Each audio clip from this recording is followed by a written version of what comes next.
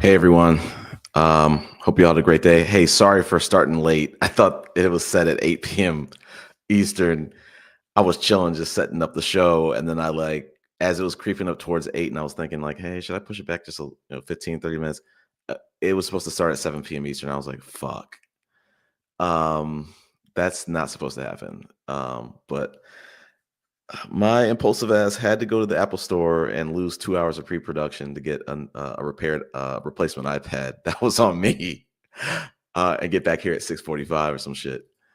Um, appreciate it. Hey, what's up, OB? I hope Angie joins too. She was posting this way earlier. Um, let's get into this. So there was some stuff I wanted to, I didn't get to show in the last show. Afrotech, I wanted to highlight that. It's already over, so I'm not going to do that. I think Andrew Tate, he beat his case for the X trafficking. I was going to show that. I was going to talk about David Cooley, but that's kind of old news now. We already know he's kind of like a grifter. Let's talk about this. I think the last show I talked about the Colorado Buffaloes. I was really excited to see them charting, becoming one of the top 25 teams in the nation. I ended up watching for the first time a Colorado game this season, damn near the whole game, and like I feel like I jinxed them. Like they got their ass whooped. For all intents and purposes by I think what team was that? I don't know if it was not the Florida Gators. I forget who the fuck they were, but Kansas Jayhawks. They played them, and like sure. Travis Hunter had himself a day, but like just the team could not slow down. I can't remember the name of that running back, but he's got to be going pro. But he was just running through them the whole fucking game. Had probably had like 150, 200 yards on the day, but himself. But let's move to some other stuff. Let's before I get into some bad news. I was gonna show this last week. I got to be transparent about stuff in life. This is old news, actually. This was supposed to be Thanksgiving. Like there was supposed to be like a little vacation. I kind of like stalled, fumbled, and it got like crumbled. It crumbled, and we ended up not going over on a vacation on a little mini vacation on Thanksgiving. I was to blame because I kind of dragged my feet. I was kind of like, I don't know. I was tweaking. I was kind of like, you know what? I'm gonna have to pay for a whole vacation for a situation that we're not even where are we? From where we're at. I'm like, I was tweaking, and like after talking to her, I was like, oh, it's actually not going to be that case. But it was like I would drag my feet with it, and we just fumbled it. But shifting into another one. Let me see if I can get into it. Actually, I'll get into it in a second. You know what? Let me find. I'll just get into it now. So tonight's conversation came to Atlanta. Got to see that Married Woman and I went to go see that. Let's go. Let me present my screen real quick. Entire screen. Hopefully the sound comes on. Maybe sound might not come on, but we'll see. Let's see. So let's get into the photos. So some pictures from I don't know if the videos are going to show, but I can at least show the pictures. They had Dr. Shailene Bryant. She was there for the viral Cam Newton interview. They had Trill AC from the Crew season. They had some other people. They had kind of some of the regulars, Keita Rose. I guess I think his name is like Ace Metaphor, and then some of the other regulars on the show. I subscribe to them. I've been subscribing to them for like a couple of years. I'm a big fan. I haven't really watched in the last year or so, but like I love hearing kind of like their opinions. This woman, I'm not familiar with her. Married Woman was, I don't know, but she had some great quotables in the show. Let's see. Let's make another picture. Keita Rose. And then let me see. So bought some of the cards. they were selling them like one for 30, three for 50. I bought like 3 packs. This is one of them. Some of the questions that were in that pack. Listen, it was some good content. Um, I think I guess this is kind of transitioning into a little bit of Passport After Dark, and that's when I say Passport After Dark, people don't I don't think they really understand what I mean by that.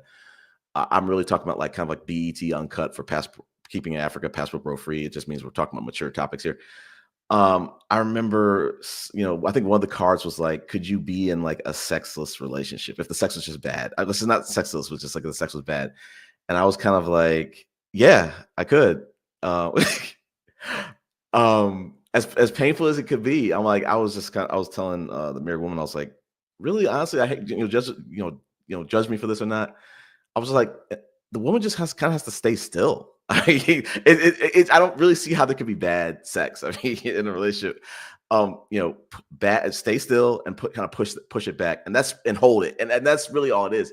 But I was also saying like, let's just say if the sex was bad, all intents and purposes, for me specifically, I can only speak for myself. Like, if there's a strong emotional connection, that's going to elevate the sexual connection. So I don't really think for me I could make that work. I could work around that. But let's look at some of these other cards. Uh this first one, like, at what stage of the dating process do you cut off all sexual partners? I think really when you start having sex. That's my opinion.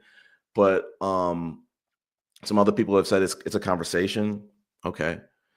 Let's see.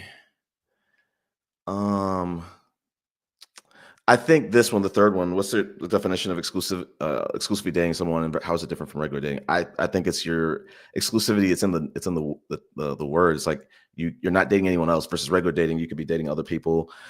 Exclusively dating, you're just dating one person. Let me see some other ones. I don't really have any desperate ex stories. For this one on the second row. Um. This one's a tough one for me. The third one, how do you know when a person is genuinely over their ex? It hits close to home. I think for me, you got to stop putting yourself in positions that you could, compromise.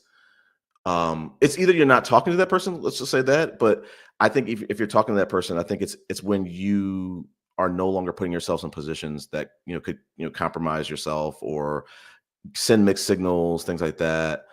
Um, Let me see another one. I think this one right here in the third row. Could you stop? This is basically the bad sex question. I didn't think that was in here. I answered that one. Let's move off of that. So I think that's it for the tonight's conversation. There was a video. I don't want to play it because I don't know if the sound's going to come through. Let me go to. There was something else I wanted to show about Thanksgiving. So I hope y'all, first and foremost, I hope y'all had a great Thanksgiving. There was something I wanted to show about this. I'm just trying to find the banner for it. Let's see. I know I had it. Let's see if I can find it. Where is this? But Thanksgiving was great. I'm gonna show some pictures on that. I just thought I had the greatest banner for this. Oh, here we go. So I had a great little Thanksgiving. I did it by myself. So there's a couple things that kind of happened over Thanksgiving. For years, I've been kind of like pushing myself to like be able to cook an entire Thanksgiving. I think to this date, I've only really done collard greens from scratch. We do a scratch kitchen over here. We're not doing stuff out the box, but I did a solo Thanksgiving. My baby sister's birthday was Thanksgiving, so like we went to go see Wicked. Wicked. It was my second time. It was her first time, and I'll be honest with you. Well, the first time I went to go see it, I was a little tired, so I fell asleep in some parts. So I got to see it a second time. Got to see it, see it the whole way through. And I was cooking, so like I didn't finish cooking personally. Don't judge me. You can go. Actually, you can go ahead and judge me. I didn't finish cooking until like Friday, because Wicked's like it took 4 hours out, and like my sister was like, "Hey, I'm heading over." I was like, "Is she coming over here?" And I was like, she was like, no, I'm going to the movie theater. And I was like, what? I thought we were going to go see the movie on the weekend or something like that. Typical Chris stuff, fumbling the logistics. But I was like, okay, you know what? I'll, this is a good stopping point. I was hoping to knock out the turkey, knock out with the collard greens after that, but I just took a stopping point, and then I got back to it on Friday and finished it. And really didn't have my Thanksgiving meal. Y'all can judge the fuck out of me for this one. I didn't have my Thanksgiving meal all in one until Saturday. Like it was terrible. But hey, I still got it in. And I finished cooking all this stuff from scratch. So let me show me some other pictures. The other thing I want to show too is when I was ripping and running doing errands. I was getting these thought attacks of like, oh my gosh, you're running to Whole Food, you're running to Walmart, you're running to Kroger or Publix. Did you leave the faucet on? Did you leave the stove on? Did you leave the oven on? I mean, oven's kind of fine, okay, but the other two are not. And I'm like, let me double back. Let me go home and check and make sure I didn't leave the faucet on, because if I was washing the greens, and I'm like, I don't want to come home to a flooded home. So I came home and I'm like, no, I didn't turn the faucet off. I didn't leave it on. No, the stove wasn't on. And then I come outside and I see a little dog like right on this, like at the bottom of my staircase. I was like, okay. And like for me personally, anytime I see a stray dog, I just have that feeling, that gut punch where I'm like, man, I gotta let that dog in. I gotta make sure it's okay. I don't want to just roam the streets. So in this case, I think in the last time that happened years ago, I pump faked and it just kind of went away. But it was like hanging near my garage. I think when I was married, it was when I was married. It was like 4 or 5 years ago, and my ex-wife was like, the wife at the time was like, hey, there's a dog like in our garage, like near our garage. And I was like, hey, let it in. And she was like, nah. I think she kind of pump faked and it just ran away or whatever. But this time I was like, no, I'm pulling it in the house. We're gonna take care of it. We might even take it. We might even keep it, honestly. Let me show some pictures on that. Let me check to the comments first, though. Okay, good. I love the fact that you had a great Thanksgiving. Let me go show mine. I'm really proud of myself on this one. Let me go back to the little banner and share this stuff. We're gonna have to go to 2 different photo albums. Let's see. So listen, cutest thing ever. It was over here. I couldn't tell how old it was. Pugs have a really weird look. Sometimes you can't really tell how old they are. Their eyes kind of look old, but they're young. This dog was like 3 years old. But I saw it. This is when it got back. It got back with its owner. But when it was with me, it loved it over here. I gave it a little lamb. Bought a little lamb chop. I got a little bed. Got it food. I got some snacks. It was a girl dog. Let's see. This might not play, but we'll try to see if it plays. It might not play the sound, but let's see if it does.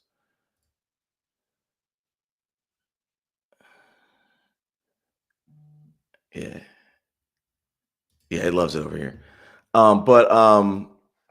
So I had it for like from Friday to like I think Monday, and I didn't, by Sunday, I think I took it to like the Banfield Hospital vet, and I was like, because my sister was like, hey, it might be chipped. I didn't know anything about that. I didn't know like dogs get chipped like on a regular. They do. So they have like little microchips that put on them to kind of track them. They have like owner information on them. So I took it to there. The dog had a chip, but it was unregistered. So I was like, okay, but the company that made the chip was going to go try to reverse look up and try to find out who the owner was. It wasn't until Monday when I like put the dogs, called the shelter, and they're like, hey, put something on Ring, put something on like next door. And I did that. And within like 5 minutes, like someone was like, hey, somebody was looking for this dog. Da, da, da. So then, we exchanged a dog. I was torn up. I was like, man, I was like, maybe I'm going to get to keep this dog or whatever. I currently don't have any pets. I just have I'm kind of almost like a foster dog to like my baby sister's dog every once in a while. One of my exes, she has a dog that's kind of like my dog daughter too. But like I said, like I'm getting a dog. I'm to hell with this. I'm getting a dog, probably getting a pug. I think growing up, I've always wanted a pug. I think recently I kind of wanted a bull mastiff, but those things are like damn near dragons to train. They're very temperamental. They're hard to train. So I don't think I'm going to get the bull mastiff. Let me go to Thanksgiving though. Listen, your boy threw down a little bit. All this stuff was made from scratch. The turkey gravy was made from scratch. The turkey was made from scratch the first time. These are all first times, with the exception of collard green. Black eyed peas made that first time. Let me go to listen. I subscribe to New York Times Cooking. Your boy threw down in the kitchen. Okay, I followed Melissa Clark's recipe to a T. Your boy did a good job, okay? But your boy took his time. And so, I was kind of the little method to kind of make sure it doesn't overcook, put some little foil on top of it. Prism and I were like going back and forth, like showing things like we were cooking throughout the week or whatever. The greens came out great. Everything came out great. Now I get to kind of like come back after this and say, hey, you know what? I feel confident I can cook a whole damn Thanksgiving. So that was a big step for me now. I know I'll have to work better on the timing next time. But like, I'm not gonna lie, like the turkey was kind of intimidating at first until you like, really unpack it and realize, oh, like some of this shit is already kind of set up for you. But it wasn't that bad. Like, so now I know I can carry a Thanksgiving. Appreciate it. I forgot to say this. This is the first. We're simulcasting this on my actual personal account. So this is actually technically the first video on my personal account. I forgot to say that. But let me see. Oh wait, hold up. What? You're gonna end up with a lady from YouTube showing your cards. I mean, listen. I was at the event and like during the intermissions, they were like they're promoting a lot of merch. So like I'll give you like a little behind the scenes. All those I gotta hand it off to Ace Metaphor, man. He runs a great show. Like they had this at like the Georgia World Congress Center. Like it was a nice little venue, and they had merch all over the place. I got to meet Mr. Let Go. I got to take a picture of Mr. Let Go. Married woman, she got to take a picture with Keita Rose. I got maybe to meet some other influencers, but we got to see them. They were selling their merch or whatever. So I bought, she was like, hey, why don't we buy some of the cards? And I was like, okay. So, but yeah, to your point, showing your cards. I don't know what cards you mean. Like if you mean literally, or you mean showing my cards, like the fact that I'm cooking. I am kind of like the hostess with the mostest. Like to throw a little bit behind the curtain at the beginning of the year, I wanted to like I wanted to get, and I might still do this. I wanted to get a bartender certification, not to bartend, but to be able to throw down at home and be like, hey, you know what? We can make some nice little drinks over here. So like, I get that from my mom because she's kind of like the hostess of the mostest. Like I understand now what it's like when you are kind of like putting on at home. You're kind of like trying to entertain. You're doing this. It's a whole thing. Yeah, like I gotta listen. You want to see me cry? There's a few videos. There's a few things that are going to make me cry. If I go, I have a soft spot for YouTube puppy rescue videos. I will be in tears. I'm like, grab them off that hill, grab them out of that little mud cave where the mom, especially when the mom's gone and she hadn't come back for days or weeks, and those puppies are crying. They need a home. I'm in tears. But I have a soft spot for like pet rescue videos, especially like when the mom is probably like feral or some shit, and like they try to rescue the mom and get the babies like a forever home, and maybe the mom a forever home. Like I think it's like Pause for Life or like some of those little rescue channels. But yeah, like I'll tell you this, OB. I really started cooking. Like I didn't really get serious about it until maybe like 2021, maybe 2018 range. But once I started going through my divorce, I was like, you know what? No, I'm going to really start to up the ante on the cooking stuff, because like I was married to, like I tell you all on some of these podcasts, I was married to like Southern Belle. There were some years where I feel like I really didn't even touch a skillet. But like my ex-wife and I, we both worked as consultants. So like she would be traveling Monday through Thursday or Monday through Friday, or maybe some longer. I would be traveling Monday through Thursday or just be at home. And one of the reasons why I started cooking, to be dead serious, was, in those times where she was gone, I was like, I have to fend for myself. It made me a little bit more self-sufficient. But also, I'm gonna be honest with y'all, I'm gonna keep it a buck. When you're going on these dates and you're paying these meals, you're paying like an egregious price sometimes for these meals. I'm like, man, if I don't figure out how to make steak free at home, if I don't figure out how to make, I haven't done this before. I forget what that beef Wellington at home. I've never done that, but that would be a nice little milestone to learn how to cook. I mean, it's kind of like a flex. I mean, to be able to cook some of these things. So that's what I'm kind of trying to do, is like the bartender certification would be kind of like a little bit of a flex. But just be able to put on at home or whatever. I kind of aspire to be able to just do brunch at home, be able to do Thanksgiving or Friendsgiving at home. Now your boy knows if there's like a Thanksgiving at home or a Friendsgiving, your boy can bring something cooked. And I think a lot of this, I won't even say a little bit of this. I think a lot of this was inspired by my ex-wife, like a Southern family from South Carolina. Like her grandma was thrown down, and her grandma was like deaf, and she was the one like cooking like probably like 10 pies. And everybody was coming in town and like taking pies home. Like she was throwing down, and like it would be like kind of like a potluck thing where the aunts would also cook some things and whatnot. But like this grandma, she could cook her ass off. And so could my ex-wife. Like, so I was just like, you know what? I think she inspired me to kind of like to get better at cooking and stuff like that. Because like I said, when she traveled, I was always like, oh shit, what am I gonna be eating? Burgers, spaghetti, tacos? Listen, I love me some variety. I'm a foodie, so I'm like, I want to learn how to do it myself. Because I'm like, listen, this stuff is not open heart surgery. We can learn how to cook a steak. We can now. I know like turkey is not that hard. But moving on. So let's just see. Brothers ain't cooking and feeding stray pets. I mean, listen, I am going to get remarried. That's gonna happen. And I'm, this experience that I had with this pet, I'm getting me a pet. I don't know how it's gonna work with me working like hybrid, working the office and home. Because like they're high maintenance. Like I remember when I take care of my sister's pet, she's got a walking schedule of like 5 a.m., noon, and 5 p.m. or something like that, and a feeding schedule at like 5 a.m. I can't go to the office and do all those things. So it's like, so I don't know what it's gonna be like as a puppy. And I have to throw this in. The dog that I was pet sitting for 3 days shit on my carpet like within the first day. And listen, it was probably scared. It was in a new environment, and I walked it, so I was pissed. I was like, man, I just walked you and you shit on my carpet, my rug like an hour later. Okay, but yeah, I mean, oh, it's good to see Anthony again. Hope you had a good Thanksgiving. Hope you've been doing well. But yeah, I mean, I definitely want to get. I've been married before. I was married for 13 years. There's definitely some things I've said on some of these podcasts I wish I could do again, do over, knowing what I know now. But yeah, I want to get remarried. I want to start a family too.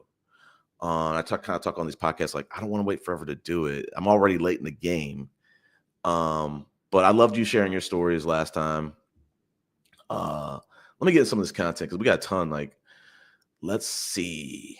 Okay, so you know what? Unfortunately, man, they're not playing fair out here. Like, they're really not playing fair. I was talking with the Red Pillar best friend Chris. I'm like, you know what? Matter of fact, I'm gonna show some content. I got content for this. We're just gonna watch a little bit. Let me just copy this. And we'll do it. We'll put the fair use banner on. Let me get into this.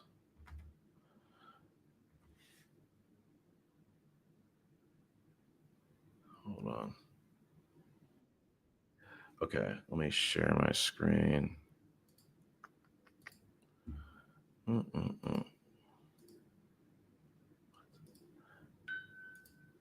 Okay, so if you didn't know, you probably do. A CEO of United Healthcare got fatally shot in New York when he was at a conference. I'm just gonna let this play, and we'll just do some fair use afterward. New pictures released this morning give clear views of the man suspected in the killing of United Healthcare's CEO, Brian Thompson. New York police have not said where these pictures were taken, but say he stopped at a Starbucks before going to shoot Thompson on a Manhattan street. Thanks for joining us for 9 News at Noon. I'm Lawrence Gafidi. We also learned today from law enforcement that the masked gunman used ammunition with the words deny, defend, and depose on it. Those words could be a reference to strategies insurance companies use to try and avoid paying claims, but detectives are looking into them. Here's a look at that video of his face. In one shot, he appears to be smiling. A senior NYPD official said when the shooter went into the nearby Starbucks, he bought a water bottle and 2 protein bars, but later threw them out. Police now have them as evidence. Investigators are also looking into a cell phone that was found along the route they believe the gunman took after the shooting. New York City's mayor told MSNBC this morning that detectives were, quote, on the right path in their search for who killed Thompson. Fair use if I didn't already say it, but like, it's just a sad story. It's a sad state of affairs. Buddy who shot him man, he made some critical errors. Taking an e-bike, I was talking to my Red Pillar best friend today. I was like, I'm sure there's got to be some payment tied to that. He's going to probably get tracked. There's a dude online saying who just tracks and like scrapes e-bike data. And he was like, I think the day the dude was shot, he was like, I think I see the path that this dude was taking. I think I know where he was at. And then I don't know. I didn't, that video had pictures of his face, but like I also saw stuff from Starbucks where he had his face covered. So I mean, like I said, I talked to the Red Pillar best friend and I. We previously worked at a healthcare insurance company as data analysts, and like he feels like the nature of like healthcare companies, they're often notorious for like denying claims. Sometimes it could be like life threatening or it could cost some people their lives. He thinks it could be a disgruntled I guess customer that maybe got his or her someone's claim denied, maybe on some John Q shit. I don't know. I was like, that could be true. That could be true. Cause I mean, listen, having the words on the bullets and the bullet casings that kind of allude to kind of, claim denials, it's a little too on the nose. I feel like this is like my hot take is I think that this is a boardroom type of this is, as I told this is a boardroom type of like transaction. I think this is like, I was telling the Red Pillar best friend. I was like, I think this is one of those golf club type of situations where this is someone who's very rich because this dude was paid off. Let's be very clear about that. And I said, I honestly I'm more concerned about the person who paid the shooter. I want to know who that is. I want to know how far this corruption goes. That's what I'm concerned about. Let's look at these chats. Let's see. Yeah. He got walked on. It was, like I said, it was a sad state of affairs. Like to just do that to that dude. And I mean, he was armed with silencers. He was armed with a silencer. He was knocking the jams out. The gun was jamming. He was knocking it out. It was crazy. It was definitely a hit for sure. And that's what I said. I want to know how deep that rabbit hole goes. So I hope the dude gets caught, and I hope we figure out who actually was doing that. That's what I'm concerned about. But it's sad. Like it's not that serious. But let me see what else. Let me see. I'm trying to find some other stuff. What else? We got tons of stuff to talk about. I mean, let me see. So I was at the pool hall, and there was a lot of crazy opinions being spoken about. I could remember maybe two of them from some of the fellow pool players. Like this was, like I said, external opinion. I do not this view and this opinion does not reflect the views and opinions of Zed and Chris. I don't agree with it at all. But like we were sitting there talking about fatherhood, and I was explaining how, I want to be a father, and they were like, and at this point, me personally, I'm like, I'd love to have a biological kid. I really do. I was growing up wanted to do that, but I'm like, at this point, it doesn't really matter. I just want to find someone that I can get along with, someone I can raise a family with, someone maybe adopt a kid with my name, with my last name, and as long as that's working, that's happiness to me. On the way home, like this is some of the some wild takes. This was a guy, he was saying women aren't built to satisfy men sexually, and I'm like, I wholeheartedly disagree with this. So he was trying to kind of like usher in the opinion of like, well, this is why men have to kind of like, I guess, maybe be sexually promiscuous. And I'm like, man, stop. I think since being divorced, like I think on average, I'm running into women who have extremely high sex drives. So like this quote is not true. The other one, so there was two guys in particular. I was telling them like, hey, I don't really care. I'd love to have a kid biologically. But the problem is like I kind of tell people on these podcasts, I'm like, I like dating people who are like age appropriate. The people, I'm 42, so like maybe 37, even older, 45, whatever. Listen, I tell y'all on these podcasts, I'm like, listen, if I could date Tracy Ellis Ross, and I think she's like 52, I would do it. And I'm not joking. Um, but uh, but with this, I was telling him like, listen, I want to have I want to start a family. It doesn't really matter. Like, I mean, let's just think about this. Just my opinion. What happens if I have my own biological kid? It doesn't look like me, doesn't act like me. Does it even matter at that point? Like versus adopted versus your own kid. So I'm like, you know what? I'm starting to look at the things and I'm like, they don't really. Some of the things don't really matter. Some of these things are nice to have. They're not like I got to die on that hill, and in terms of having my own kids. So they were both kind of telling me, in other words, like adopted kids don't count. Like you're raising someone else's legs. We've heard these talking points on this podcast from other geriatric YouTubers before, but and I understand kind of like the sentiment behind it, but it's like these guys specifically, they said it in words of saying adopted kids don't count. Your family tree kind of ends with you if you don't have any kids of your own. I'm like, I don't agree with that. I've seen a lot of situations. I have a baby sister who's adopted, so like the original plan was like I want to have my own kid plus an adopted kid. Now that's kind of gone down to probably one. I mean, I'm gonna be just dead honest with y'all. With this economy, the opportunities to really have a big family, it depends on the lifestyle. And I'm gonna get into that. Some of these quotes from some of the women I talked to, some of the mothers I talked to, including one of my sisters. But no, with this economy, like I don't think I feel comfortable, maybe having more than one. To be that serious. Maybe that's something I have one, and then I see how that goes, and then think about maybe having a second one. But like right now, I think I'm be cool with one. And growing up, I always wanted to have like three. But that's not happening. Let's see, what else? We talked about in the last actually. Let me before I get to this one, I'm gonna switch.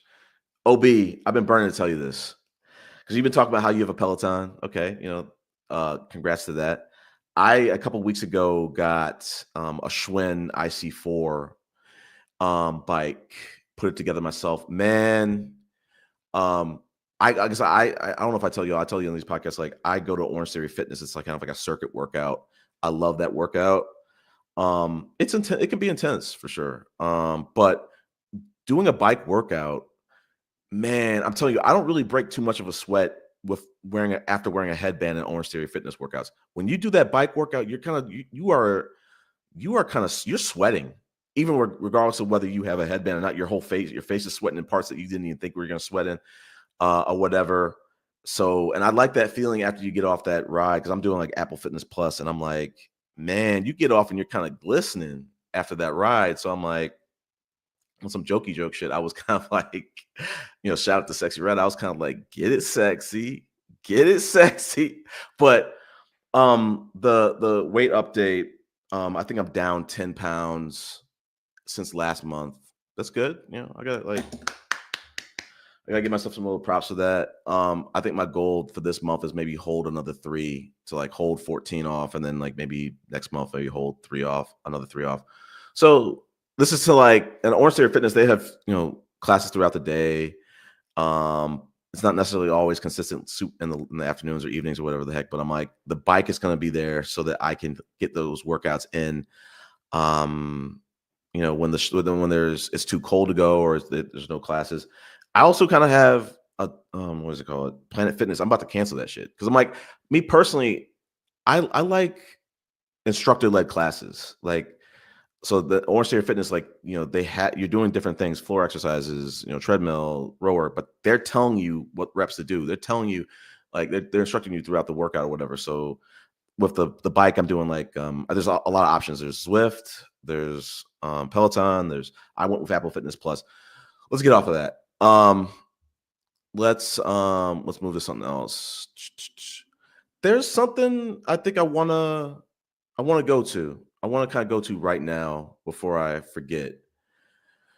Man, there's some trouble in paradise. I don't want to put some spoilers out yet, but so a community that we're very familiar with.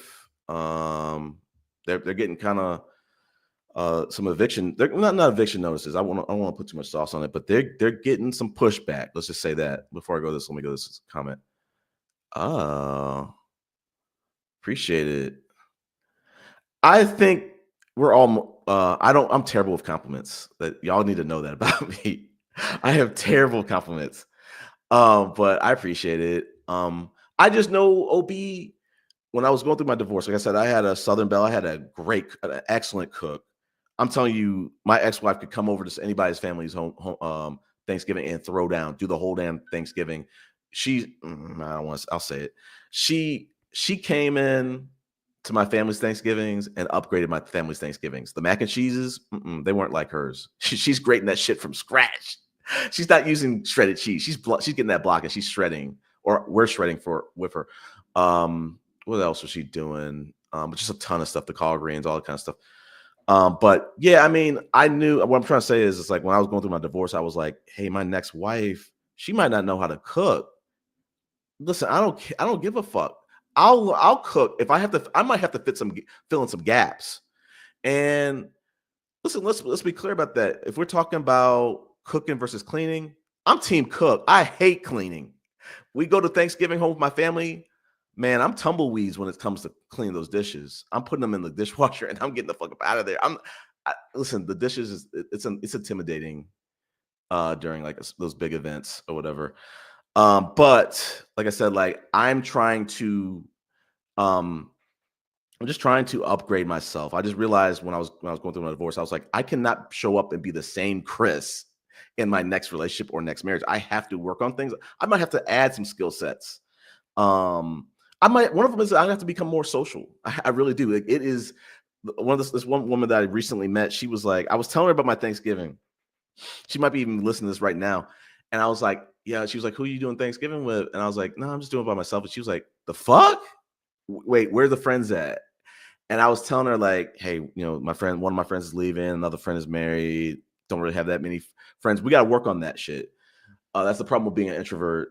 But she was like, we're gonna work on that, because she was a lot of people, they'll try to coddle my feelings. Like, no, one woman I did, she was like, people as they get older at age, you don't really have that many friends. And she was like, fuck all that. That's not true. That's bullshit.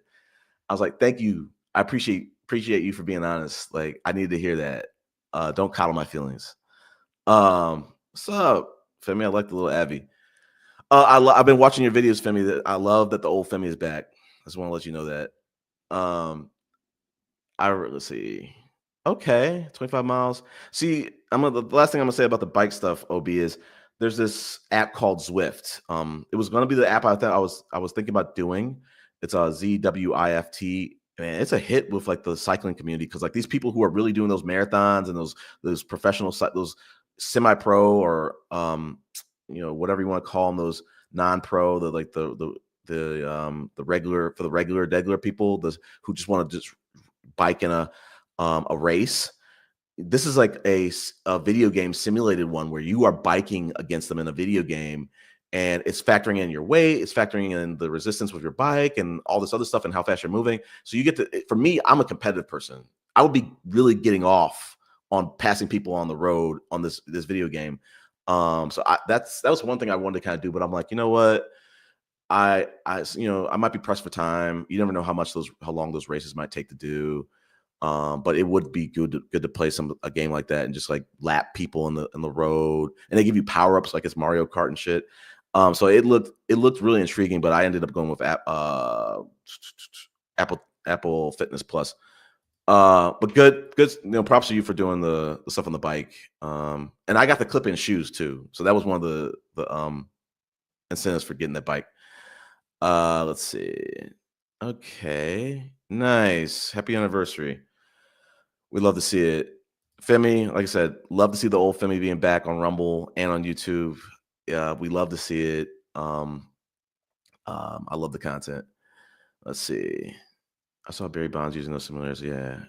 Check it out. It's called Zwift. It's not free, but you can watch for free. But like, I'm just competitive. Like, I'm telling you, just before I go forward, when I talk about how I love doing lawns, my motivation is to shit on all the neighbors. I'm not just doing it for myself. I'm doing it to just shit on everybody. Like, no, your yard ain't shit. You got weeds over there. Mine doesn't. So next year I'm gonna be coming out kicking, trying to shit on everybody's yard. It was tough moving in May. My yard, it's dormant now. I'm gonna have to bring it back next year once it gets hotter. I don't know why you can't see OB. He's there. Let's see. Yeah, I mean, I'm gonna speak on this right now. I we had the married woman episode, and like your comments were there, but then when I saw the replay, they weren't there after like maybe a day or two. But and I've seen that on maybe some other previous lives too, and I didn't know why that happened. I was like, I don't know, is she scrubbing her comments? But I see your comments. I see it right here. Hey, I saw your post way earlier. And I was like, and I was also apologizing to people. I was like, I didn't know that this was supposed to start at 7 p.m. I thought I set it for 8, like I had it yesterday, and I pushed it out because I just wasn't really prepared. I had just gotten out of therapy, and I was like, my energy was a little off, and I was just like, I just don't feel like doing it. Let me push it out. But let me go back to the. I was glad to see y'all. Let me go back to the banner. So let me see. Were we on the breaking news? I forgot what I was gonna fucking show. Oh yeah, I remember what we were gonna show.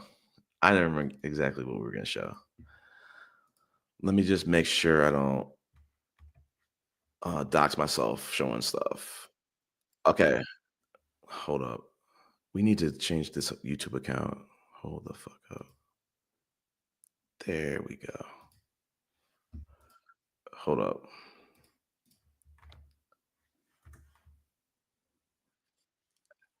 Oh, hold up. We got to do this we got to run this from the back, from the top. Give me a second. We're gonna show this. There's a lot of videos. Maybe I might show all of them. I'll show a couple of them, I guess. For y'all that don't know, let me share my screen real quick. There's trouble in paradise. The women in Kenya are kind of adding some pushback. These dudes, probably mostly American men, they thought they were going to settle in nicely to Kenya. We don't want to call any names out, but some people that got really cozy, and some new people entered the chat too from America. One of them claims that he's the Bro final boss, like whatever that means. But there's some pushback, and we're gonna listen to all of this. We're gonna listen maybe another video from hers. This one's a kind of a short one, but let's listen to it. This is the classic one. Y'all probably all seen this by this point. Let's listen to it. A bunch of Black American men that have settled in Nairobi or settling in Nairobi, and they're making content around Kenyan women being soft, feminine, sweet, and they are being treated like kings compared to how they are being treated in America. And as a Kenyan woman, I'll be honest, is the money, bro. Is the dollar that you came with from US Hey that is giving you that level of treatment. Let the dollar run out, Troy. Let the money run out. That's when you will find out that Kenyan women can also be rude and disrespectful. You want to play with Nairobi dating scenes with no finance, Troy? It's not the accent that is sustained that relationship. It's not the bling bling. It's not the dreadlocks. It's not the fact that you're saying you're related to Kanye West. It's not the fact that you're saying you're former producer of Drake. It's not the fact that you're saying that you know Beyonce from the blog. No, it's not the hip hop songs. It's the fact that you came with a dollar sign. Let the money run out. That's when you will find out that in Kenya, money speaks multiple languages. I know they're not telling you the truth. It's not because you have the most charming personality. It's not the fact that you have a nice accent and you have, nice culture. Leroy, is the dollar. When the dollar runs out, that's when you find out the truth. In Kenya, we say, mapenzi ni pesa. Pesa ikiisha, mapenzi imeisha. Asanteni. Okay, let's find another one. There's one more I wanted to show, and then we're gonna pivot to this one. This is gonna be a kind of Tanzania, naomba msinipige mawe, lakini this one's gonna be a palate cleanser. Anytime I will wait for my man from prison to come back to me. Hold up. Arrested is when he stole money. To be a This one. passport bro is to be irredeemably arrogant in a body bloated with ignorance, despair, and a lack of shame. But one of my favorite things about the passport bros that you can't deny is that they are determined and disciplined enough to try to prove a point that just doesn't exist. The point being is that every woman in America is just too masculine and we're just too bad, and they cannot find a mate here, so they have to go elsewhere to go find a mate. It's giving tourism, I'm not gonna lie to you. But anyway, my favorite thing about the passport bros these past couple of years is that no matter where they go, the women know. And it's a very easy connection because they're tourists in these countries. But they're not just any kind of tourists having fun in the Dominican Republic, going to Kenya and having a ball. No, they're arch tourists, basically. Because what? They'll complain about women's femininity issues in America. Women want this, that, and the third. Women are ungrateful. Women are entitled. They lack accountability. Hinga dinga durgan. Just to go off and bypass all of that and throw their hard-earned American cash in a foreign woman's face, and they eat it up. And I want them to because they figuratively eat their money. It's a win-win for us because they go to these countries and the women know. So the women pretend that they're dumb and they're ditzy and they're so sweet, soft, and feminine and kind and so unlike these American women. And they take the money. And the women seem to be on the same page. Look at any of the women who made videos about passport bros coming to Kenya and look at the comments. It's shh, don't tell them, yeah, we see them coming. Oh yeah, give us 3 months with those American dollars. And I support it 1000% because these men are going to buy women. And then when the money's done and they realize these women are just as expensive, if not more expensive than American women, then they complain. They make videos about it saying, hey, if you're a passport bro, don't go to the Dominican Republic and spoil these women, you know, because now I used to have $20 and take shorty on a day, but now I need $50, I need $70. Do it. Take their money. Take all of it. Okay, one more.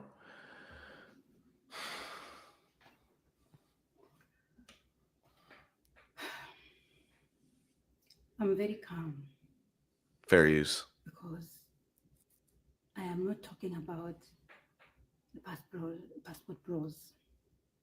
This is a message I want to pass to my Black American sisters. Because of the video that I made about the passport bros in Kenya that are, misbehaving and not behaving like people who are cultured, I was going through some of the comments that your brothers are leaving in the comment section of that video. And my conclusion to my Black sisters is, you guys are suffering. You girls are suffering. If the comment section is a reflection of the caliber of men you, my dear sisters, are dealing with, It sure is. I understand why you guys do not have men.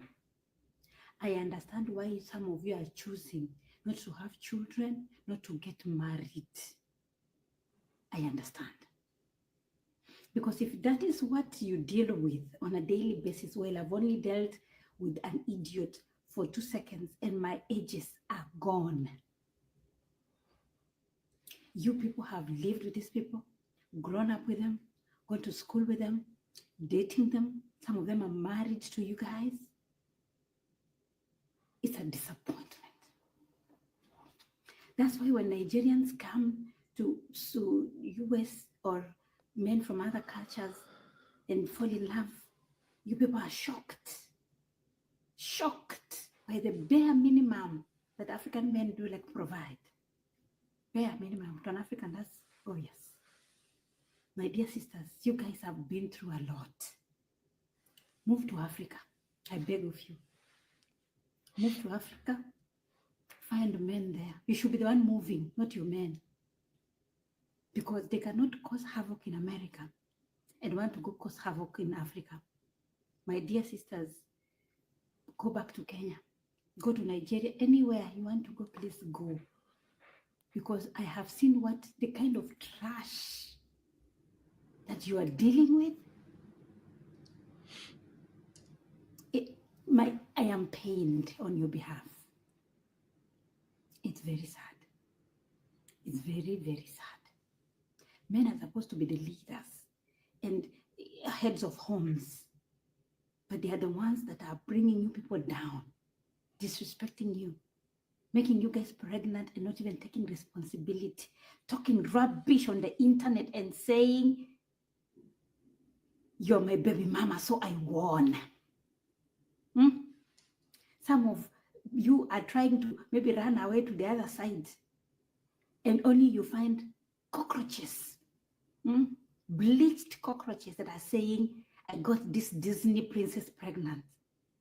My sister, African men can be many things, but at least some of them like children. And at least they will protect your name and pretend in public. Hey, you guys are deep. You have a bigger problem than racism. I'm sorry. I think we're good at that. Let me stop the share. I think she's on to something. I got two. I'm about to look at these comments right now. But before I go to do that, she's on to something. I got two. I have two cousins that got married. I mean, all of my cousins are married now, but like two of the three, they got married that are women. Got married to men from Africa. So she's on to something with this. They didn't move. They did not move to Africa, but they got married in the States. Maybe eventually one of them moved to Japan. I think she was in like the Air Force. And I think they actually did that because I think he's going to finish med school or something like that. But she's on to something with that. But like, I just want to say with the breaking news, like, yo, the clock is on now. That these guys who thought they were gonna get cozy in Kenya, it doesn't seem like, as Obi was saying in the previous show, these guys said they had these big dreams of going over to Nairobi, going to different parts of Kenya and settling in and saying, hey, this is the best place to go for Black men. And as Obi was saying in like the previous show, they're starting to not really show that much content. They're not really showing as much of the lifestyle as they claimed it was going to be, as lavish as they thought it was going to be. But like now, I think, like I said, the clock has officially started. Like these guys are on borrowed time. They're not gonna.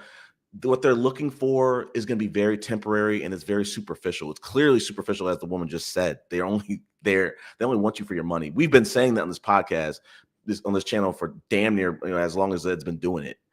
Zed's been saying that the whole damn time. Everybody like me and OB and others have been joining these panels and saying, screaming our lungs out, saying like, guys, if you guys want superficial love, I love that for you. But if you guys actually want to find wives, if you guys actually want to even just find someone who cares about you, this ain't it. They just want you for your money. You could do that in the States if that's all you want. We're going to talk about some other stuff too, but let me go to these comments. They're doing some numbers. We got some people in the house. Let's see. Yeah, I mean, listen, Femi, I've been done docs myself. I hate it. Like, different little apps I try to share things and it'll be like, oh, this is Chris. So like, listen, I started myself as a content creator. And I said, you know what? Eventually, I don't care if people know who I am. Like, eventually, like I want to be someone like a Marcus Brownlee where you know my name or whatever. I don't really give a fuck about people knowing my name. I just give a fuck about these weird ass people online who want to like pry into your life and fuck shit up. If you want to know my life, if I would let people look at my IG, I really wouldn't give a fuck. But it's people that are going to really pry into your life. Let me go talk to your sister. Let me go talk to your ex-wife. It's like, what? That had nothing to do with my IG, guys. But people are weird as fuck on the internet. I'm glad y'all love this. What's up, Gen Z? Yeah, like I hate it for Kenya, but I love this for Kenya that they're putting they're adding some pushback. Let's see. I mean, I hear you. Let's see. I want to see mature women speak on this, like 50 plus. I'm terrible with ages, but I would guess that she's at least mid-30s. Yeah.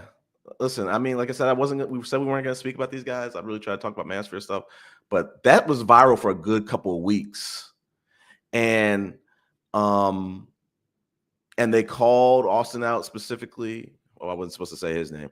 There's a new guy named like Brandon Odera.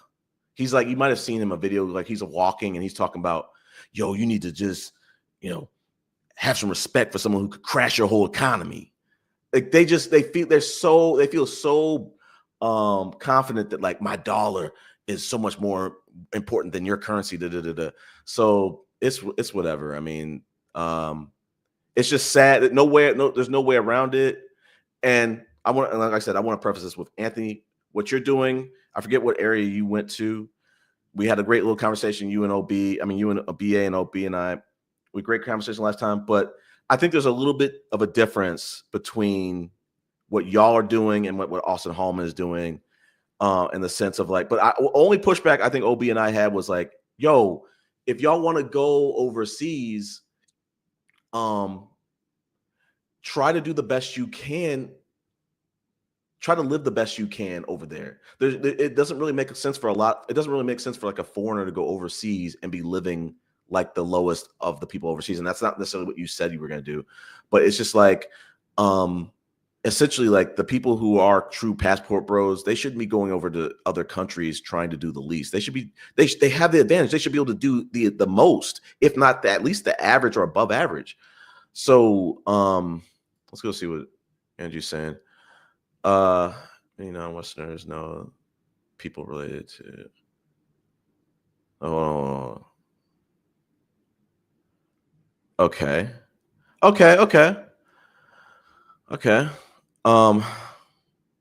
Older people have some wisdom. Hey, it's Richard. It's good to see you, Richard. Richard, I'm simulcasting from my channel. I know this has been a long time in the making for everybody. I just figured out how to do it. Let's see. I'm sure Angie, you're laughing at the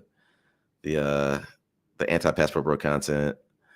And it's like, listen, there's a way for y'all to go over to those other countries and do right by it. I think when Anthony was talking about it, we see BA. I think everybody salutes BA for like going over to Brazil. He's kind of like integrated himself into Brazil. He's learned the language. He's doing a lot of stuff that the passport bros said they wish they wanted to, that they actually were planning to do, what they actually don't. Because it was jokes from the get-go. Men in America don't even want to take women on dates. But you're gonna tell me that men are gonna go overseas and learn a whole goddamn language? Are you fucking kidding me? That's not happening. But let's see, because these comments are doing numbers. Let's see the spread of Zed. Yeah, I mean, listen, Zed has been doing the Lord's work. She brought us all to this channel. She's been doing the Lord's work. And people were giving her a lot of pushback. You're not part of the culture. You shouldn't be able to say something like this. No, fuck out of here with that. Zed has every right to say whatever she wants to say. She's putting everybody up on game that what's happening, how these people, because what these like Zed has been saying for the whole year and beyond. What these passport bros wanted to do is really throw a rock and hide their hand. They really wanted to go to these other countries and act like, hey, don't follow and see what we're doing in these countries. Like we just want to say what we want to say, but when we go over here, we want to do our fuckery in the dark. And people like Zed has been like putting a flashlight up to it. So let's see. So I love that about her. Let's see. So let's address this. No, it's just like Anthony, like there are a brand for I think the predominant amount of passport bros as they're going over to these countries and treating the women like they're sex objects, just using them, trying to buy these women. Some of these men are going and then they're creep camming. They are and like Floyd Wallace or Austin Hallman will be doing, they'd be trying to cold call and trying to like get these women in bed. And it's so disrespectful. So it's like, again, with the money advantage that these men have in these other countries, you should be able to Casanova your ass off. Because you're over there with something that's 5 times, 15 times, 25 times as cheaper than the States. So you should be able to be a Casanova. You should be courting women like it's I'm forgetting the Regency Pierce show from Shonda Rhimes, but you should be courting. You should be over there courting women like they've never seen in that country. In my opinion, you should be raising a family. Which I guess I'm not 100% against moving over there, but if you're gonna move over there, like, you should be able to do way more than the average, or at least the average of what the average person's doing over there, at the very least. And but what we're seeing, Anthony, is a lot of these guys, they talk a good game. They want to hide behind this brand that is the passport bros, who say we're just looking for a wife. We can't find a wife in all the 50 states. We can't find traditional women in the whole and in America. We got to go to another country. But when we see content that Zed has pushed out for the last couple of years, we realize, oh no, they're not looking for wives. A lot of these dudes never want to get married. That's not even a thought that ever ran across their mind. No judgment, but I'm just saying they hid behind the movement. They were shouting passport bros, who are guys who are saying we're looking for wives. And like I said, that from me specifically, I'm on their ass, pause, because they said that shit. If they just wanted to travel, like, we didn't know you. We saw you for the first time last show. You probably didn't say, hey, I'm traveling because I'm looking for a wife. You said, hey, I'm traveling probably because I like these other foreign countries. You might be like BA, you like the women in Brazil. That was his little paradise. I love that for BA. But as long as BA is, doing right by the women over there and he's, treating them with respect, there's no problem. But like a lot of these passport bros, Anthony, you got to do some of the research on this channel. Like, they are going over there and they're treating it like it's a brothel. And that's not, I don't think that's okay. So the locals are pissed. They don't want them there. And as I think Richard was saying with Brazil, they're tearing up some of the shanties. They're tearing up some of they're kind of like remodeling some of the places so they can get rid of this the sex tourism culture. Like a lot of these countries don't want the sex tourism that these passport bros, let's just be clear about it. Let's keep it a buck. That's all they're bringing to the table. They're bringing money for sex tourism. That's all they want. They don't want wives. But let's move off that. Let's see. Yeah, I agree with you. And we've already seen it. We already saw like Ronan and Fearless dox my family and then threaten, hey, we know we looked your sister up. We know what letter it begins, and they called out the letter. We know your ex-wife and we know the letter. They called the letter out. We know what company you work for, and we called out the letter. Fucking psychos. I would never do that. And that's one thing that I'm going to always honor is I'm not going to be doxing people. People have the right to their own privacy. I'm not gonna be digging on people's marriages. I'm not gonna be doing that shit. There's bigger fish to fry in life. The one thing I want to kind of get out to some of these people on the line is like, I love coming on these panels. I love creating content, but the drama online that I got a taste of in the last few months, I want nothing to do with it. Because some of these people online, Femi, are like pigs in the mud. Shit talking. I'm a shit talker. You might not know about that about me. I love some fuckery. I love some shit talk. I love some banter. I love some competition. But I love competition a lot. But like some of these people, their whole fucking life is to throw mud and to roll in the mud with people. Rolling in the mud might be fun for like one good time. I might roll in the mud with a pig one good time. The problem is the pig loves that every fucking time, and they don't want to stop. And that's what some of these people online are doing. They just want to roll in the mud for 10, 20, 30 years. And they're not even getting a dime for this YouTube shit. It doesn't make any fucking sense. There's better things to do in life than just roll in the mud for free. Let's see. Yeah. Okay, hold on. Yeah, I mean, if you open, I'll show you how great you live, because I don't know if you're saying. Yeah, I mean, I'm just saying it's my definition of living the least. With some of these passport bros. Okay, I love this.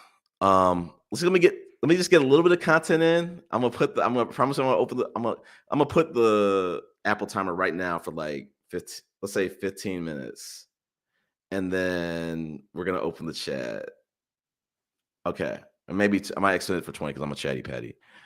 I will never get to my content. I don't know if Zed's in here. I haven't seen her yet. But hold on. Yeah. Okay, sorry, Sasua. Okay, so let me try to get through some of this content. Hold up. Here's a little hot take.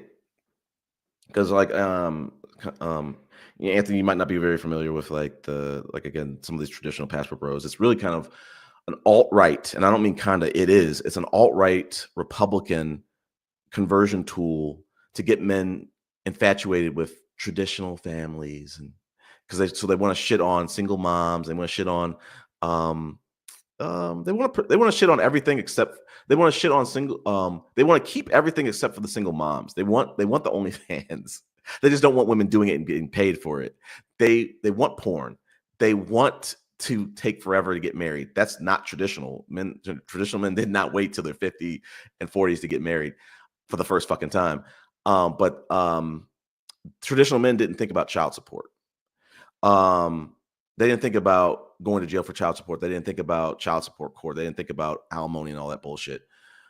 Modern men are infatuated with that. But so I was like, I had this little hot take. I was like, yo, all these men who are promoting this traditional wife shit, how about they just sign themselves up for like a arranged marriage? Problem solved. Because they're dying to get married. So all these passport bros, they should really be signed up. They should be going over to places with arranged marriage. Just get married. Just knock it out the way. Hold up. There's like another little hot take. I was like, I think there's been conversations about how social media is like, ruining people's minds. My like little hot take about from the men's perspective is like, when you look at social media, you're seeing social media, collected from different countries. And I think one of the reasons why I think we have these incels and these passport bros and these red pillars is like, they're looking at sensationalized stuff on the internet. Specifically, it could be some of the women from other countries, and they're just jealous now. They're just like, oh my gosh, like other women in other countries behave like this, and these are the men that this is the kind of lifestyle they're getting, and they're probably only getting like the stuff that's not even actually true or normalized in that country. They might be seeing like a woman in a club in Nairobi, and they're like, oh my God, all the women are like this or whatever. So they're just jealous. And I think some of these, like I said on some of these podcasts, like some of these people, their mind is not strong enough to like withstand social media. Social media is their life. Similar to the people who I was talking about on YouTube who just want to roll in the mud all day. Like, you got to go outside and kind of touch grass. And this is coming from an introvert, someone who really loves to be inside historically. Let's see. Hold up. So this is another hot take. So I didn't say it. I don't know if I said it earlier during Thanksgiving break or Thanksgiving weekend. Prism and I were kind of like, sharing some little photos. She was showing me some of the stuff she was cooking. I was showing her some of the stuff I was cooking. But I also told her this. I was like, you know what? If you told someone who didn't know about the manosphere and you removed the ages, you didn't tell them how old these people were, you told them what they were doing, they would think you were talking about middle schoolers. And I was like, because hey, if you told them, hey, there's a community on the internet, there's a community that I found that these guys are picking on these people are picking on girls, and all day, all night, they're just trying to like poke the bear. They're just trying to punch down, trying to make fun of them, trying to they're kikiing about marriage, and they don't want anything to do about having starting families. You would think they were middle schoolers. You would think they were like little kids. So I was kind of had this little hot take of like, I don't know if I made a banner for it, but I was like, I think social media is almost, for some of them, for some people, is a reflection of what they how they behaved in middle school, grade school, maybe high school. Some of these people never really grew up. And this is their opportunity to not have chaperones, to not have teachers, to not have detention. And now they get to act out in a way that they wouldn't have been, that they get to act out in a way that in younger years, they would be put into detention. They would got a switch and they put up a spank with a switch. But now they get to do it with anonymity. They get to do it and their mom doesn't get to put them on punishment. They get to do it and not be put in detention. So they get to like act out their like revenge porn fantasy, or act out, be the person who they wanted to be, who's the little inner child of them has now gets to come out. Let me see. So let me go into this one. Like, these dudes, I had some good takes I forgot, but I was like, I don't think these dudes are so infatuated with stats. And I know in the last show we talked about, they're so infatuated with these negative stats, but that's not what someone who really wants to do said thing does. Someone who wants to do said thing is going to probably look at more and seek out more positive stats versus only looking for negative stats. Like, I don't know any person who's like, I want to get a promotion or I want to get married, but I'm going to only look up at negative stats about it. How are you going to like inspire yourself to actually do said thing? Like, when I play pool, don't you dare tell me what the percentage is of winning the game whenever, and regardless of the circumstance. I just want to play. I just want to play it out. Just like when you play poker, I'm sure those people who play poker don't want to see those fucking stats of this is the percentage chance that they can win this hand. They don't want to see that shit. They just want to play the hand and see if they can win it. You're playing the game because you love the game and you love the chances. You're okay with losing, because you at least tried, and you lose sometimes. But going back to this little banner, I'm like, do these dudes want to know in real time when they're on a date, hey, you're dating this said woman, Jane, let's just say Jane Doe, you stack 4 out of 10 of all the women that she's dated in the last month. Or you're currently ranked 3 out of 5 of the women that she's dating right now. Hey, you guys are getting intimate. This position, this is the least ranked position. This is the least ranked performance that she's ever had in this position. They don't want to know those stats. So I'm like, why do they want to shove these other stats down women's throat, but they don't want stats shoved down their throat? They don't want to be talked about, hey, whether they earn enough to be able to proceed with certain things that they're talking about. They don't want their salary put up on Broadway to let people know where they really stand. They don't want their stats being put out there, but they want to rag on people about their stats. So I forget like the talking point I had, but it was just like traditional men didn't punch down on women, on mothers, on their community. They uplifted all those things. These dudes are not traditional in the slightest. Let's see, I had this one like the manosphere. They're just crabs in a barrel. They just want to share the misery. This other one too. Shout out to the Red Pillar best friend. He speaks German. He introduced me to this word, Schadenfreude, and it's just basically. Let me go into the definition of it. Schadenfreude is the experience of pleasure or satisfaction that comes from learning or witnessing the troubles, failure, pain, suffering, and humiliation of other people. And that is what the manosphere is. That is what Red Pill is. It's not really, contrary to what the Red Pill best friend will say, is like, you don't really understand Red Pill. There's a lot of uplifting things. Yeah, well, maybe that's on Reddit tucked in a cellar. But the stuff that's actually on social media, the stuff that goes viral, it's Schadenfreude. It's torture porn, essentially. It is people who are masochistically looking to inflict pain and punch down on people so that they can kind of lift themselves up. This is another one. I think I typed it out wrong, but I think it was kind of saying like on the second sentence, it was saying like the lower the self-esteem, these people tend to experience Schadenfreude more. They tend to get more satisfaction out of seeing the pain of others. So there's a correlation tied. I think I've mistyped the first sentence, but I think it's specifically trying to say there's a correlation between low self-esteem and people who seek out Schadenfreude.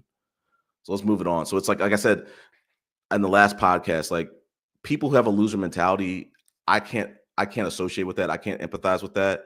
It's off-brand to me. I don't want to associate with losers at all. Let me see. I don't really want to talk too much about this. I'll bring it up in another live, but like, I think this is a hot take. At some point, I think black men are going to get cucked out of their women. That's just a hot take. That's going to just be a prophetic little statement right there. Let me see. I think we got. Let me go to the comments. We're doing some numbers in the comments. Again. Oh wow, we got BA over here.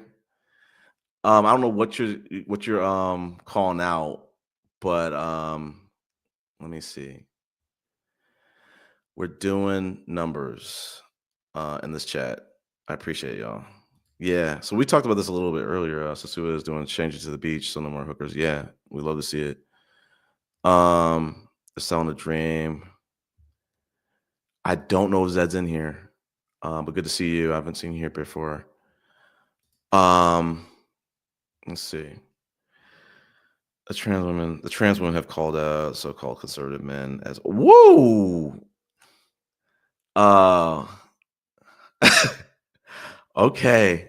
That's a little hot take. I like that. Damn it, we're gonna not get through some content. I've got 4 more minutes. I want to add like 5 or more to it. I want to show like maybe one more video. You know what, BA, you can call it out when I open up the thing, because I don't know what you're talking about, but let's see. You should do some pre-recorded footage. I want to just say this. I want to say this again. I appreciate y'all showing up here because I screwed the pooch and thought that this was supposed to start at 8 p.m. It was slated to start at 7 p.m. So I fucked that shit up. So I really appreciate y'all coming in. I want to keep saying that. Okay. I appreciate it. Okay, that's cool. That's all we hope for these talks.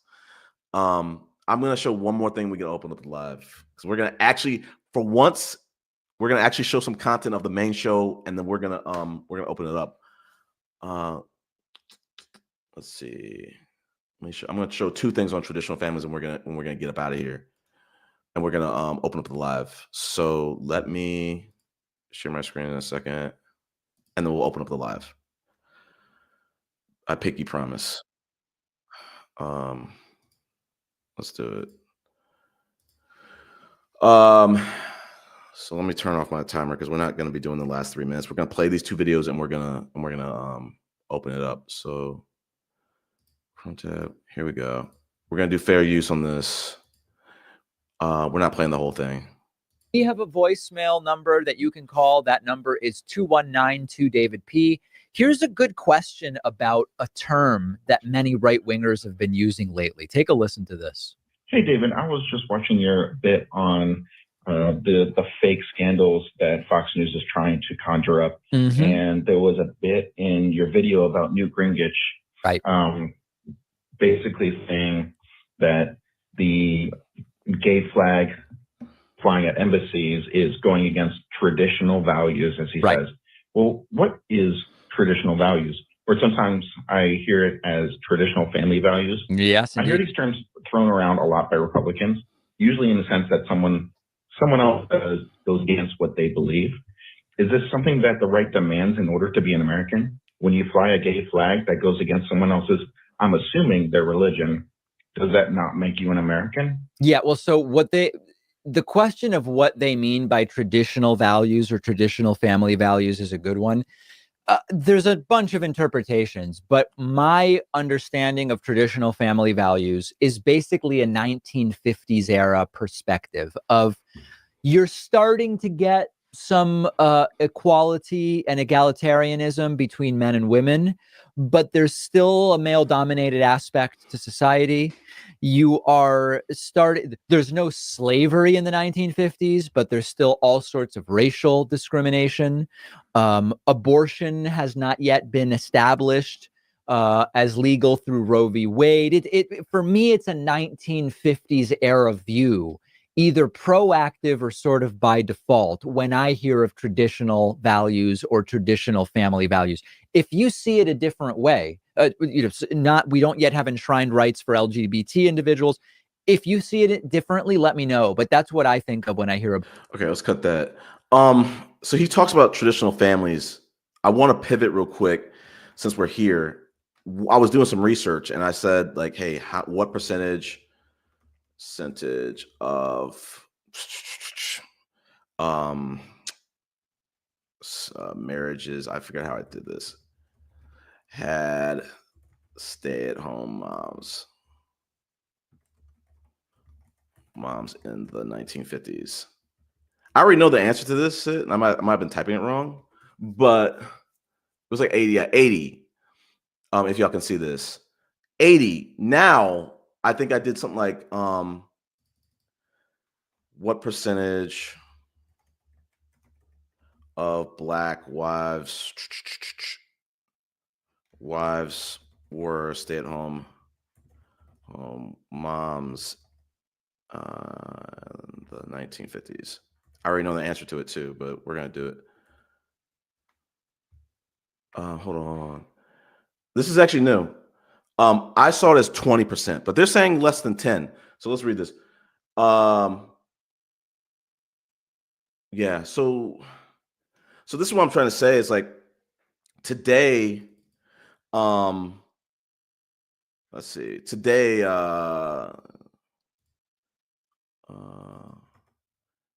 today I think the number is 7%. It might be lower. Let's see.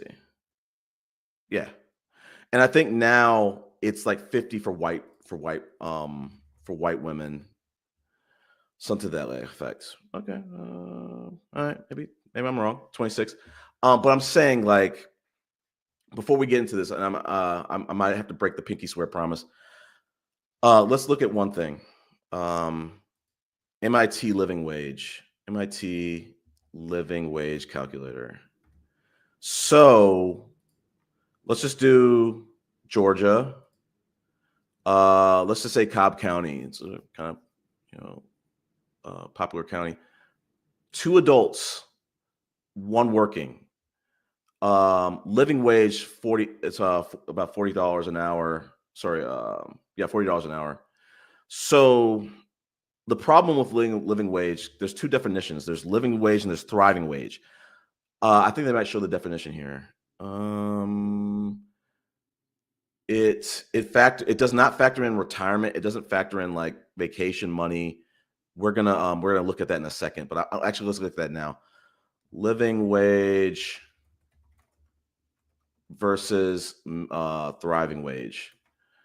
So living wage covers basic needs like food, housing, healthcare, education. Thriving wage covers needs plus like a buffer for financial hardships, disposable income, save for the future. Living wage is just the bare minimum. So let's just see here. Thriving wage can improve quality of life. Let's see. Yeah. So let's do the calculator real quick. Hourly wage converted to yearly salary. I think we had this. Here we go. So it was like 40.59. Oops. I know it by heart. So like 40. Okay. That equates to 84. That's just 2 adults, 1 kid. As a matter of fact, I'm gonna run it back one more time. MIT living calculator. I'm gonna do it off the side, on the other tab. I'm gonna do it for 2 kids, 1 same county, 2 kids, 1 parent. 2 adults, 1 working. Oh, they don't have it. Oh, 2 children. They say it's 45.20. Let's go back. 45.20. 94. I personally think the 1 kid, the 40.59, I think that this is lowballing it. Specifically, I can only speak for myself for what my lifestyle would be. I think it's lowballing it. I've always said, like, I personally think it's 160 plus. For different reasons, childcare. I talked to the married woman. She was like, listen, I'm gonna quote this verbatim. She said like 1.4 grand a month. She was like, she thinks that people should look up the cost of having a kid, not owning. That sounds horrible. And she said verbatim, the cost of childcare in DC, it was for a 5-month-old, it was almost 2 grand a month. In Atlanta, it's about 1.4K a month. There's some things I want to say about.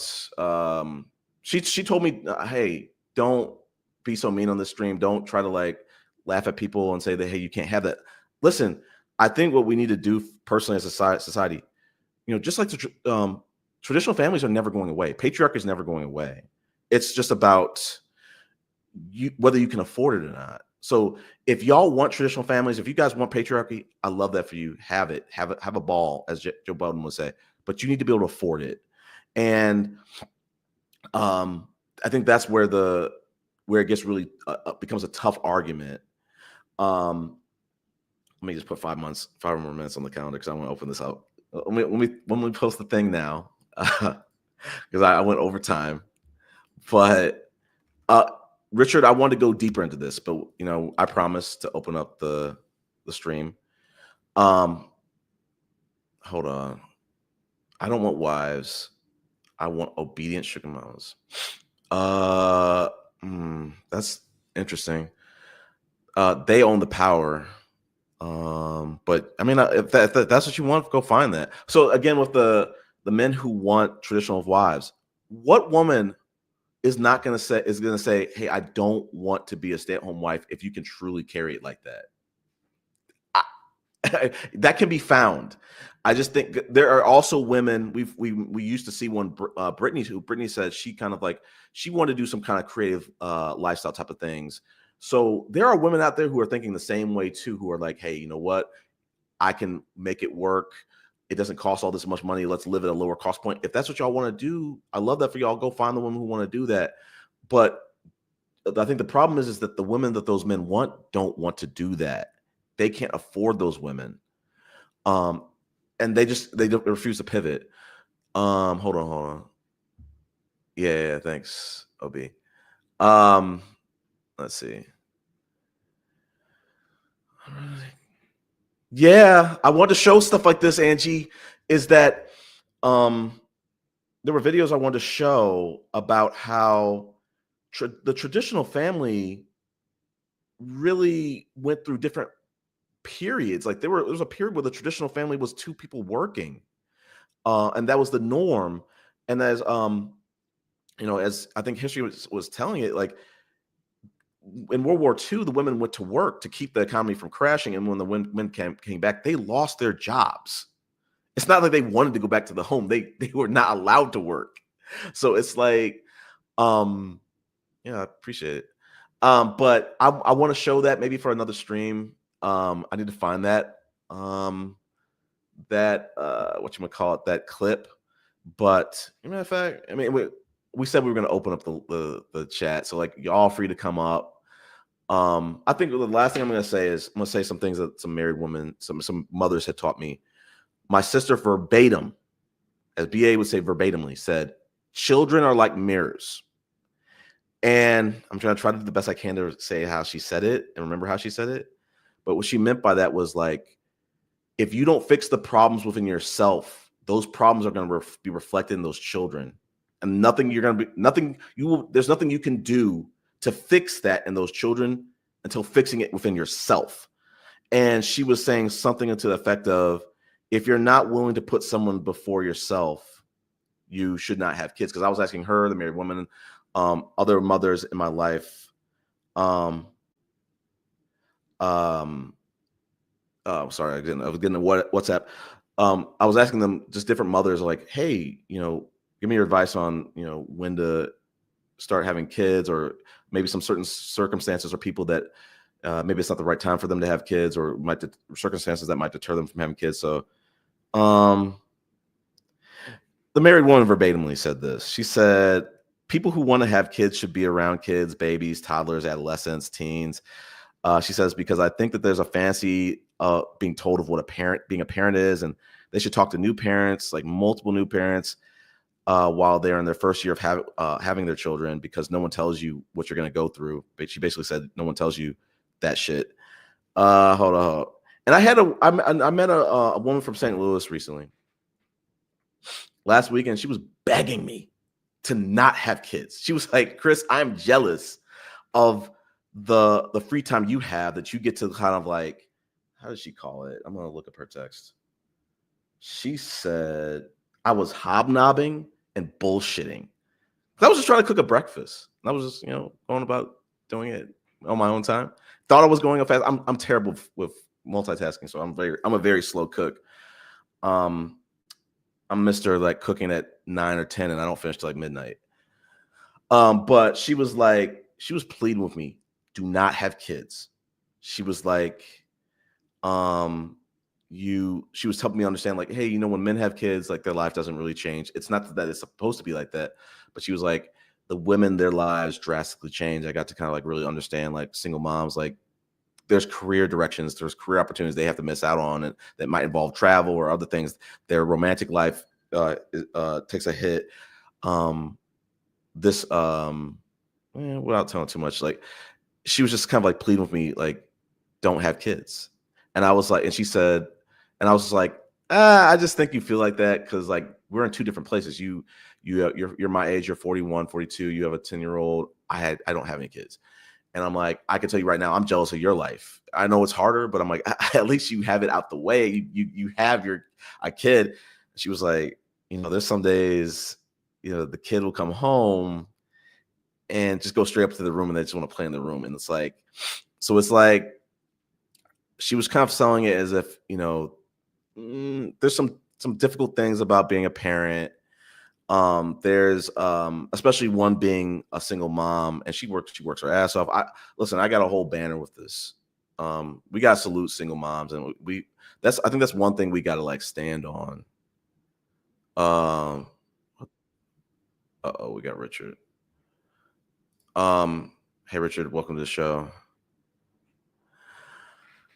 I can't believe I don't have this. I can't hear you, by the way, but yeah, I think this was the banner. But okay, we got people. We got Angie. What's going on, Angie? Welcome to the show. Well, how are my levels? It's great per usual. Thank you, Chris. Yeah. Greetings, my brother. How was your Thanksgiving? Oh, it was great. Like I said, I don't know if you missed it. I showed some pictures. I cooked turkey from scratch for the first time. I did. Now listen, I cooked it the Caucasian way with the apple cider in the pan, catching the drippings, and some wine too. I mean, it stuffed it with like some typical Caucasian kind of seasoning, some parsley, some sage. Like, listen, I swear by Melissa Clark on New York Times Cooking. She's never done me wrong. I was also following That Girl Who Cooks, her recipes. She's never done me wrong either. But hey, Angie, how are you doing? I can't hear you, Angie. But the other thing I'll say, Richard, is there's a heartfelt story that I was sharing about this puppy that a stray dog that I saw during we got Fearless in here. There was a what's up, Fearless? Welcome to the show. But I found a stray dog, and I got to foster a stray dog for like the weekend, and then I had to give it up Monday when we found the owner and stuff like that. So that was hurt. It was kind of like a losing Isaiah moment. I had a dog daughter for 3 days. I lost it. And I was kind of torn up. Yeah, it was tough.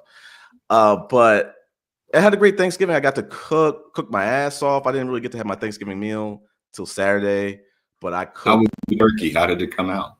Man, it was great. Matter of fact, I'm gonna show you one more time. We're gonna do this one more time. Whole screen. So Chris, while you do that, I'd like to share with you that there are no turkeys in Thailand. Yeah, okay. There are maybe a few British restaurants who offer an expat turkey meal. You got some black-eyed peas up in there too? Yeah, I did from scratch. You know about them black-eyed Susies. The turkey gravy I did from scratch. It was trash though, because I got to practice more. It was my first time doing it. But I made turkey stock from scratch. Did the turkey gravy. I kind of screwed the pooch with the turkey gravy, but I think I salvaged it with some like water and salt. It was bland as fuck, but it had the right consistency. But all this stuff I cooked from scratch, turkey from scratch for the first time. First time cooking turkey for the first time. Turkey gravy for the first time from scratch. Black-eyed peas from cornbread dressing for the first time. Listen, your boy was cooking, and a sweet potato pie too. We didn't show that. We didn't show that shit. Wait, can I see the turkey in the pan though? I'm over here in Thailand. Okay. I haven't seen anything like that in about a year and a half. Prep. This was prep. This was prep. Oh, I apologize to the panel. That was a compound butter. I'm really in the food porn. I apologize to the panel. I'm in the food porn. This is food because porn. I can't get any of this over here. Yeah. So I did a compound butter. Had it injected in different sides of the turkey. Man, your boy was doing something. Your boy. Man, listen. I might have to go home. Let us move on. Yeah, I might have to go home for real and push mom to the side for Thanksgiving next year. I really might have to. Can I see that pan of cornbread though? I wanted to see that. Never mind. Yeah. I apologize to the panel. Hey y'all, I am so food starved. Damn.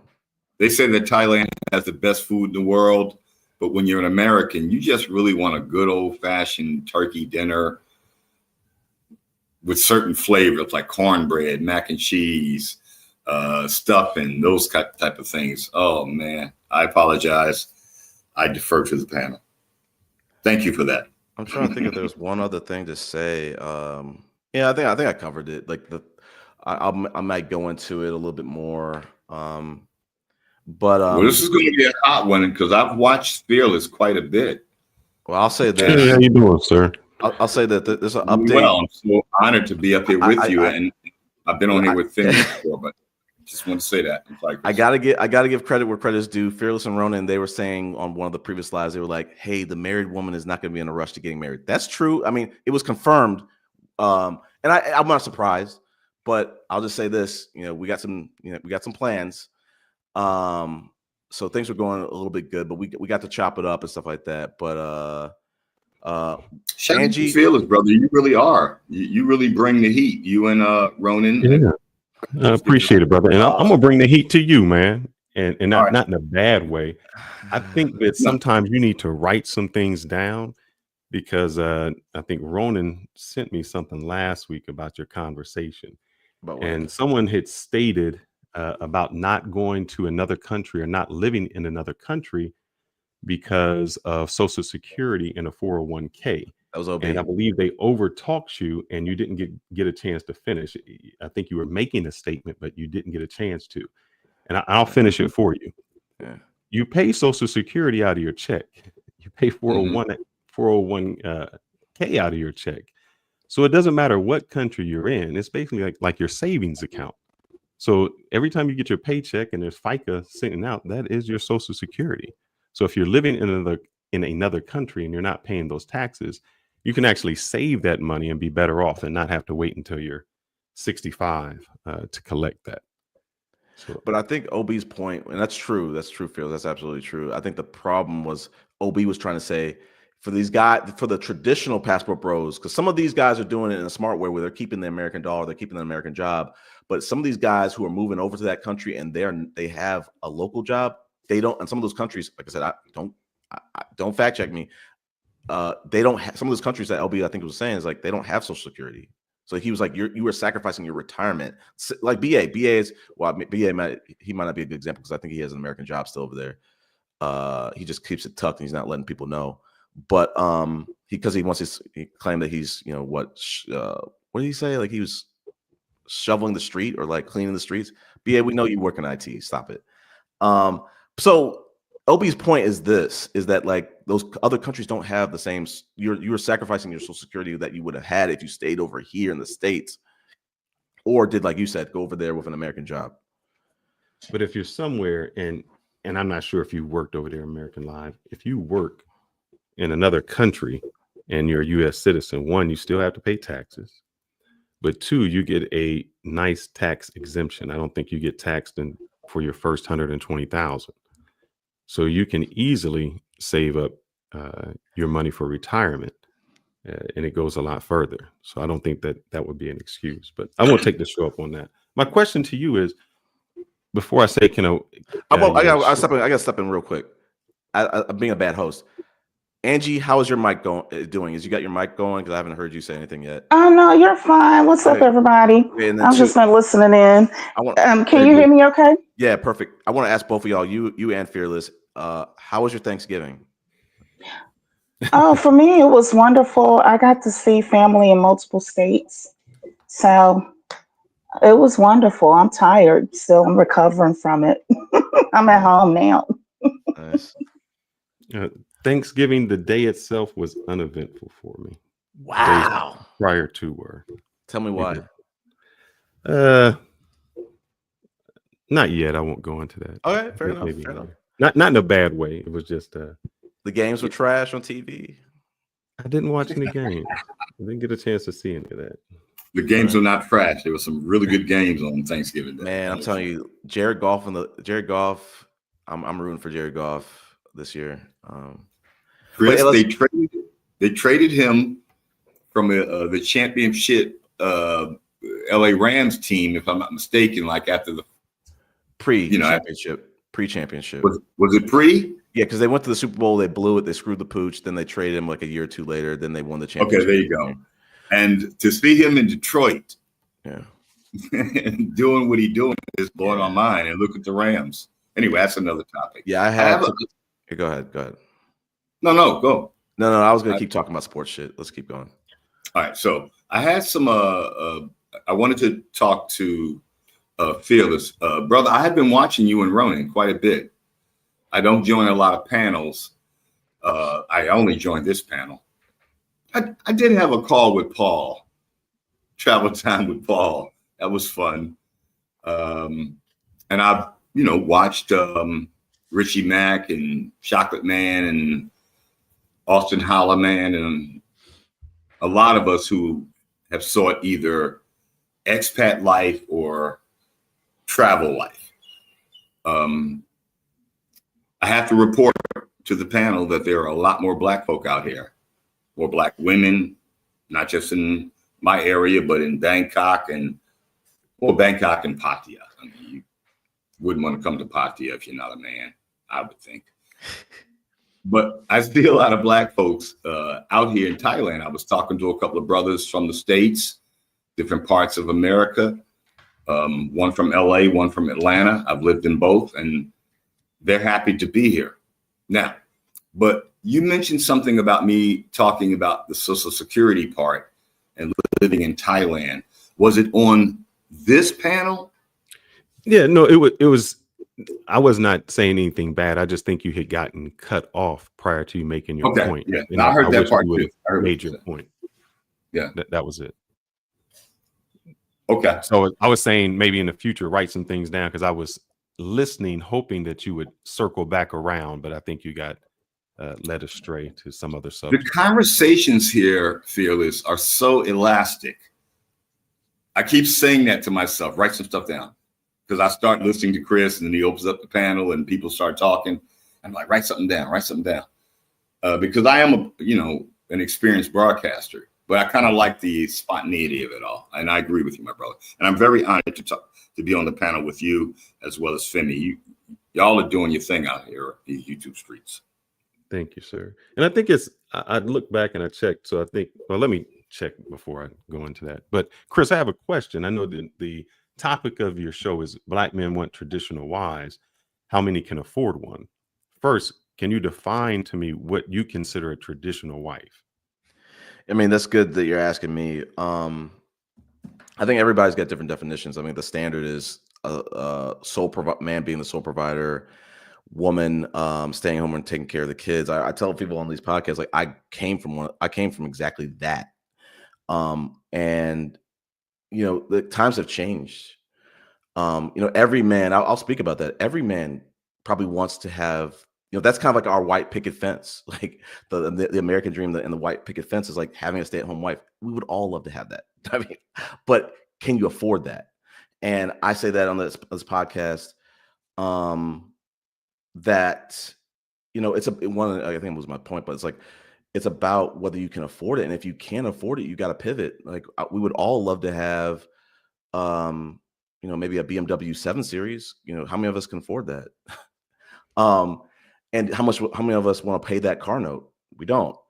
We'd love to have a Maybach. We can't afford it. But going back to the point is, like, to answer it that truthfully, Fearless, like I said, it depends on the person. Like, for me, I'm not so much locked into a lot of these people who believe in the traditional family. That's like, it's that way or the highway. They're just like, this is the only way it can be successful. I talk to my red pillar best friend all the time, and I'm like, dude, like, I know that's what's been sold to us. I know that might have been what happened in yesteryear, that we weren't even part of. We weren't even a fly on the wall, but that we were just told that was the best years for families. But they came with a lot of other problems, and it's like, I tell my red pillar best friend, I'm like, dude, there's more than one way to have a successful family. It doesn't just have to be the man providing and the woman staying home. I mean, that theoretically it sounds optimal, but it's like, if you don't have that set up, if you're not making enough money to do that, there is an optimal way to do it in the way that you can afford to do it. And it's about figuring that out. So it's like, for me, let's just say, Fearless, you or me, if we had a wife that makes more than us, the traditional family is out of the window, but there's still a way to have a successful family. Or if your wife makes just about the same amount of money as you or close to it, you can still have a traditional family. The video I was going to show that I didn't show was like, it was saying something about the traditional family is less about, just about the strict gender roles. And it's more about the consistency. Huh? You got feedback from somewhere. No, you got feedback from somewhere. Yeah, maybe it was me. I don't know. But it was saying more of like, maybe I'll have to end the live on it, but it was saying the traditional family is less about the strict gender roles and more about consistency. About I'd have to show it because I don't want to paraphrase and get this wrong. But for me, Fearless, having been married once, I don't know about you. I know you're married now, but I want to be happy in my next marriage and start a family. I'm going to be tackling two major things: being married and starting a family. I don't want to compound that and try to stack the deck against myself and say it's got to be traditional too, with me being the only one who works, because you never know what might happen in your ex-wife's career, and I've seen, to your point, when I was married, I saw my ex ex family-in-law, mother-in-law and father-in-law.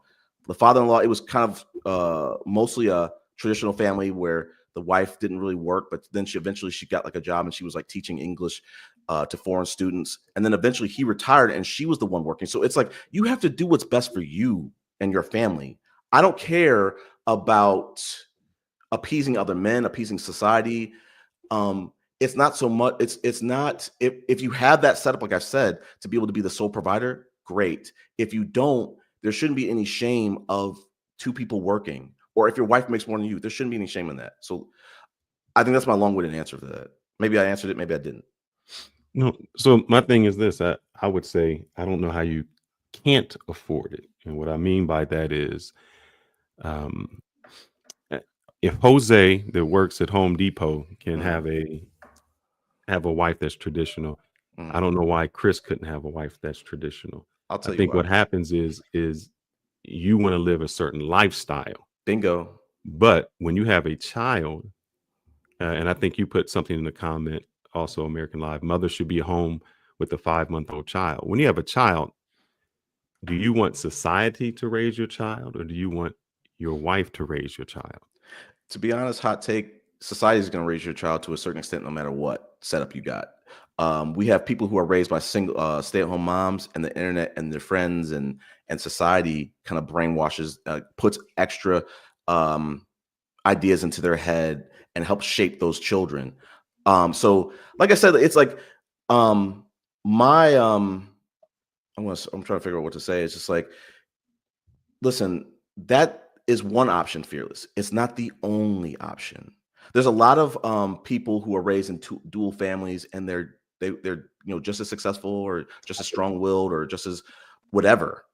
So listen, that's one option, and if that's the only option you have, that's why a lot of these men are struggling today, because they were told and shamed to, this is the only way a man can be a man in a home and a family. I say to hell with that shit. I'm not letting anyone else tell me how I need to raise my family at all. As the saying goes, Fearless, and you know this, and we both know this, and Richard knows this too, and so does Angie. When you get married, you have to leave your family and cling to your wife. So you have to figure out what works for you and your wife, not what society tells you what works for you and your wife. But what you're saying, Chris, is you would be afraid to, let's just say you and your wife, you make 50,000, she makes 50,000. Mm-hmm. What you're saying is you are too selfish to say we can live off of this 50,000 of mine and allow my wife to stay at home, your wife to stay at home and raise your children. See, you're living in a place where materialistic things and keeping up with the Joneses seems to be more important than the time and quality spent with your child. It's Atlanta. I will say this. I think it's more complex than that. Yeah, it is. Angie, I'll let you go with that, and then I'll piggyback after you. Yeah, it's way more complex than just an opinion on how to live a lifestyle. You're dealing with reality. Even if you want to live off of $50,000 a year, how are you going to do that when you're in a place where the rent is $2,000 a month? Even when you go into rural areas, the rent is trending around $1,300-1,200 a month, and the cost of everything else is going up. So when you have to face the reality of your situation, and that facing that reality means that you need to make more money, that's one aspect of it. Another aspect of it, I've been saying it for the longest, the US needs to implement the Nordic model, or whatever we want to call it. And what the Nordic model is, for those that don't know it, forgive me, my voice is kind of hoarse, but for those that don't know it, it is a system of benefits that are offered to the society that are taxpayer funded. It's not socialism. It's not communism.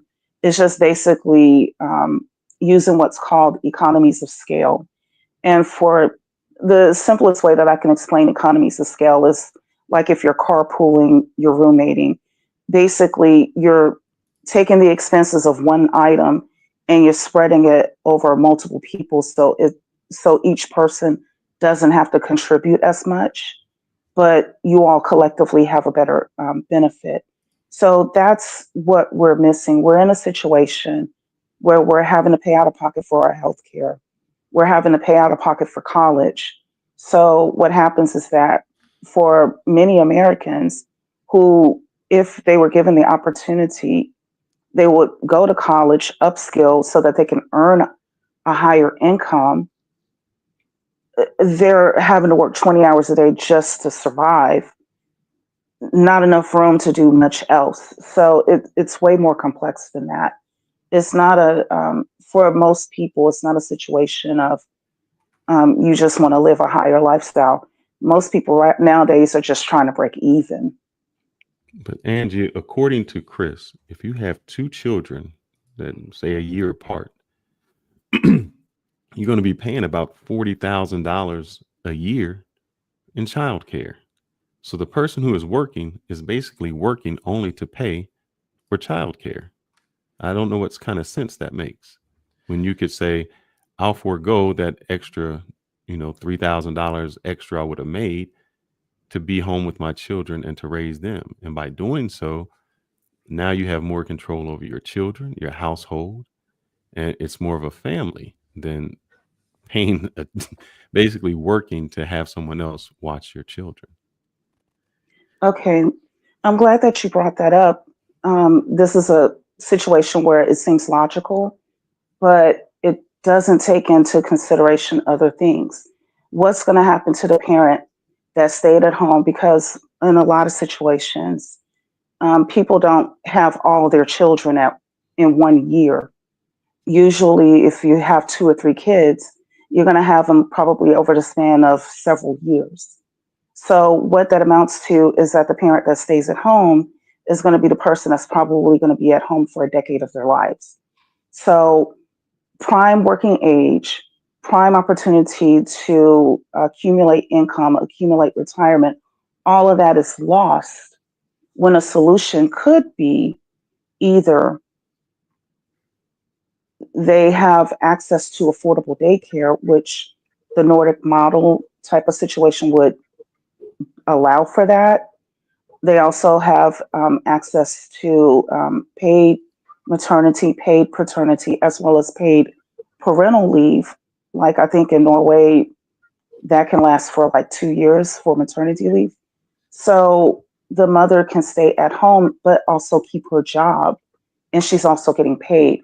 She's also contributing into her retirement pot.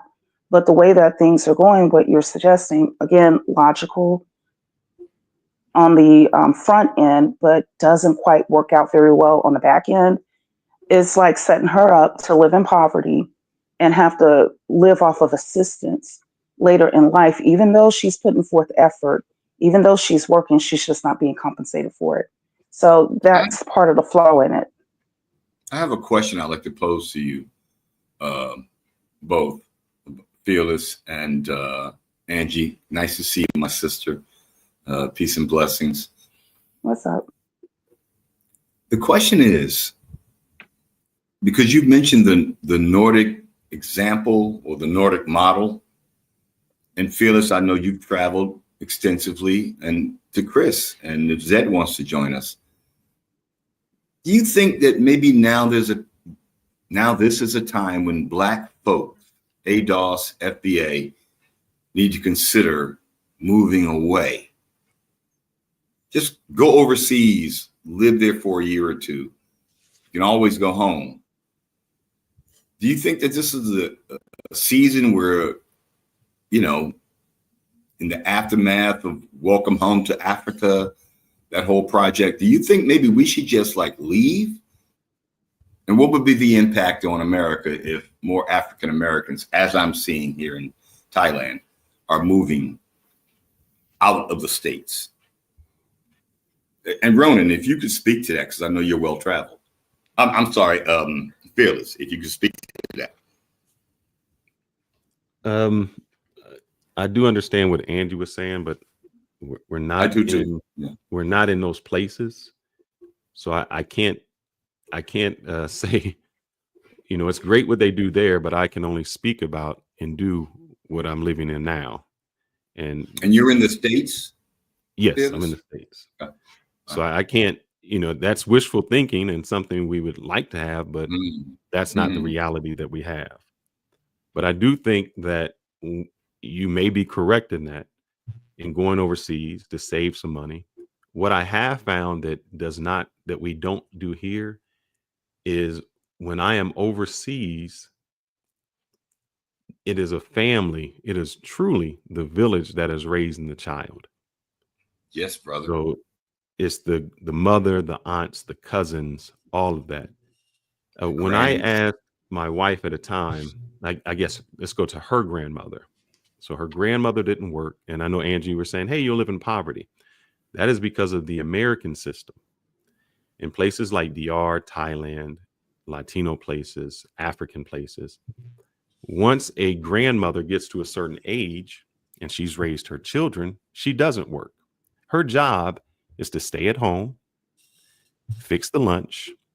The kids come over, or her kids would come over, drop off the grandkids, and then she makes lunch for them. And every week she gets a stipend because we used to be like that, Ronan. Yes. Fearless, we used to be like that. Correct. I'm from that era.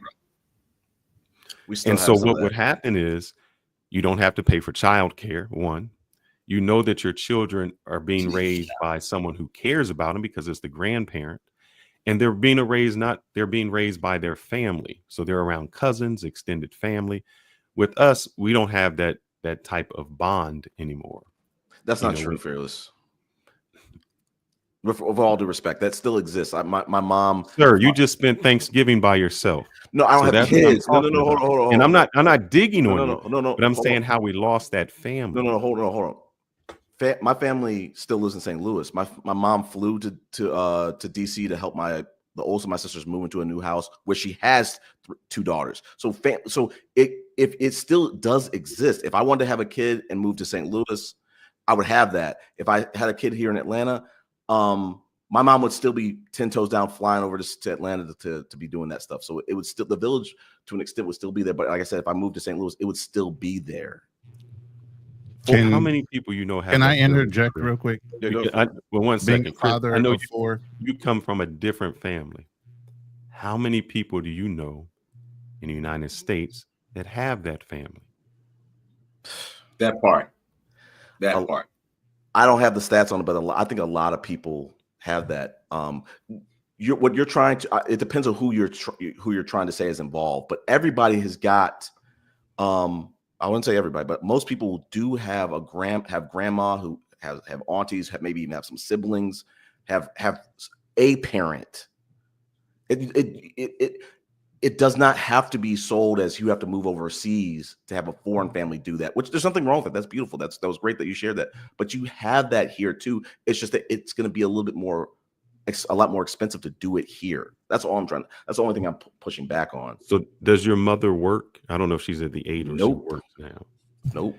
All right. So before you follow up with these questions, can I, because you're doing a line of questioning. I just want to make a statement real quick. Welcome, Ronan. Thank you. I appreciate it. Honored to be on a panel with you, my brother. I appreciate it, American. And Angie. So what Chris is talking about is absolutely true. My mother was present at every birth of my child. It didn't matter whether I was in Hawaii. Didn't matter whether I was in California and she was in the Midwest in Kansas. I flew her out. And she was traditionally 3 months to help with my wife and getting her acclimated to having yet another child in the house. With this particular wife, I had 3 children. So she stayed at home. So part of the discussion you guys had earlier, can you afford to have a traditional wife? Absolutely, because one of the points that Fearless brought up was the exact point that I had made with my wife at the time. She was working, and it was just randomly. She didn't need to. I made enough for all of us. But the amount of money she was making for childcare for 3 children, even back then, and this was the early 90s. Pretty much what she made in a month covered childcare, and that was it. So you're working to help pay for somebody else to take care of our children. How much was that, Ronan? It was for 3 kids, $750 a week. Yes, exactly. That's cheap. $250 per kid. Whoa, Wait, Angie, hold on. what did you That's just say? times 3. She goes, that's typical, and that's No, she outrageous. I said said that's cheap. cheap. It's cheap back For then in 3 the kids? 90s. This is the 90s. Yes. Now we're talking inflation. We're talking a whole bunch of other things. Wait, so this is Angie, what when does it cost traditional now? values should be stronger, not weaker. wait, This hold is on. where men need to make more money so that the wives can stay at home and take care of the kids and instill their values in them. Versus Ronan, them there ain't no working more twice money. as hard. No, Correct. hold on. Run that back real quick. My ADD is flaring up. What was that number about? It was The amount of it $750 costs for for per child week care. for childcare. Okay. $250 a kid, and we had A 3 week. children. A week, Okay. yes. And we had 3 Times 4, children. that's 3 racks. Right. What is it now, Angie? I'm sorry, what's your question? He asked, "What's the current rate right now for childcare per week?" Oh my gosh. From what my friends have been telling me, it's through the roof. It's through the roof. I don't know. I haven't I can looked, only but imagine. I can only imagine. Married woman said near 2 in DC and 1.4. I believe it. in Atlanta. I believe that's it. an insane amount of money. Yeah. So one, I believe it. as adults, we need to be very responsible about who we're having children with. That's not even the tuition. Right. Right. That's what I'm saying. As Mhm. adults, we should be very responsible about who we're having children with and whether you can even afford to have a child. Right. And when you can First afford to off. have a child. I think that's Exactly. what you're Well, saying. wait a minute, Ronan. What does that mean? Afford to have No, a child? hold on. I'll tell you what it means because the married woman Please said break that down. the married woman told me it verbatimly, as BA would love to say. Because I was like asking her when might be some times where you should deter having kids, and she said, to y'all point, she said y'all need to have a solid support system so you can have the ability to do things like date night and travel. That's speaking to the fearless stuff about having a family. She says you need to have your money up. Have a kid with someone solid. Because even in divorce, you want your child to have a great mother and father. She lucked up because her soon-to-be ex-husband is a high-value man or whatever the fuck. But let me see. Hold up. I think that's it. Hold But up now, Chris. It seemed like you were starting to agree with what me and Ronan had said previously about waiting a little longer. what do you mean? Seems like you're going down that path. Don't Hold say on. it. Let's talk about that. Let's talk about that. Let's talk about that. It pains me to wait because you never know what can happen to you. You can get hit by a bus. That's what they say in the corporate world. Like, hey, no, don't worry. Take your time off because if you get hit by a bus, you're gonna replace the next day. Same thing can be happening if you count your chickens before they hatch and say, hey, I'm just gonna plan to have a kid at 50 or whatever the heck. Like, I think optimally you need to have it earlier. But what I'll say is this to that point. My sister said it verbatim. She said today, I asked her, she said, there's really no waiting to be in preparation to be financially prepared to have a child. I wish I could have her on the stream, but I think she was trying to say is that you're going to be taking a financial hit that you cannot prepare, that you are not ready to be prepared for. So, and people said it to me in life too, is like, you could get like paralysis analysis and wait forever, but there's some truth to what y'all saying, but there has to be a splitting of the difference. I can't wait. I can't really afford, and I don't want to wait till 50. I'm 42 now to start a family. I'm splitting the difference. I'm saying 45. It's to be honest with you, Fearless and Ronan and the rest of everyone else, there might be a little bit of a delay on that. It might be a 47, 46, but I'm having my eyes on 45. And if I really should have done it the right way, Fearless, I should have been doing it in my 30s, like I said on previous podcasts. I should have done it in my 30s. I'm going to clear this up for you, Chris. So just so you know, when I responded to the question you stated, you were saying we waited too old and you said there was no benefit. When I answered your question, when I called in, I was saying here are some benefits to having a child when you're older, finance, things like that. But if you go on to listen to everything I have said, I said 2 things. The best time to have a child physically is when you're 18. 18 years old, physically the best. The second best time to have a child is between the ages of 22 and 26. That's why a lot of women go and say, hey, ring in the spring and I'm getting an MRS degree. If you have a child, right, I didn't. Right, that doesn't happen in the Black community. They get married at 31. It doesn't happen, but that's one of the it happened for me. It happened for me. I did. was in that. Yeah, It but did what in happens my, is it did in my day. no, but I'm saying yes. And usually what happens is because a guy at 18, he could go to the factory and find a job that would support a family. Right. That's how that happened. You can't really do that now. Can't have a trade. So I say 22 to 26. And the reason being is you get married at 22. As a female, you got the most available upwardly mobile people in college than going to a bar later on to try to find a husband.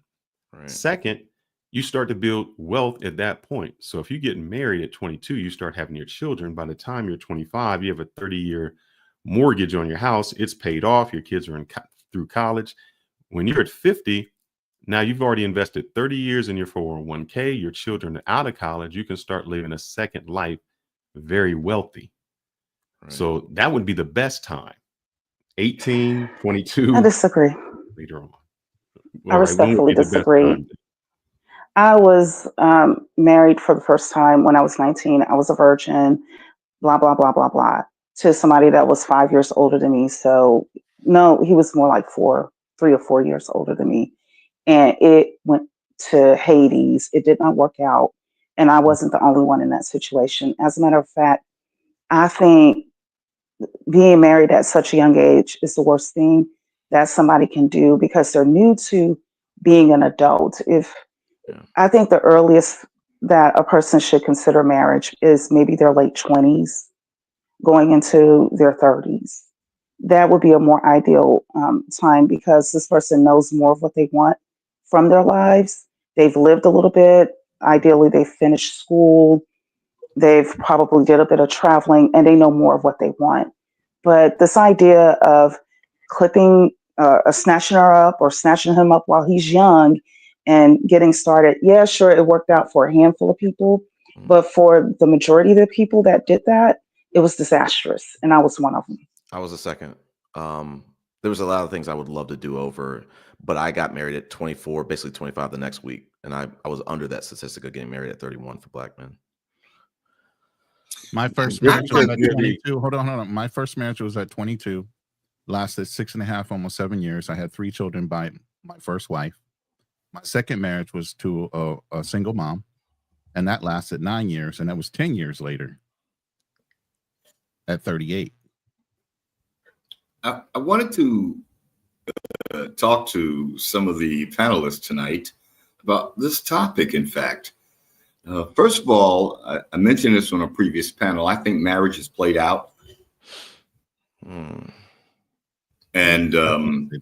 I still am going to get remarried.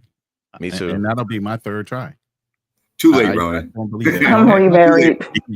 I don't believe that at all. I still have faith in marriage and union. I told them. Fearless hasn't weighed in. Fearless, what you think? Marriage is played out. Yes or no? He's married. Yeah, I know he is. I know he's married. I'm talking about anybody beyond y'all. So I do not think it is played out. I think we choose the wrong people. We don't. Is it too late for Chris? Is it too late for Chris, Ronnie? I don't think it's too late. No. Wow. But he needs to get off the pot. Get off the shit or get off the pot. Correct. He needs to get in the game. More aggressive in what he's doing and purpose. If he wants to have a family, he needs to be purposely dating for that. And I don't think that he's doing that. He's kind of just wasting some time. There's a quote that you need to listen to, Chris. It says, if you're not changing, you're choosing. What does that mean? If your circumstances are where you're at and you're not changing your circumstances, you're choosing to be in those circumstances. I got you. As I said, gentleman, I had a question for the gentleman. I just want to marry one second. I'll give it back to you. I am changing. Every single person I've dated, Even if I were to not date the married woman anymore, that there would be a drastic change after that. But to kind of a piggyback on what Ronan said, is like, I'm going to get remarried. And as I told the married woman last week, and I said, I really don't want to get divorced again. And I'm going to make sure I'm going to do everything I can to make sure that doesn't happen. It might happen. I'll have to live with that, but I don't want it to happen.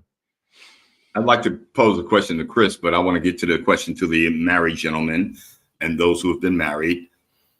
Don't you think it's a little too late for Chris to have a kid? Because you got to figure when Chris is in his 40s, late 30s, there is a period in time for men where if you're still trying to make children in a new relationship, be it marriage or otherwise, you got to look at the fact that if you're 48, by the time that kid's 30, you're going to be 88. Yeah. Or 78. American Live. People are living longer. Here's the issue, American. There have been advancements in health. You know, But I think Angie, you still got to wear a diaper past 70. Well, American Live. I used to work at a nursing home, so I can kind of like tell.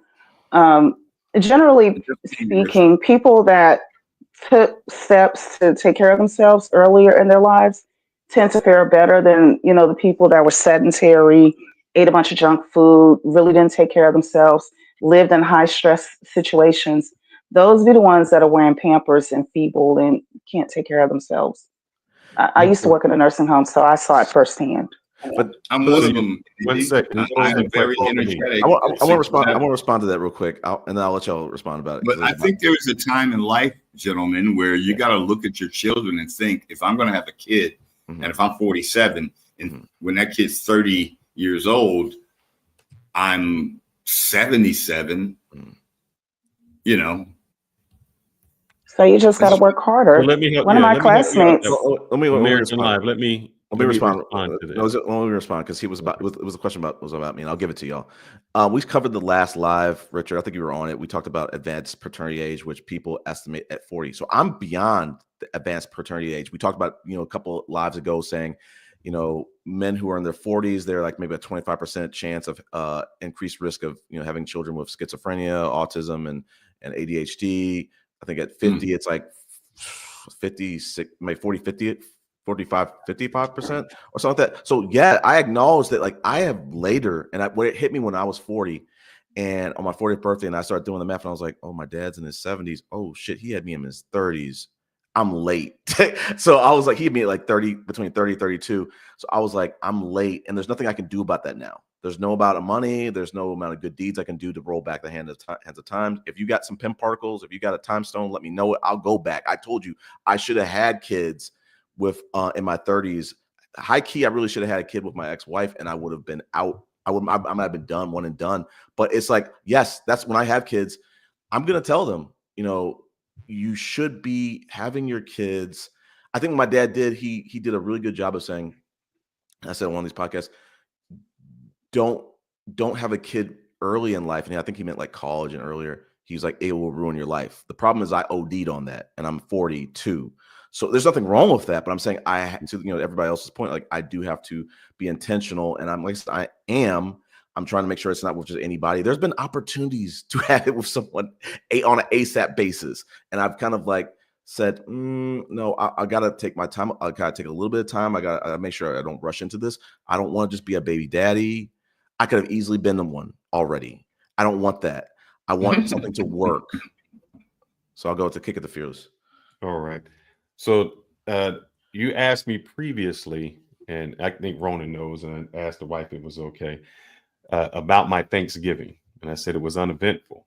The reason it was uneventful is because 2 days prior, I was in the delivery room. So I'm a person who is at 50 who just had Congratulations. Thank you. Congratulations, my brother. So the things that I will say, and I think I've said them previously, what is the difference between having a child when you're older? One, you have greater emotional maturity. I don't think I'm as hot-headed as I was when I was younger. I've developed more patience where I can help my child out. I'm more financially stable. Before there wasn't vacations. If I wanted my child to look or find out about Rome or Italy, They had to do it in a book or go to National Geographics. Now I'm at the point where I can say, instead of us learning about Rome in a book, we can go visit Rome. I have more career stability. Also, I have a different perspective in life. As you get older and as you look and say, I have less time on earth than I've lived, moments start to count more for you, meaning you don't let graduations or sport events pass you by, because those are monumental things in your child's life. At this point, you make sure that you are part of those monumental lifestyles, because those are really important in development. I think I strongly focus more on family than saying, hey, we sit down, we eat, we talk. All of those things become in. And now I do healthier life choices, because I know I have to live longer. So I can't just eat the same way I ate. I cannot just be sedentary and not exercise. There's certain things that I have to do. As I grew up, it was do as I say, not as I do. And as I've gotten older, it's easier to say, now do as I do, because I can be the epitome and the example for a child. I think when you're younger, you're just kind of winging it. Yeah, you're just kind of going at it however you can. So just imagine if somebody told you, American Live, you have 1 week to live. There are certain things that are important to you and certain things you just let go. When you have a child, you think like that, to say, man, that's not really important. Or now this is important. I think that is where the mind shift goes, because at 20, I thought I had forever to live. At 50, I know that there are numbered days. Can I say something? One thing I want to piggyback and give it to Ronan. Most people, like I said, I'm 42. Most people my age have probably like a 8 to 10 or a 13-year-old. So to that point, Richard, I have lost about 8 to 13 years of being a father. Golden years. Not to say that life's over or anything like that, but like I'm trying to make sure that I have kids in a time frame that I'll be able to see grandkids, and that's not in danger yet. It's not. It's if I have kids in my 50s, it might be close, approaching some danger zones. But like I said, lessons learned. I should have had kids younger, and like I said, you're losing golden years that you'll never get back. I'll kick it to Ronan. I just want to understand, where's the fear of having children in an older age? I don't know. Maybe it's me, because I already have 4 grown sons ranging from 32 to 38. I have 2 grandchildren, and they're in their teenage years. Mm-hmm. And even if I was to plan on getting married, which I am, hopefully within the next year, I plan on still having children with her. Okay, this is a good question. I want to answer this. I'm wondering, what is the fear and the paralyzation about having the child in a later year? Like Fearless has stated and backed up, you should be more emotionally grown up. You should be able to handle your responsibilities better. Yeah. You can impart a lot more wisdom when it comes to life, a lot better. And you should be financially stable in your later years. Yeah. So you're in a better position to actually spend more time with that child now than if you did have them when you were younger and you were still trying to grow your wealth, your resources, your assets, and you were out there trying to get it. You didn't have time to impart anything with your child because you were out there working. Mm-hmm. You can't. So there's 2 questions I want to ask. Fearless, I'm sorry, I'm going to make you a little uncomfortable. How old is your wife? Because you're 50-ish, early 36. Okay, so most guys are not going to be able to age gap like that at your age. That's what I'm talking about. Let's be clear. So that's one of the reasons. That's one of the answers, Ronan, is the average man is not going to be able to age gap. I don't know what, almost 20 years, 16 to 20 years. Most guys won't be able to do that. Fearless makes $200K. He can get away with that, and maybe some other factors. But I'm just saying that's one reason. Hold up, Chris. Let me say this, because I know you put that out there. Okay. When I met my wife, I quit my first career. I quit, and I had this mentality. There's a saying that says, there was a captain that went to another place to fight, and when he loaded everything off the ship, he burnt the ship, so he didn't have a way back. He had to live or die, and that's the mentality I have. So I quit my job. I saved enough money to pay mortgage for 3 years so I could go back to school. So when my wife met me, I told her I'm broke. I don't have nothing. This is it.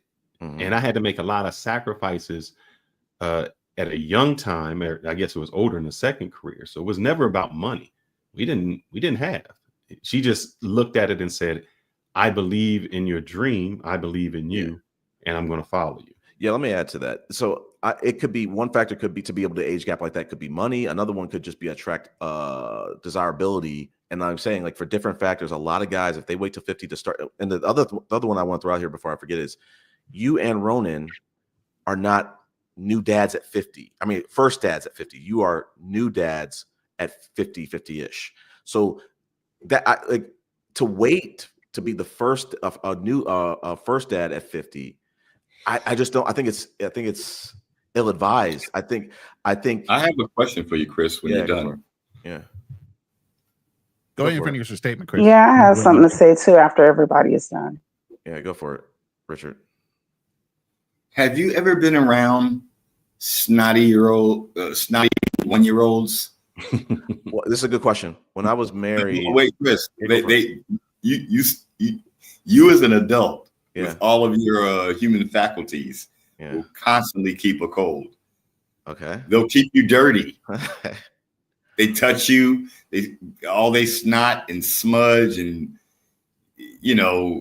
everything else that they experience as a 1-year-old, a 2-year-old, a 3-year-old. Have you ever been around toddlers? I've been 3 cases. Extensively. Yes. I was curious. I wanted to ask you that earlier. So the first one's not extensively. When I was married, I had a godson. When we were married, at our wedding, our soon-to-be godparents, the parents of our godchild, the mother was pregnant at our wedding. So I was married 13 years. I got to see this kid, I guess 12 of those years.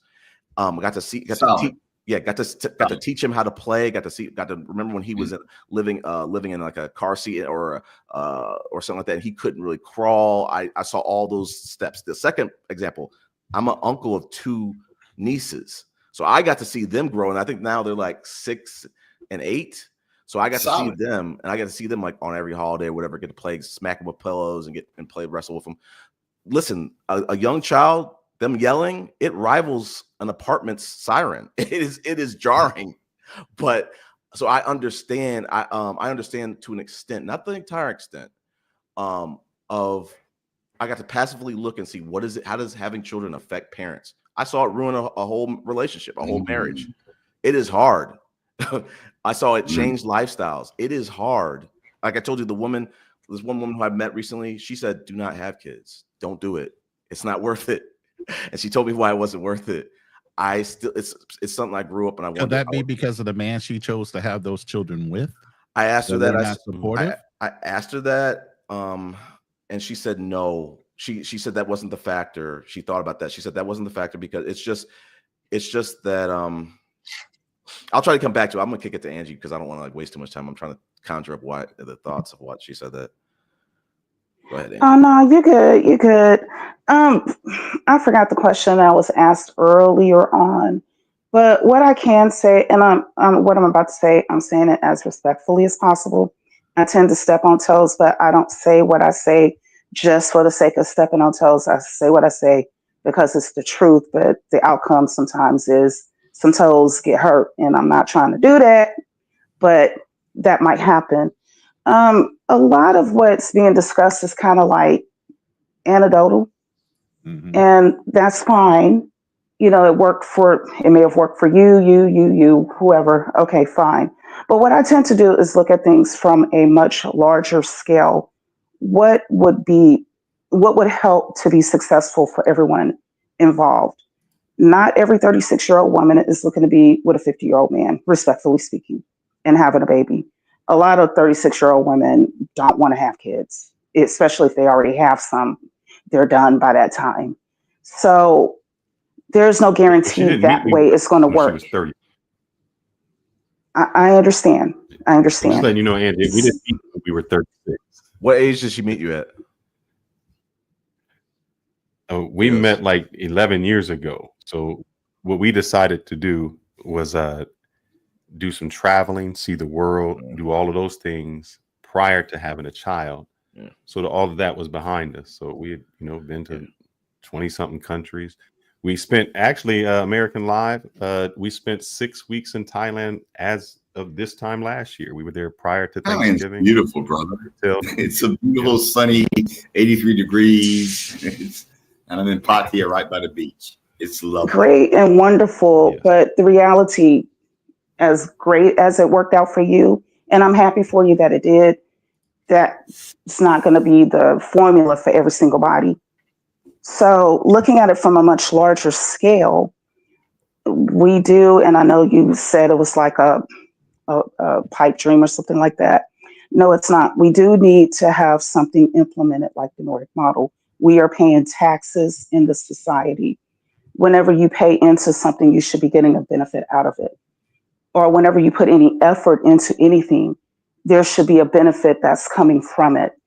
None of us wants to go to work, even if we have a business, and we just do it for free. Meanwhile, we're starving, we're without shelter. You understand? So for every effort that you put forth, there should be some type of tangible benefit coming back from it. And so for our tax dollars collectively that we put forth, there needs to be more benefits coming back to us. What's happening on a larger scale is that the benefit of our tax dollars, instead of coming back to us like it should be, is going to pay for weapons, is going to, buy out some businesses and so on and so forth. I won't get too far into that. But, and I'm not trying to sound political here, but I will say this because it was actually factual. When Kamala Harris was on her campaign, she gave dollar amounts. Now, I don't care who's running. It could have been Daffy Duck running. So I'm not bringing her name up to be political, but only just to point out that during the time of her campaign, she said $6,000 for new parents. That's $500 a month for parents that just had a newborn. Whether you needed it or not, sounds to me like you probably wouldn't need it as much, but we can agree that there are some people here that could have very well used that. For people that are looking to buy a home, $25,000 down payment. See, that was a form of our tax dollars. 50 racks up front. Yeah, 50 racks up front to start a business. I love that. Exactly. That's what it looks like when our money, our tax dollars are coming back to benefit ourselves. So it's not a pipe dream. It's possible for it to happen. It's just that I think a lot of people respectfully. I think it's a pipe dream in America, though. I'll say that to the panel. It's a pipe dream in America. Hold on. The reason I said it's a pipe dream is this. The reason I said it's a pipe dream is this. If we couldn't get universal health care, going to say we want to have our children taken care of is so far of a stretch. If we can't say, hey, it cost us so much money. I know you're in Pattaya. If you go get the same prescription drug in Pattaya that you get in the United States, you're going to pay $1 where I'll pay $150. If we can't get those simple things taken care of, I understand we could and what the optimal looks like, but we can't get the small things taken care of. That makes much more sense. So I don't think it'll be the larger things that'll be taken care of. I'm in a so-called as long as you have a developing pharmaceutical company. Well, I look at it from the economic standpoint, and there is a study at the Yale School of Public Health that showed that if we had universal health care, it would have actually cost $438 billion less than what is being spent using tax dollars now. And I'm agreeing with you. And I'm saying with all of that on the line where you're saying you can save money, they still aren't doing it. That's where I say it's the pipe dream. They're not doing it because people are not putting their foot up in their behinds. And that's where the men need to man up. We're not doing it because we have special interest groups that pay our politicians that say, hey, no, we have special interest groups that pay the politicians. I said men in general need to man up. Yes. And how will that impact? You're being played for stupid, and you're out here struggling. A lot of men are, maybe not you specifically, but a lot of men are. You're being played for stupid. Politicians are playing in your face, and you're just taking it. Angie, That's part of the reason why the women are treating you the way that they are too.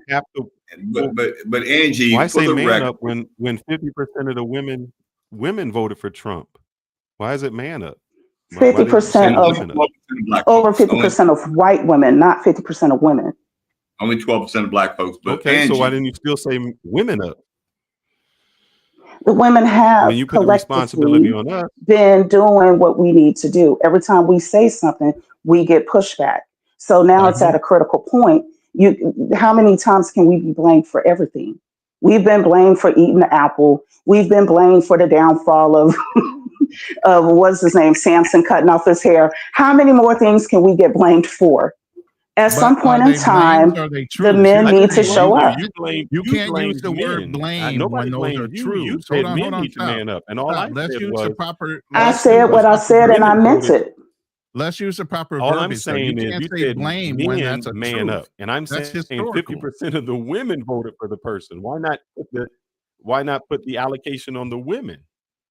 Oh, as far You're the one that as took the blame. You as started far blaming as the men. women who No voted man for on this Trump, channel blamed a they're woman at all. already being unfriended.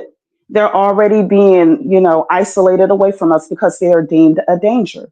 You voted against your own interests. So we are doing what we got to do on our end, but we can only do so much. We can always only do so much. Hold on. Can I At come some in point here? in time, you have to get tired of it and you have to be the one to go and contact. And when I say man up, I'm not speaking violently, but I'm just saying use the channels that are available so that you can get the resources that you need. Maybe you don't need it because you have the income to cover it, but the average person does not. I want to ask the panel. And I'm a business owner too. So either way, I'm okay too. As the only expat on the panel, why don't y'all just leave? Exactly. Zed ain't from America. I'm moving to the Philippines 2025 February. Don't do it. Why don't we just leave? I've been overseas before. For how long? I'm not someone who's strange to living overseas. I've been overseas before. For how I long, choose though? to stay here. Yeah, make sure. Why, Angie? Why did you come back? Because I want to. Want to be close to our families. We love it here. If it comes to it, Richard, I'll consider it. But right now, I'm not right at that point.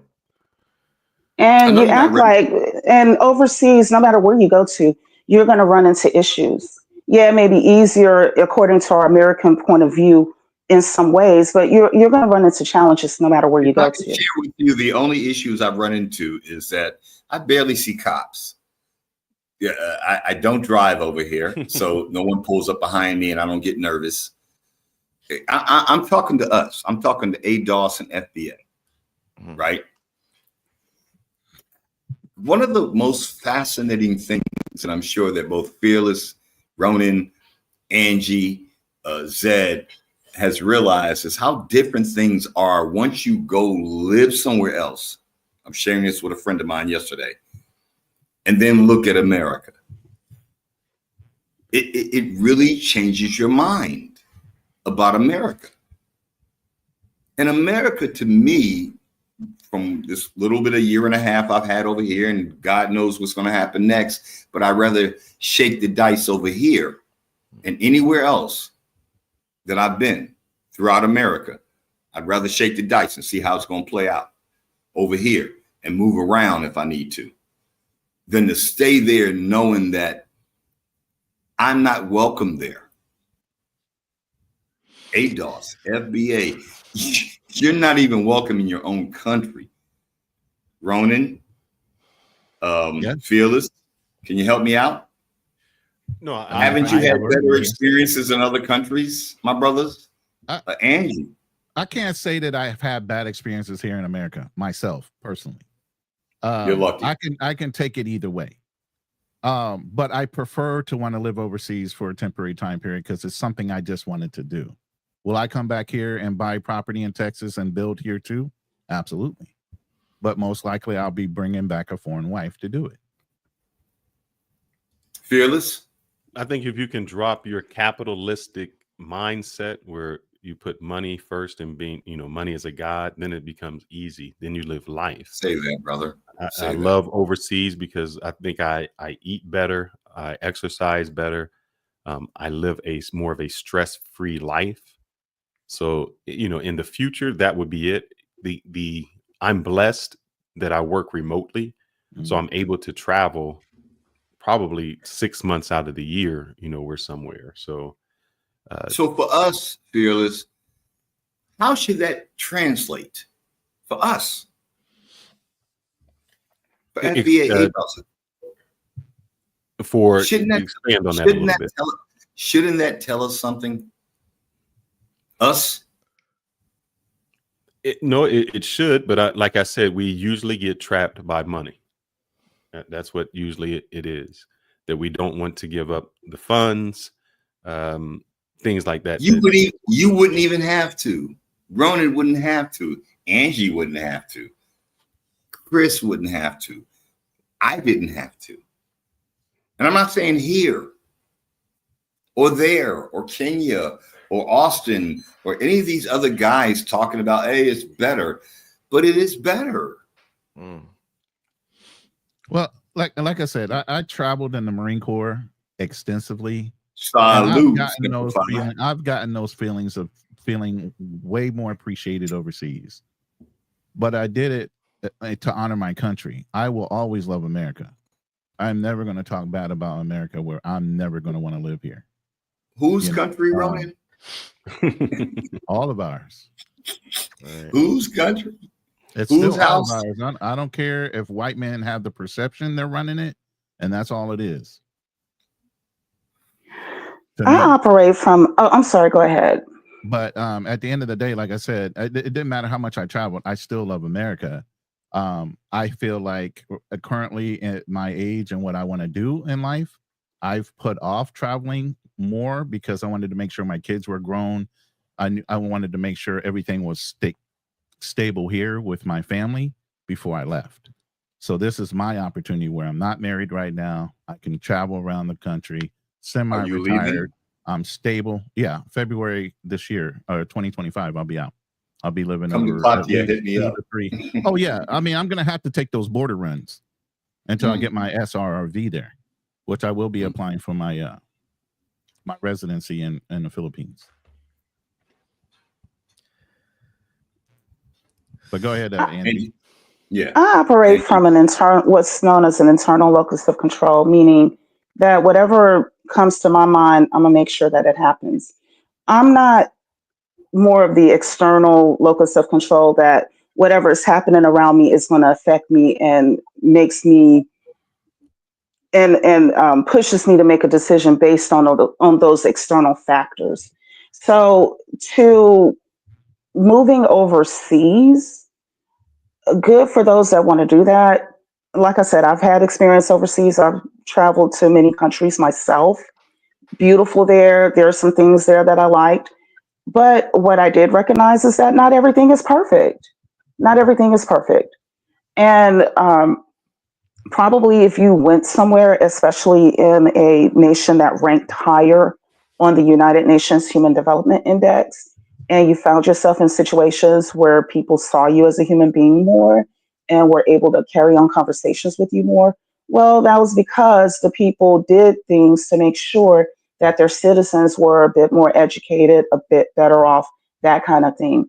And when I say higher up on the UNHDR, I'm talking about like top 10, top 20. I think the US ranks like 21-ish. So we're talking about places like Norway, Sweden, Switzerland, those kind of places where maybe you did have a better experience and the people were nicer. Well, yeah, they live a better quality of life because they actively did things to make sure that everybody was going to be okay in their society. But I'm not going to sit here. Norway. I think that's what he's saying. It doesn't have to be United States. Why not go to a Norway, Sweden, or those countries that are in the top 20? Why are you guys? You can if you want to, but no, he's asking you why haven't you? Because you're saying that those countries, as you stated before, know better, offer the things that you want, that you like, the health care, the maternity leave, all of the things that you value. So why haven't you gone to the countries, to the places that you value? Okay, to the places that I think have figured it out, rather. Because I also looked into the history. I believe that Switzerland or Sweden, one of the two, they were the last place on the planet where women earned the right to vote in the 90s. They were poor and they were backwards, but they turned it around. And how they turned it around was a process that has worked in other countries as well. So it can happen here. As a matter of fact, they got the idea from here originally.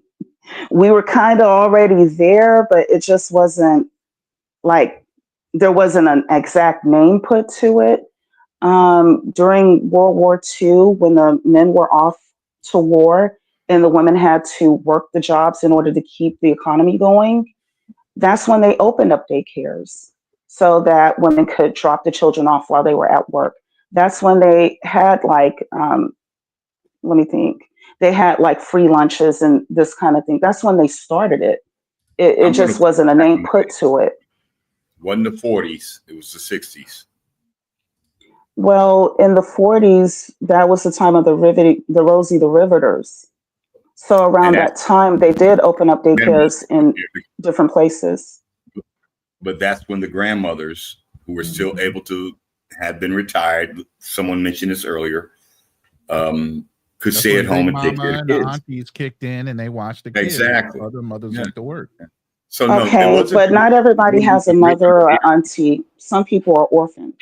What about them? Well, my mother was a foster child, by the way, and she lived in the house with an orphan where kids were taken to the home to live because the mothers were having kids out of wedlock because the fathers were overseas fighting in a war during World War II, and they were having kids, so they were giving those kids up for adoption. She lived in the house with 13 other children. But the thing is, what you're presenting is that the grandmas and the aunties and other people can step in, but there are people that's back then. But what about right now? Right now, it's a different society. Right now, mothers don't even want you to correct their children. Don't say shit to my child. Let's talk about that if you really want to go there. But at the same time, it's a different era. People have evolved. That's what I was about to say with family. Generationally, those things were traditional. Big Mama, Auntie could have an input in how the children were raised. It was a village raising children when I grew up. As it has evolved and different things have happened over the last 40 to 60 years, women have gotten so protective of their children, you can't address them, you can't talk to them, you can't correct them. But you say different things have happened over the 40 and 60 years. I'm the type of person to dive into what are those things. And when I dive into one of blaming, but it started off when they started breaking down the Black nuclear family. When I go into what are those things, I go into it looking for a solution. Now, I can keep pointing at the wall and saying that the wall is there and it's blocking us, or I can figure out a way to get around the wall. I'm the type of person that wants to figure out a way to get around the wall. You can't do that when the society that you live in is an enabler of that thought process. So wait, Ronan, are you trying Which is why I was saying earlier what I said. I know but again, if you got society as an enabler, but how are you going to get the people that are being enabled to not want to take the help? And I agree, Chris. I think I said this on one of the posts that your friend posted. I said, I don't even care if a woman has a child out of wedlock. I just don't want the responsibility of having to raise that child. I don't think my finances should be going to raise a child for someone else's irresponsibility. But at the same time, you guys, specifically the conservative crowd, want to get rid of crime and you want things to get better on that front, but you don't want to help people who need the help to be able to get out of some of these circumstances. But wait, on top of that, what if she was R-worded and then she's part of a religion that tells her that it's wrong to have an abortion? The exception, the rule. You go way on a spectrum. When they overturned Roe versus Wade, were there 13 and 14-year-old girls that gave birth to babies? But how many of those? So you keep saying it like that's the status quo. You're talking about a very small percentile. Women. No, I'm not. You're going to tell me that women have the A word because they were R word, or was it that they just had a one-night stand that didn't work out? Which one is more prevalent? What I am saying, because you said that the woman is irresponsible. Hold on. You can't direct what I'm going to say. I'll speak to the issue.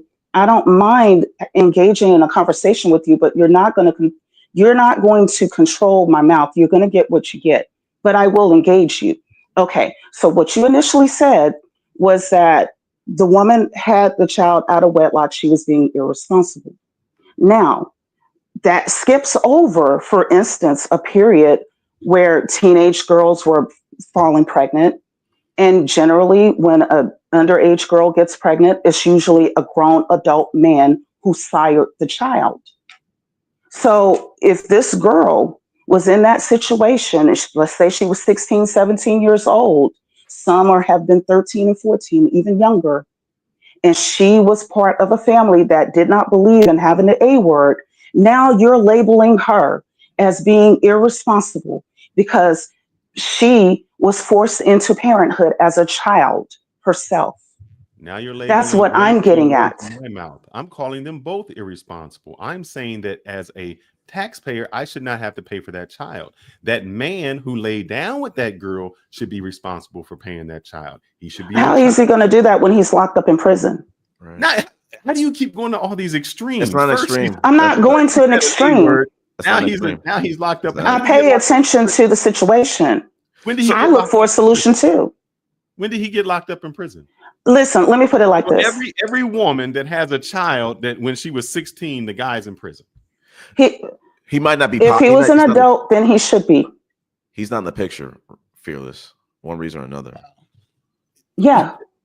How do you? So it's like you're trying to have the cake and pie and eat it too. I'm not trying to. You're against the A word, and that's okay. I'm not here to try to conduct your belief, but what I am saying is that that's the reality to deal with. If a girl falls pregnant against her will, especially. How many women are falling pregnant against their will? A lot. Oh, give me a number. I need to know that number. Yeah, I'm very serious. Give me a number. Why would I joke about something like that? I'm not saying you're joking. You can research it. What you're saying. But Fearless, at the end of the day, you don't want your tax-paying money, your tax money, to be paying for people on welfare, people to have, women's clinics. You don't want them to have. You don't want them to have any of that, is what I'm hearing from this. I don't want my tax money to be paying for someone else's irresponsibility. That's the thing. He's labeling it as an irresponsibility, but I'm pointing out the irresponsibility is on the adults in the situation. You said one. Let's just say one. How many more children can she have that there's no father in the home? Let me speak to that. No, wait, hold up. I want her to answer. No, I want to answer it first. Let's give her one. How many more children can she have? There's no father. I'm answering that first.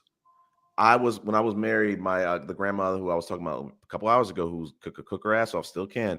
She had, I want to say, 5 kids, and they probably all had different dads. It was so bad. I'll say this, and it's not necessarily. And like I said, it was so bad that in South Carolina, the children would know where their dads were at, but the dad wouldn't acknowledge them. The dads didn't help contribute anything. This was a grandma. This was a mother who was on welfare, and project housing, raised I'd say maybe 4 out of the 5, college educated, very self-sufficient, stuff like that. So there are really, and it helped me see, because that was really maybe the first time I got to see something like that. It was there are really shining examples of people who are using welfare or using other entitlements, and actually there's something positive growing out of that. So you're not looking at where was the positivity in that? Meaning, let's say she had the first child. Okay, she made an error. Whoever made an error. How many more children do we have to support by those people, 2 people making those same errors? I'm saying, I think the focus needs to be on the people who are creating these situations. Yeah, that's what I'm trying to get to. I don't think a 13 and 14-year-old girl wanted to be R-worded on the side of the house in Mississippi and give birth to an R-word baby. Purple narrative, and that's just not. That's not a color purple narrative, sir. That actually happened. It's in Time magazine. You can research it. Now, see, this is part of what's going on. When people present reality to you, you fight back against it. I'm not, and things continue. But that's exactly what you're doing. Is not the rule. The problem, Fearless, it's not an exception. Fearless, It's not an exception. Do you know people that deal with juvenile sex offenders? The majority of women that get pregnant, you're saying, we're through the R word. Do you know anybody that works in therapy or as a psychologist? You can't answer a question with the question. I can answer the question, but I'm helping you to understand something. Hold on. Angie, we do actually do a Thursday night therapy session. Well, we do have a psychologist that comes on. So I would someone who specifically works with juvenile SEX offenders. Okay. Well, not specifically that. No. There you go. You're going off of what you're feeling. Angie, you interjected a very extreme case. Out of everything we were talking in general, you went to a very specific extreme portion of the overall general conversation. So now you're making it very difficult to actually answer a question because you're going into a specialized area of the overall issue. What Fearless, I believe, said was that a woman was being irresponsible by having a child out of wedlock. And I pointed out that there are a lot of women who were children who had children out of wedlock. So how is she being irresponsible when something happened to her? I wasn't trying to go to the extreme for the sake of making a point. I was trying to open your eyes up that things are a bit more extreme than what you think. Yeah, because here's the thing, Angie. If you told me that there was a 13-year-old who got assaulted, then I would say that is a crime. She was not being irresponsible. She was a part of a criminal activity, and in doing so, person should be arrested. All of those things should take place. Let's eliminate all of that factor. Now, what about the other people? 13 years old, 23 no, years old. not 13. 16 years old, 20, 18, 17 years old, 12 years old. There are a lot. Anybody who is getting, I don't argue facts. I'm informing you. There are a lot of people in that situation. Okay, that's where I'll end it. Anyone who is getting a 12-year-old pregnant, I am not calling them irresponsible. There is no reason for you to address this issue because it's not an issue that we can actually address. This is far beyond the breach of a general conversation in a room. Let's say this. There's no right answer to this, and it is not going to get solved tonight. There is a right answer, but I'm just letting him know that things are a bit more extreme than what he thinks. Let's take everyone that is under 18 out of the picture. Let's only focus on people who are over 18. Okay, so fine. A 23-year-old woman who is with a man in a relationship, he bails on the child. She doesn't really make a lot of money. What is she supposed to do? Wait, say that again, because you know what I'm going to say, right? Yeah. Let's say a 23-year-old woman. She's why is she having sex with him if she's not married? Yes, this is a good point. Because he lied to her and told her that he was going to marry her. It happens all the time. If you ask the people, you don't marry before you carry. That's Fearless. Black men only get married 36%. So that's not really an option. Here's the thing. If you go over to another clear about country, and I know this, let's ask you this, Fearless. At what age did you lose your virginity? Did you lose your virginity when you get married? Young. Right, exactly. Yeah. So you did it with somebody's daughter. Right. No, and here's the thing my dad told me. Wow. You're going to have to be responsible for anything you brought. And I made sure that if I'm going to have sex at a young age, I'm not having unprotected sex. I'm not having sex where somebody says, hey, yeah, I might be on the pill, something like that. I'm strapping up every time. Right. And then when I went to college, I said, I'm not even going to have sex with a person that I could not envision as being the mother of my child. I mean, I don't want to have that one chick that was the one night stand that I didn't like or anything like that. I had to become more responsible. I couldn't put the blame on someone else. Yeah, I get that. I subscribe to a lot of that. But I'm saying, Fearless, the average person, they're not all the same. Some of them literally, I want to be harsh, but I'm just saying a lot of them are extremely sexually irresponsible across. Let me ask you this, Chris. Let me ask you this. If the women, let's just say the women, if how many 40-year-old black men, Fearless, don't have children? No. If all the women said this, if they said this, look, sir, I like you. You're a nice person. Until we get married, we can't have sex. Yeah. If a Yes, I'm woman a said that God-fearing to every man, man, Dragonfly, what so would don't happen? answer Do you for think? me. Do you think the men? I Do you was think that the men would woman. say, I was a virgin when I got married the first time. I dated before I got married. And anytime I would tell guys that, it seemed like the first thing that they wanted to do was put their hand on my leg, put their hand on my shoulder, and try to put their hand down my blouse, all kinds of stuff. And no, these weren't Pookies and Ray Rays. I don't roll like that. But I'm sorry to say, you're not a woman dating men. That's it. You are a man, in all no? fairness. But So Angie, you're would you not agree? seeing this You side didn't of have. That's why things. I'm trying to Because tell of him You're that that, not he can't seeing this address side it. of things, sir. because He of that, can't Angie, answer. you didn't have a child at a wedlock. Fearless, you're not going to be able to answer this question. She just basically said it. You're not a No, woman to be able to she understand waited until the she got point of married. She view. wasn't So out why there even having address the issue? irresponsible sex with someone. No, hold on. We got Fearless on the panel. Mister, I got a smash by the third date. You're not going to even stay with a woman who wants to save herself to marriage. Let's be clear about that. Correct. If a woman told me, look, in order for us to go somewhere, I have to be married, then I have to move entirely different. That means I have to move with purpose. The reason a guy is out there having sex is because it's available. That's why. That's not true. What you're doing is making it seem like men are not intelligent enough to be more responsible with their bodies. I'm so sick of hearing this. Oh, it's just the man. It's just the women have sex drives too. As a matter of fact, I would argue to No, we say don't. that men are like turning on the pilot light on the stove. It lights up very quick, but it can also turn off very quickly. Women are like ovens. We can go and we can go and we can go if we wanted to. It's just that a lot of the times we are okay with accepting what we agreed to. If we want to be with one person and be, just with that person, then we just keep it there. But nah, You it's think, not no, because I it's don't care if available. you It's because risk, though. I they don't don't care want if you to go. exercise any discipline.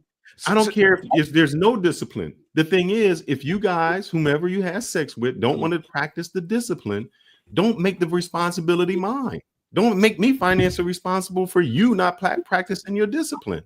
That's a very privileged point of view, Fearless. Yeah, especially when men push themselves on women. And let's be clear. Let's be clear about this, Fearless. You're talking to someone with a silver spoon. I'm as privileged as they probably come, and I'm telling you that's a privileged point of view. Let's just be clear about that. You are saying that because that's not your reality.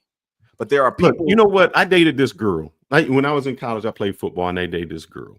And what I asked her was, I said, "Why is it like you only attracted to ball players?" She said, "That's the only people that approach me." And I said, "No, that's not the truth.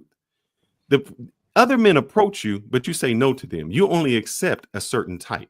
So that's what women do. They accept. They get approached by nice guys, all type of guys, but they only accept a certain type of man. But here, I want to just. And you can't be mad that certain type of man does that to you. Respectfully, I want to interject, Fearless. You are on to something. You proposed. You said if women did the Chirac route, and I think it was some poet wrote it. Who was the poet who did the thing where women, if they abstained and they I forget what the Chirac is built upon. But I'm butchering it. You're onto something, Fearless. The problem with it, Fearless, is that would work if the men were actually a mirror to those women and said, I'm going to go back to the Regency period too, and I'm going to hold myself till marriage. The men control the access to marriage. So it doesn't matter what the women do. It doesn't really have that much of effect like you're trying to say. No, it doesn't. Can I step in real quick? I came back. I apologize for dropping. My opinion, respectfully. In your opinion, respectfully, but I wanted to ask the men on the panel and the men in the chat, how many of you have been with virgins? Right. And how fun was it? Yeah, not fun. I've been with a few, and not it was fun for me. I mean, we were both virgins. Yeah, we were both virgins. So I mean, my first. Wait, I'm not talking about you. You were a virgin a few times. Who? Somebody said they've been with a few virgins. That was Fearless. I've been with a few virgins. Why? No. I want to jump in front of this. Fearless. If you've been if you've been with a few virgins, why would you take the virginity when you think that virginity matters so much to get to marriage? Oh man, that's not how it works, Chris. In the real world.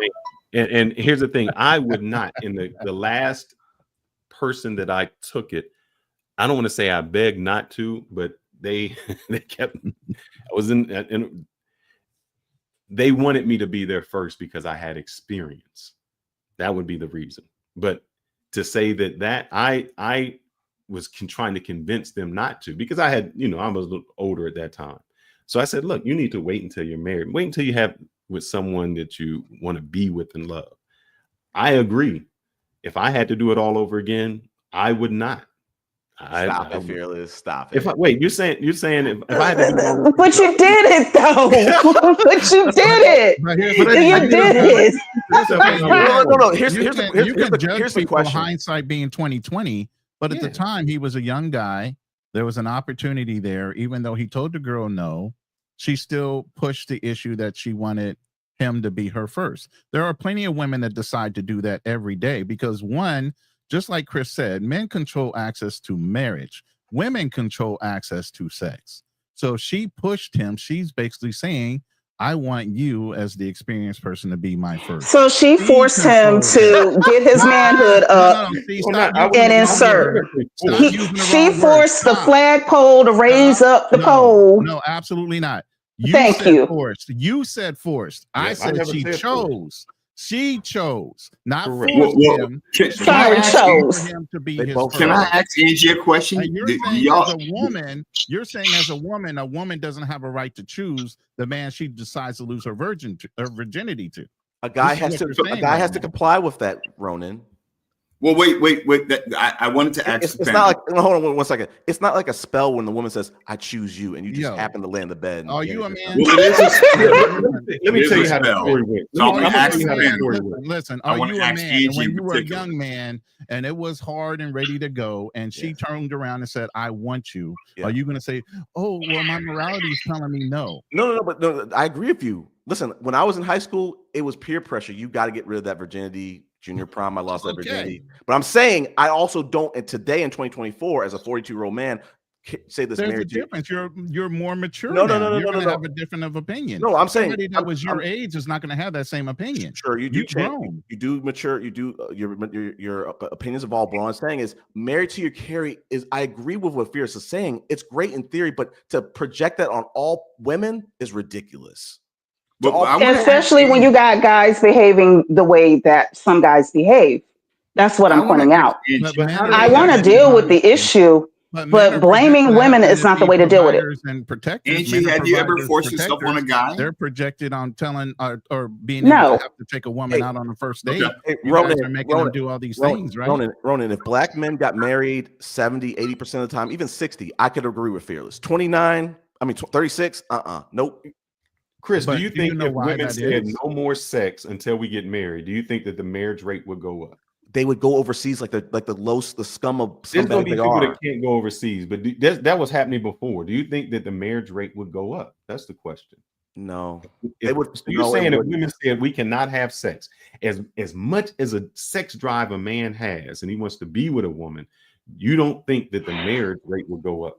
That's already happened. That's already happened because like in the 60s, 70s, and in the 80s, Black women collectively, the Black community collectively was very conservative, went to church, went to Bible study Wednesdays, church on Sundays, revivals every 2 weeks in the summertime. And so what happened was that the thing was the spin back then was, you're not freaky enough. You're too conservative. So I'm going to go and be with somebody that does the things that you don't want to do. My grandmother was kind of like somebody in our community who people would come to when they had complex issues. Mm-hmm. You know, she was that ear that people can talk to, and she would come up with solutions and all that other kind of stuff. There are at least one in every community, and my grandmother happened to be one of those people. And I remember this lady, she was raised up in the church. She wore skirts that came to her calf or to her ankle. Mm-hmm. She wore long sleeve shirts or blouses. Church. Virgin when she was married. Her husband enticed her into doing an sex act. Now they're married. They're in the bedroom by themselves, you know, the oral type. And he turned around and said that she was nasty because she did it and used it as a premise to divorce her. So what ended up happening is that time and time again, these holy and sanctified women were being left for the women who were not by their husbands, who they were virgins for, who they cooked and cleaned for, cooked from scratch and all that other kind of stuff. Because the husband was looking at them and saying, oh, you're not doing it enough. So now here we are in 2024, and there's y'all are trying to flip up the game, respectfully speaking. You're trying to say, well, if you cut out all of that extra stuff, then we will be, the guys that we need you to be. And I'm here to say, no, it won't happen. It didn't happen then. It won't happen now. I can tell you this, Angie, if the guy's not already coming at you that way, he's never going to be that way. You don't practice to be a gentleman. You don't practice to be a man. You either are or you are not. 100%. I agree. So the women that are picking these men with these projections of saying, oh, if you do this, this, and this, then I'll be your man type of shit, that's bullshit. Because no, it's not about the women picking it. It's about the men lying. Again, remember, women have access to sex. So the man's either got a real good game or she doesn't have the wherewithal to disseminate whether that man's lying or not. What do you guys call it? Intuition? The wherewithal would be the father in the household with her, raising her. Yeah, but because a lot of what have been raising families for the last 40 years. So to bring because the father's abandoned. No, that's like I said. Oh, the father's not abandoned. Hold on. I told you this started off back in the 60s when they started breaking down the family nuclear unit. When they started bringing out social services, when the market went down in the 60s and they closed all the plants, the brothers had to leave the house so that the families could be fed. They chose to leave. In the 70s and the 80s, men use social services too. Let me tell you history. I'm 57. I lived through this. I'm not telling you from something I read. This is what happened. I've seen it too. So families could be fed because it was so desperate in the time. Look at Good Times. Look at the TV shows that were going on about those times. People were struggling, and the only way that they could get to eat was to have welfare. That was designed by the country so that you could break up the black family. We were the strongest unit. We were married by 80% back in the 40s and 50s. That disseminated in one freaking generation. If I could say something to that, Ronan, Chris, if I could speak to that, because I've got 10 years on Ronan. That Good Times was not representative of the black family. It wasn't. Not the nuclear black family. It was a husband, a wife, a struggling black family living in the projects with a fat guy who never took care of the heat. Yeah. That was a different era. Right. And that wasn't, even though that show was very popular, let's accept the fact that that was a Hollywood production. Those were Hollywood actors. And I can tell you, even as a teenager, I guess in those days, when Good Times was popular, that was not representative of me or any of my homies or homegirls up and down the blocks of Philadelphia. It just wasn't. You grew up in Philly? Born and raised. Okay. Yeah, I was in Germantown for about 7 years. What part of Germantown? Let's not. We need to talk, Ed. I need your email. What part of Germantown? You remember Germantown, Shelton? I was a kid then. Is when I moved there because my aunt was she was a paramour. She was actually taking care of kids overseas with some rich family. So my mom moved us down to her house in Philly, and we lived in Germantown for about 7 years before we moved to the Midwest. Incredible part of town. But look, on some real talk, Good Times was not representative of black folks. I use it as an example, America, just as a way of explaining that there was a major George Jefferson, the Jeffersons, Jeffersons, and then later the Bill Cosby show. Right, there was a major downswing on jobs, and that's when they started kicking in. So I just did a Google system. I just did a Google. It said in the 1960s, 25 to 30% of black mothers were on welfare. So it was not, so it wasn't the whole population. It wasn't the overwhelming majority. It wasn't. Nobody in my neighborhood was on welfare and would even admit that. I doubt statistics, Chris. I know you pull them up. You go to Google, but the black community. Let me tell you what my mom being on welfare was shameful. But let's say this, America. You can tell me this. Were your parents hustlers? My mom kept the books for a numbers gang and a bomb, and my dad was collecting money off of the Baltimore Pier for the mom. I can answer your question this way. Are your parents still alive? My mom is. My father is not. Yeah, my dad and mom are gone. No, they were not. They were never involved in any number game. They played the numbers. My mom was. Yeah. Well, but I get it. But people chose different ways to survive. Well, Right. Ronan, there were like different schools of thought. Like there are some people who say that welfare was created to take the black man out of the home. There are people also from that time period. I call cap on. Yeah, there were people. There's women here in this channel's community saying welfare was there because the black man left. That was why it was created. It was there because the black man left. I call cap on that one. Yeah. How about you? No, it's true. There were situations where men who had families will leave their families for days at a time, no food, no money. I know because these families the women used to come and ask my grandmother for help.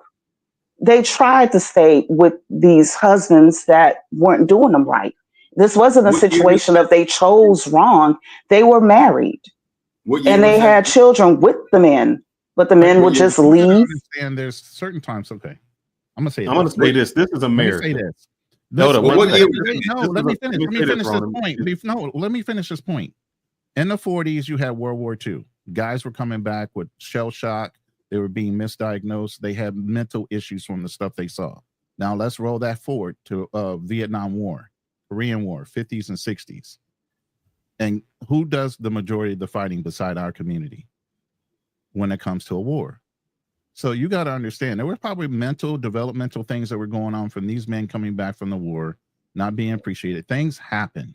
So it's not as cut and dry as you guys are trying to make it seem just by the letter of whatever you read in a record book or whatever. There were other things that were underlining that we were not necessarily in our community being treated for.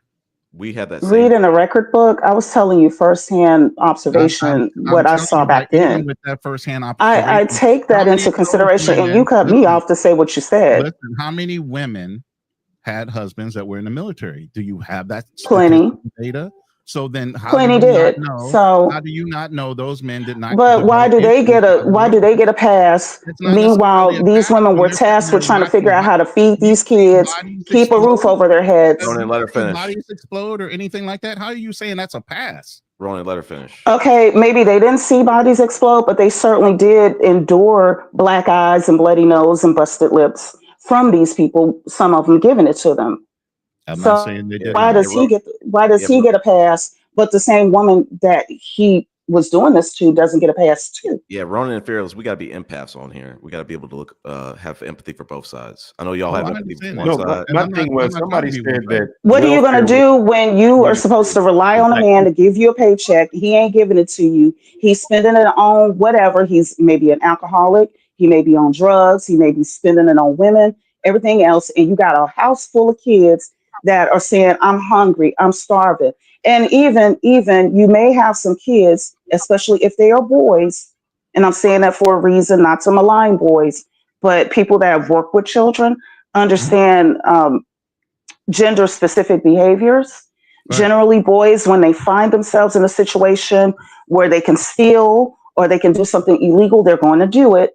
So now you got this child that's coming of age and he's seeing that his sisters and brothers are starving, that his mom is having a hard time paying the bills. What you think he's going to do? He's going to get out there and start hustling. He's going to sell whatever. And you, as the woman, as the mother, as the wife, are trying to keep your house stable, but you got somebody that's supposed to be your partner acting up on you. What are you going to do? That's the reality that these women were faced with. You're going to do so it wasn't like they went to welfare. It's not like they went to welfare just so that they can get rid of the husband. They tried everything they could to hold on to these men until they couldn't no more. Right. They were faced with a reality that if they don't act, then things are going to fall apart. So this idea, this notion that welfare took men out of the house is false. And for Reverend, I'm trying to scroll up and find it. Mr. Reverend Oman, I actually saw a video because he's saying that men never had welfare. Yes, you did. I saw a video where a man, I believe he was a widower. He received assistance. to the point where he even had somebody to come in and cook food for him and his children. And it's a black and white video, and he's sitting down playing the guitar while the woman that's helping him to take care of his family that was supplied by the government is cooking food. So yes, it did happen. It did happen. It may not have happened as much as the women going to get in welfare, but men did get assistance too. That is a fact. I don't have a reason to make things up. Now, what were you about to say? Somebody said that welfare was invented for black women because of men leaving. But Angie, the fact is, wait, is that correct? Well, somebody else said it was invented No. for white women. Somebody said it was No. well, yes, it was yes, invented. it was. It was not invented just for black people. I said that, yeah, but I'll restate that. It was probably more than just black people. Let's just say that. There are more white people on welfare, always has been, than there ever have been black people. Right. So Am I my wrong? question is, no, you're right. I know you painted this picture of like leaving and all of that. If that is, I didn't paint the picture. I actually saw it. All right, that happens. I'll give it to you. I'm saying everything you said was correct. Then why is it then in 1960 when black families had the highest marriage rate that we don't have that now? No, they did not. If it's the same universally, that means white men were leaving their white babies the same that black men were leaving their black babies. Just even more. Why is it that their marriage rate has not declined? Why is it only in the black community? Just to be clear, Fearless, in 1960s, white people, I think, were married maybe 70% of the time. In the 70s, black people were married, like I think in the 50s, 60s. They were never at any point in this country. I'm still looking for the stat. Black people were never the most married people in this country. Go back to the 40s. I'll go back. I'll look right now. But go ahead. At one point, we were at 80% because that's all we could marry. We didn't have no options. Black men always chose black women. There you go. Now you're starting to speak to it. Black women I'm looking at it right now, Chris. It says black people were married in greater proportions than white people until 1960 for men and 1970 for women. Right. I'm still looking for it. So what? It's okay, but it was our preference. It's still our preference to this day. Black men always prefer black women first. So that's it goes never back going to to be a differential. No black man on the panel will ever say they didn't prefer a black woman first. Hey, Ronan, my mother and dad were married until they both died. My brother's been married to his wife for probably 40-some years. Man, I got nephews. I've always wanted that. Believe me, every time I've gotten married, I've only gotten married to want to stay married. I ain't talking about you young people who get married more than once. Right. I'm talking about folks who, no matter how miserable the marriage got, you struggled through it and you got together. No. That's bad for mental health. There are a lot of people that have been messed up as a result of that. Bad things happen in those households. Abuses happen in some of them. So this idea that you just got to struggle through. Why you got to struggle through? Why you got to why set up the struggle? Because you stood before. Wait, if I could say, gentlemen, I'm curious to hear these answers from young people. Especially a young sister, as intelligent and as well studied as Angie is. Real talk, no smoke. But look, Angie, if you look at your grandmothers and your mothers, and even though they might have had some tough times with a man, why do you think they stuck in there? Hold on one second. Before we go to that, Ronan, Fearless, I looked it up. 1940s, black people were married 59%, white people were married 60%. So I'll keep doing that research, but I'm just saying that's what I saw. Keep going. Thank you for that hot take. Hey, Chris, Angie. Somebody was asking if the panel was open. I didn't know if you wanted to drop the link. I'll drop Young Diddy or Daidi. Yeah, I'll drop it again. Come up. But Angie, what do you think marriage is? Okay, you wait a minute. Are you asking me a question for me to answer, or you're asking me a question to ponder? Maybe you'll ponder it later, but I'm asking you on the panel live. That's what marriage was. What's different about marriage that you just figure you can bail? It's not about bailing. Yeah. Okay, let's get on the same level. At the base level, if a couple decides to go to the justice of the peace and get married like that, no wedding, no reception, just go to the justice of the peace and do whatever you do there. What you're doing is signing a contract that you are going to form a household together. So whatever decisions that either person makes can affect the other person's life, and people can be liable for one another's actions. So Until at the death do base you level, no, hold on. At the base level, there is a contract. Now, the issue is what you're saying. If I apply the same logic to buying a house, or let me say buying a car, because buying a house may be a little complex for some listening in, respectfully speaking. Buying a car. Okay, you bought a car with the understanding that it was going to be in the condition that it was in when you saw it. But when it's time for you to go and crank it up, you notice that some things are missing. Are you going to stick with it? No, because that's not what you signed up for. Well, the same thing with marriage. Some people get into a situation where they're married, everything goes well, and then the contract is signed, and they show a different side of themselves. You just compared holy matrimony, where you stand before a congregation in most cases. I said it respectfully.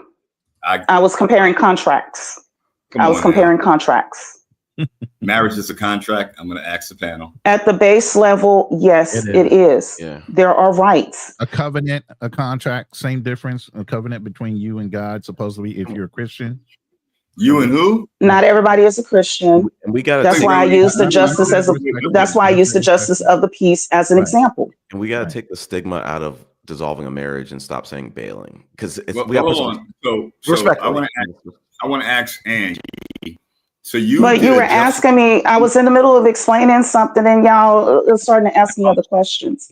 It seems like when I say something that you don't like, then you got a question. Hold on. You say, let's start with that. Everything you say, I like. You're very smart. So take that out, that part of it. So if you could continue, I apologize. Okay. So what I'm basically saying is contract, whatever the contract is, marriage, car, house. And by the way, a car and a house, those are major purchases that mean something to a lot of people. If something is wrong, then no one is looking at a person that has a lemon and saying, oh, you made a covenant that you got to stick with it. You just got to, bear with it. No, there's some recourse for you to take. Everybody recognizes that that's a situation that can affect your quality of life and do bad things to you if you stick with it. Same thing with a house. If you buy a house and you understood that mold abatement took place and you're finding evidence that it didn't, then there should be some recourse for that. Same thing with a marriage. I think that a lot of people have been frauded into staying into marriages where it didn't work out for them, where they were being abused, where the resources were being plundered from them, and all kinds of things because they were being guilt tripped to stay. I'm not the person to guilt trip people. So I don't tell people to stay in a relationship where somebody's beating and knocking on them or verbally abusing them or neglecting them or mistreating them in any other way. So can I ask you a question, Angie, with the example that you gave? I don't know if you want to go with cars or the house, but let's do the cars. You said that somebody bought a car and it was a lemon. Usually, what would be the way prior to buying that car to make sure that you don't buy a lemon?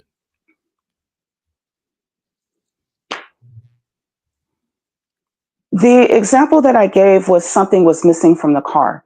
Now, yes, you can take a mechanic with you to look over the car to make sure that everything is intact. But the example that I gave was that you were buying the car under the premise that it was intact, but when you received it, after signing the contract, something was missing. There is some recourse. So it would have been smart, because you as a person didn't know nothing about cars, to take it to someone who was a little more knowledgeable on cars. Right? I think you're missing what I'm saying, and you're wanting to drive it into a certain direction. I know I exactly what specifically you're saying. said something was missing from the car. What I didn't Okay, but say a is that mechanic somebody would know blindly went something was in and missing from bought the the car. car naively and then started complaining. A mechanic would know that something was missing from the car. So, in the case of particularly a woman that's getting married to a man, if you want to say that she should take the man to the mechanic, the mechanic that she would take the man to would be her father. But what happens when her father is not in the home? Because she has a father, brother, other people. So what What if happens she is doesn't have a brother? in She have a today's What if she doesn't world, have an uncle? in the days, then she needs to We're find talking about someone. 2024. Then what's going to happen is the same thing. She's going to buy a lemon because a salesman, As opposed to a the great community salesman will holding the always men sell you a accountable lemon. Hold up, that are doing man. this to the women. Let me talk. A So you're great saying women salesman aren't will doing always anything to sell men you at a all. It's lemon. all the man's fault. Yeah, a No, great I didn't say salesman that. I want to come back to that. always sell you a lemon. So why wouldn't you, instead of buying a lemon, find someone who can vet that car for you? Friend, Fearless, anyone. the notion of vetting is impossible. Let's be clear about How is that. There it you go. no? You know why I know? Because when I've had girls and I brought them over my house, you know what my mom would say? She ain't the one. She ain't the one for Hey. you. But that's you. Right out the strip, right? Things that I could not see. No. Chris. But here's the thing. Hold up. How many people have you brought home that your mom or your dad or your sister said, nope? Let me make a terrible analogy. Hold up, you Remember, didn't finish, Chris. Did that ever happen? hold on. Let me make a terrible analogy. You remember those filters we had to wear the masks during the pandemic? Stuff still got in. Small, little, tiny particles Yeah, because still it wasn't got in. fitted to your face.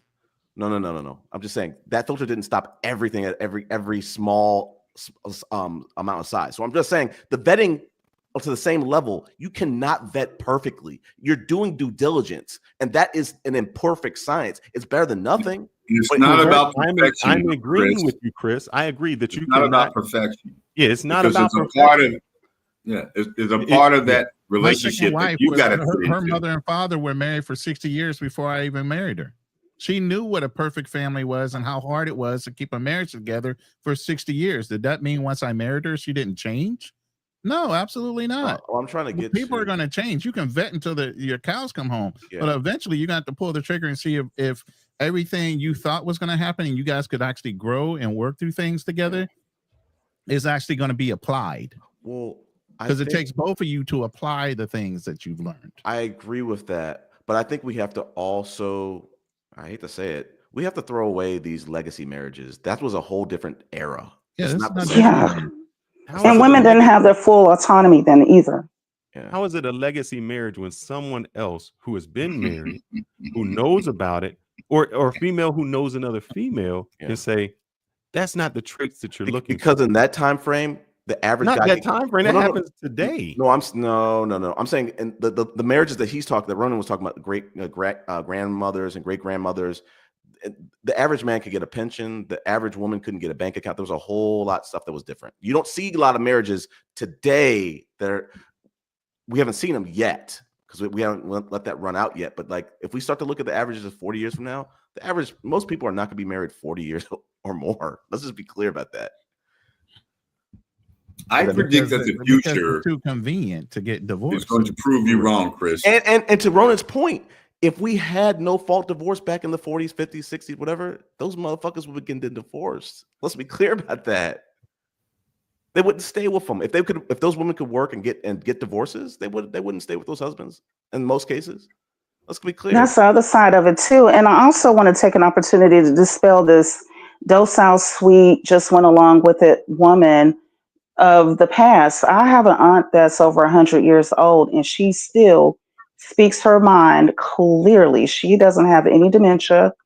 And she was never the type to just take it on the chin. She tell you straight. And I've known older women like that were divorced way back when. I mean, these things that happen. That's just I'm bringing the angle of the reality, not a fantasy. I've been fortunate enough to know 3 of my great grandparents, and I have relatives that are in their 80s and their 90s. So I don't have to rely on a narrative.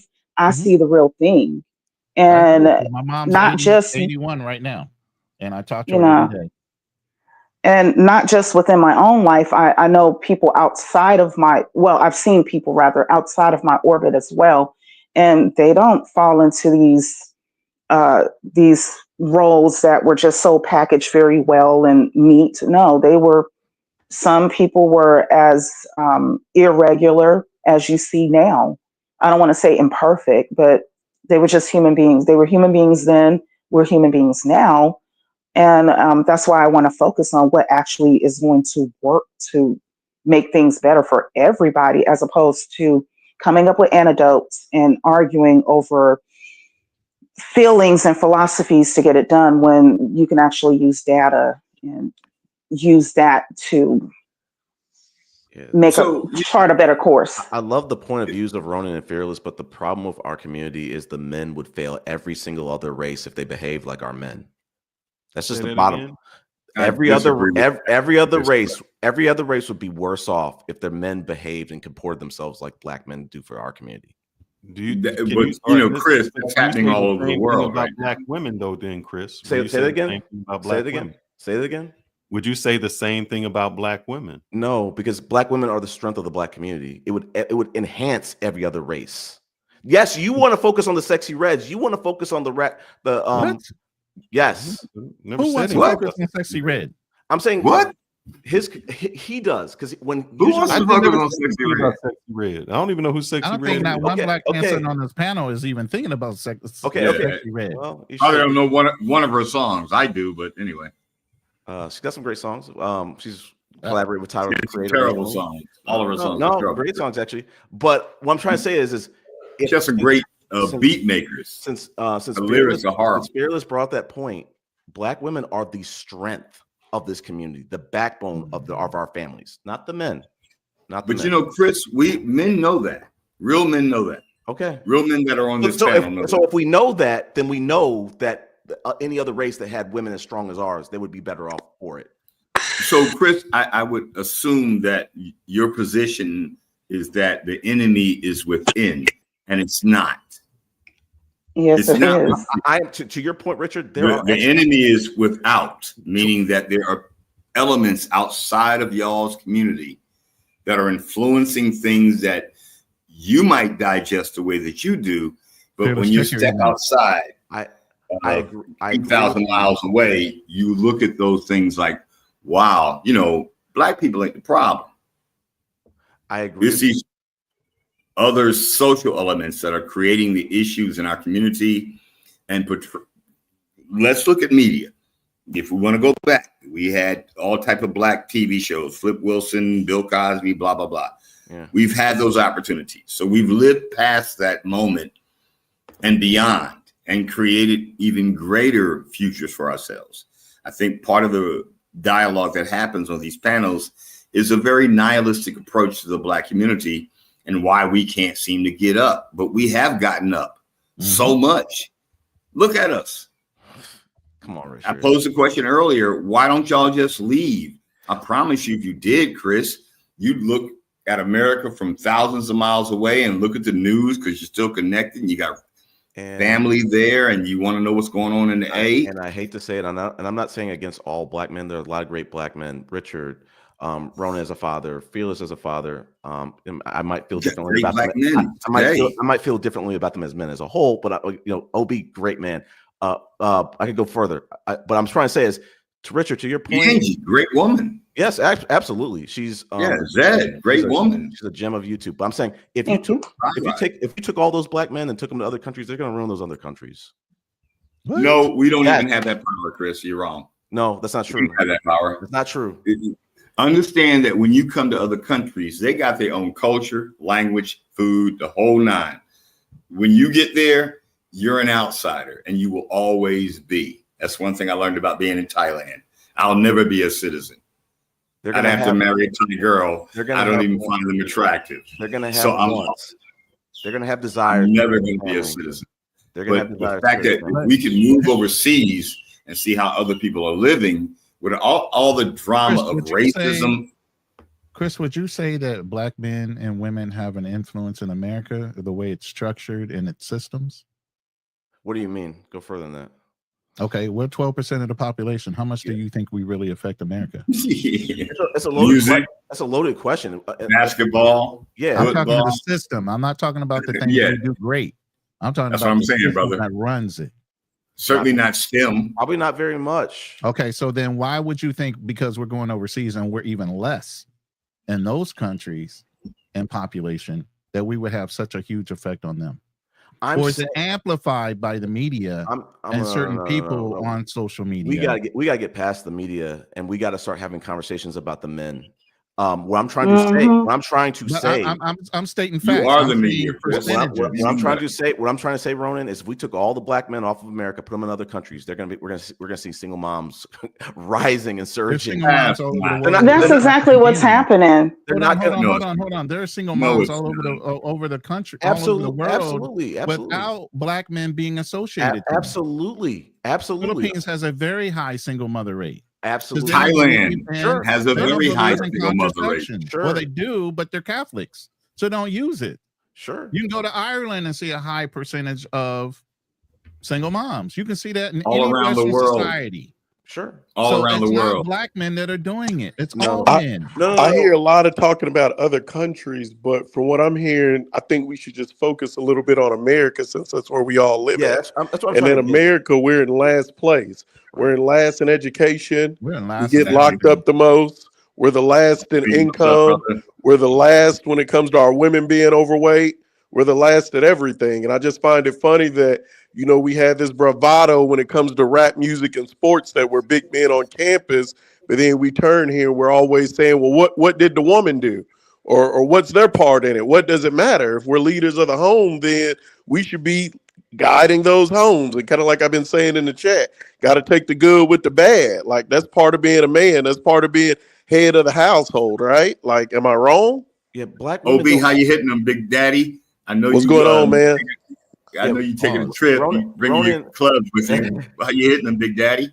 I'm doing pretty good, boss man. Him Big Daddy, bro. But hey, Ronan and Fearless, I understand y'all trying to use the choose better, the purity argument. Black women don't have the ability. I mean, sorry, they don't have the luxury for that to just be as simple as that. Now, like I said, we've got to fix, and we have a lot of home cleaning to do of our own house. We got to do better with the young boys and the men to give black women. Oh, you got plenty of great choices. Just choose the best one. They're choosing from horrible choices, competing to try to find a good one.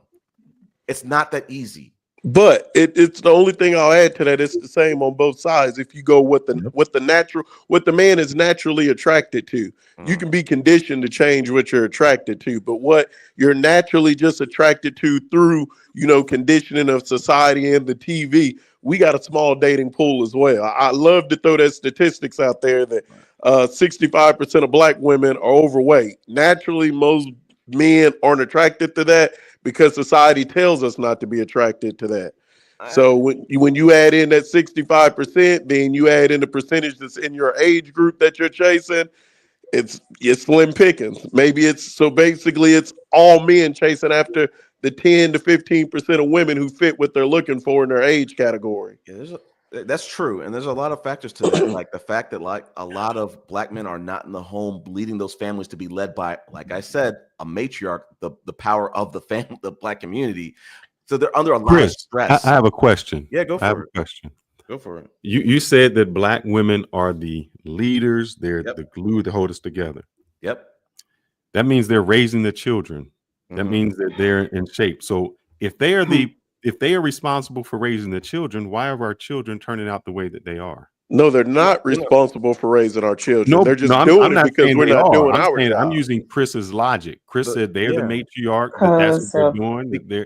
So my question is, if they are the people who are leading and they're the only person in the household and they're, the mother and the father, why is it that the children are turning out the way they are? According to you, they should be stronger. And they should have their offspring should be better without. They shouldn't be strong. They shouldn't be strong when they're walking around every day, and then they look at other races and there's men in the household helping, and they can afford to eat healthy or not be overweight and not be called out by that. Then we have 4C hair, which is different than most. That costs more money than other races of women don't have to do it. Now they're Right. stuck with raising those kids and trying to go get perms to fit in with what society wants, or go get weave to fit in what society wants. And then we turn around and kick them in the face and say they shouldn't Oh, be I got wearing something to that, add to that. which whether right or wrong, but yeah, those are the reasons for that. I got something to add to that. Who's putting the GUNs in the hands of these kids? Who's putting the DRUGSs in the hands of these kids? Who are telling these kids that you don't have to go to school? You can stay out here and make some money. As I don't know That's who, men, who the, is. as there you men, go. Because I've seen plenty. I've kn- I've seen firsthand, and I know of too many stories, and I'm sure everybody else does too, of women that were working 2 and 3 jobs to keep everything stable. But especially with the son got influenced by the street, and the street sucked them up. women too, though. I What was about the exactly saying women? that. I've dated, my high school sweetheart became a stripper about a year or two after high school. So women are, they're under the same conditions. They're influenced by that same exact thing. So it's not just men who, fall underneath that. It's just a different game. We talk about the sexy reds and stuff, but all that is the female Jay-Z. But who's committing the majority of the crimes? I'm talking, when I say majority, I'm not talking 51%. I'm talking about nearly Yes, 80% of the and, crimes. and yes, they are. And when they And do who's studies promoting them hold up, to do and that? when they interview those guys who are That committing the crime, statistic what do is they a ask them? lie. Did you grow up with a man and a father and a mother in a household? And they say no, because the majority of crimes are committed by guys who grew up with a single mother. But that More like who grew statistic up on black without a people is a father. lie. Okay, That statistic grew up on without a black people father. is a lie. But We're something I not want to kind even. of go with, I think a lot of times on panels like this, the women a lot of times like to take a lot of credit for some of this stuff that is just because the way society is. I tell my wife all the time, when we go on a cruise or something like that, people are a lot quicker to walk up to her and talk to her of different races just because she is a female versus being a black male. And it's certain things she didn't see until, we became married and walking around in certain settings or a corporate event or shit. Even someone just calling your phone, versus hearing a black male voice and a black female's voice. So it is certain things that, has to do with that. A lot of times we like to say, well, black women graduate at this higher rate, but I think there's reasons for that that's out of their control. But Yeah, I'm still Yeah. saying at the end of the day, black men got to take responsibility for black men. But I'm just saying at the same point in time, the way society is set up, it kind of makes it easier for black women to succeed. And some of that's on the good of us, and some of that just happens to be because it just happens to be. I I'm want to bring. sorry. How is it that a woman that is responsible, she's a single mom, Mhm. and she's working a job, and she's handling everything on her own, including caring for a kid or two? How is it that she is set up to succeed against a man who who only may have to work 8 to 10 hours a day, maybe 12, and has the rest of his time to himself? So I can give you one just from my own personal perspective, and I'm sure Fearless and Ronan and Chris can probably speak on this as well. And American Talk, just working in corporate America. A lot of times, y'all women don't realize that they'll put a black woman in that position because they know it's a woman, and overall, it's dominated by men, and she ain't gonna run anything. So you're less feared. It's a lot easier to be surrounded by 3 other women. You're the GM, then you got managers underneath the GM. It's a lot easier to control it if 3 out of 4 of them are women. You see what I'm saying? Versus another black man who might give him a little bit more pushback.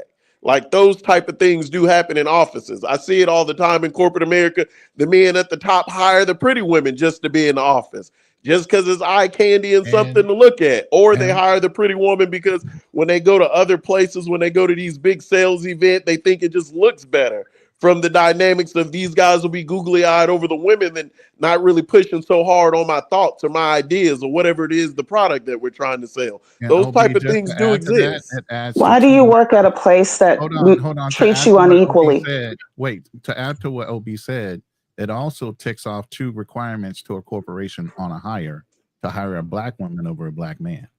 1, she's a woman, and 2, she's black. I mean, I mean that might be your experience. OB.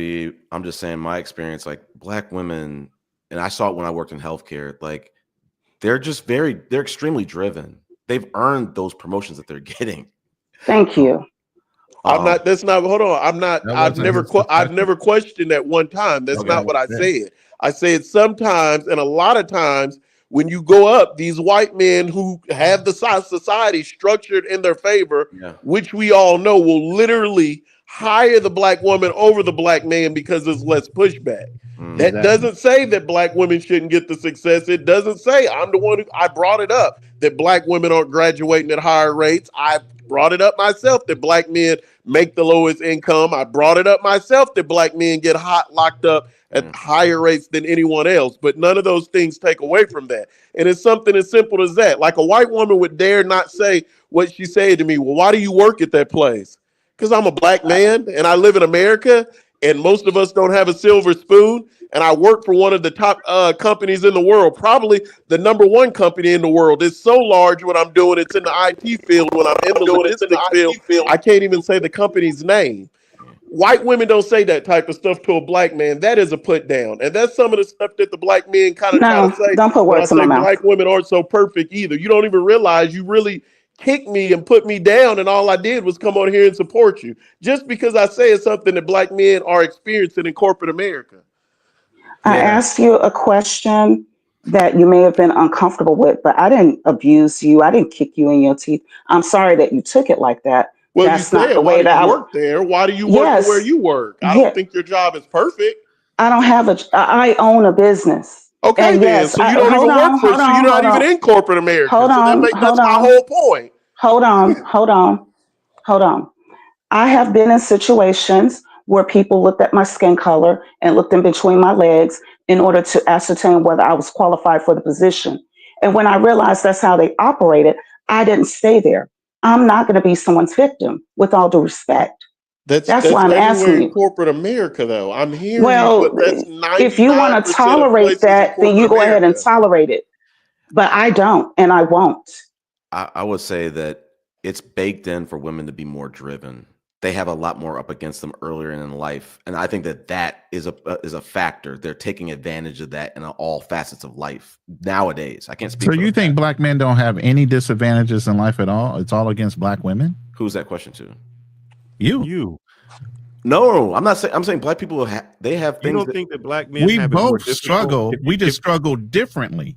Right. I go to schools, and one of the things they say is it's if a black male is, I don't want to say as out There's there, a white as man and a black woman. Did you hear that before? My feelings, you heard that before?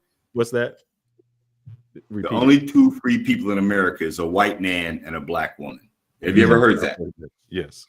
But I think Chris is saying that they don't have it harder. If you go to any high school and you are middle school and you I'm see not saying that. No, but I'm saying you see a black child, they are already a black male. They're already stigmatized. Oh, he's too rowdy. He can't sit still. Anything like that. The white child, he's just a black planet, you know.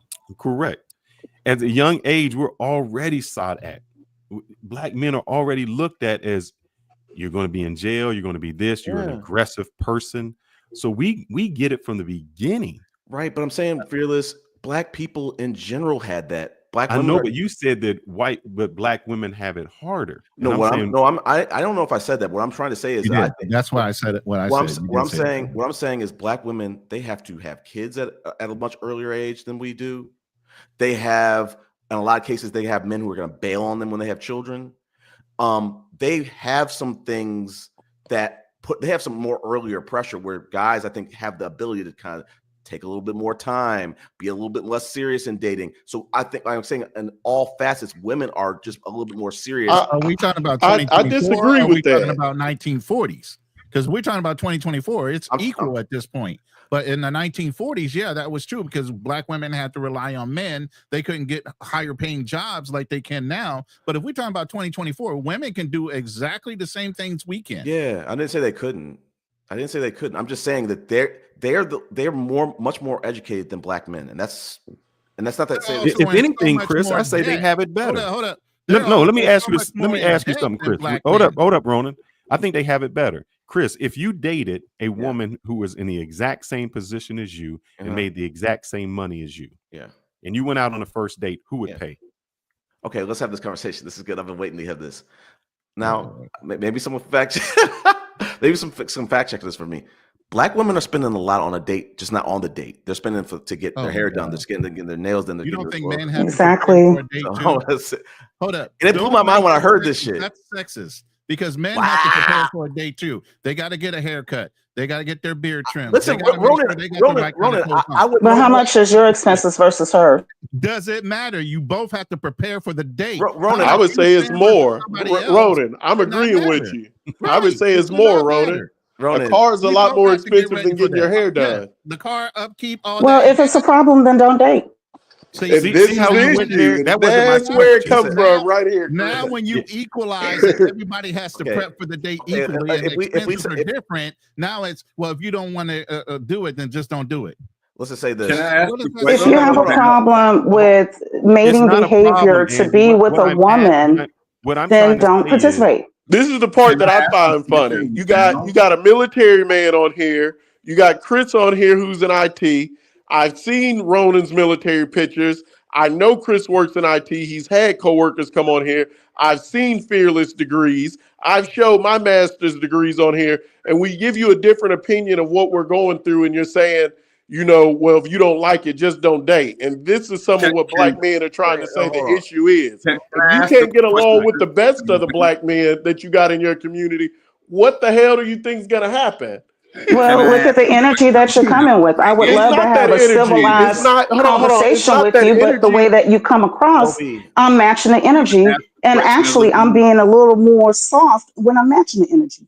Who prepares that hard for a date? I'm just asking. I know I'm old. I know I do. I go hard in the paint. Well, Chris, let's go back to what I asked you. And the reason you kept saying that black men or white or black women. I just want to give Ronan his flowers. Let's be clear, Ronan. Between me and the married woman, I spent probably tenfold over her ass. Dating. Let's just be clear about that. Oh, believe me, when I was going, when I was dating, man, I limos, nice dinners, flowers. I go all out. I was the biggest simp in the world, brother.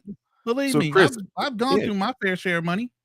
So, Chris, you are still having to be a traditional man by paying first, taking care of things, but you both make the same amount of money. Why is that fair? Oh, my goodness. He's just saying. I'm saying in general. So the scenario I gave is if you meet a woman at work that is on your level and makes the same amount, and you take her out, are you paying? And the answer would most likely be yes. Yes. So why do you think that is fair? Let me be clear about that. It's not so much about fair. I love the question. But I think it's more about what those two people agree to do, or what that man wants to do. I don't care if that woman made $300,000 and I make 50. I still want to, pay for the dates. That's what I want to do. So you get to be traditional, whereas she only gets the benefits, not any of the negative of being the woman. What do you mean the negative? What is the meaning negative? She gets the benefit, like she gets to get taken out. She gets to be the person who's asked out, and you get to be the person who drive her. All of those are the benefits. Yeah. Even though she makes more money than you, or the same amount, she still doesn't have to spend any of her money. She's you have to be the traditional Fearless. You did that for your wife. Yeah, he did it for your wife. She's spending it, like I said, on the hair, the nails, the hold on. Let me be clear. That's a non-factor. She's gonna have to do that anyway, bro. Fearless. Didn't you do that for your wife? Here's the thing. If you took some chick out and you paid for her nails, her hair, you did her feet, you did everything, even bought her outfit, you think she's only wear that one time? You just prepped her for maybe 10 dates in a whole fucking week. Let me be clear. Not the hair, not the nails. But I'm just saying. But I've done that. I've taken a girl to the beauty salon, had her hair done. I did the whole Pretty Woman date. Here's what I'm trying to say. To a nice place and got her a dress. This is a great convo. What I'm trying to say, Ronan, is this: there's no crying and courting.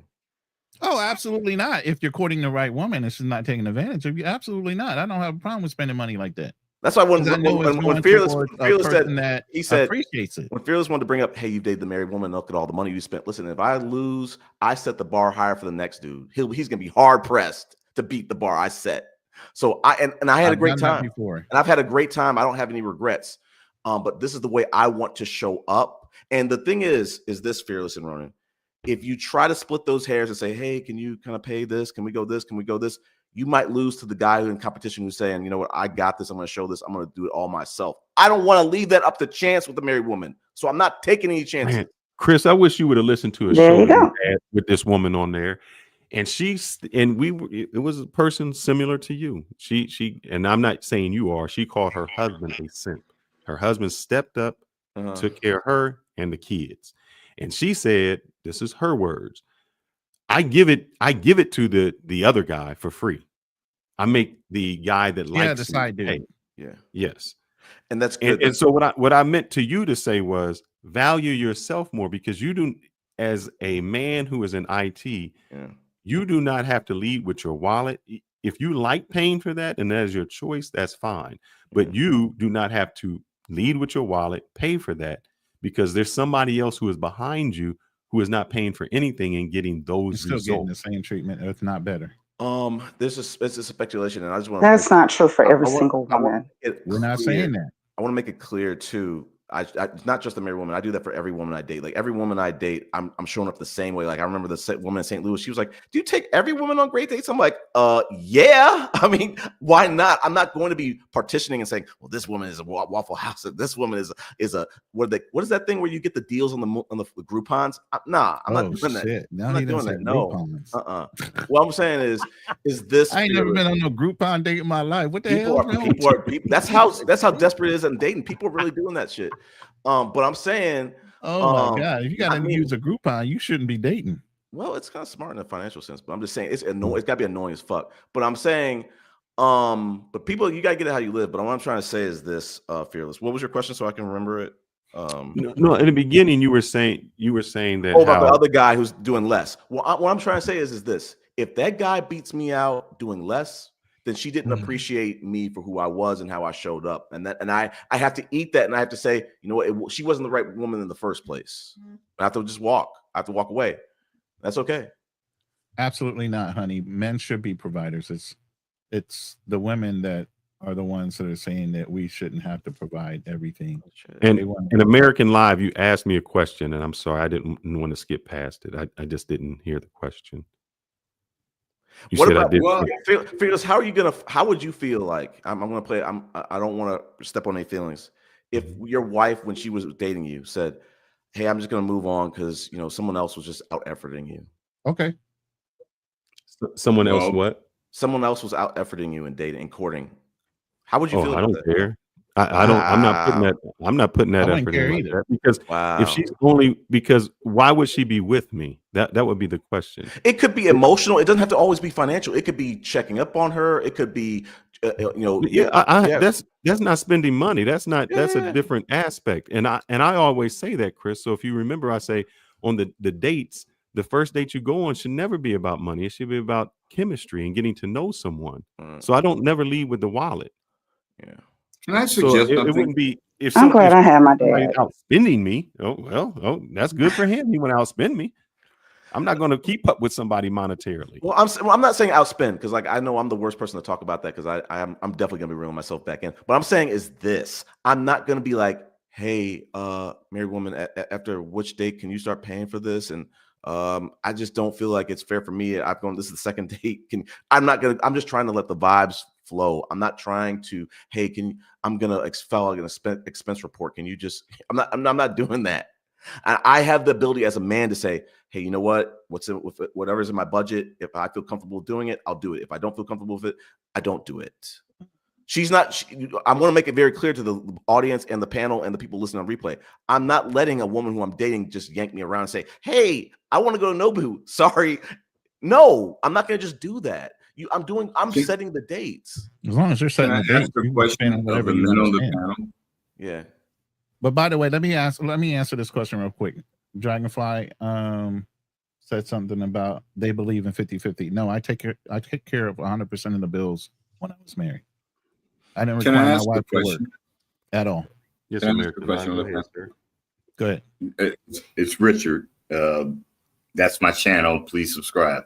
But anyway, I'm Ronan, Fearless, and Angie, and possibly OB away from being at 400 subscribers.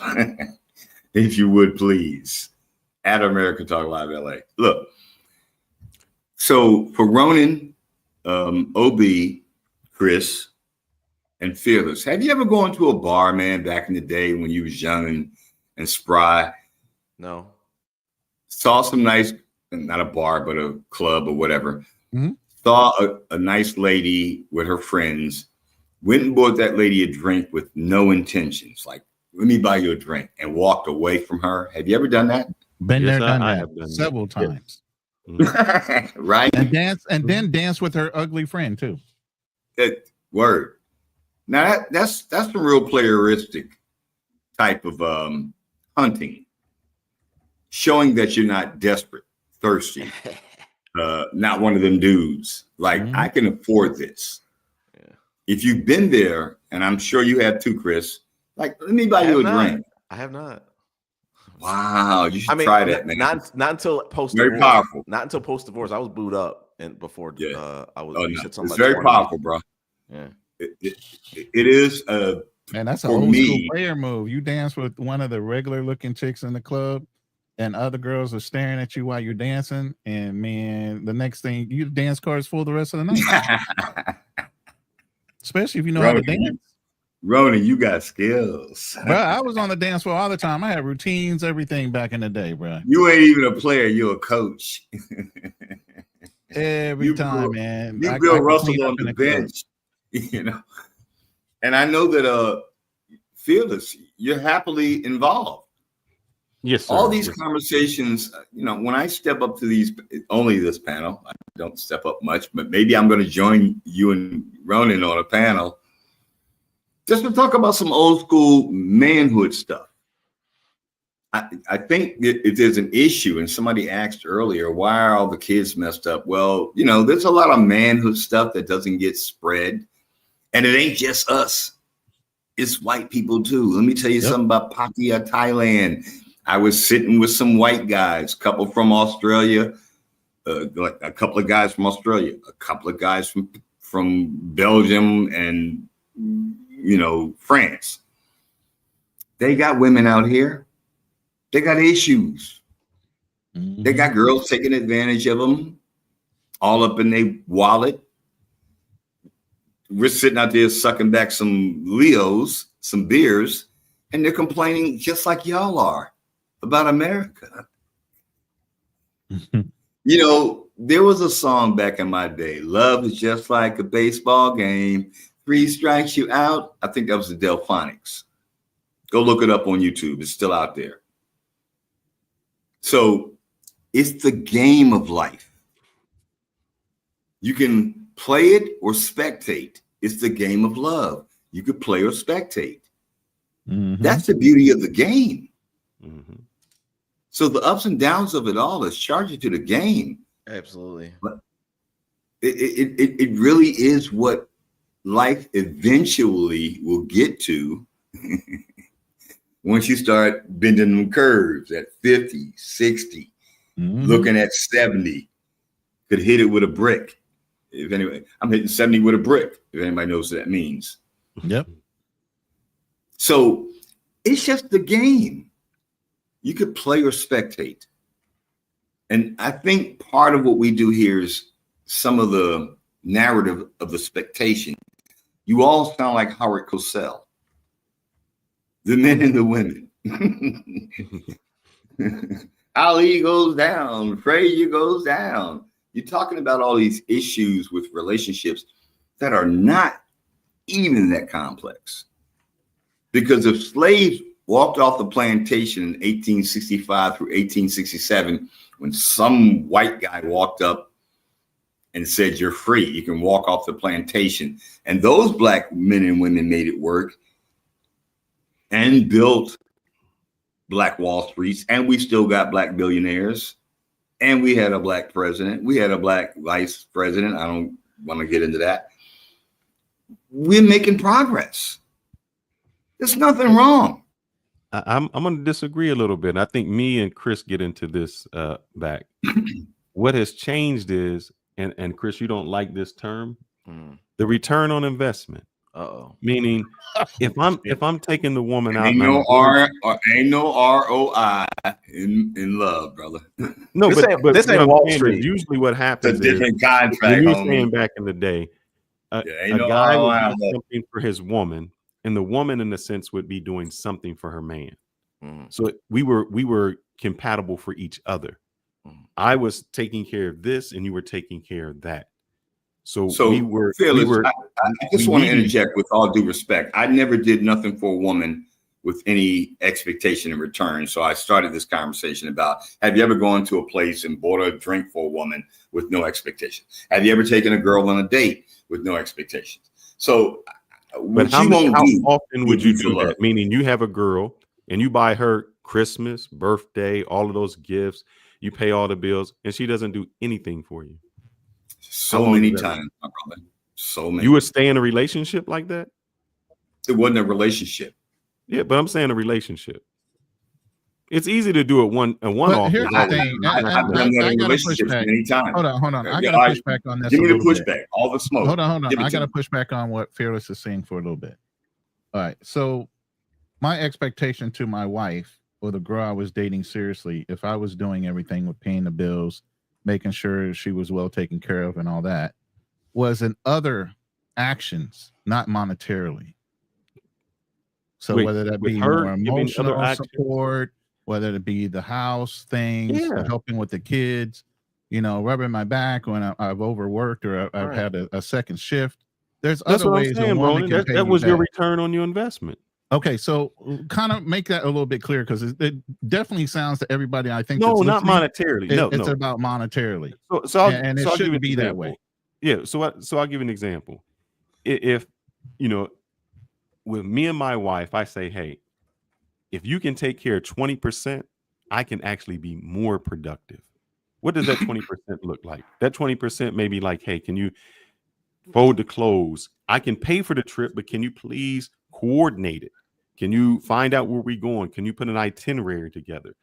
So those are the things that are do not, let's see, how can I explain this? Those are the things that my time is not good to do. Chris, you've done this. You work in IT, and say they pay you $50 an hour.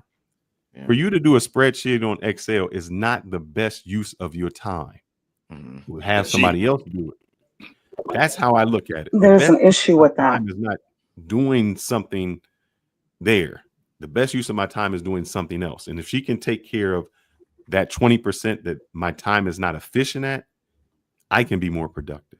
That is my return on my investment. But you're talking about a full-blown relationship at this point, not somebody you're just dating. But see, I'm curious about, and I know I kind of break conversations or whatever. Fearless, how would you deal with modern dating with a woman who said, "I'm saving myself for marriage"? Yeah, that's going against your principles, Fearless. No. If hold on. See, here's the thing, Chris. It matters where I was at. If this was a woman that I said, "Man, I would like to marry," and she had the qualities, why wouldn't I wait? Of course, I would wait. Okay. I mean, shocked. See, here's what happens, Chris. Nowadays, she says, "I'm saving myself for marriage," but she's screwing everybody else. She's just not having sex with you. That would be the difference. And that's where I'm I'm saving myself for marriage, but you already have 3 children. There's an issue with the 80-20 perception, with all due respect. Where the 80-20 thing come in at? I don't even remember that percentage coming up. No, I said. Oh. Yeah. I'm asking. Yeah, because what you were describing is what's called unpaid care work. And it's discussed at the United Nations as well as other organizations. There are 16 billion. I'm sorry. I was asking Fearless if he had ever, wined and dined a woman and didn't have an opportunity to bed her. And my apologies for putting it that way. He was mad. He was mad as fuck. I can tell you where she came from. She went to HBCU at North Carolina A&T, Greensboro, North Carolina. I know her name. I went there for a second. Yeah, I spent some buku money on her. She was fine, and I never got to her. It was a really defining period of my life in Greensboro. Yeah, they was fine down there, brother. I was taking. You want to talk about courting? I was taking Greyhounds back from Greensboro to Atlanta to go see my soon-to-be wife. That's what I was doing, and driving. But sometimes most of the time I was taking Greyhounds. But here's the thing, American Live. So I have done that, but what changed me was when I was taking care of, or being that extremely nice person, doing all of that, until I started to observe the other side of it. And when I became the other man, when I was the side man, and I was like, man, this dude is doing everything for you, and I'm the one who you chilling with. Then it changed my perspective to say, it's not about the money that I'm spending, because the guy she's with is spending way more money than me. He's taking her out to nicer places than me, but he's not getting the same result that I'm getting. And so I said, it's not about, then I started to change up where I said, it's not about my money. It's not about this. I had to change up where I was at.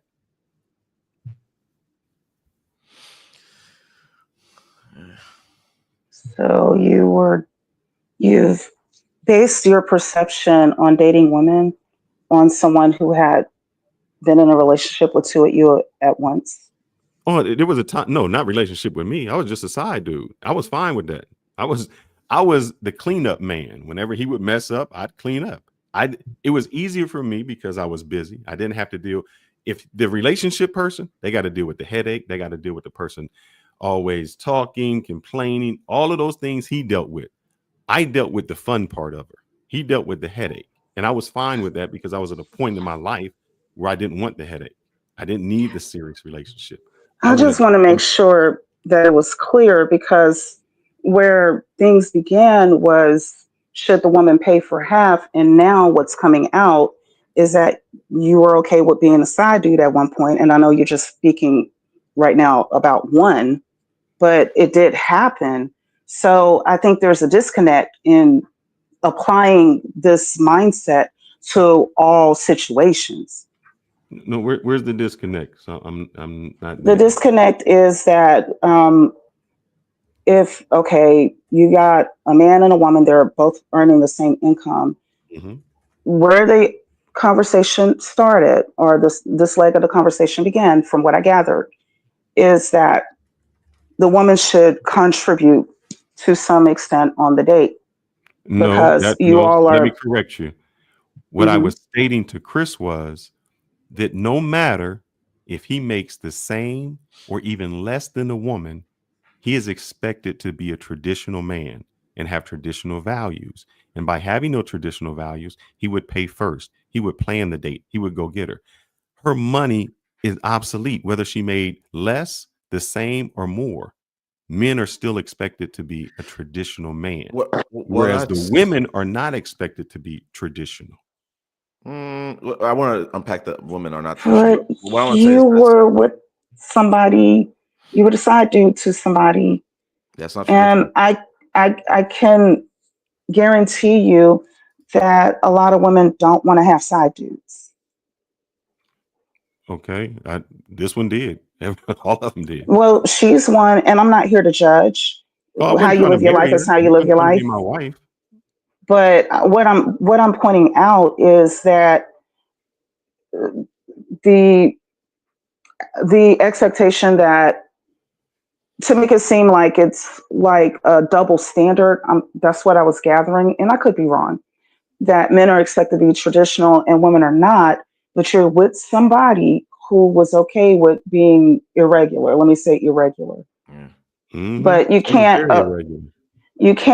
but most people, irregular means out of the ordinary, but then the ordinary is typically the majority. So you're applying a sense of how to handle things within a regular person, but it seems like you want it to be applied across everybody. That's all I wanted to point out. Like, no, you were dating irregular people, and I wasn't dating her. I was just having sex with her. I think Rona. I was trying to be polite with it. You were being intimate with her. Yeah, correct. Okay. That was all. I think the problem goes back to Fearless. You're not keeping the same energy. You're changing. You're flipping. You're changing. You're flip flopping throughout. Then you're talking about when I was 21, Chris. When I was in college, I wasn't trying to settle down with nobody. I was courting I was married at 19. I was a ball player. I was a Kappa Alpha Psi. That was the furthest thing from my mind.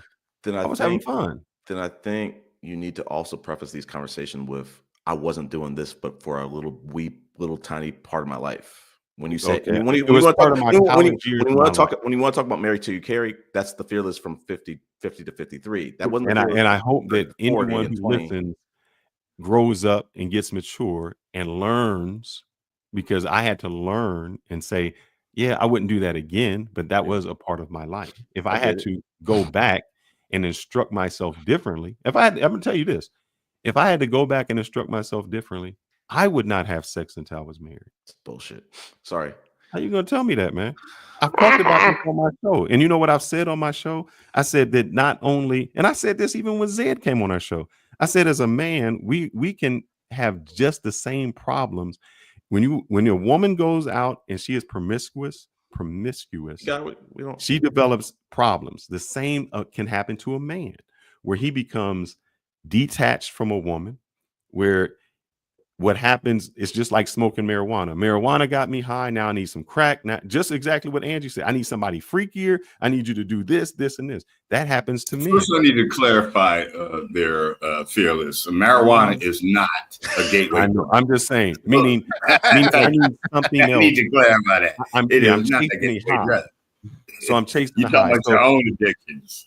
Yeah, I'm just saying. I don't even do marijuana, but I'm saying, as a guy, you sexually may You chase should a high. probably. That's why you You get a would know ball it. player that says, "Oh, one woman wasn't enough. My threesome wasn't enough. My group." You get a P. Diddy sense where now you're chasing something. Have you had a threesome? We know he has. Who hasn't? Me. I'm still looking. I'm still looking. Mm. But I'm gonna be honest on sorry. this podcast. I'm gonna be honest. No. Answer I'll your be question, honest on Chris, this podcast. to go back, I would have saved myself for marriage, because then I think it would be more pure with the person I'm with, and then I would share Fearless. that experience with them. Fearless. In How you gonna the Hold multiverse. it. Chris, don't do that, man. Because No. I was if gonna say, you ask me a question and then I answer the question, and then you're saying you're lying about it, even though I'm being vulnerable and stating what I would do. Okay. I have no reason to lie. Let's say this. In the multiverse, Fearless, out of the millions of possibilities, there's probably one Fearless that saved himself for marriage. One. Let me move forward. So you're saying if Fearless was a guy who smoked crack and did all of this, and then I said, hey, Chris, if I had to do it all over again and go back, I wouldn't do it. And you say, all in the multiverse, you would. What I'm trying to say, Fearless, why wouldn't I, Chris? Why? At what point wouldn't I not have learned my lesson? You learned your lesson, but you weren't consistently that. You're saying if you could go back in time, but what I'm trying to say is, in my opinion, respectfully, that's not in your DNA. That's just not in your DNA. It's not in your DNA to have done that throughout your whole life. You made your choices, and you now want to look back and say, I wish I could have done differently. Because that's what everyone does. You Monday morning quarterback. Everyone, you look back and say, if I could have made this choice different, I would have done this different. My life would have been different. I would have not done that. You said it yourself. I would not have gotten married at this age. I would have done this. I would have had a child earlier. Yeah. What do you mean? You say the same thing I just said. Why is it okay for you to do it in your multiverse, but I can't do it in mine? I'm more consistent in what I say than you. Wow. You're not consistent. You still do the same thing. You wish you would not. You wish you would go back and not have sex, but you also subscribe to. I wish that I would wait until I got married. So if I got married, if I was in college and I met a college sweetheart and I got married, that would be the perfect scenario. If I hit on that parlay, Fearless, I'd be rich as fuck. The chances of Fearless going through his life saving himself for marriage, I would be rich as fuck. You saying you want me to wait until I'm 50? I'm not. That's how you're putting. No, I'm just saying. No, I'm just saying you could have got married at 20, 30, 40, whatever. You were not saving yourself for marriage. I'm putting money on that, and I would be rich as fuck on that hit. No one saves themselves for marriage, Chris. I just said I did. No one saves themselves for marriage. Am I wrong, fellas? That's true. That's true. Ladies, nobody. I was married as a virgin. She did. I know you were. You're one in a million. So stop playing with us. No, there are others too. Hey, you're one in a million. America. if I had married my high school sweetheart, then that would have been true. But she didn't want to get married. No one saves herself for marriage. Stop playing. Yeah. Well, I mean, some You know people. what? And I was just trying to give Fearless some shit. I don't listen. I hear you, Fearless. That sounds great. It's a great Fearless score, feel good score. I don't believe it respectfully. I just don't. And there's nothing wrong with that. What don't you believe, Chris? That Because you're a if moral I man. could be with You're one just woman, I a wouldn't want to be moral with man. one woman. That's a huge, that's a heavy crown to wear, and I just don't think a lot of people can carry that crown. So can why would most I men need more? afford the traditional woman? Go ahead, OB. I didn't hear you. No, I was just asking because originally that's what this was titled. Can most men afford the traditional woman that they want? I'm just trying to get y'all's opinion on it because I feel like we're all agreeing with each other. I think No, we're all just saying it differently. OB, I said this: if Jose and Manuel can stand outside of Home Depot and make minimum wage and have a traditional woman, I don't know why I can't. What is Homie's Hub talking about? Sniping somebody's stream? He's thinking. I'm assuming he's saying that since we're restreaming, substreaming or whatever, what's it called? The simulcasting. He's saying maybe someone's getting more views than my channel, and I'm like, I don't care, dude. This is about putting fire content out. I don't give a fuck. This is a fire ass stream. I don't give a fuck. The whole thing is everybody has content, everybody has followers. So when you simulcast, you expose each other to each other's list. Yeah, homies. OB, do you think that money determines whether you have a traditional woman? What's up, Strictly Travels? I agree. So to answer your question, I agree with what you said. I just think if we're going to talk about the Black community specifically, I think just for the most part, it's got to improve on both sides.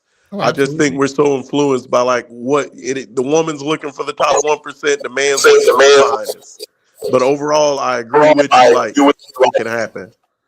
But OB, would you not agree at this point in time within our own community, the only way to fix some of the things we're discussing is Black women have to kind of come to an agreement on their own? We can't, as Black men, influence what they're doing.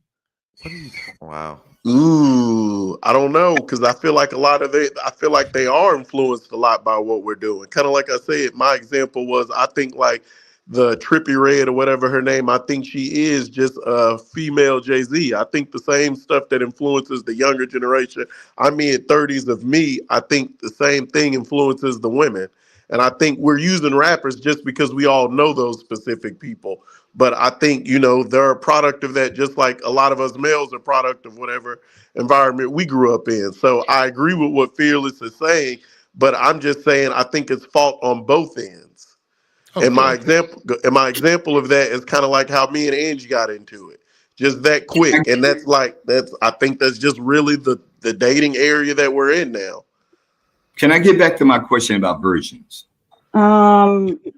Wait, Angie, before you brought speak. Me up. Okay, go ahead.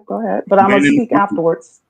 Thank you, Angie. I appreciate you. I keep falling in and out. I'm in Thailand. But look, the men on these panels, including Chris, me, Fearless, OB, and Ronan, we were virgins too. But so let's talk about the virgin. With this one. She got married as one though. That doesn't count for us. Well, wait. But it's really, marriage is one thing. Yep. Being a virgin is another. Right. I was a virgin, and everybody on this panel was. You want a pat on the back for that? Say again? I'm just joking with you. I'm messing with you. Yeah, I do. Of course, I was a virgin. Some lovely lady had me first. Okay. Yeah. All Some wonderful man had Angie first. Mm-hmm. Does anybody want to? He was a man. I'm sorry. I didn't hear that. You said some wonderful man, and I was saying he was a man. He turned out not to be that wonderful. Okay, but all right. Okay. But I'm asking, like, we were all virgins. I'm speaking from a human. At some point, yeah, from a human perspective, we've all been there, male or female. Let's kind of make this conversation, if it's possible, common amongst us all. We've all been virgins. Right. Mm-hmm. And ask Angie, was it all that fun? I've asked the panel, was it all that fun? Did you know what you were doing? What is the concept of virgin? And how important is that now that you're a lot older and you're out here living your best lives? I'm curious. It's really, truly an inquiry that will help me in my research. Yeah, man, it's anybody. It's an interesting No, question. I want to hear from Ronan. Ronan, when was your virgin? Okay. Let's start with I Ronan. lost my virginity at 17. Damn, you was old. My high How about school you, Fearless? My high school Fearless got sweetheart. pretty It was boy my privilege. prom. If I say that, Chris gonna go off on me. No, I want to hear this content. Wait. Hold on. Let me finish my story. It was the perfect timing. It was my senior high school prom. That's junior. a good time for a man to lose his virginity. Right. I was the same age, but junior prom. I was an older guy. Well, hold up. In a I car? graduated at 17. I started late. In a car? Wow. Okay, don't answer that. Yes, I had a car. Don't But it answer wasn't that. in a car. No, it was in a hotel room. This is officially Passport Bro After Dark. Let's No, go. Fearless, we're not I judging didn't you. do it wrong like that. Fearless, Well, we're actually, not we started off at her house. Yeah, so yeah. Anyway, Fearless, we're not judging you. You go. I want to hear this. Yeah, Content. yeah. I think like maybe 7th grade. How old? I don't know the math. Mark, Like you were molested. Okay. Jesus. Oh no, it was an older person.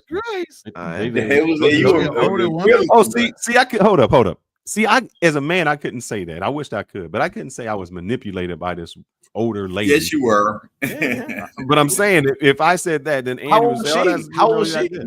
No, I wouldn't have. Actually, I would have said I've heard it several times before, and more people need to speak out about it. How old was she, Fearless? She was driving, so she had to be like 17. Okay. Angie? She was married.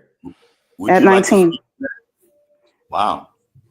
And I want to make something clear since Spotlight is on me for a second.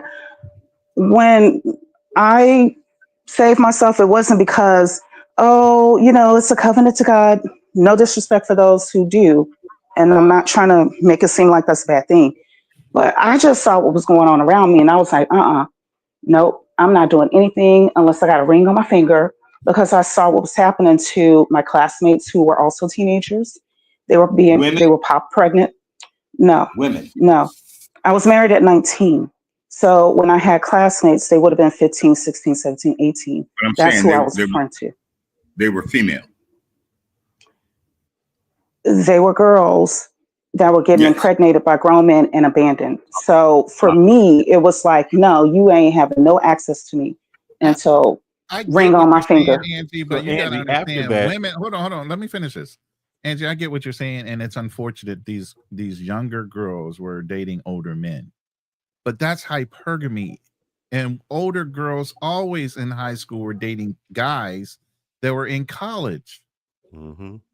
So I get what you're saying, but the way you're saying it sounds like it's so much worse than what really was going on and what continues to go on even now. Younger women always date up. They always are going to date the older guy with the money and the nice cars and all that. It's unfortunate, but at the same time, you're making it sound like it was some negative when she was very happy to do so. It was human nature. Okay, let me address that. Go ahead.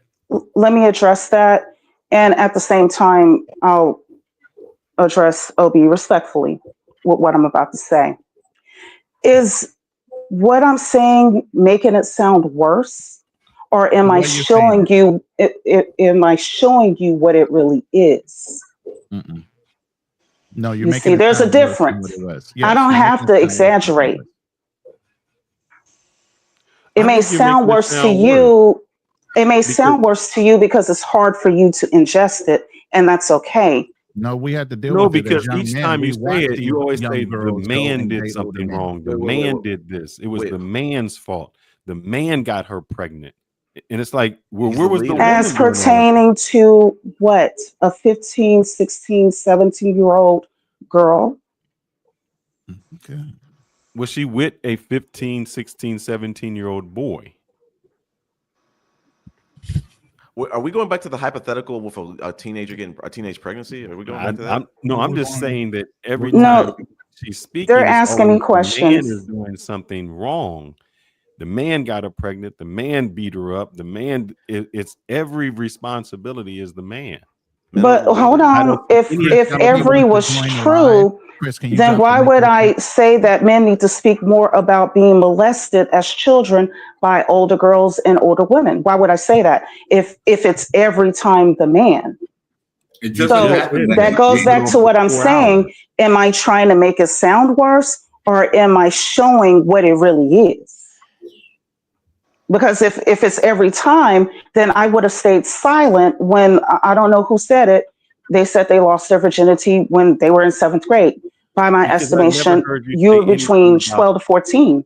You keep saying the women, the women, the women, but I had not heard until 4 hours and a half anything about men. Nothing. You could have said, I would love to have a conversation like that, but when someone puts their head against mine like that, I have to match and respond to the energy. I would love to have a smooth conversation. You could have said, hey, this is unfair. It's unfair that, if a young guy who's 13 gets an 18-year-old woman pregnant, he's still responsible for child support. That's unfair. You never said that. Everything was. But I did speak to the fact that more boys or more men need to talk about when they were molested as boys. I did say something about it. Now, because I didn't frame it the way that you wanted it to be framed, doesn't mean that I didn't care about the issue, that I don't think it needs to be discussed. 4 hours and 30 minutes. That's what I'm saying. Because the topic came up around this time. I spoke to it. I would say this, Fearless. We didn't frame the conversations to consider those situations. That's the problem. So maybe next live we could talk about boys, situations where boys or men are at a disadvantage or are not really getting empathy that they deserve. I think that's the issue. What type of empathy are we talking about here? Well, he's what do you need, Ronan? What kind of empathy do you need, brother? Hold on, that's not what I'm saying. I'm literally asking the question, like, what are y'all talking about? I'm hearing rape stuff, and we're going to talk about empathy, so I'm a little lost. Yeah. Are y'all? I guess basically, let me be more direct. What I'm trying to ask: are you saying like empathy, like if a kid's in high school and he sleeps with his teacher, that we need to talk about that empathy, or is that what you're referring to as rape? Or are you talking about boys getting molested by boys? That's what Ronan's talking about. I mean, not Ronan, Fearless. That's another angle too. Yeah. There's both situations happening. And all of that contributes to the chaos that we're talking about, which is why I said I'm cool with having a smooth conversation. But in order to have a smooth conversation, you have to be willing to keep an open mind and hear some things that are uncomfortable, but still true, with the mind of trying to figure out a solution to it. But if I say something and you don't like it and you think that I'm just saying it to cause that reaction and not saying it because it's true, then we're going to be fighting all the while. And we're not going to get anywhere. Fighting, but here's the thing, Angie, we've had this conversation on our channel.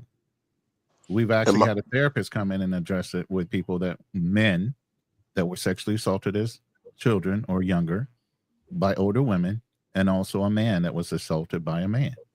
My first point, if my kids sleep with the high school teachers, I ain't got no issue with it.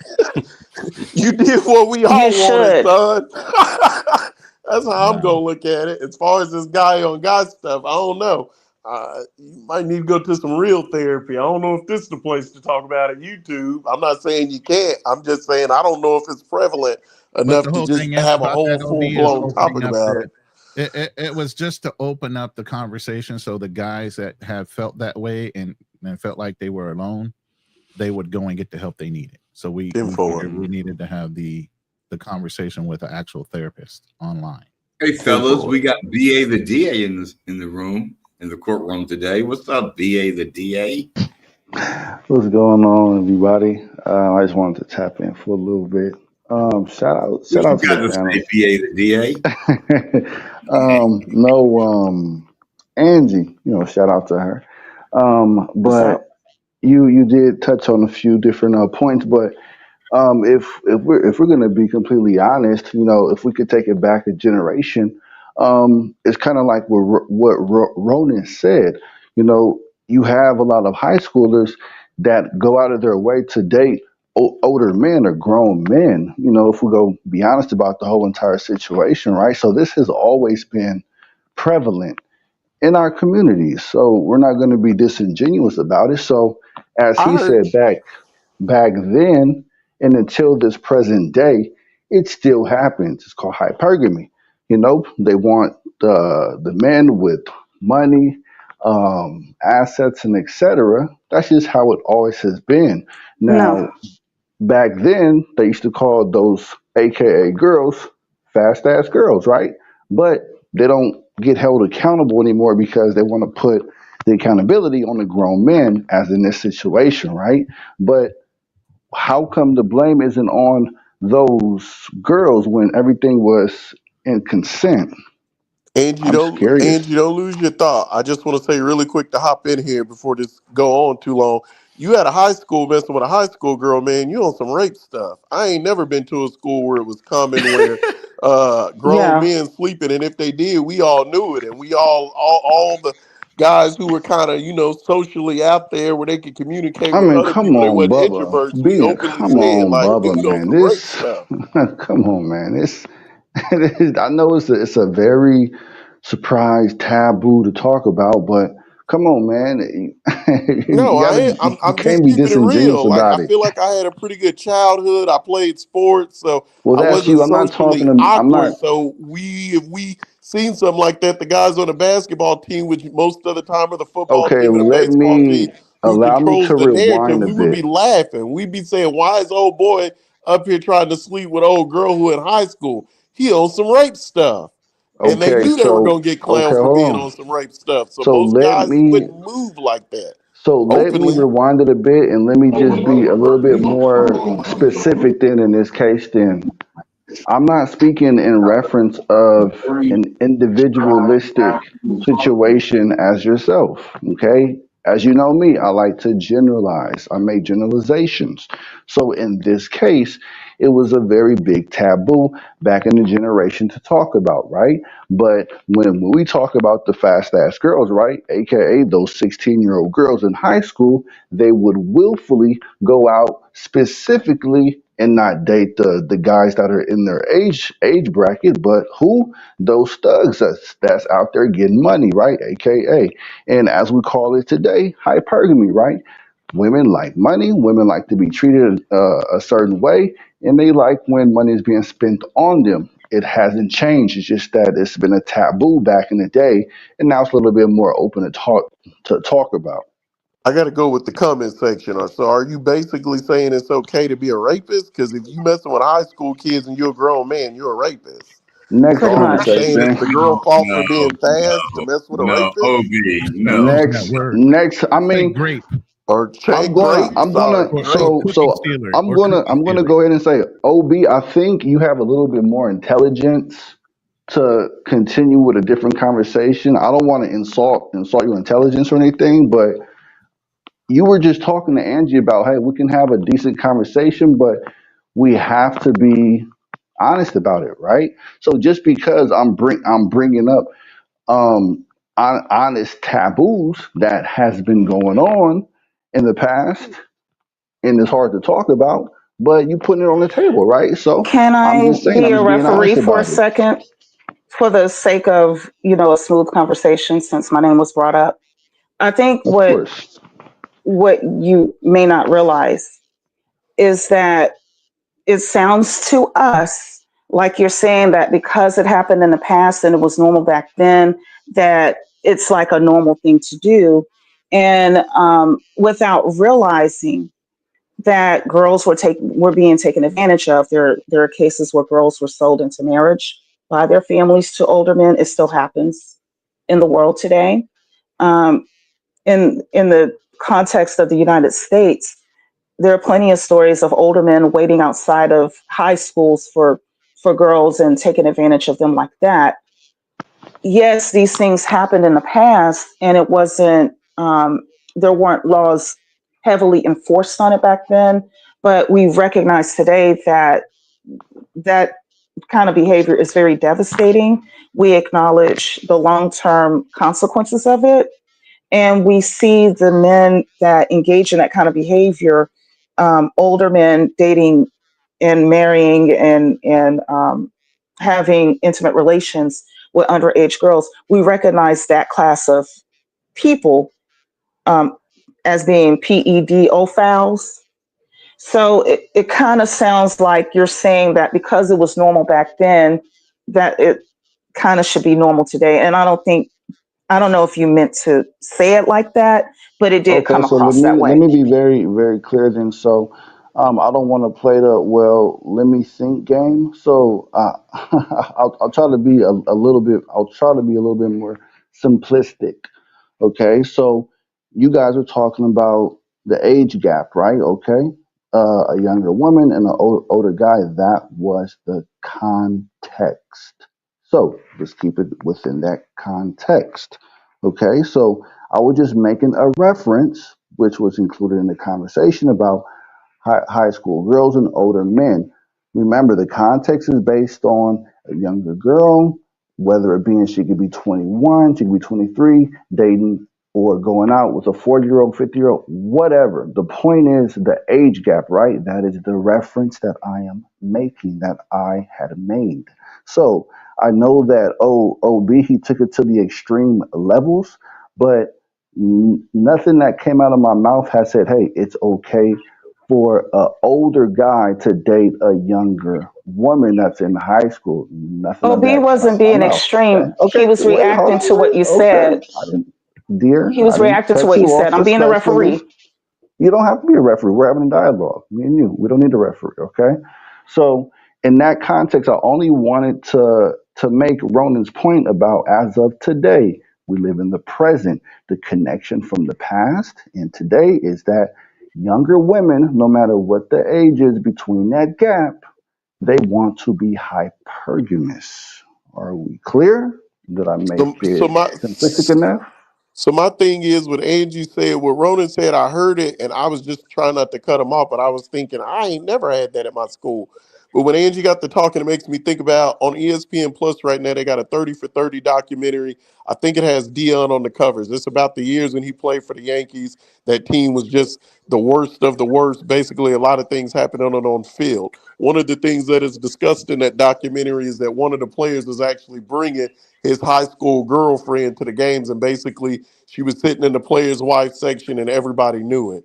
And I kind of forget about that. So when Ronan says that I believe that was a normal at that time, kind of like Angie was saying, there wasn't as many laws, it wasn't looked down on as it was today. But for me, I'm in my mid 30s. So when BA, and I know you're close to my age, I think I'm like 1 year older than you. So with that being said, when you How old say, are well, you? that's the normal, let's not act like it. I'm just like, Wait, that wasn't the how old normal are for me you? growing up. That was Wait, it. That was sir. all I was saying. That So didn't happen where I grew up. how old are you? I'm 37, man. Okay. And that never happened. Like I said, Can I I ask Okay. remember maybe like two guys like So that. And I remember okay, them so because my it was my so question to different that they would you, do something like that. no, I get that. So my question to you is that so out of everything I said, how did you respectfully fix your mouth to say that it sounds like rape? Because you were saying don't act like, or you don't want to face the norm, and I'm like, that's not my norm. Now when she's speaking about it, I'm like, oh, okay, Ronan, that probably really was the norm, but it was a different times. That was it. So but what you were saying, it made it seem, so I don't know, maybe that was the norm at your, but from where I'm from, that wasn't my norm. So when I so It's heard the that, I way was you just like, framed I've it, never seen BA. guys sitting out. Like, we It, would it, clown you if No, you I did guess that. it's just the way that I know it's just the way that you guys interpreted it. Because no one else really interpreted it like that besides No, humans. we all speak English, and I was paying It's very not close about attention speaking to your English, it's about the words. It's the interpretation. way you framed it, sir. It was the way you framed it. You may not have meant to frame it that way, but you did. That's why I what stepped was the in and framing, kindly Angie? said, let me referee for a second Okay, and break did it Can down anyone to I you what the interject other else since the people did were anyone seeing. conversation? else see Can did can anyone I else see it the interject way real quick? that Angie seen it? Go ahead, huh? BA, let me interject real quick since it's based on the conversation I was having with Angie. Angie, what I framed the question was, and the statement was around the fact that through hypergamy and even in high school, a lot of the high school girls, in order to get their clout, they were dating older guys outside of the Facts. high school. They were dating the dope boys. They were dating the kid that might have graduated high school and went on to The college, played seniors, the football or jocks. basketball. They were still dating those guys, even though they weren't in the high school anymore. So it always was they were looking upwards, Thank not you. to the kids that were in the school. That's what the basis of the conversation was before it blew into this whole other thing. Women always look up to date up. So when you were saying, well, these older guys are coming in and screwing these girls in high Right. school, it's those same older guys, the guys that they were dating in high school that graduated, went on to college, and they're coming back to still be dating that girl, or the girl that was looking at that guy. Now she broke up with he broke up with her boyfriend or whatever, and now she wants him. That's the way it was going. It wasn't something extreme like some 45-year-old guy coming to the high school to date a freaking high school girl. It was a guy in his 20s at the worst, maybe 30, but usually it's around 20 college age guys that were coming back to the high school and dating the girls. But the way you made it sound like it was an extreme thing to where the guy was way older than maybe college age. But I think 20 is extreme. But that's the point that I was making. But I want to move past that because it's on one of them things that's just kind of like we all know where it's going, no point. We see where it's going. But Angie, what is your thoughts on that? Like on what Ronan? Do you think women are always just looking to date up? Like what are you saying? Oh gosh. Okay. What attracts women is stability. And I think I'm not done answering it. Okay. I'm starting it and then I'm explaining it further. So women are attracted to stability. And what happens is that if we have a few guys that interest us, like we're not dating them, but we're just kind of monitoring them, then the guy that seems to have his head screwed on tight, wants to have a future, is making goals. I can ask him, well, what are you going to do next year from now? What are your lifetime plans? And he has an answer outside of, I don't know. Okay. That person is going to appear to be more attractive than the person who is the opposite of that. So in our eyes, understanding our situation, we typically are the ones on the side of things. If we're talking about marriage and children, family life, whatever, we tend to be the ones to take the hit when it comes to taking time off from work, to take care of family members, to take care of babies and all that kind of stuff. The reality is it takes finances, it takes resources in order to keep a family afloat. So part of why we are attracted to men who can show that they have the capability of providing that stability is because we're dealing with our biochemical, physiological reality of being a woman and what comes with it. That there may be times that we have to spend years out of work. But Somebody Angie, got to make the money. That whole word salad to say that yes, you're going. I'm not doing a word salad. Please don't do me like that. Basically agreeing that it's an older man that's going to have that stability. No, I'm not. So no, I'm not. What are you then, Angie? I didn't agree that it was an older man that would have a stability. Angie, I have a question. You can have, hold on, you can have two people that graduate college and they're around the same age, and that man has stability within that relationship. So no, the two are separate. Angie, now, what is your question? Is if women are attracted to that stability, why is it a lot of them get with the guy who is the Pookie and the Ray Ray and leave the guy they call the guy who is stable, the square, the nerd, the lame? You're setting that up. You're setting that up. No, hold on, because hold on, because I was never with a Pookie or a Ray Ray. Leave them.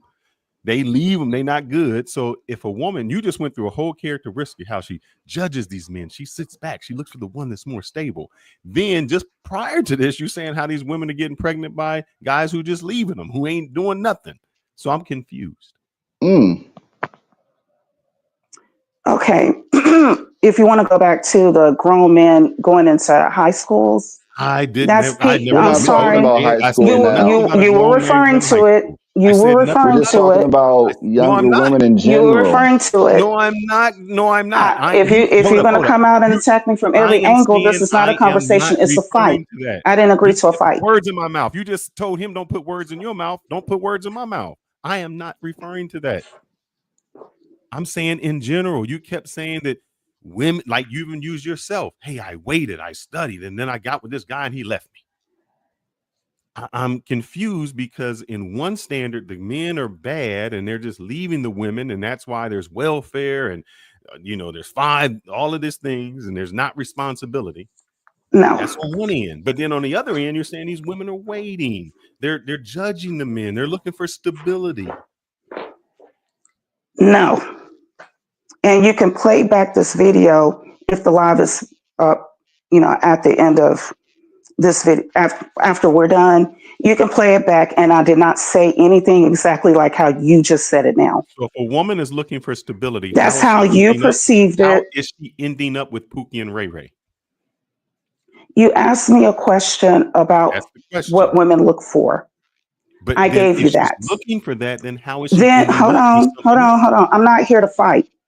If you want a conversation, I can give you that. But if you want to fight, I don't then want you to can do fight. that with somebody else. I'm asking a question. I just don't want you to go off on somebody in high school.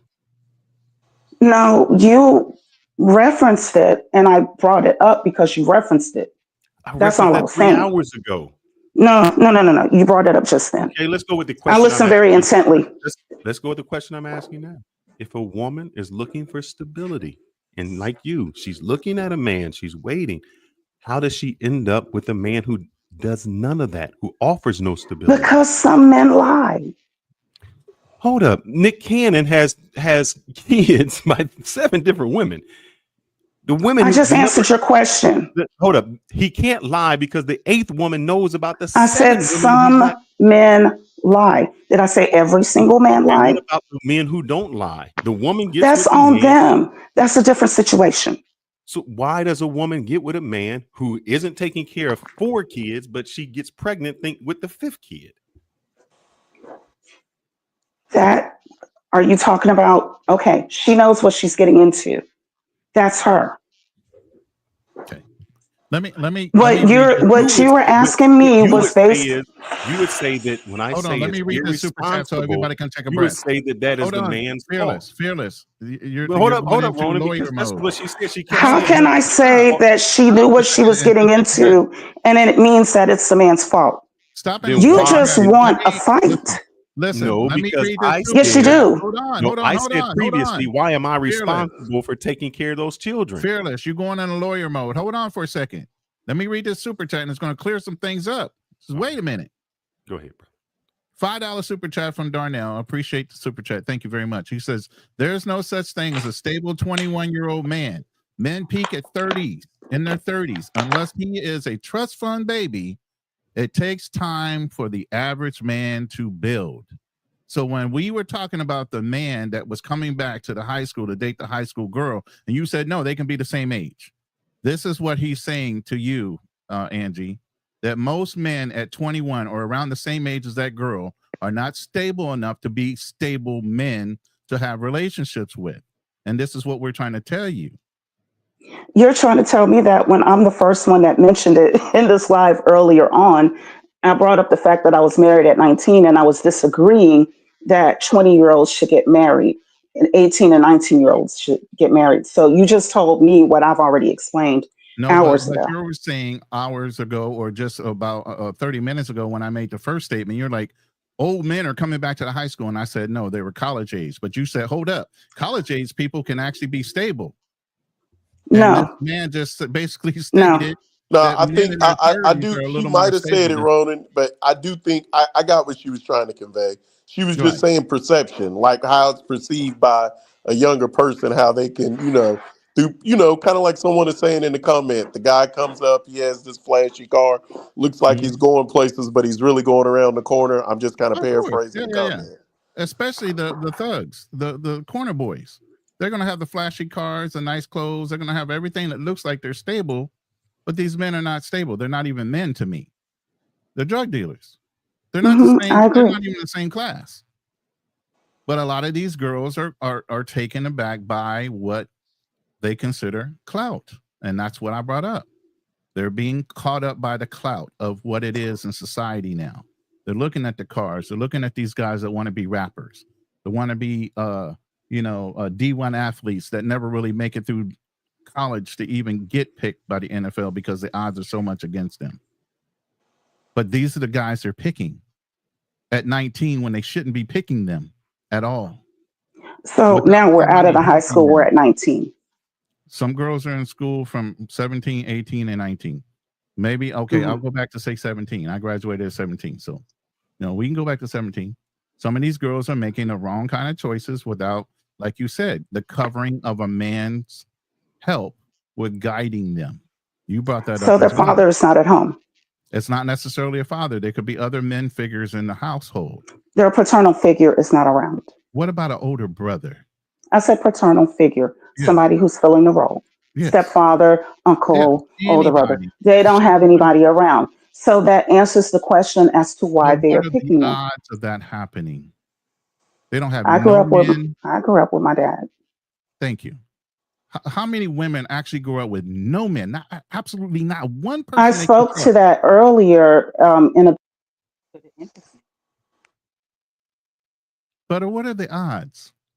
Generally, it's not a normal thing for a girl not to have at least one guy in their life they look up to. They feel as a father, a brother, an uncle, somebody that they kind of cozy up to because they're replacing the lack of having a father figure in their lives. Let's be truthful about that. You guys look for at least one person in your family you can do that with, because that's something you guys are missing.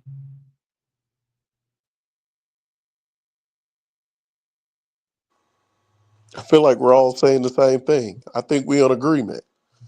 Kind of. But I'm gonna ask you, OB, because I think maybe I'm wrong, and maybe I see the world entirely different. My initial thing was that I did not want to be responsible with my tax dollars paying for a woman or man who have children and don't take care of them. So whether it's the man fathering some children, the woman having the children, I don't want to be responsible for their irresponsibility. And that's part of where the issue is, because you're framing it as irresponsibility. And when I tried to explain things to you earlier, it became like a battle. No, because you It's kept like you're saying not seeing the other side of the situation, and you think I'm fighting you when I try to explain it. So you're making the same. No, if 100 of those people are pregnant, how many of those are the R word? Let's take all them. If it's okay for a college age or older guy to go into a high school and start dating a girl, and it becomes her fault, not his fault for being with somebody that's underage, but it's her fault because even though she's still a child, and even though she doesn't know enough about the world around her, because her only world has been her household, her parents, whatever, her community, she doesn't know the full extent of what she's doing. She may know that she He's trying shouldn't to do it. frame her as a child, not an adult. Correct. You keep A going to high 16, school. 17-year-old. You said you were 17 when you. I'm starting with. And above. You keep moving the rug. See, here go the fight. When I try to explain stuff to you, here come the fight. Anyone is I'm not here to fight. I am not even putting them in the equation. They're not even in the But equation. we were talking about them earlier. You said that you were 17 when you graduated. Yes, you did. Yes, you did. I said if Yes, you did. anybody is having sex with someone who's underage, they should be criminally charged. Sir, I'm not here to fight. 18 and above. I'm not here to fight. You keep saying somebody who's 12, 13. I'm not Angie, saying so that. you're saying you're not here to fight, so it's just your argument. Things happen, so it's good to have some government assistance when people are born in unfortunate No, circumstances. I haven't been able to. I haven't been able to express anything because the minute that I go into my point, here comes the fight.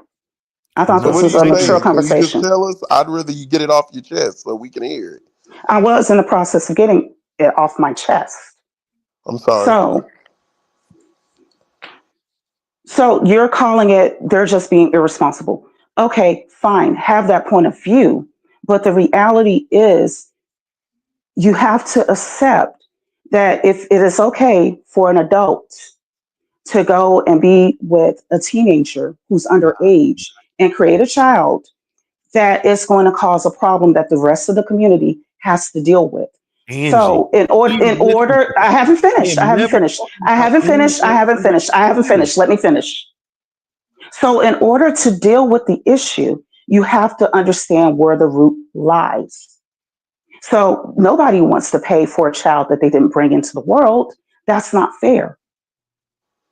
But if it happens on our watch, it's going to be an issue that we deal with. Either we're paying for them, either to make sure that they come out okay, or we're going to be watching them rob us when they come of age and terrorize us as criminals. So in order to avoid all of that, we have to nip the issue in the bud where it lies. And it lies with the people that are older and pursuing those who are too young. I know that every man on this panel right now, at least I want to believe this to be true, that if a 17-year-old girl who is underage to you stripped down naked and said, "Take me as I am," you would say no. This is not the conflict. You always keep going to someone under 18. I've eliminated that. If a woman No, is you under 18, eliminated in that order when to- I started if talking any about it woman as under a way to move the 18 has goalposts. a child, we are responsible for. She doesn't like the fact that I older keep or saying young, well, anyone those women over. like older men. That's her problem. That's all I it don't is. have, hold on. BA, I'm It's not not about talking about like. anybody underage. Let's eliminate. You keep going back. I'm telling you right now, no one under the age of, if you are under the age of 18, we'll take care of you. I give you that. We're not having sex with no older man, with no younger woman, nothing. Everyone You're saying it now. is over 18. You're So saying Angie, it if they, now, but so before I'm hearing where you Fearless is reference coming them as from. irresponsible. So what do So you say? that's So why I spoke Angie, to it. I'm gonna let you have it. I'm just trying to, so we're not going back and forth. So what is your thoughts? As Fearless said, he's not talking about underage. So if they're not underage, what is your thoughts? Okay, my thoughts, I'm going to give what I feel is a personal opinion based on psychological development. Excuse me. I had to take a drink. I've been dealing with a sore throat. Sorry. I feel like there is a difference between an age gap relationship between a 19-year-old and a 30-year-old, and a 30-year-old and a 41-year-old, even though they're both situations, both scenarios are 11 years apart. Because a 19-year-old is new to adulthood, doesn't know much, and so is vulnerable, easily able to be taken advantage of. So for a 30-year-old to come to her, he's been an adult. Like if adulthood starts at 18, he's been an adult for 12 years. He's more savvy. Okay. He can take advantage of her.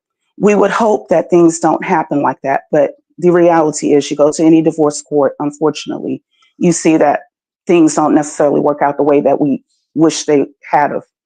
So I think that it's better when people are closer in their age and stage in life for things to work out.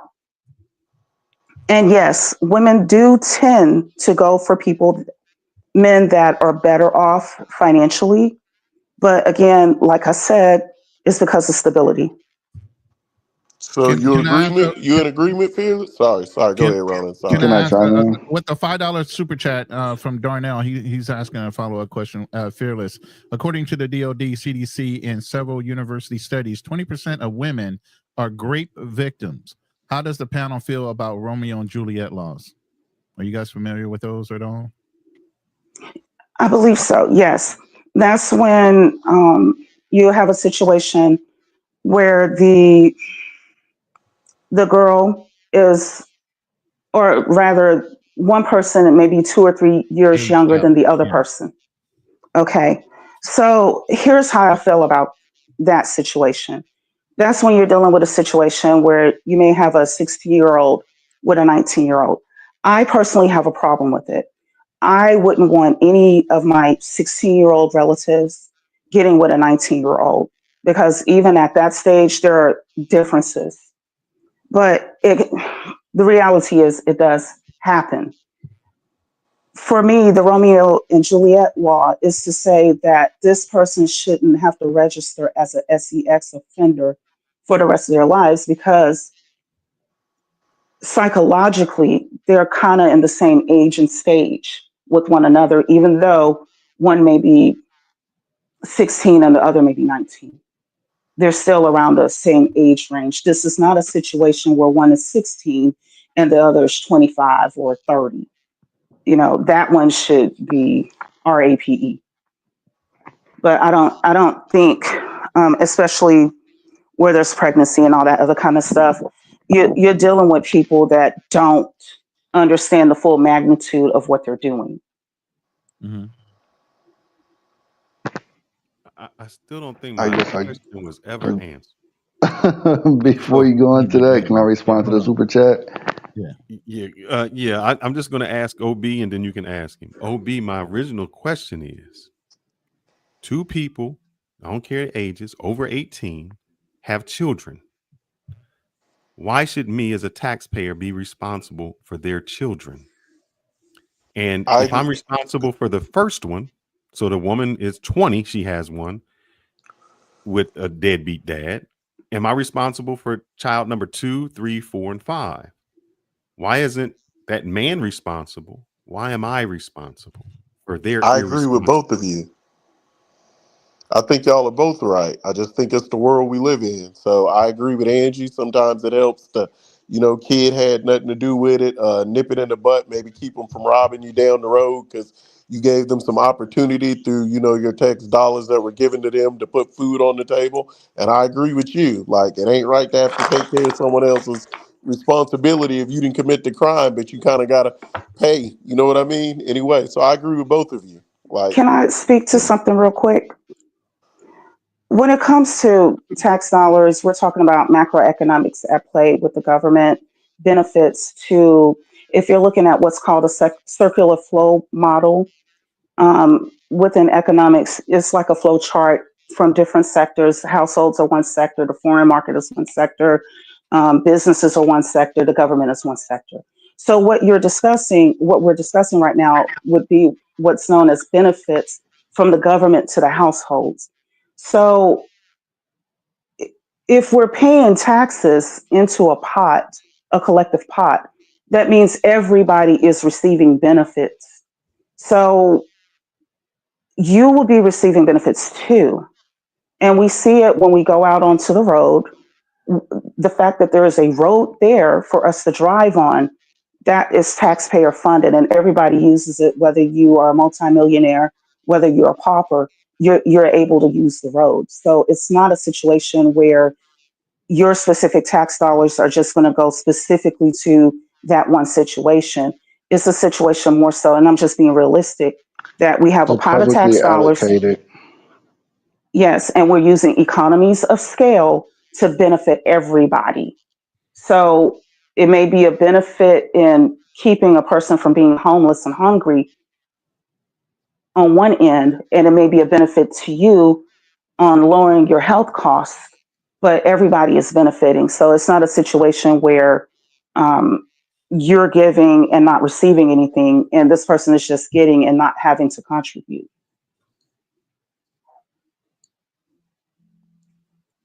I don't understand the correlation, but okay. I know. A lot of people, macroeconomics is abstract for a lot of people unless you take the courses. I get it.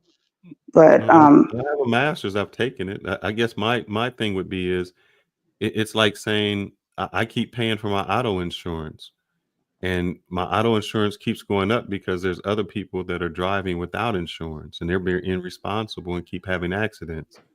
I'm kind of tired of them. At some point they need to have their license taken or their car taken or not be able to drive. okay, let's go with that analogy. I'm with it. You're absolutely right. There has to be something in play to stop that from happening. And that's also what I tried to present with the situation of the person that's having multiple kids out of wedlock. You have to deal with the root cause of the issue. And it's not by pointing fingers. You just have to actually do the work. So essentially, we're saying the same thing in terms of automobiles. Yes, if you're in an accident, your insurance rate is going to go up. And if you're in another accident, then what's going to happen is that private insurance companies are going to deny you coverage, and then you have to apply for it through the state. And if you don't pay that, you can face other penalties. So, yeah, that's how they deal with it in that world, because it is a valid thing. We don't want someone who doesn't take driving seriously enough to continue to have accidents and drive up the rates for the rest of us that do take it seriously. Well, on the flip side, we certainly don't want someone out here just randomly having kids left and right, left and right. We have to deal with what is causing it.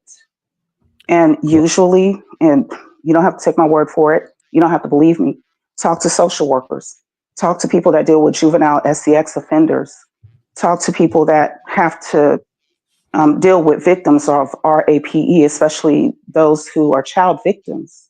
Consistently, what is being seen is that there is an element, unfortunately, I'm just saying it because it's true, not to rile anybody up, there is an element of older men at play.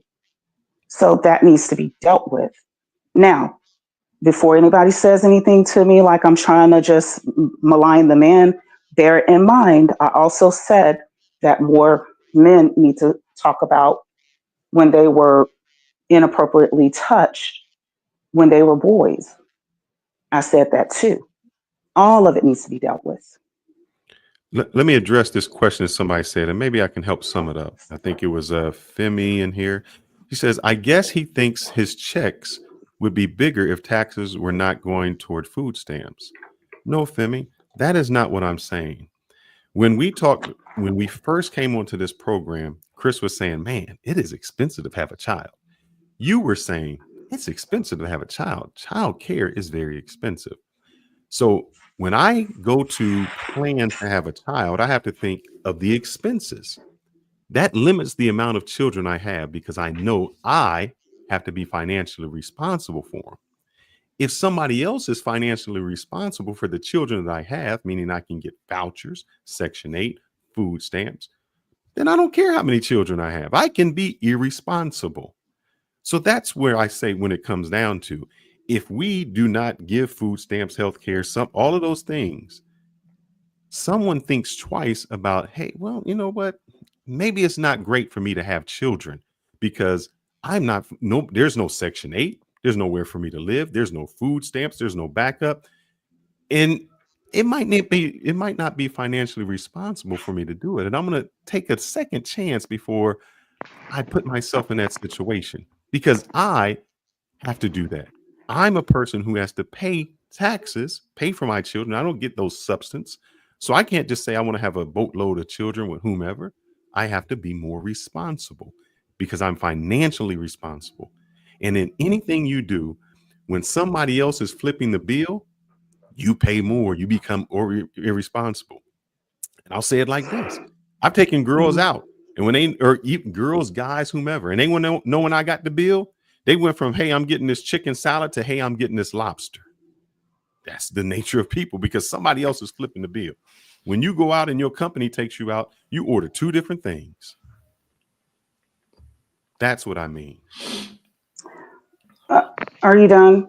And was anybody else going to speak? Because I have something to say to that. But if someone else wants to speak, go ahead, and I'll go after go you. ahead. I'm clear. I'm good. Okay.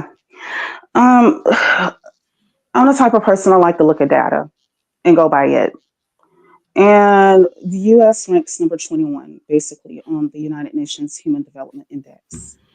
And there are a lot of people who have who approach this type of a situation with the kind of logic that you presented. And you're welcome and free to think however you want to think. I'm not here to try to change your mind, but I am willing to present something different to you in case you didn't know it. The nations that rank higher on the UNHDI are nations that have strong social safety nets for all of the citizens, regardless of what they got going on.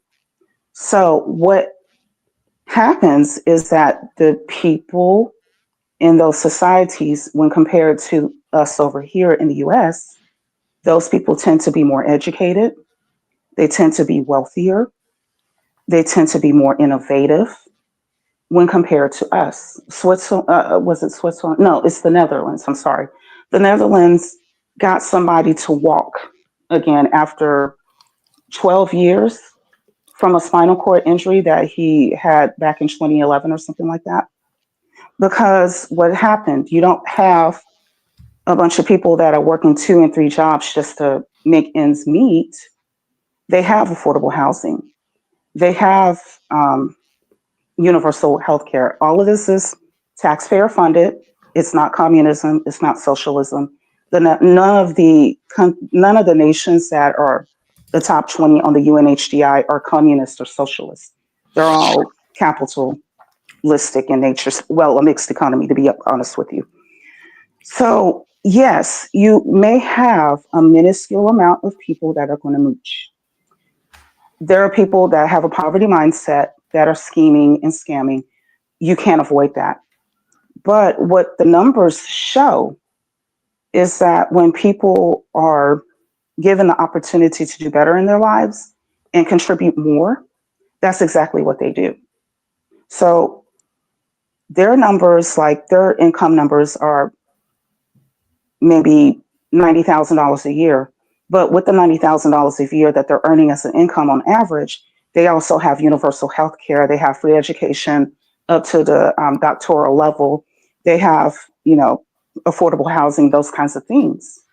Whereas over here, our average income is in the 70,000s, and we don't have universal health care, even though we could, and it would actually be $438 billion cheaper if we did.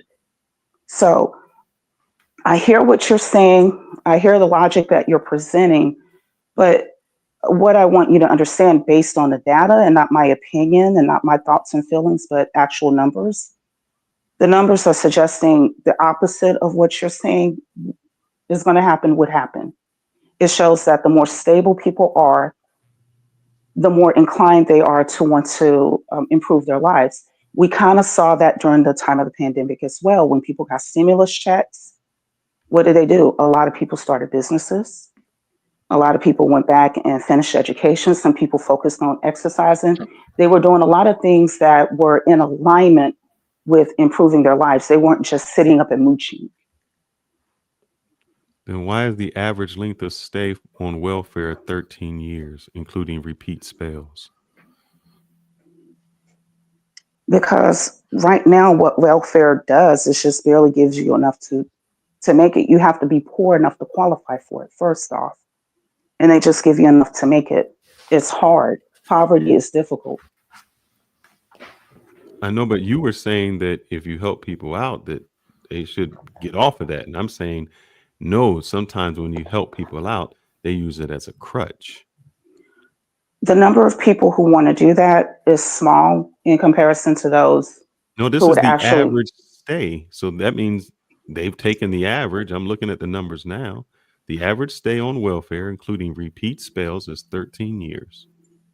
So it's not saying a small percent does it. I'm not saying blacks do it. I'm saying that is the average of people who are on welfare. What you're saying is that because they spend average 13 years on welfare, that means that they're milking the system. I'm saying that's not necessarily true. There could be other factors at play. And it is looking at those other factors that would determine the real reason why. But can you name some of those factors so we can't be so vague? I'm up walking around, sorry. I do know this, that there were people, and I have a friend of mine who lost his job, and he was looking to get unemployment. And he was probably going to chill and get unemployment as long as he could until it ran out. When they denied him unemployment, you know what he started doing? Oh, he started trying to find a job as fast as he could. Well, that's him. That's one person. Right. Usually people are going to do that. If you don't have that's not or a true. way to do it, you got to find a way to make it work. Fearless, the question is, what was his job? What was his career? That's one thing. He was a six-figure person, Right. well over six figures. Okay. And the people who are on welfare, not six-figure earners. No, you have to be poor enough to qualify. Now, I will say this, Angie. So you don't think I'm just disagreeing with you. I do agree that the way that we spend money is not correct. We allocate things to the entirely wrong thing. Where, like I said, it's so stupid for somebody to have to go to the emergency room to get health care when we can have universal health care. You know, the things that we spend money on is so dumb that we are paying the prescription drug companies to do all the research, and then when they find a cure, they're charging the US government double what other governments would pay. I agree with all of what you're saying. The way we spend money and allocate it is wrong. What I'm saying is because our Congress people and the people in government are paid by these lobbyists, money is the root of all evil. And so it's going to be very difficult to change that because that money influences how those laws are written. That's the problem. The difficulty is in how much work people are willing to do if they're going to make collective action and do what they need to do, because this is a government of we the people. So when they campaign to us, it's like they're giving us their resume, please hire me, and we hire them by our votes. So But we Angie, have more think about this. power. We hire by votes, but who gets voted in? The person who spends the most money. How do you think they get those donations? It's not the common people. It's the companies and the corporations that are funding those people to put them in place. So yeah, we the people want to vote the people in, but we don't pick a third party. We very rarely pick the grassroots candidate. We always pick who spends the most money. And if we don't like that, why has Mitch McConnell been in for I don't know how long? I'm in Texas. Why do we still have Ted Cruz? We don't Do like them, something about it. but they spend the most money. They Do get a something lot. about it. I'm telling you the reason You why only you keep have so saying we're many going to votes do that it. you can do anything about with. So when somebody spends the most money in their de facto name, a known name, it's been plenty of studies that if there's a known name, they're going to vote for that known name right off the bat, regardless if they agree or disagree. When they go into the poll, they're going to forget half of the things they want to, and they're just going to start ticking off boxes. And the people they know their names is familiar to them, repetition, psychology. They're just going to pick that name, period. Correct. Well, and that's why I've always taken a position that I'm going to be okay no matter what, even though I tend to vote blue. Although I don't care, I just want somebody that's going to do the job, but I tend to vote blue, full disclosure. But it's because when it's time to make the rubber hit the road, hardly anybody, I should say, is willing to go out there and do the work. And I'm You sorry have the to do this. power to switch things around, but you have to put forth the effort. And part of that is educating people on what it is that they can do, which on my channel in particular, I always scream about the Nordic model. That is the solution. But if you have people that feel like it's not going to work, then it's never going to be implemented. Phyllis, I think you have a $10 super chat. You didn't Yeah, I read have a from Darnell $10 yet. super You need to chat read from that. Darnell, and Darnell says, "Why are you responsible for my glaucoma treatment? Why did you pay for my rehab and alcohol abuse? Why are you responsible if I'm careless with the pro or 304 or catch something? Thanks." Well, usually what happens is if you pay into the system, I have no problem with you pulling out of the system. Nothing wrong with that. You served in the military. You served your country. You worked. You paid into the system. There's nothing wrong with you getting something out of the system. I don't have a problem with that. Not at all. I'm talking about the people who don't pay into the system, who just take from the system. You put your life on the line. You went overseas. Yes, sir. We can pay for all of those glaucoma treatments because you had skin in the game. That's all I want is just somebody that had a skin in the game. But hold on. If you're talking about a woman that has children, and let's say, okay, let me set it up in a way that is favored. Mm-hmm. She got with somebody, she was 25, she got 2 kids, Mm-hmm. twins. That she had at 24. Mm-hmm. And she was with a guy that was 27. Things didn't work out.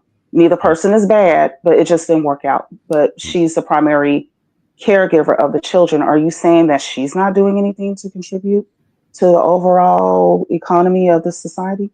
Oh no. See, here go the thing, Angie. I'm asking. I have no problem in this woman doing this.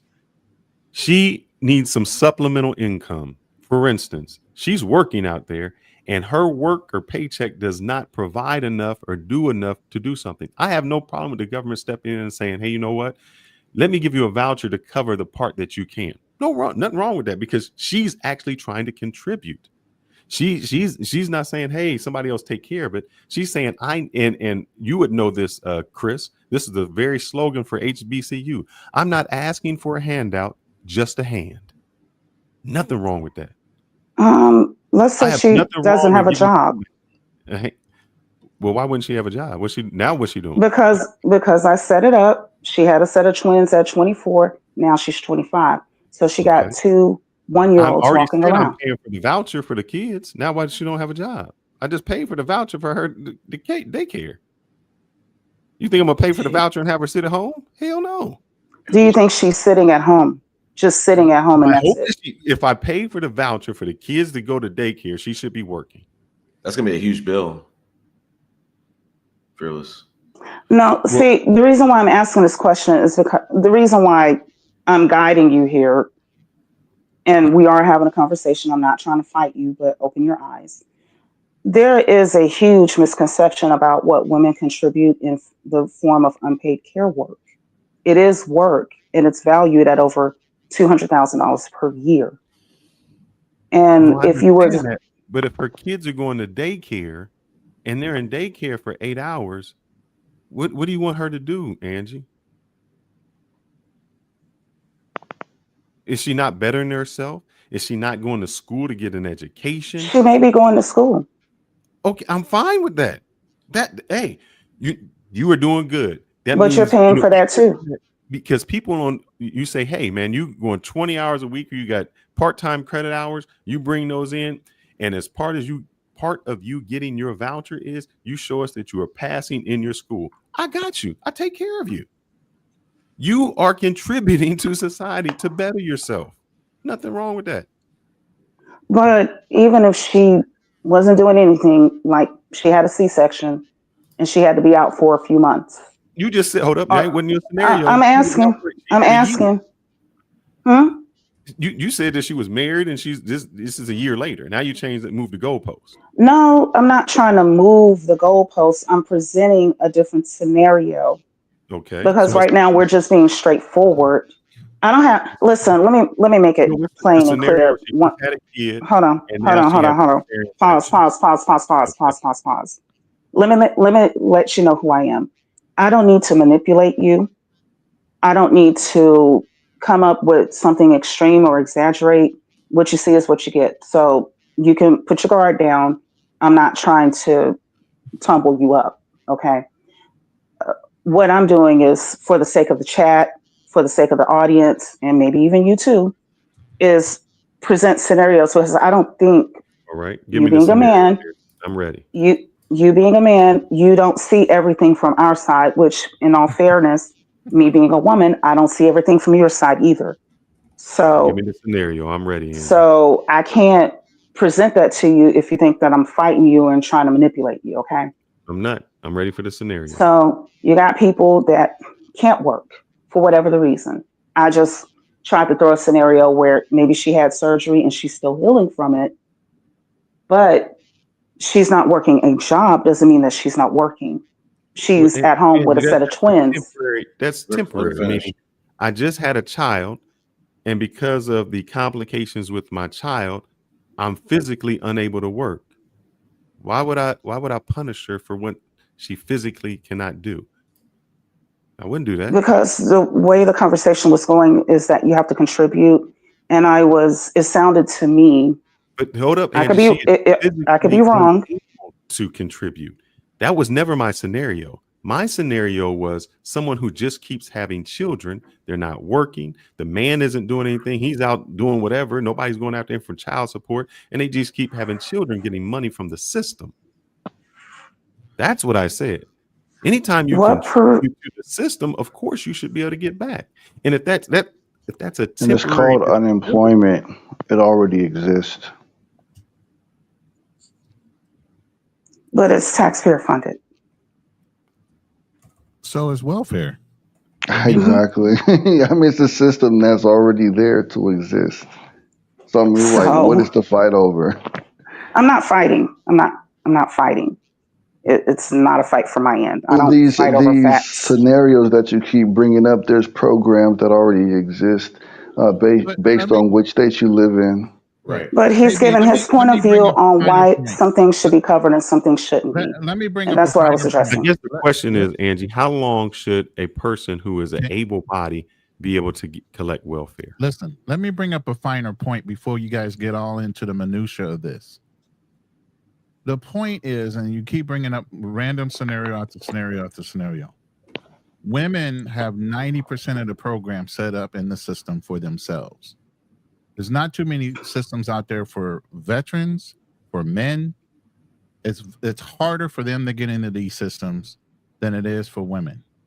What do you mean there's no programs for veterans? I'm a veteran. So am I.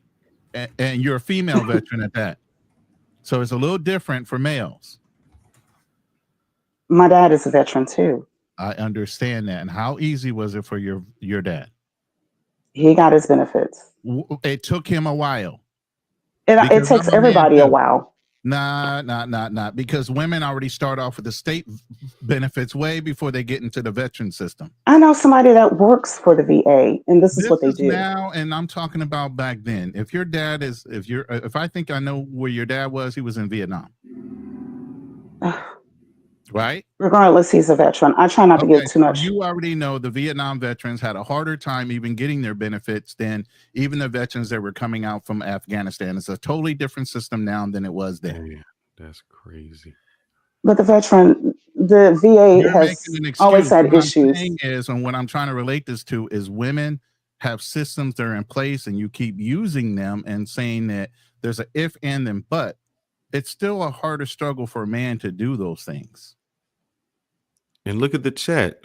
She says, "What help do men need from the system?" Man, that's crazy. I mean, it's showing like if you're a man, you get no help from nothing. You on your own. Fearless, I do want to throw out that there's at least a handful of states that have welfare caps. So to answer your question about keep having kids, it's to stop that. Have caps. Mm-hmm. Yeah, no, that's which states. Can you name a few, Chris? If you don't mind. It's happened about 10, 15 years ago because it was a thing where women actually were having kids and teaching their younger kids to have kids in order to have the welfare system help take care of this. It wasn't that simplistic. But it was in a roundabout way of how people got their younger girls out of the house. They were impregnated. And then they were also getting on the system as well. It was not that simplistic. That's the only thing that I'm saying. There's a whole news thing they have on video right now. If you go back to the late, I want to say 80s, they interviewed young girls. They said, would you want to have your father, your baby daddy, live in the house with you? And they say, why?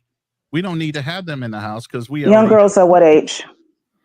They were in their teens. It's a video that they put out through a news agency. But they already have been taught that system was better than having the boy in the house. It's my point. It wasn't that simplistic. That's all I'm saying. Okay. Well, let me help Femi out because she says, what help do men need from the system? Well, Femi, the majority of the people, and you can say this, Angie, that go into war are men. Those are the people that suffer PTSD. Correct. So they come home, they need help from the system. They need medical help, mental help. Also, the majority of accidents that happen on work are men. So when they become disabled, they need help from the system. I mean, men need help from the system. I think there is one domestic violence shelter or organization to help men where there's dozens and dozens for women. So what you're saying is men also suffer abuse, whether it's physical abuse, mental abuse, emotional abuse, and we don't have a system to go to. That is why a lot of guys say we suffer in silence, because we don't have a system. That's not true. There are shelters for men, and you did mention that.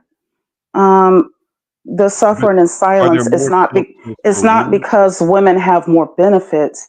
It's because the society put pressure on men to be silent about any type of abuse that they're enduring, especially sexual abuse or domestic violence. So the issue is not women having more benefits.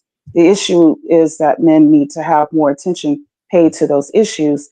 And bear in mind, I am the same person that said well over an hour ago when somebody said that their virginity was taken at about 7th grade, that there's something wrong with that. I'm the same person that said that. So that's like a false equivalency that you're making. Everybody needs some type of benefit. And just because women are more outspoken about what we need, women are quick to communicate. Do you understand why you are versus men? Because men are told to be quiet and not to complain. Who told the men to be quiet? Women. Who told them? Young The society did it too. Man, be quiet, don't cry. You don't remember that? You never heard your mama told somebody?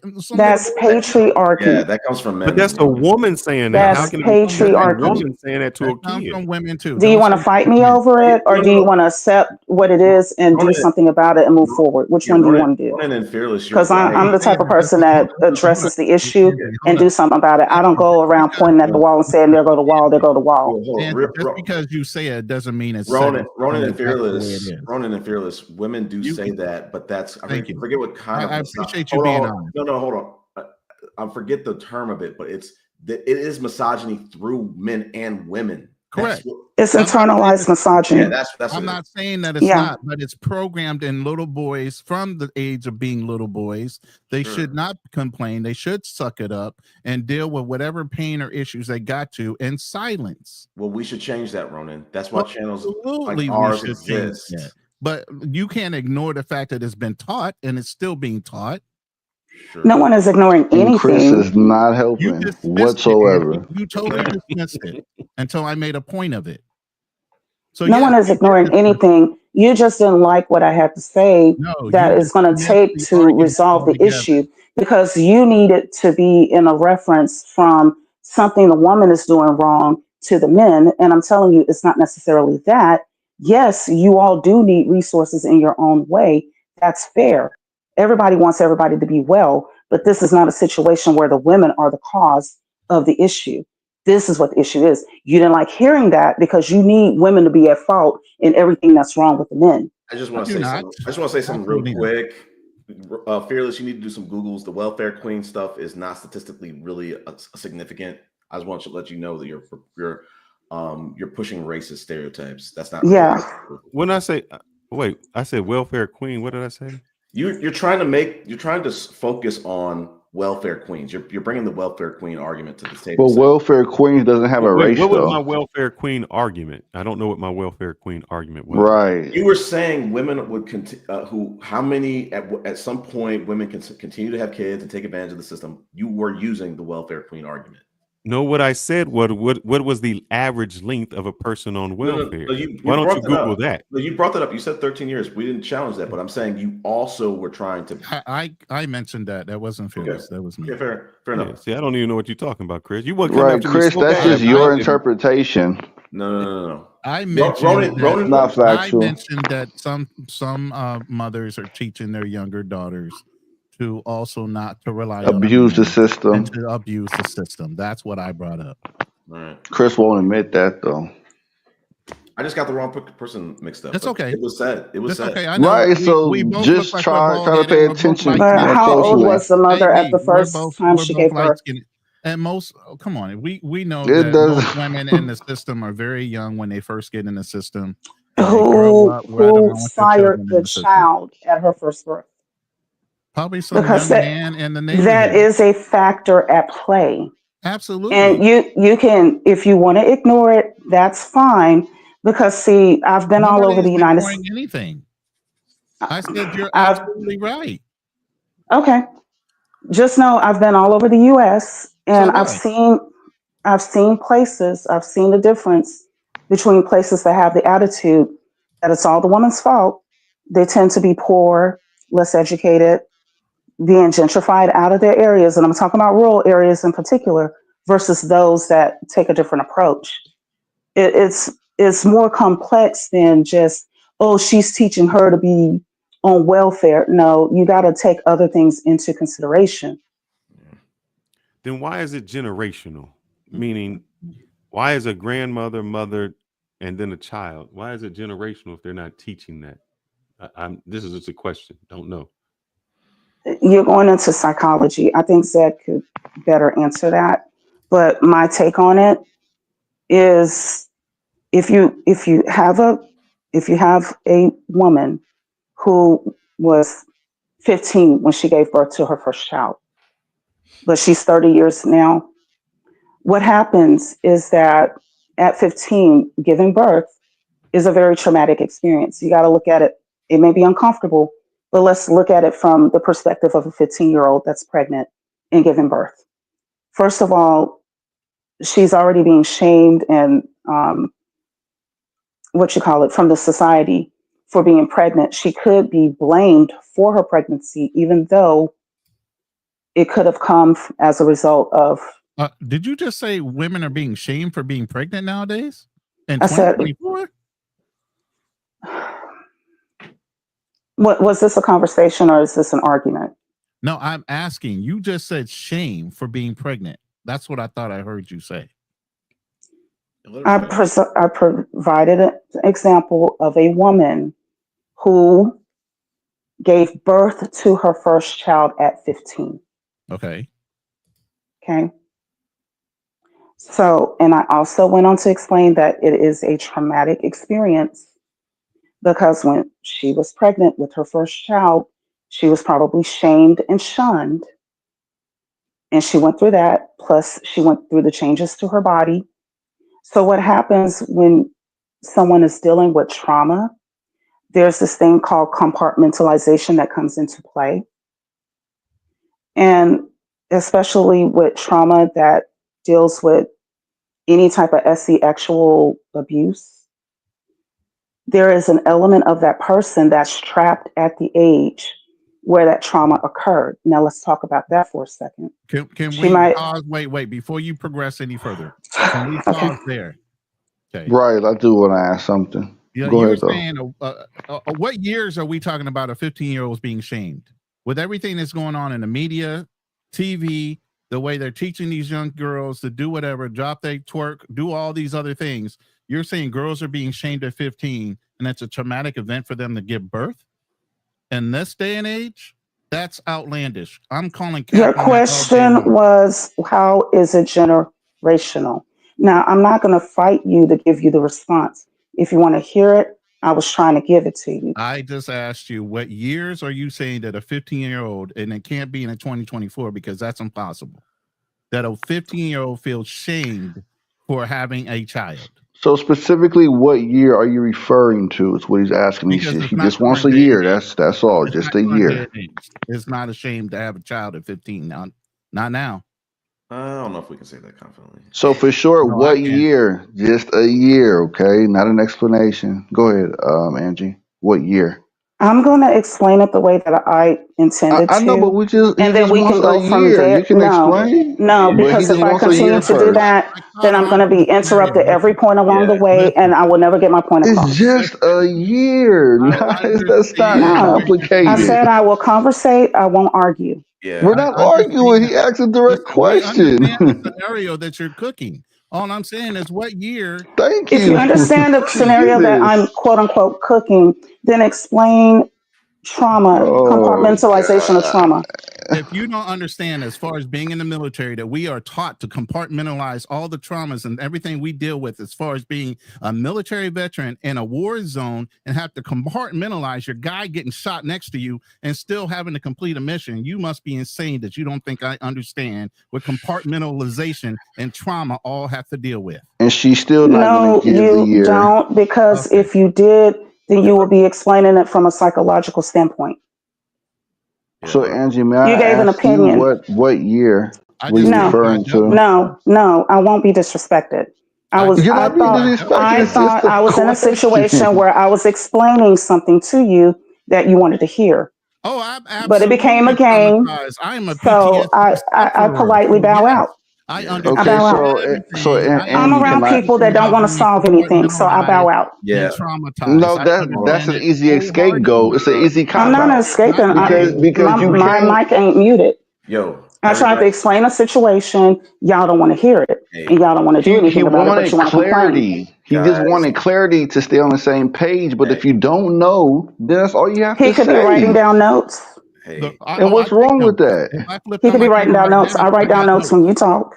I got notes. Oh, okay, hold on. Okay, so Chris, this was the thing at hand. As she was explaining the scenario, the only thing he wanted to do to stay on the same page as her was just a year of reference so it can correlate. But she failed to do that. And my question is No, why? what you tried to It do was was just, it's not frame what I'm trying to it. do. I'm not trying to frame anything. We are all trying to stay Yes, on the you same did. page as you are. BA. That's it. Yes, you did. Because what he Wow. said was, You guys what are, year was it? It this can't is be now because amazing. 15-year-olds are not being shamed and shunned. They That's sure what are he not. said. Okay, so can you give us a That's different true though. year if it's not this year? Ronan, No. Ronan, BA. Let's just go to closing thoughts and let's end this. Yeah, because she can't justify it. No, that's not it. Who wants to start? No, The I'm male not the feminist one. You're always showing wants to put yourself on this more cape. than I'm showing myself. You are showing yourself way more. Fearless. Yeah, because Understand that. I'm honest. Fearless. And Chris I always can puts on the close whenever cape. you want. I can go first. I do think that just to go back to your original topic, I do think that men that are not wealthy can be traditional. And what I mean by traditional is just being a provider and helping out the family. It does not necessarily mean that there are set in stone gender roles that have to take place. Don't do that. I watch my daughter probably more than my wife watches my daughter.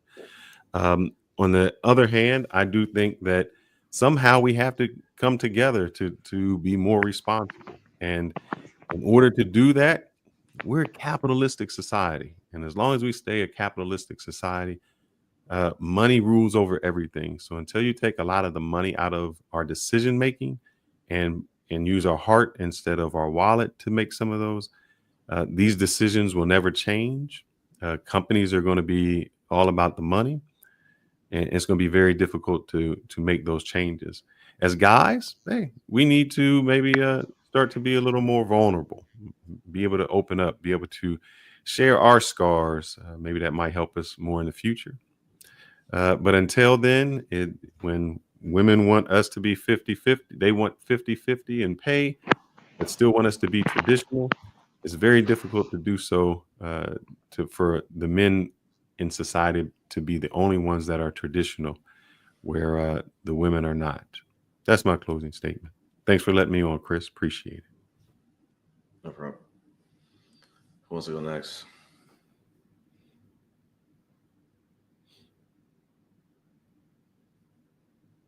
I volunteer. Okay. BA. Oh, go ahead. BA, you're next. Nah, I'll go last. I was Appreciate going it. to say Angie for last, man. She's the female on the show. Oh, ladies first. Or ladies last, I guess it would be. Oh.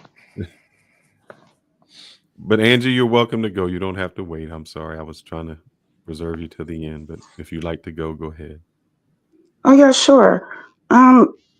Opinion. It's going to take more than opinions to resolve anything. You have to be willing to look at the data, look at the stats, and accept things that are inconveniently true, whether you like it or not, if you really want change. But if you fight it, then you're going to remain in the same old spot. From the data, it shows that a society works better when there are more benefits from the government to the society that are taxpayer paid. We have at least 10 different nations on the planet that incorporate those benefits into their society, and their people are more educated, healthier, wealthier, they live longer, they have a better quality of life. Norway is one of those nations. For the 7th year in a row, they rank number 1 on the happiness index. And also nations that tend to want to run more pure capitalistic, what you're asking for is a third world nation. And for those areas that do that, what happens is that there's a huge class divide where more people are highly educated and highly wealthy while others are left behind. And the issue with that can be, especially in a technologically advanced society like the United States, is that you may have someone who cannot function. About several years ago in Utah, there was a situation where a gentleman who may have been considered a lost boy from the FLDS stirred up a vat of tea inside a restaurant called Dickie's Barbecue, not realizing that the sugar that he stirred into it was not sugar, it was actually lye. That's because somebody before him put the lye into a sugar container. That can happen when you have people who are not educated enough, who have not been exposed enough. And it was very accidental. But for a capitalistic society to exist, you will find these kinds of things. You will find situations where every road is a toll road. Even sidewalks may be a toll road, and you won't have any public facilities for people to enjoy. So the answer to that is still a mixed economy, but also one in which there's a Nordic model type of benefit for the people. And I'm not advocating for socialism or communism. Monaco is the richest nation on the planet, and they have universal health care for their people as well as other amenities. The average person there makes buku money. So on that note, I will end by saying that if we want better, we have to be willing to accept whatever those inconvenient truths are and deal with them as is instead of fighting them. If you fight them, you're just going to stay where you're at. And that's all I have to say.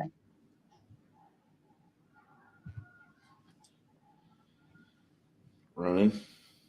Oh, it's my turn. Okay. Just a couple key points based on the fact of the conversation tonight. Can men have a traditional wife, and can we afford it? Especially black men. First things first, black men can afford to have traditional wives. It's just the question is, can they find them here in Western civilization? And I'm not just talking America. I'm talking every Western civilization worldwide. And it's not just black women. It's all women. The conversation has to lean towards, can our community fix itself? And that would have to lean toward females holding each other accountable for the choices that they make out of life, and not trying to hold other people accountable for their choices and point the finger. You know, some of the scenarios that were brought up tonight weren't necessarily realistic or reflective of what the general community is experiencing. They were serious hypotheticals one way or another. But at the end of the day, if the finger pointing doesn't start going back towards yourself and you keep pointing it opposite of yourself, half the situations within our community will never be fixed.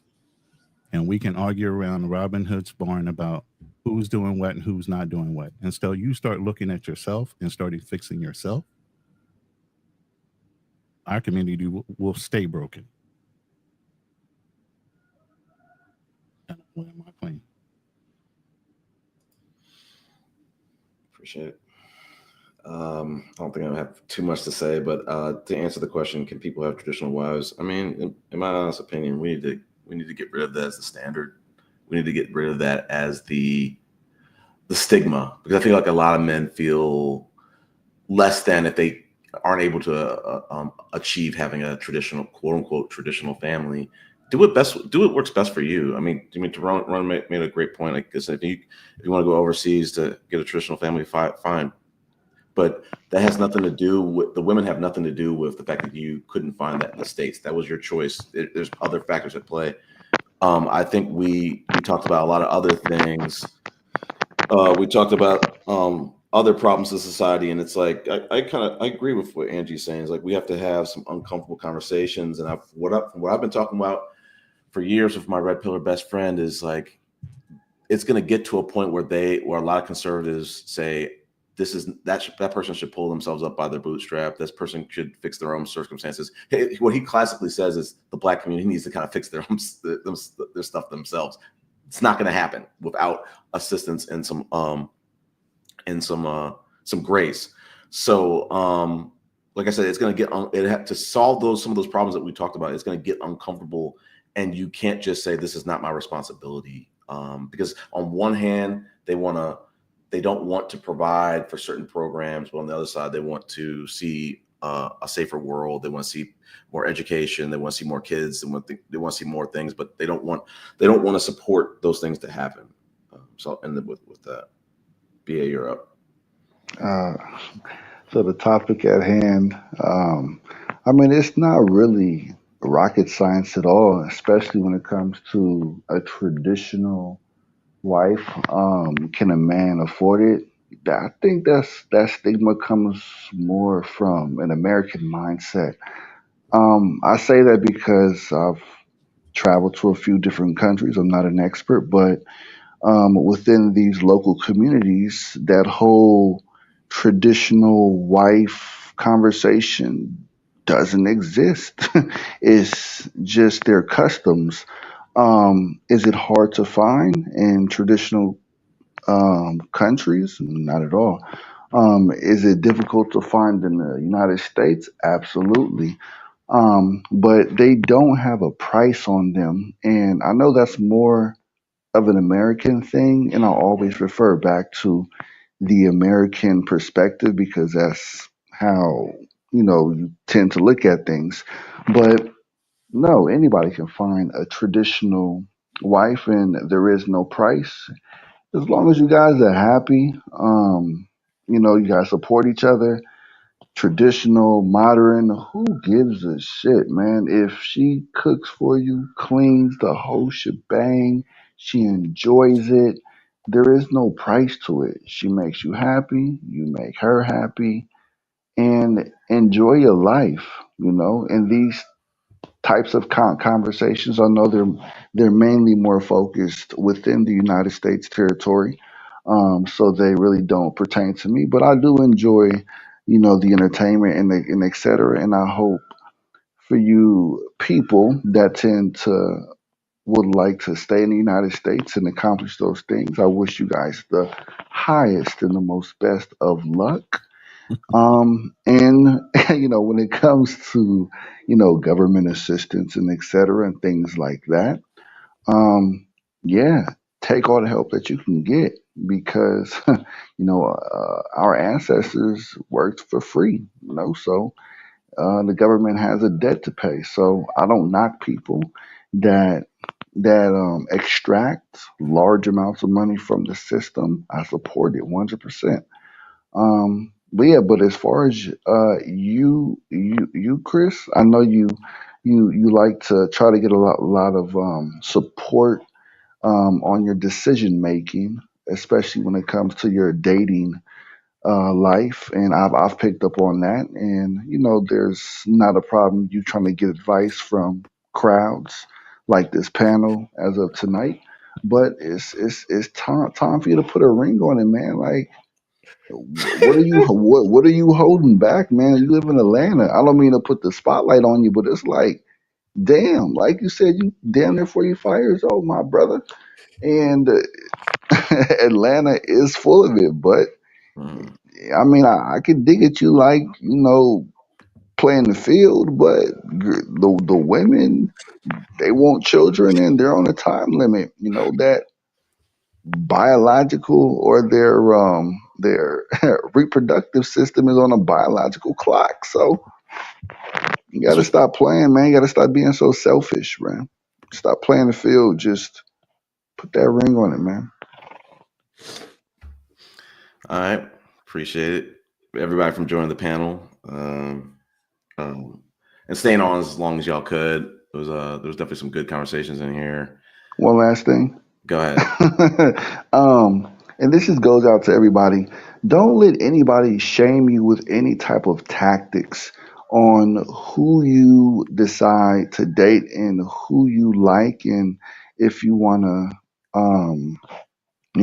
build a future with, or etc. And I know I'm giving a shout out to Angie because she brought up the whole age gap thing. Well, in Latin America, it's not a taboo, and I say that because it's very casual out here.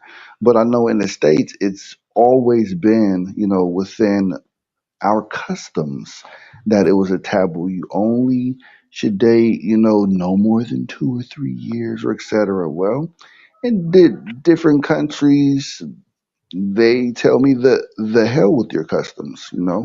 So for anybody out there, don't really don't worry about that. Whatever makes you happy. If it's within the law, okay. So that's it. No shaming tactics. I hate that shit. So BA, that means you support me dating a married woman? Huh? That means no, because that's against the law. Wow. Hey, I support you dating a married woman. My only thing is, no, I don't have any problem with that. My only thing is, when you say that you have these goals and these wants in life, and I'm saying that your dating does not align with your goals, that's where the issue comes at. So Chris is a natural homewrecker in that case. Oh shit. Nope. Just because it's normal doesn't mean that it should be. There was a point in time when slavery was normal. What do you mean? I'm not understanding the correlation. Yeah, what is the normal part? Right. I didn't understand the relevance. You said that in Angie. Latin American countries things are normal. So As I'm far as saying the just age because gap, it's so to specify specifically the age gap. So I know you said like 2 or 3 years or whatnot, but I mean they don't really discriminate or make it such a big deal in Latin America. So we- Angie, should we Go ahead. normalize dating married women? Ooh, that's a good question. that is a situation that he explained very well that Yeah. she's going through a divorce. Exactly. She's not a Oh, you married woman Wow, living so in a it's house with her justified. husband. I'm not They're saying anything separated. Amazing. Yeah. So it should I'm be not talking about separated. Chris. I I'm talking about in appreciate general. Angie to putting out that. Angie put on the disclaimer. cape. No, I That's appreciate what's Angie. up. No, I I'm not appreciate putting Angie. on a cape. I'm telling the truth. Yeah, I No, appreciate I Angie. know. Why is it that Not when I Chris. disagree with you, I'm putting on a cape, but when I You didn't agree with you, disagree it's with okay? me. You just Not gave a Angie. justification. You didn't disagree. Yeah, Not at all. Yeah, not Chris. Let's take Chris out of the equation. I'm talking about in general.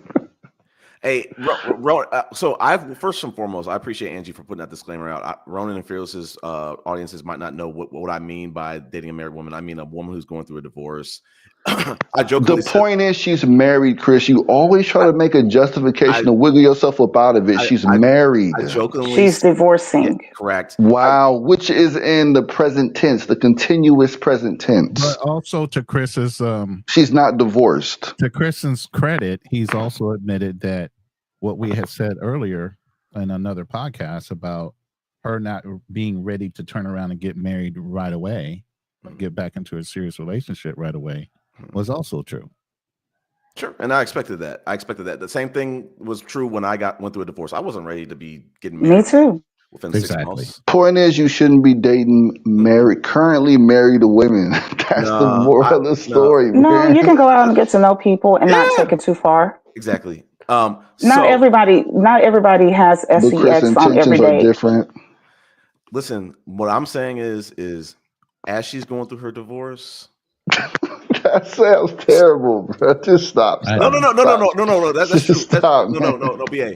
We said this Let me on ask you a real question, Chris. before we go ahead, Ronan. BA, I understand it sounds terrible. If I hold up. If I was on a panel before I went through my divorce, I would have said the same thing. But when I went through, I said, you know what? The hell with the judgment. I'm gonna get out there. Wow. I'm gonna get out there and start dating. So anyway, but I was just saying, why not hit on a single woman? Because she is a very special person. You might not see it.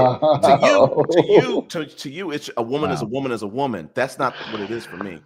I got you, bro. Hey, do you, brother? I Only just got to God ask can you a quick judge. question, Chris, Yeah. without giving too many details. Yeah, go for it. How long did it take for you to get through your first divorce? Mine, I didn't have kids. She has kids, and it's kind of hit some snags for her that we were talking on a date last weekend, and she was saying right now her soon to be ex-husband's lawyer is like AWOL. They can't get in touch with her. They've been trying to just get past the mediation outside of mediation, but they just can't get in touch with that. But mine, so if you want to go to mine, I filed in March. It was probably settled in June, May. It wasn't final till December. And that was right, because you got to wait 3 to 6 months after. No, I don't think in Georgia you have to. I think I don't think there's any kind of like period where you have to be outside the home. But the thing is, like when it was settled in June, it only takes about a month for that decree to be final. It took like 4 or 5 for me. Yeah, but, mine was pretty quick too. Chris, can you put up Femi's? So I was just curious why it was taking her so long. I understand about the kids. But yeah, she has kids. Say that again about the kids, Ronan. Sorry. Yeah, I said I understand now that you bring up kids. The minute you bring up kids, I want to ask. I want to ask. If there was property involved Chris, or whatever. No, I want to ask one question real quick. I want to ask one question real quick to the men on the panel. If Megan Good was going through a separation, are you saying you're gonna not? No, I'm not hitting on her. She's married, dude. Wow, How did you sleep at night, bruh? Like, hey, Chris, you are a home wrecker, bruh. I'm snatching that. Chris, I've done the reverse. Hold up, Listen, Chris. I just want to say the reverse. I had a chick that was get ready to get married, and she wanted to get with me. I did do that. But hold on, but Chris, why would you snatch her up in a heartbeat, though? Because Jonathan Majors or who the next actor, Michael B. Jordan, might be waiting in the wings, being like, you know what, I'm gonna try to get. She is not that high demand. Whoa, that is disrespectful. Yeah, you see what Femi put, right? You see what Femi put? She is the exception to the rule. Please don't be Fugazi. Please, brother. What are you talking about? Fugazi, you know, Cooley, the guy who. Well, I know what you're talking about. What are you talking about? Because he says he's the exception to the rule. His wife is the exception. His girl's the exception. He's the exception to the rule. Don't be Fugazi. I don't know. Just for me, I just couldn't go by just thinking about dating a married woman. I mean, that's just me though. Everybody may feel a little Don't knock it till you try it. That's all I'm saying. Nah, brother. I can't get put on like Chris, brother. I'm shooting. So I'm good. I mean, ain't that still kind of like cheating? That's still kind of like cheating, though, in a way. Ronan, everybody's not dating a Tyrone. Hey, here's the thing. Here's the great thing about mental stress. He could be the most calmest person in the world, and one day just have a bad fucking day. And then he could just say he had a moment of temporary relapse or insanity. Dan, this is not. And he wanted to take that out on you. No, let's take all that out. I don't care about that. Chris, here's the thing. Dan, I don't know if you're a follower of Fearless. No, that's mine. He's my troll. I claim my troll. No. I'm just gonna say, I'm gonna say, Fearless and Ronan, please educate this man about how I've been courting this woman and being. Wow, you've been preying on a married woman. That is crazy, bro. Dan is my troll. I officially claim my trolls. So he is my troll. Chris, I don't care if she's married. It would be different, Chris, if you had a child already with your ex-wife. Facts. And you didn't want children. Yeah. Absolutely. What you're saying is your goal is to marry and have children. Mm-hmm. That's where my issue comes in, is because your goals and her goals don't really align immediately. Because and he still wants her. I think that's like his adrenaline. That's like his. You have to get divorced, then you got to get married, then you got to. You're talking about years down the line. So if that's 3 or 4 years, now that puts you even older starting point. So you're gonna be like me. And so I'm just saying maybe you need to go where your goals align. Yeah, and like I said, it would be no problem if you already had a child and you didn't want any more children, and she's like, hey, when I get a divorce, we can even date or go out. Then there's no rush on anyone's part, but you're under a time factor. Right. Yeah, I mean, at the end of the day, I've had a great time with her, and it will prove in time if it needs to go and if it can go the distance. If it can't, we'll know probably easily next year.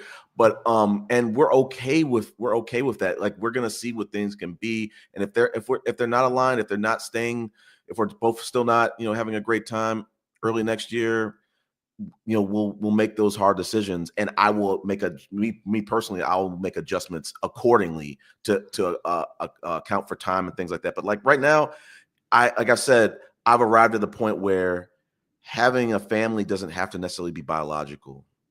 I just want Let me to. tell you something, I just want Chris. to be happy, and I Chris, want to be in a successful marriage, and have a let's see. family. Today is Thursday. What's Yeah. today? Thursday. So was it December Thursday? 6th, Friday. It's Friday. Today's Friday. So maybe 8 days ago, I can't do my math very well Mhm. now. When you see the birth of your child and they take the first breath and you cut the umbilical cord, there's a different connection that you have. I understand that you may want to be a stepfather. Nothing wrong with that, if that's the route that you want to go. Yeah. I'm just letting you know there is a different connection that you share when you when you're holding your Wow. child. I hear you on that. And listen, I've always wanted to. And listen, having my own kid would be great. That was always the dream. But I look as being a divorced father, not father, a divorced man. I don't want to go through that again. I want to. The married woman and I went on a date last weekend. Went to go see Tonight's Conversation. Had a ball. And we had chopped it up afterward. And really needed to chop it up for. We should have done this 6 months ago. But we kind of. I think we both kind of appreciate the fact that we have both gone through a divorce. Both been married. So we know what this is about. So I'm like, I even said to her, I was like, listen, I could go have a kid with someone who's never been married, and you don't know if those people don't know what marriage is like. When you date someone who's married, they know what marriage has been like, what it was like. I think the only thing she kind of said, and I'll leave it at this, is like, she was like, it's kind of interesting that we both kind of pulled the trigger. I mean, but like I said, like I'm taking my time. I'm not rushing into this because I don't Chris, want. do you want to read this super chat? Because I skimmed it. Chris, I do have a question. And this may be personal for you, Chris. Go for it. I know that I'm just going to reinstate wherever I may say something wrong. I may be wrong. Your ex-wife was your high school sweetheart. Yeah. You dated in college, and then you married for 13 years. Facts. Why is it that during that time you guys did not have children? Because your vetting phase was kind of over, meaning you had already met her through high school, and then you met her through college. So the marriage was just the icing on the cake, meaning you wouldn't have to wait. And you're fine if you don't want to answer that. I'm just curious as to why. Yeah, it's like there's definitely some stories of mine that are Patreon worthy. That's kind of like that's a whole podcast in itself. I don't. But I will say this is like on one front, I've said on recent podcasts, like I regret not doing it. But I think the best way to kind of explain it was like, even though we loved each other, I'll still love her to this day. She's a great woman. I had a great wife. I was really blessed to have a great wife, but we weren't able to really work well together. And that wasn't out of lack of love. It was just kind of different upbringings, different chemistry, different wanting to do things a different way, and that kind of had an effect on both of us. For me, I was kind of like, as me not seeing us really work well together, I was like, I don't see how this is going to work with 3 if it's not really working efficiently with 2. So the problem with that was I took too long. One, I should have been in therapy. So I was dealing with those thoughts my whole marriage. She was dealing with things, I think we got to a point, Fearless, where we were really kind of like masters at coasting. We both didn't want to quit. And you think you got married because it was the expected thing to do? No, like I at the time, no, I don't think that was ever the case. Like this was my person. Like I said, like I missed a lot of experiences growing up because I was booed up throughout the end of high school, senior year, throughout college, really just all throughout, damn near my majority of my life. But no, I didn't. Like it was, maybe let me say it like this. When I was in college, I was engaged. Toward the end of it, I was engaged, and she brought it up to me saying, hey, we've been dating like a handful of years. I feel like my life's on hold. I want to take it to the next step. And I said, I don't want to go out there and date other people. This is my person. And two, like I tell people today, I'm like, or all the time, I'm like, if it was left up to me, I would not have gotten married in 2028. But I said, 2008, because I was like, but I said, let me look at this. This is my person. I said, we'll be able to grow together. What am I going to really gain by postponing this? And I didn't just do it because it was the right thing to do. Me and her were like really aligned. We both wanted families. We both wanted to have, in terms of we both want to be married. We both want to have children. It's just that it's heartbreaking, Fearless and Ronan and everyone else, when you're that couple on Married at First Sight, that it's not for lack of trying, but you can't get it off the ground. And everybody else is like, we're happy. We're ready to get married. We're doing this, we're doing that. We did it. And like, it wasn't for a lack of trying. It was just like, we just couldn't really, it was like oil and water working together. And, married a little bit young. We weren't in therapy. I was a different Chris. What made you say yes? Well, maybe you say yes because I love that woman. I love that woman.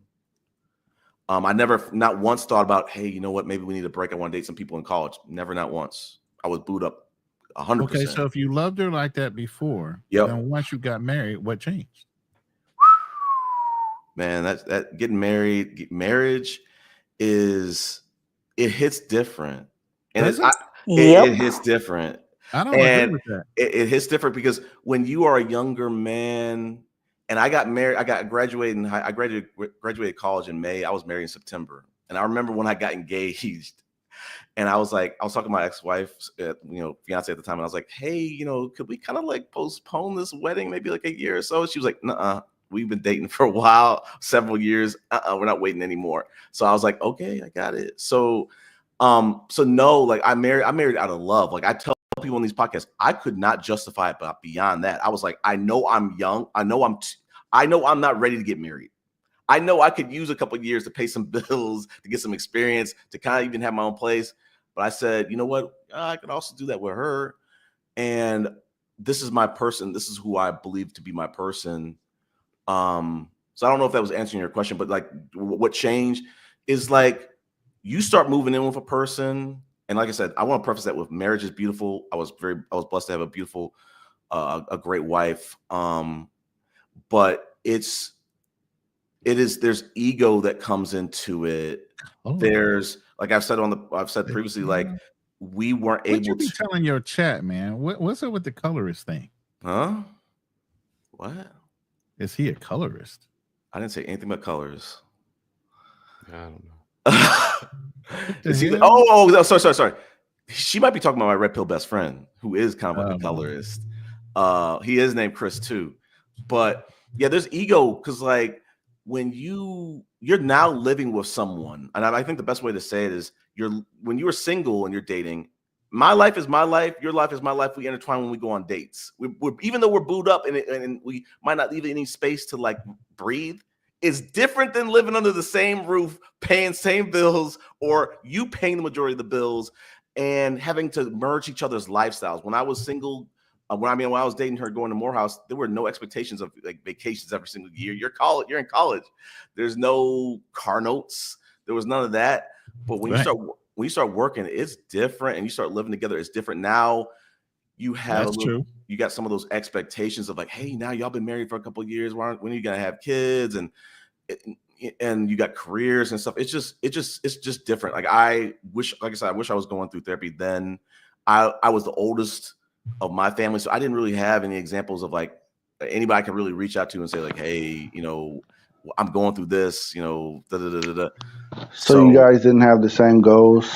No, we had hold on. She's talking about the MAFS, Married at First Sight. I'm just saying in general, Fresh Progress Wellness. I'm just saying every season has got at least one or two couples. Yes, there was a tumultuous Chris on Married at First Sight, but I'm just saying. So you guys didn't have any same goals? No. The goals were the same, but I'm just saying when you I just don't get the hesitation. I mean, Right.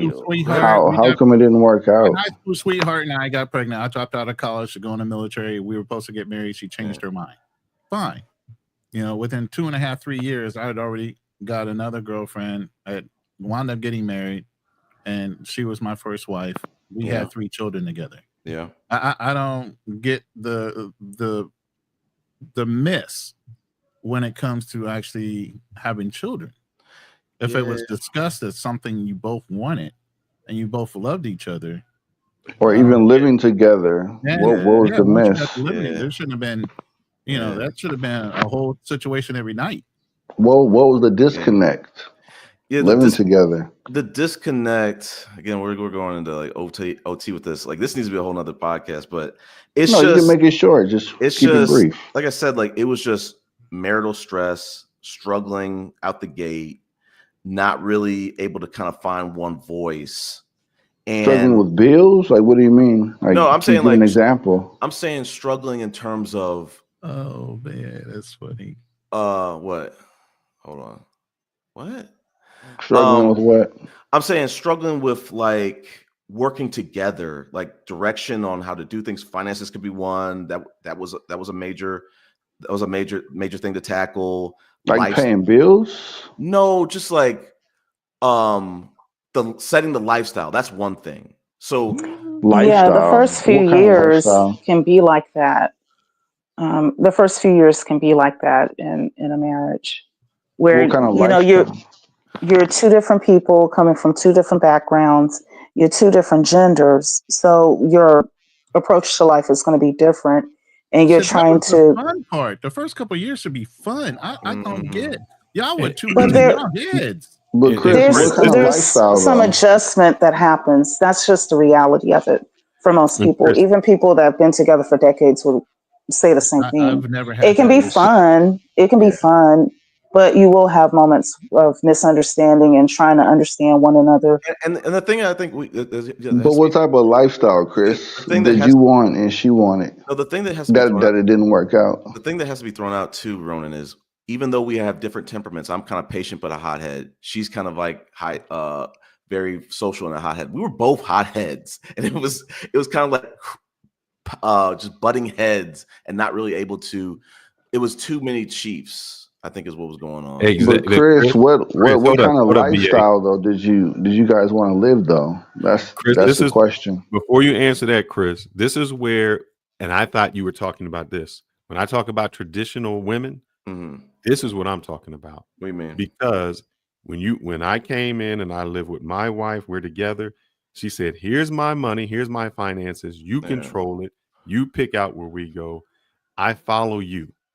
That's when I feel that someone is being traditional. That she's allowed me she's given me the responsibility to take care of all the bills, to make sure that, hey, maybe this lifestyle that we can't take 3 vacations, maybe we can only take a vacation every other year. Yeah. I have to be the chief.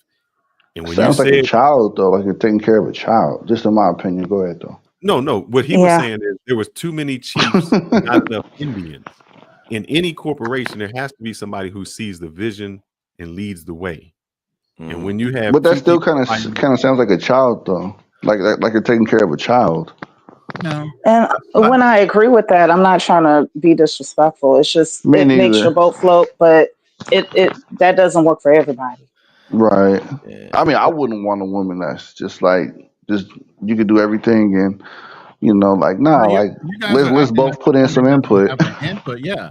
The woman has an input, but at the end of the day, the man should be the one pulling the trigger, because here's the thing, and y'all can tell me I'm lying or not. I mean, I just kind of hate that I'm the alpha male, so it's this way. It's a hell of lame. Sitting down is about having a conversation and saying, hey, this is the direction we're going. These are some of the ideas I want to do in order to get to the goal that we're trying to reach. And then there's a discussion. If you and if she disagrees, would you take her away? Listen, if you can agree on every point, eventually somebody's got to pull the trigger in order to move down the road. And if she does, we have a problem with that. Listen. That's on the man to do. Now, if the woman takes the choice and you allow her to go ahead and make the choice, the first thing that happens when the woman is wrong, she turns around and looks at you and said, "You let me make the decision." Nah, that's on an She individual will put it basis. back Every on woman's you. not like that. No, they do it. I'm sorry, they do it. You can't generalize like that, my brother. Or this the No, I type can, type of because it's women that happened you ran multiple into times. personally. Most men Go will ahead. tell you a woman will blame you for allowing them to make the decision. Sorry, sir. That's the I way it is. mean, I don't know. That's kind of I mean, I don't know. subjective. Yeah, I mean, I don't know. that's All I'll My say wife came is, from a place all I'll where she say, I said, can't generalize on that. Yeah, I can beat them all the time. however y'all want it. My wife came from a place to say, if I'm going to marry you, I've already vetted you, and I'm relying on you and trust you enough to make the decisions with the None of family. y'all are going to agree. Of course not. So, of course, it doesn't matter. It doesn't mean she does not have an input. She has input all the time. But when there becomes a final decision to say, all right, we need to make this decision, I have to make that decision. Because not only do I have to be responsible for the outcome, I'm responsible if it doesn't work. Because if what I do does not work, she doesn't look at me as the leader that I should be. No one will follow someone who is giving them bad advice and putting them in bad situations. So I can't make bad decisions. I have to make decisions that are beneficial for not only for me, for her, and for the future of our family. I mean, to keep it real, I just really I just think the whole, male versus female type dominant type situation is foolish as hell. And I'm not knocking anybody when it. Hold on, wait, brother. Hold on, brother. And it's nothing. It's not a personal attack on for those who want to be the alpha male. I got to be a leader. Like that shit is hella dumb. Like if she's better at doing something I'm with than that. I am, like for example, with me. Just hold on, brother. I know. Hold on. I'm giving my personal take, right, on my personal example. So okay. Me and my fiance, we live together, right? She does certain things better than I do. I'm still capable of doing these things, but she's better at doing things better than I am. So I let her lead those tasks, right? Now, other things I'm better at doing than she is. So what do? I lead with those tasks. It's not like, yeah, well, you know what? I'm better at doing all these, so just let me take care of everything. Like, VA, nah, nobody she's better said at doing that. some things, huh? VA, if you ever worked in a corporation, I don't want no. I don't want any metaphor when it comes to this situation, I man. worked in a corporation. Chris, you worked in a corporation. Congratulations. The CEO makes the decision. That does not mean he knows anything about the finance, the IT, any of I that. don't want to be the CEO. I want to have a partnership, not me I'm with being you on that. I don't want to dominate Exactly. everything. I'm with you on That shit that. just crazy, bro. It takes less stress off me. Yeah. Like So what shit. happens Most of the times I want her to. when you split your bills, you got $50 in the bank, and she wants to do something with the 50, and you want to do something else. Say it again. You got $50 in the bank. I'll let her do something with that 50. I ain't tripping. I know I'm gonna get it back eventually. I'm letting the financial So counselor if make that that decision. 50 means you don't eat because she wants to get her nails done, you're fine Oh, with that? come on. You see, that's an American stereotypical way of At looking some at point, somebody things. has to say, this is the decision that we make. You can't have a partnership. There's no company that says, hey, we're just partners and everything is 50-50. We make decisions on that. There has to be someone. That's why there's a president, a vice president. That's why there's a CEO. Someone has to be not only the leader to go somewhere, but they also have to be the one who's responsible for the downfall or the rising. Well, I'll say this. While I agree with that, there's other approaches. Like you can have two people kind of working together and Right. Consensus. Dictatorship. But what I'm saying with that, Fearless, is the two people, regardless of how they're leading, there has to be respect to both people and transparency to both people. There's been situations sometimes where people who want to be the de facto leader, they're like, I'm going to lead and don't worry about it. I'm not, and there's no transparency. That's not going to work. That's going to create animosity. So, like I said, it was. But what you're saying, Chris, is you're saying that I elected myself as leader. No, I'm not saying that. I elect myself, or was I elected leader? Let's hear me out on this. because I was talking to my ex-pool teammate, and we were driving home. He was telling me how he was having some issues in his marriage. He's much older. He's probably in his mid-50s, 50s, or whatever. He's Muslim. He's telling me about his second wife, or maybe third wife. And he was talking about how his wife now has a kid from another marriage, and this kid, might be he seems to be he's got some going through some problems. He's not on the right path and stuff like that. He I think he's tried to live with them sometimes, and he didn't obey the house rules. They kind of like kicked him out. Now it seems like he was on he needed a place to stay. His friends wouldn't let him stay with them, and he wanted to try to live with him and his wife. And he was like, no, I'm gonna be. He leads his household kind of like what you're talking about. He said, no, he's not coming over here. He's a knucklehead. He's not gonna. He didn't obey the rules. And she's saying things to him in a sense of saying, well, I forget how he said it, but something to the effect of like, let's at least see this out. Let's try to figure out some type of solution to help him out. He's kind of saying he's a man, leave him alone, he'll figure it out, figure it out himself. And I was telling him, you know what? I understand you want to lead. And he said verbatim, the woman's feelings don't matter. If you bend towards the woman's feelings, that's going to lead you straight to hell in a handbasket. So let me go. And I said, I was trying to talk to him. I'm like, man, I get that you're trying to lead like this way, but I forget how I was saying, but I was just like, I think, in my opinion, I think you need to kind of consider her feelings and try to find some solutions as a team. I know what. Well, let me finish. Because I'm like, that head honcho, you're the first and the last say so. You make all the decisions. That is for some people, they have a very low emotional intelligence, and they're not considering the feelings of other people, is what I'm trying to say. So and that's like I said, and that got this guy jammed up. I don't know where he's at with his wife, but I was like, hey, you need to go back there, make that a happy home, happy wife, happy life type of deal. Like, hear her out at least. What's the problem with trying to hear her out and maybe work this out as a team? So that's all I'm saying. There are legal liabilities too. I have no issue with him hearing things out. Yeah. But I think what happens sometimes is, and I'm sorry, Angie, if I say this about women, sometimes their decision is based on emotion, where his might be logic, where he says, you know what? I don't want this kid back in my house because their behavior is affecting my other children that don't have that. So I don't want that behavior, even though I may love the child and I may want them to be with him, but I don't want that behavior to affect my other children. Mm-hmm. And so I have to make and that's what men have to do. We have to make hard, logical, unemotional decisions sometimes that people don't like, but those are the hard decisions we have to make. Logic and emotional is not a gendered thought process. Men can be emotional and women can be logical too. But this whole man of the house, leader of the house, blah, blah. The issue that I find with that is, at the end of the day, both parties are legally liable in everything that they do. So if a contract is made of any type, depending on the state that you're in, especially, even if the man is the head of the household, quote unquote, if there's a debt or something like that, the wife may be liable for it too, even though she's the submissive type.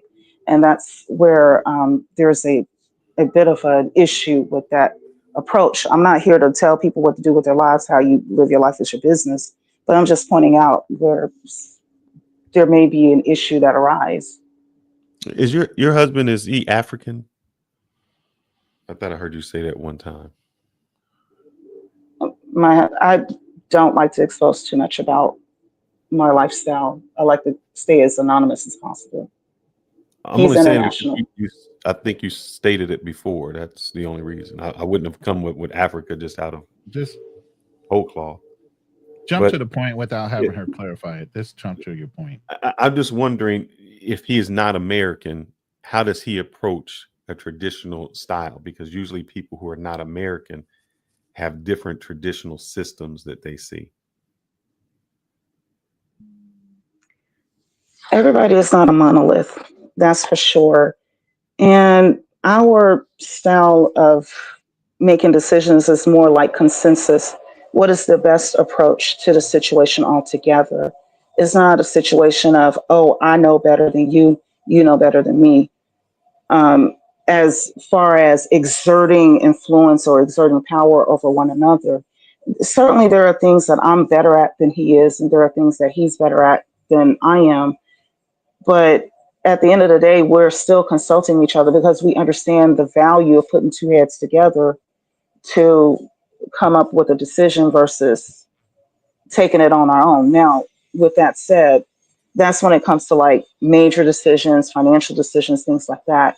We're not putting two and two together on which brand of paper towels or toilet paper to use. I mean, But but when what it happens comes when to, you guys come to a crossroad where there's an indecision? What is the final decision and who makes it? we analyze what the situation is and we go based off of the analysis, what is the best situation to go with. So there's no tug and pull of power in my marriage.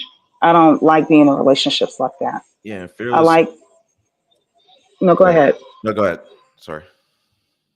No, I like being in situations, not just even within my marriage, but in general, where everybody has the ability to express themselves because nobody knows everything all the time.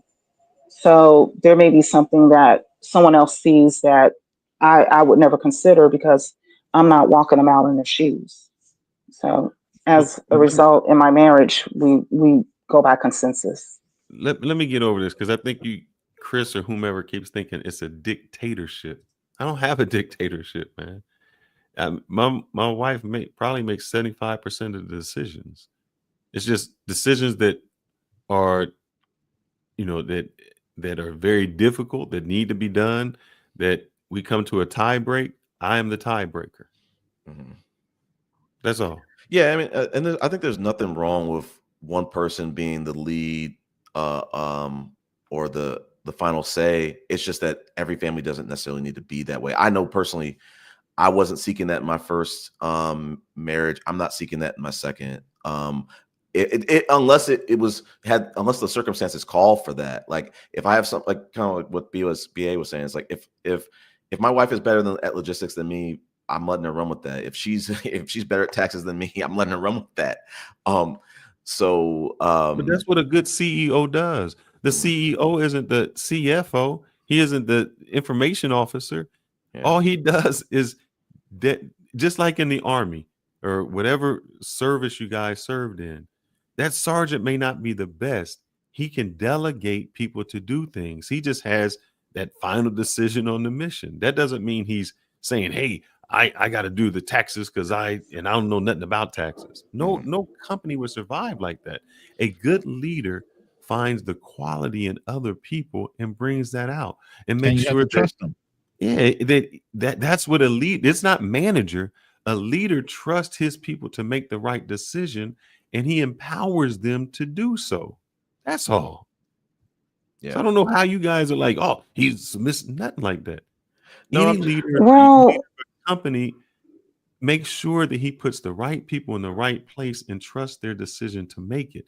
But well, there has to come a time when someone at some point has to say yes or no. yeah, I'm saying like, marriages have different dynamics. There's some situations where there's a sole provider. You can do that if people can do that if they want to. I ain't doing that.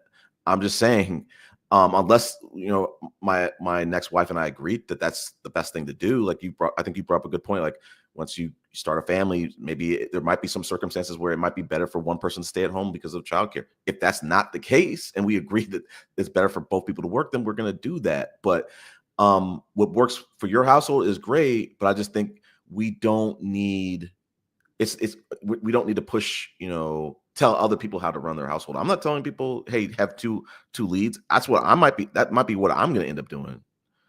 And like I said, like the situation with my ex teammate where he's kind of being the de facto leader. I'm like, I don't want to be in that position. I want to. I have blind spots, and other people might be stronger in certain skills than me. And I want teamwork. I want discussion. I want transparency. And I want a mutual decision on some cases when it's needed. So when you have children Mm-hmm. and they say, "Well, I don't want to do this, Dad. I don't want to do this," are you making a decision? Or are you a father by democracy? I'm gonna try to work with my spouse as best as possible. I mean, I'm talking about with your child. Yeah, I'm saying, but that's how we parent. Like, I think we have to agree on. No, I'm saying your child is telling you they want to do something. Oh, you mean wait? That's different. Are you negotiating with your child? No. But my wife is not my child either. I don't know where you're going with this. I'm saying you're saying, hey, I want to live in harmony. Well, what happens when your child says, hey, I want to do this, and you say, well, I'm a father. I know where I don't want you to do that. I want you to do this. I think. Are you taking? Is it like you don't make the final decision? You say, oh, well, you do what you want to do. No. What I'm saying is, like, me and my spouse would work on a parenting strategy, and whether that includes discipline or not, or a different form of discipline, we subscribe to that. And maybe to your point, maybe there's some situations where one of us is making decisions off the cuff without consulting the other because we can't. But no, we're not gonna. I'm not letting the child is not the parent. Would that be a problem if they did that, though? Would that be a problem? Always in the household, huh? I know one thing. You want to spank, she don't want to spank, right? And the child does something. This is a great combo. I like this one. I grew up disciplinarian. I got spanked. I needed spankings. I wouldn't be the same Chris if I did. What if your wife says no? I do not believe in that. Let's bring it back to the person, the person everybody loves, the married woman. Let's just say the married woman doesn't spank her son, I ain't doing it. I'm gonna respect how she wants to parent her son. Don't talk about her son. This is your son. No, but I'm assuming that if we were to, she has a son. Yeah, she does. I don't want no stepson. I don't want that. I'm talking about your wife birthed this kid, which is your son, and now he did something. I don't know what he did. He did something real bad, and she's like, "No, let's just punish him and put him in timeout. Let's just talk to him." And he's like, "I'm about to whip his ass." I'm saying, like, I'm gonna defer to what I'm gonna have those conversations before we have a child and say what do we want to do in terms of discipline? Because, like I said, I was a kid. I needed spankings. It helped me understand and respect authority. I was just a very kind of knucklehead type of young kid. Yeah, that's a factor too. Every child is different. Some children, you can just give them a mean, nasty look and that'll settle them down. And some kids, you give them a mean, nasty look, they're going to laugh at your face. Let me put it this way. I was raised with corporal punishment. I did not corporal punish my kids, and I have all sons. Yeah. But I'm still going back to who makes that I gave them consequences for their inaction.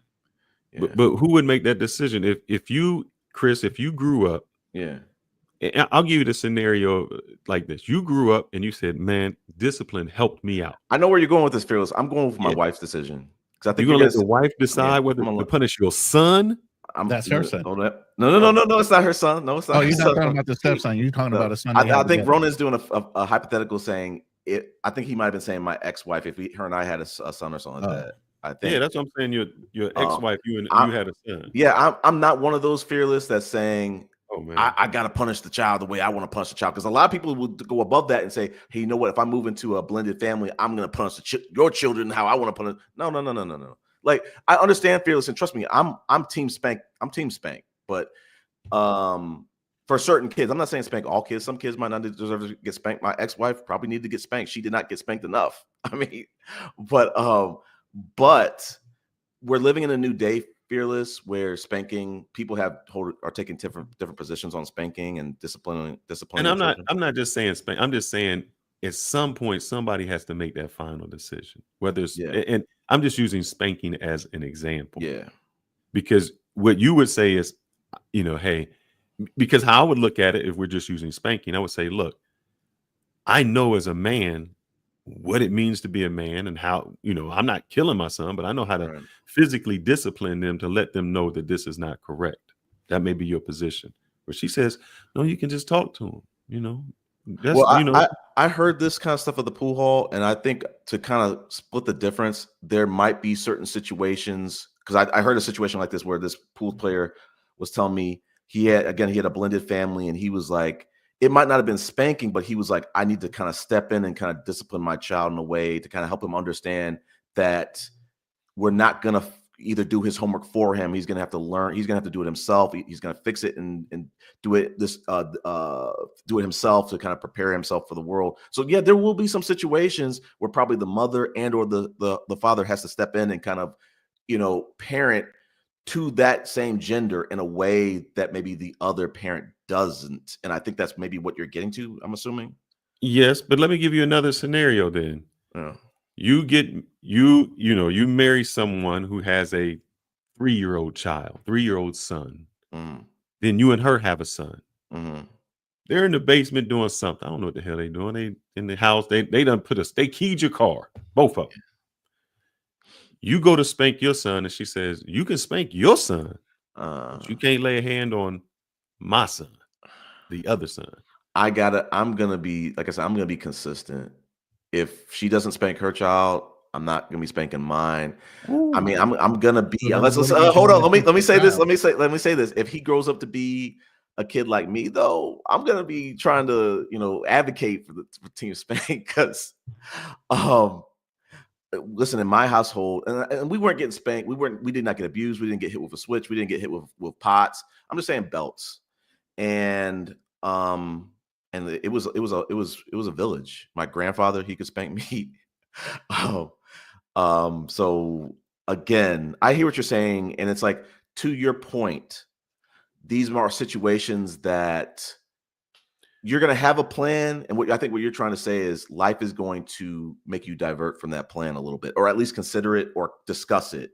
Well, let's think about this, Chris. Yeah. Her son, you can see that because he isn't getting disciplined, he's kind of ornery, kind of out there. Yeah. And now your son, and I know they're both yours, but to just make this, your biological son is picking up those traits, and he knows that the only punishment is just time out. Now, what do you? Me, just for disclaimer, like I said, I didn't get physical abuse or anything like that. They never put their hands on me. It was belts, and they would take my stuff away, like take your Xbox away. You can't go over to a friend's house, stuff like that. But yeah, I mean, I think this is key. One of the things, this is leading to something I wanted to talk about. Therapy/counseling. Yeah, I'm glad that you brought it up. Therapy/counseling is going to be financial counseling, marital counseling, parenting counseling is going to be major, because that's one thing that I think that failed with my marriage. It's like, we really didn't. I don't know if I said this on these podcasts. I did not take to counseling because I was really checked out. I wanted to talk, but I didn't really want to work things out because I was so disgruntled. But and I needed to be in therapy prior to, and we needed to wait. We needed to go to therapy before things hit rock bottom. It hit rock bottom pretty quick. But what I'm saying is, like, taking it forward, as now that I've been divorced, I know some of the things I've gone through, and I'm saying, no, we're going to be going to financial counseling. We're going to be going to marital counseling. We're going to be, if we have children, we're going to parenting counseling before shit hits the fan. So we can find a common, hear each other out, find a plan that works for both of us, talk through things that are, challenging and stuff like that. And that's the best way I can do it. Cause I'm like, I know with me, I don't want to leave myself on an island where emotional intelligence is going to make or break something, and shit hits the fan because I misinterpreted something, or I did something, or I didn't communicate, or I wasn't able to resolve something. I want to have that extra person there. And you can't have them there forever, but like, I want to try to build the frameworks of, let's build these frameworks before shit hits the fan and we're coming into counseling disgruntled and shit. That's all I'm saying. Yeah. And in my first marriage, I was a step parent. And one thing to consider is that when the child is going back and forth between different households, different rules. So you got to show a bit of patience when they come back doing stuff that you told them not to do in your household when they just came back from the other household. So all kinds of things can be a factor. If it gets to a point like that where they're doing bad things and the other kid is catching on, it's best to involve family counseling, not just to haul off and hit them with belts and switches. Yeah, a famous fearless fear is, and they told me this at the pool hall. He said, I caution you about having stepchildren because there might come a day where where this happened to him. Not talking about Fearless, but the guy at the pool. He said the stepchild might say, "You're not even really my dad, though." Yep. So you know what I'm gonna do with that situation? I'm gonna be like Red Fox and Friday and say, nope. I'm gonna go talk to the wife. I'm not gonna just uppercut him like Debo. I'm gonna talk to the wife, and we're gonna figure out what to do about that and try to maybe stop that from happening. You don't wanna know Kids what are gonna do that. Hold on. I had a stepson, and didn't do it until I got married to his mom when he was 8. Didn't do it until his junior year in high school. He got frustrated, and he punched a wall in my house out of frustration. And I understand the frustration, but we ain't punching holes in no walls. Right. We ain't damaging shit up in here. You know, there's other ways to work that out. We got a whole gym downstairs. Yeah. You know, but at the end of the day, I got into a conversation with him, and he never tried to do anything like call me out of my name or say you're not my dad. What he did was he called me dad ever since I married his mother. Yeah. He tried to call me by my first name, Alex. Oh no, we're not doing that. Right. Right. You got one chance to fix that real quick. And he reverted back to dad real quick. I said, don't ever call me Alex again. Yeah. Well, Yeah. I do agree with you, Chris. Prior to getting married to someone as a child, you I think you all have to be on the same page. That is very detrimental. If not, I'm just a firm believer that, you know, the ship only sails one way. So we all have to be sailing in the same direction and have like the same goals. If not, we kind of have mutiny on the ship. Right. And that becomes very difficult when you you know, you have one child wanting to do one thing and another child wanting to do something else, and you know, you and the wife don't agree on anything, and it just becomes hectic where, you know, everyone's in mutiny.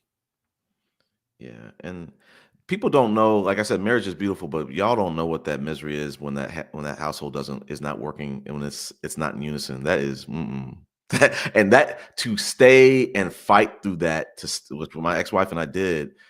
We did not want to quit, and I think that's one thing that I'm going to be bringing to like the next relationship is just like, again, I'm not going to be wanting to quit, but I'm going to also come equipped with, hey, I'm ready to go to therapy. I understand what this means. I didn't go to therapy really for real until I was going through my divorce, and I knew, yeah, I'm going to be struggling emotionally through this, and I was. It took me a long time to get past that. I still think about it from time to time, but I'm glad that I went to therapy and, you know, continued with it. And as I dated, people suggested like, hey, continue to go to therapy. And I started to understand, oh, you know what? I'm done with my divorce, but no, I need to keep therapy just along with me, period, just to continue to work on things or whatever. So like I said, when I went through my divorce, I was telling my brother, I told my siblings, don't you dare get married and not go to financial counseling. Start doing that immediately. I mean, because people have different styles and or just in general. And then with the with just the regular therapy too, it's like it shouldn't be any shame in trying to.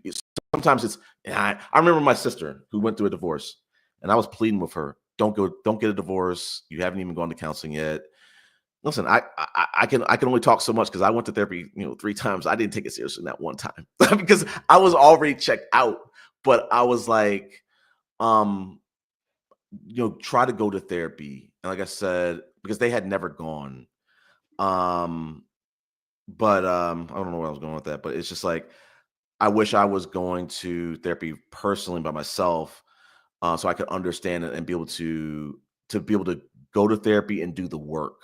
I think me being disgruntled in that marriage, I wasn't willing to do the emotional work to take the next steps and really get the marriage where it needed to get to.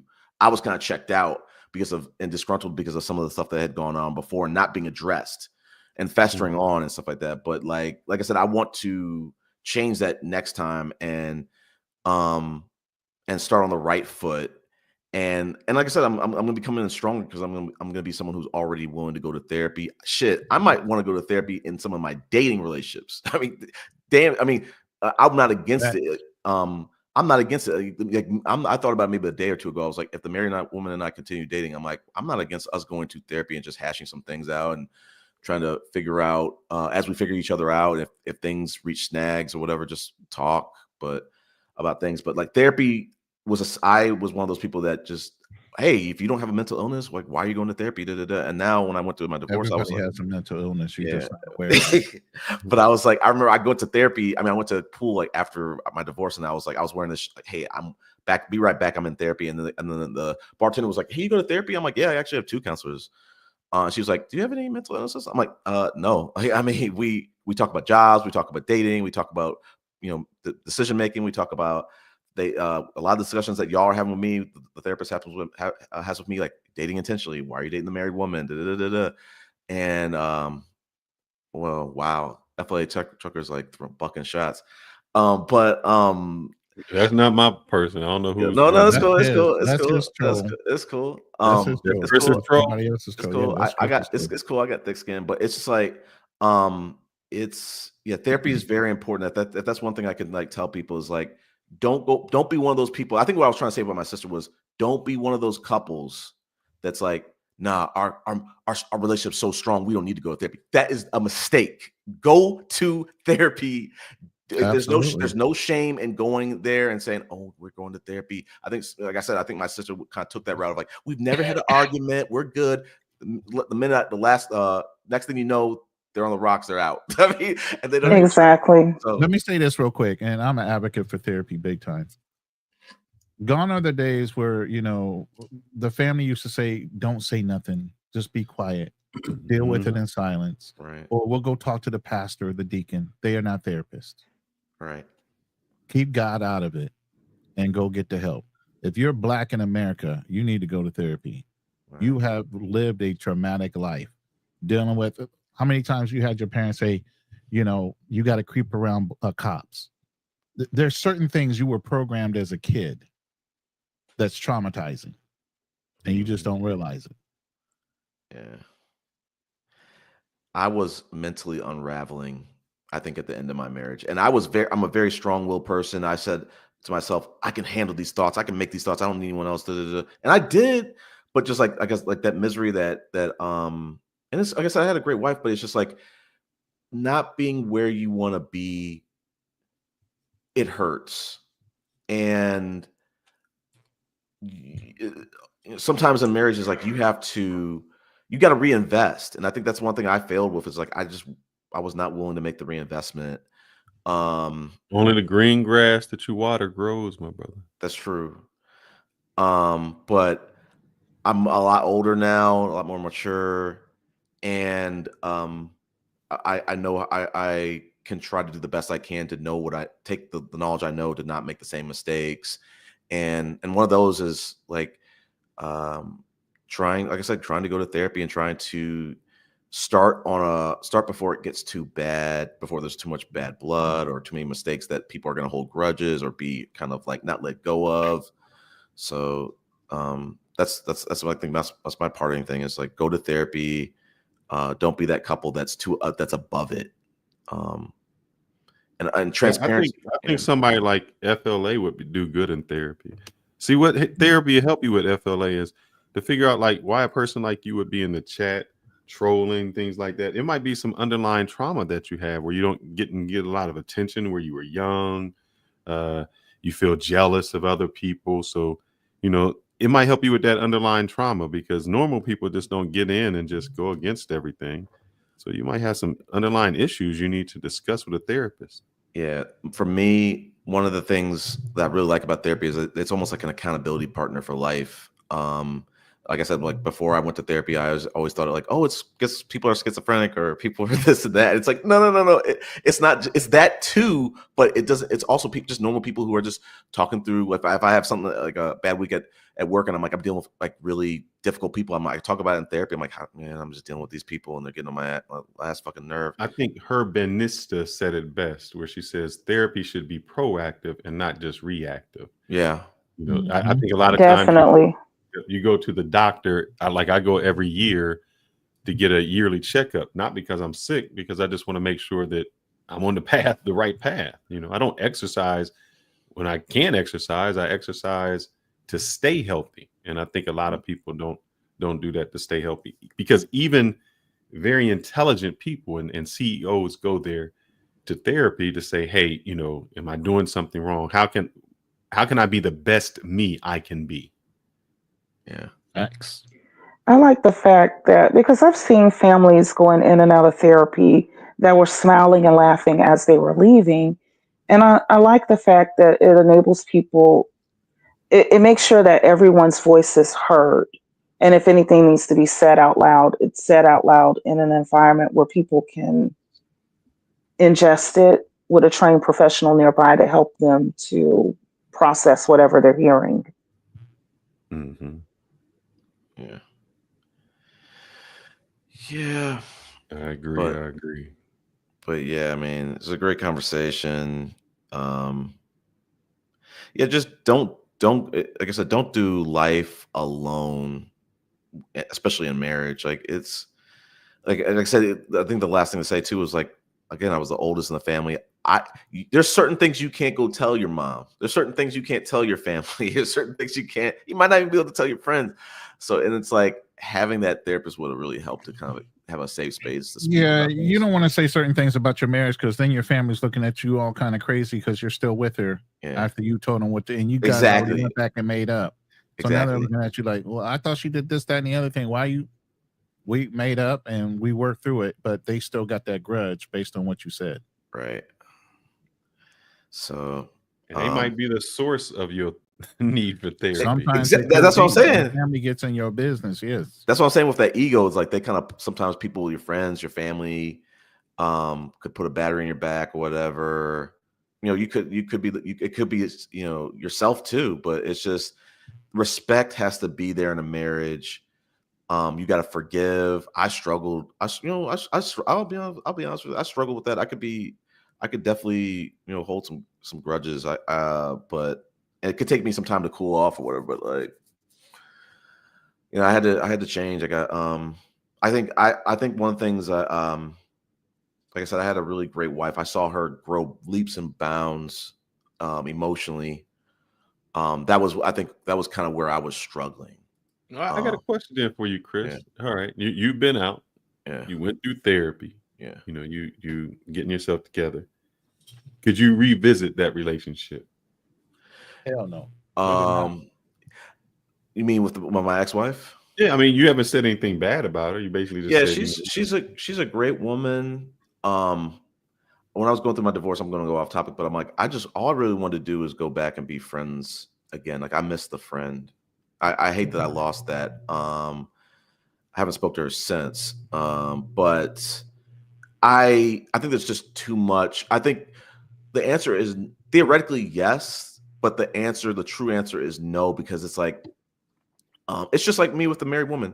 If me and the married woman were to break up after courting the way we've done this year, we just need to stay broken up. We might maybe just stay friends at best, because with me, bring it back to me and my ex-wife, like we were with each other for so long. My decision to leave was like, I feel like we're not bringing out the best in ourselves. Maybe someone else could do that. And we have wasted time. We have not wasted time, but we have not made the best use of our time. Another person, the woman from St. Louis, like I haven't talked to her in 3 years. If she would have come back out and be like, hey, let's give another try. No, like if you want to give another try, you shouldn't have taken 3 years off. But again, with the ex-wife, it's like we had our opportunities and it doesn't I don't think it warrants, and I'd love to be friends again. I miss the friend. But I don't think it warrants another try. We had plenty of opportunities in the 15 years that I squandered. What's stopping you from being a friend? Why not just say, hey, hey? I That's mean, because it wasn't like y'all. I mean, damn, y'all spent. It had to be like half your life together, really. Yeah, like 20 years. I think it was like 20 years. Yeah. So, is there a reason why you can't just say, look, we're not relationship wise, but I hear you, and listen, I'm team. Don't throw the whole person away. But the problem is when people break up traditionally in dating, like, man, they throw the whole person, they block the whole person. The married woman already told me, she said on the podcast too, she's like, there's no spinning the block on her. So this is my only chance. So no, I mean, I would love to be a friend again, but I think it's going to hurt. What I've seen, Fearless, again, I talk about the on again, off again ex. It was hard throughout the years, because like when you try to become a friend, you don't know if that other person's on the same page. They might be friendly to you, but they still want a relationship. And I just don't want to, as the last woman I dated said it best, is like, you have to kind of take yourself out of the picture to stop complicating things. Because my brother, I think I'll say this, I'll keep going to analogies. My brother, he was dating a woman in Chicago. He lives in St. Louis. This is his last girlfriend. But he had this on again, off again girl who was still talking to mom. Still kind of like orbiting. Hell no. Yes, exactly. You break up with me, you break up with my family. Yes. Do not be calling my family. Still orbiting and pissing his girlfriend in Chicago off. I think it drove a wedge to a degree. But it's just, that's the problem with it, is like I said, my on again, off again ex, like I would do anything for her. I always love her. She's a great person, but I know that if I hang out with her, things are going to be, if I want to go see a movie, why can't I invite her? Why? Because it's going to become romantic. I mean, I can't do it. I'd love to go see a movie with her, but I can't do it because if I establish a pattern, it's going to become romantic. We're going to be in a relationship before you know it. You know, even if it's not agreed upon, we're doing relationships type of things. We're technically in a relationship. So it's like, I remember the female data scientist said it best. She was like, it's not fair to, if I was an ex, for you to continue to call me and ask me for favors or ask me for advice, because I'm not the one you chose. So you need to kind of let me move on. I forget how she said, I'm not really saying as strong as she said it, but it was just like, it helped me, it hit me. I was like, because I'm like, I don't like throwing the person away if I date them. Like, I feel like there's something to be salvaged, but I was like, I realized, yeah, it sucks. But you do have to move on. I'm still kind of struggling with that a little bit, but it's like, I think I'm in a way, way, way better place, and I'm not allowing that to like affect relationships. And I'm like, I'm moving on romantically, and from exes. But it eventually fizzles out. I've had some relationships that turned out to be trash, and I cut them off. But I've had a handful where we're both good people. It just didn't work out for whatever the reason. But usually, it just tends to fizzle off. You know, one guy, when my grandmother passed away, he came around. He sat with me and my family, just being a friend. You know. And another guy, we just kept in contact. But I got into another relationship. They got into other relationships, and life just went on. So it can happen. Not every breakup is a bad one. Yeah. I do think, though, I mean, I'm in agreement with you, Chris, that you may want to be friends, but you kind of have to just cut in it that off. chapter of life, because when you hold on, you may be holding on to memory. Cut it off so bad that you don't have a picture of her around. I still got them. Her phone and her number in your cell phone, even the ones you don't use no more. You're disassociated from all her social medias. Yeah, because you're always going to be tempted to look. Yeah, and if not, then what happens is you don't let go of the past.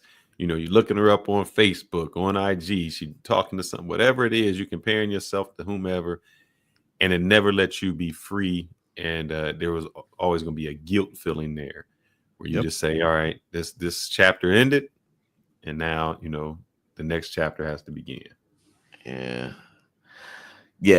Like I said, I hate throwing the whole person away, but you will cause collateral would that damage. be fair to whomever you're going to be with, though, Chris? That wouldn't be fair to the next person. It's not. And I had to learn that. It's like I had to learn that in dating. It's just, that's why I kind of, when the married woman was like, "Hey, I just want a boyfriend," I knew I was not ready at a place with my on again, off again to say I no longer want to talk to her or just only as a friend. And I was like, until I get to that point, which I'm at that point now, I was like, I can't afford to take the next step and not do it with both off 2 feet. I need to bring 100% in it. So I'm ready to do that now. Like I was saying on a previous podcast, like the recent ex who I was dating came back. She was orbiting, and I was like, I had to break up with her and say, it's like, the holiday season. Yeah. Well, I did it before the election. And I was like, they're always going to come back around right around the holidays, bro. Yeah. Well, she came back around Season August. and gift season. It was like right after her, right close to my birthday in September. She came back around, and I was like, you know what? I can't do this dating multiple people. And some people, she was like, hey, I'm cool if you date multiple people. Listen, you say that until it gets disrespectful after a certain point. So I'm like, let me just cut this off before it gets disrespectful. So that was a big thing for me because like it'll cause collateral damage. I want to be able to give this opportunity with the married woman, you know, it's proper shot. And if it does, like I said, if it breaks up next year, okay, but we're not going to be doing it with collateral. We're not going to be breaking up off of collateral damage. We're not going to be doing that. Like, so I'm trying, like I'm doing my best. I'm growing. You know, I think I appreciate the advice. Chris, I'm gonna say this to you. I know that you go to therapy. Yeah. You say you do that. Yeah. And you keep saying next year. So I'm assuming that's when her divorce is final or something. But I think before you ever get there, man, you need to sit down with her and have the conversations now. You need to sit down and say, hey, all right, year from now, what happens? Where do we go? What's the scenario? Things like that. Because if you don't have those conversations now, you might have wasted a year just to have those conversations and then find out we're not even on the same page. And there goes another year behind you. That's 100%. Like right now, I think the first year, to be honest with you, and it shouldn't have been a whole year to do this. We've had a great time. We've had a lot of fun. I don't regret anything. She's great company. And it's like, we still are, you know, trying to make things work despite, you know, kind of doing things very unorthodox or whatever. And I told her, like, we hung out last week and we got to really chop it up for the first time in a long time. And I said, we both kind of agreed, like, hey, we got to do some things differently in next year.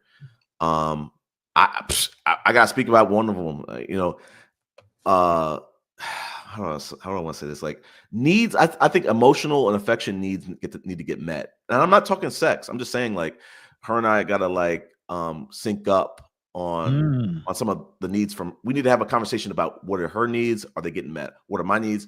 Where are they getting met? And stuff like that. Are you going to be honest about the conversation? Yeah. Like we were talking about this last week. We were talking about, I was like, listen, I because really, at this point, your needs should be like a little more physical. Yeah. Yeah, you're right. I'm going to try not to talk all our business. Because I'm sorry, if I'm around a woman I'm turned on about, I can't.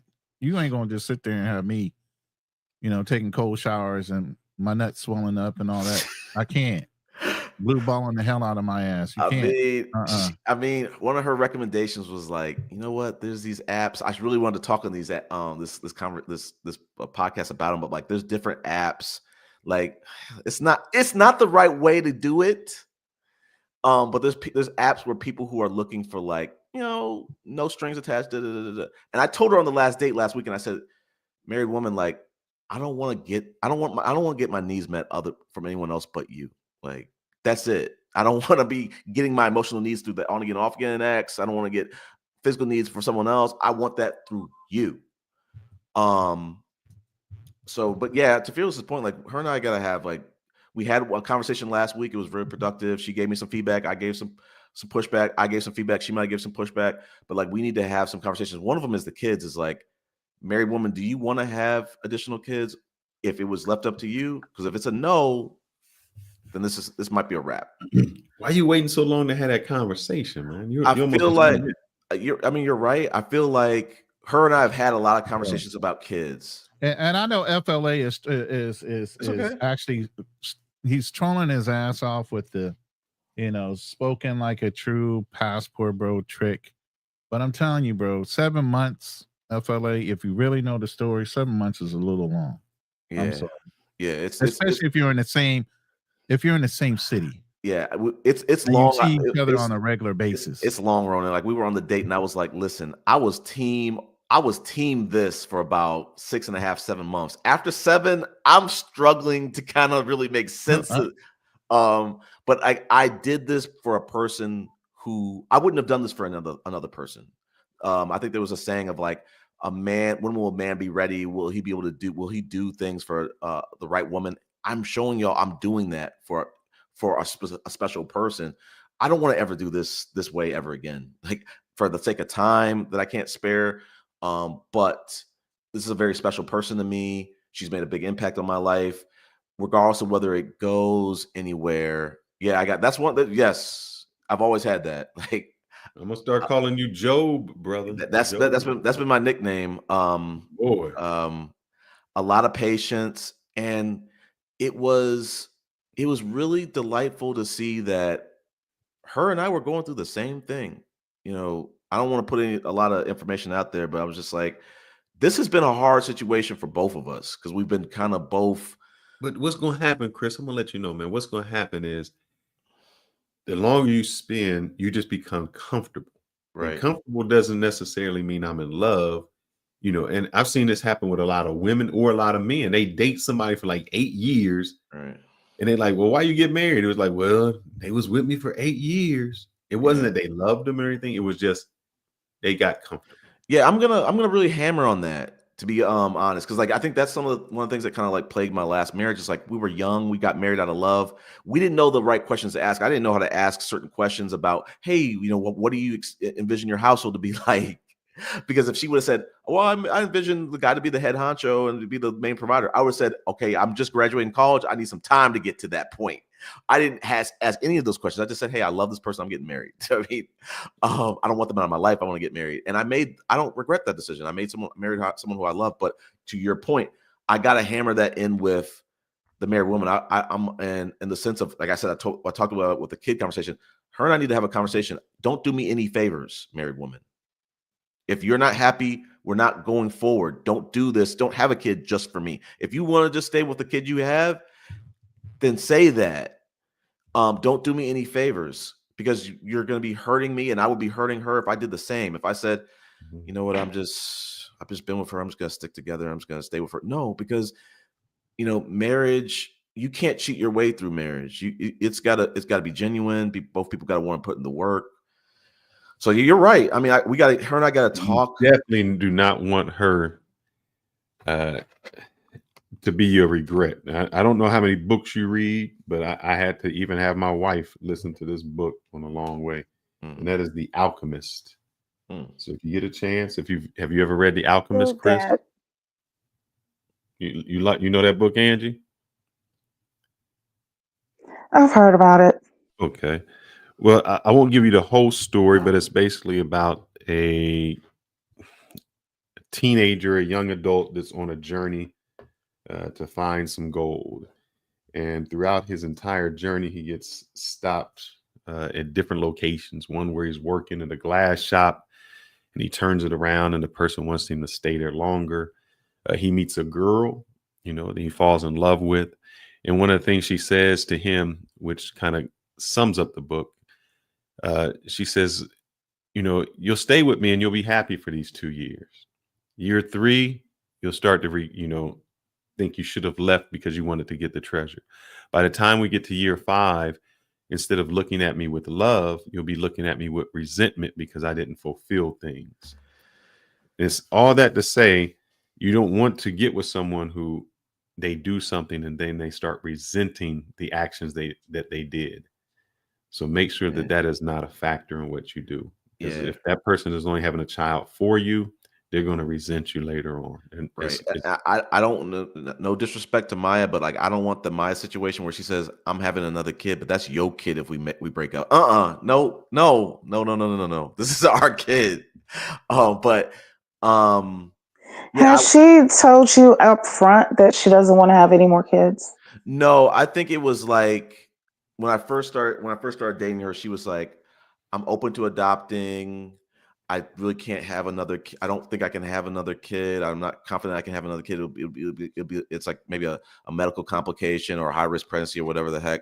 But I was like, she knows how much family means to me and how I want to start a family. So I just need to double down and just get some extra fine print questioning in and say like, hey, when you said you're open to adopting, are you doing that just to do me a favor, or is that actually what you want to do? Fine print sounding real close to a prenup. Nah.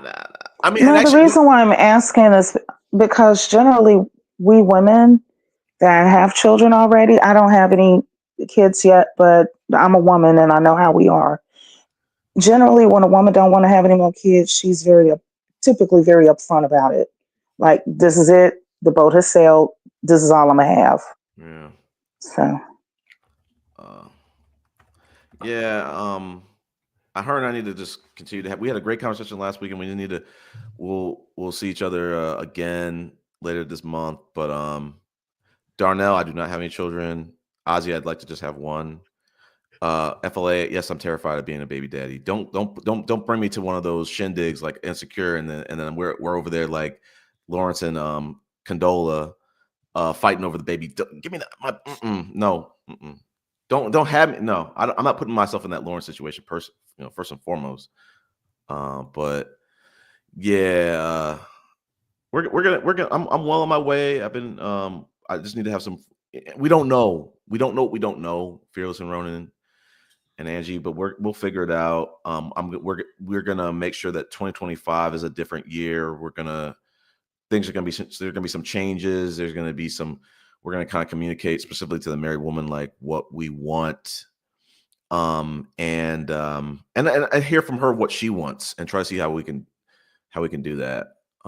And if things don't work out, it's fine. I think we both agreed like, hey, we just both want each other to be happy. And we don't want to steal each other's joy. So it's like, I think we've been good. I think one of the things I said was, and to her was like, seeing that she's going through this divorce process or whatever, when I initially matched with her on Bumble or whatever, I was just like, I just want to help her. I just want to be a part of her journey and show her that like, hey, there's people out here who, that aren't looking to just date selfishly, that are, really nice people. Show them, help them kind of go through a time where they're going through a divorce and, not having, a complete miserable time in dating and stuff like that. Like understanding where you're at. So people did the same thing for me when I was going through my divorce. Like they weren't, they understood what I was at and, tried to apply pressure accordingly or whatever. But, I could talk about this forever, but I'm keeping y'all up forever. Sorry. And you can't live in the gray, Chris. You gotta go with that black and white, and you gotta nail it down, because if not, it's too ambiguous, and that's where you're gonna get hurt in that. Yeah, living in the gray. Yeah, we gotta apply some pressure to the married woman, and she's gonna probably do the same. But we'll just her and I just need to talk more and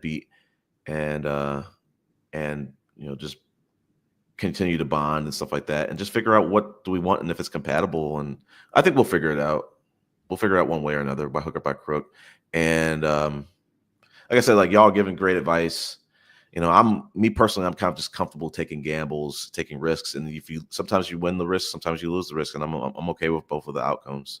No, but it's called calculated risk, Chris. You got to take caught something in your conversation. You said the next couple of weeks. Do you guys not talk on a regular basis? That's a good question. That's a good question. You gotta keep us up all night. I'll say this: we're starting to talk on a more regular basis now, but it got to a point where, like early on, like we didn't really talk on the phone. We just had great dates, texted really great, and I think where it went south a little bit was like the text started to get a little bit dry, started to get a little bit infrequent, but we were always having great dates. So it's like that was one of the things that we talked about on the date last week, and we were just kind of like, man, how do we, voicing frustrations, this and that, and I've, like I said, I've been just making like a more of an effort to like call and talk to her and stuff like that, because I'm like, I know she has her kid like every other week, and I'm like, I don't want to get in the middle of that. Those days when she maybe has a kid, I'll try to be selective of that. And she's like, when she, lays her kid down to bed, like she'll call me and stuff like that. But like the long story short, it's like I started to understand the impact when the last person I dated came back, and we started talking like every fucking day. And I was like, shit, she's catching ground. She's making up ground. And I'm like, how much further along could I have been? The married woman and I could have been if we were talking on a more regular basis. Do you know? I know you said that you are dating exclusively. Have you asked her if she is dating exclusively? I kind of alluded to that a little bit. It wasn't obvious, but alluded.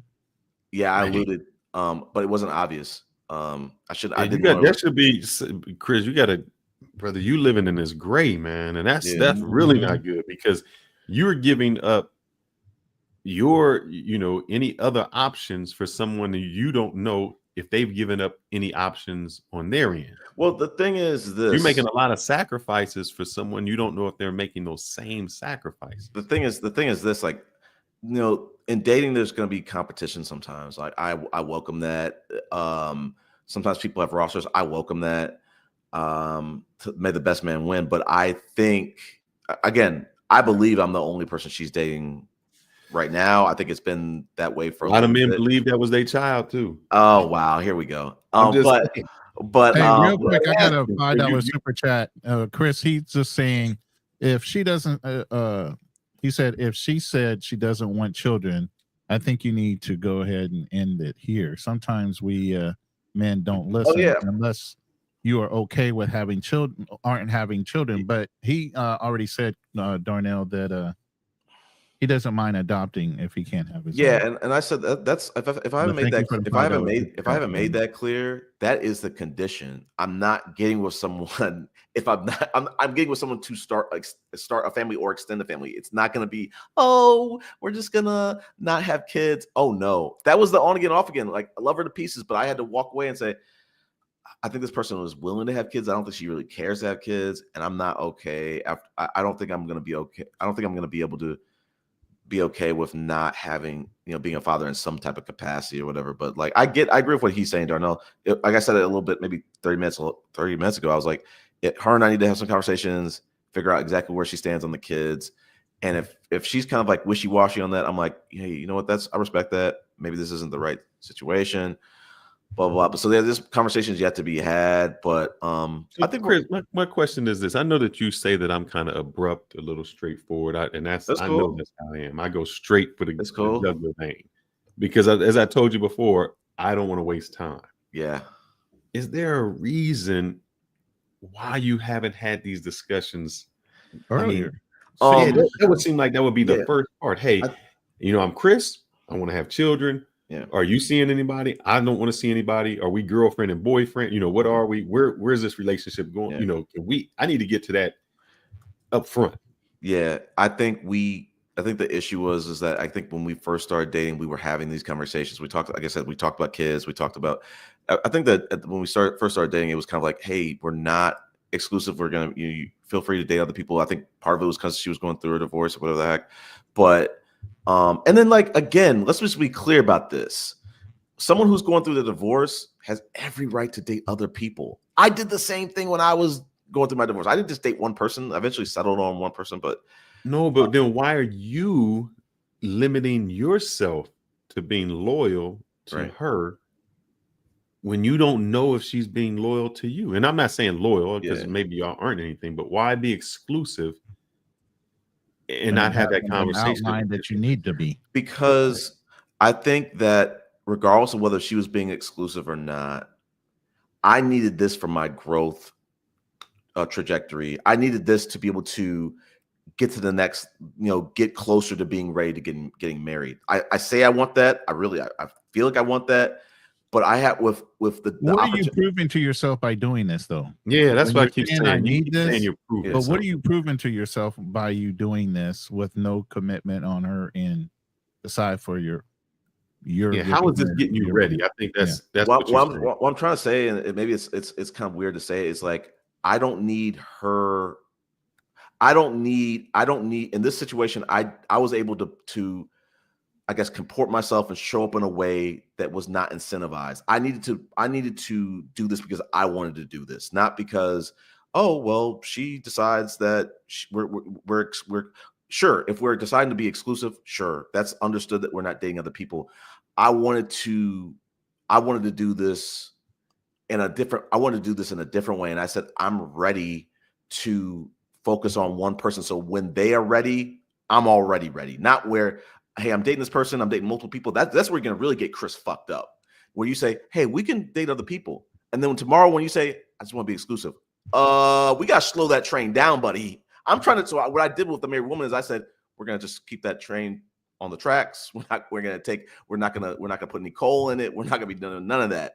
So we're gonna be ready. We're gonna get ourselves ready. And it was doing that, and then also saying, let's slowly wean ourselves off from an emotional standpoint of the on again, off again X, and not go on the apps, not going really not going on any other dates and stuff like that. And like I told you on a previous podcast, maybe not you specifically, I knew I had changed, one, by doing this, and I'm not going to do this ever again. But like when we went to go see Deadpool and Wolverine, and I went with my red pillar best friend and my friend Eugene and his wife, and his wife was like, "Hey, I know someone I would love to introduce to you." And I said, "The married woman is coming here. I'm about to introduce you to y'all. Listen, if y'all met me if I was here a year ago or 2 ago, I would have said, slide me that number. I'll talk to her."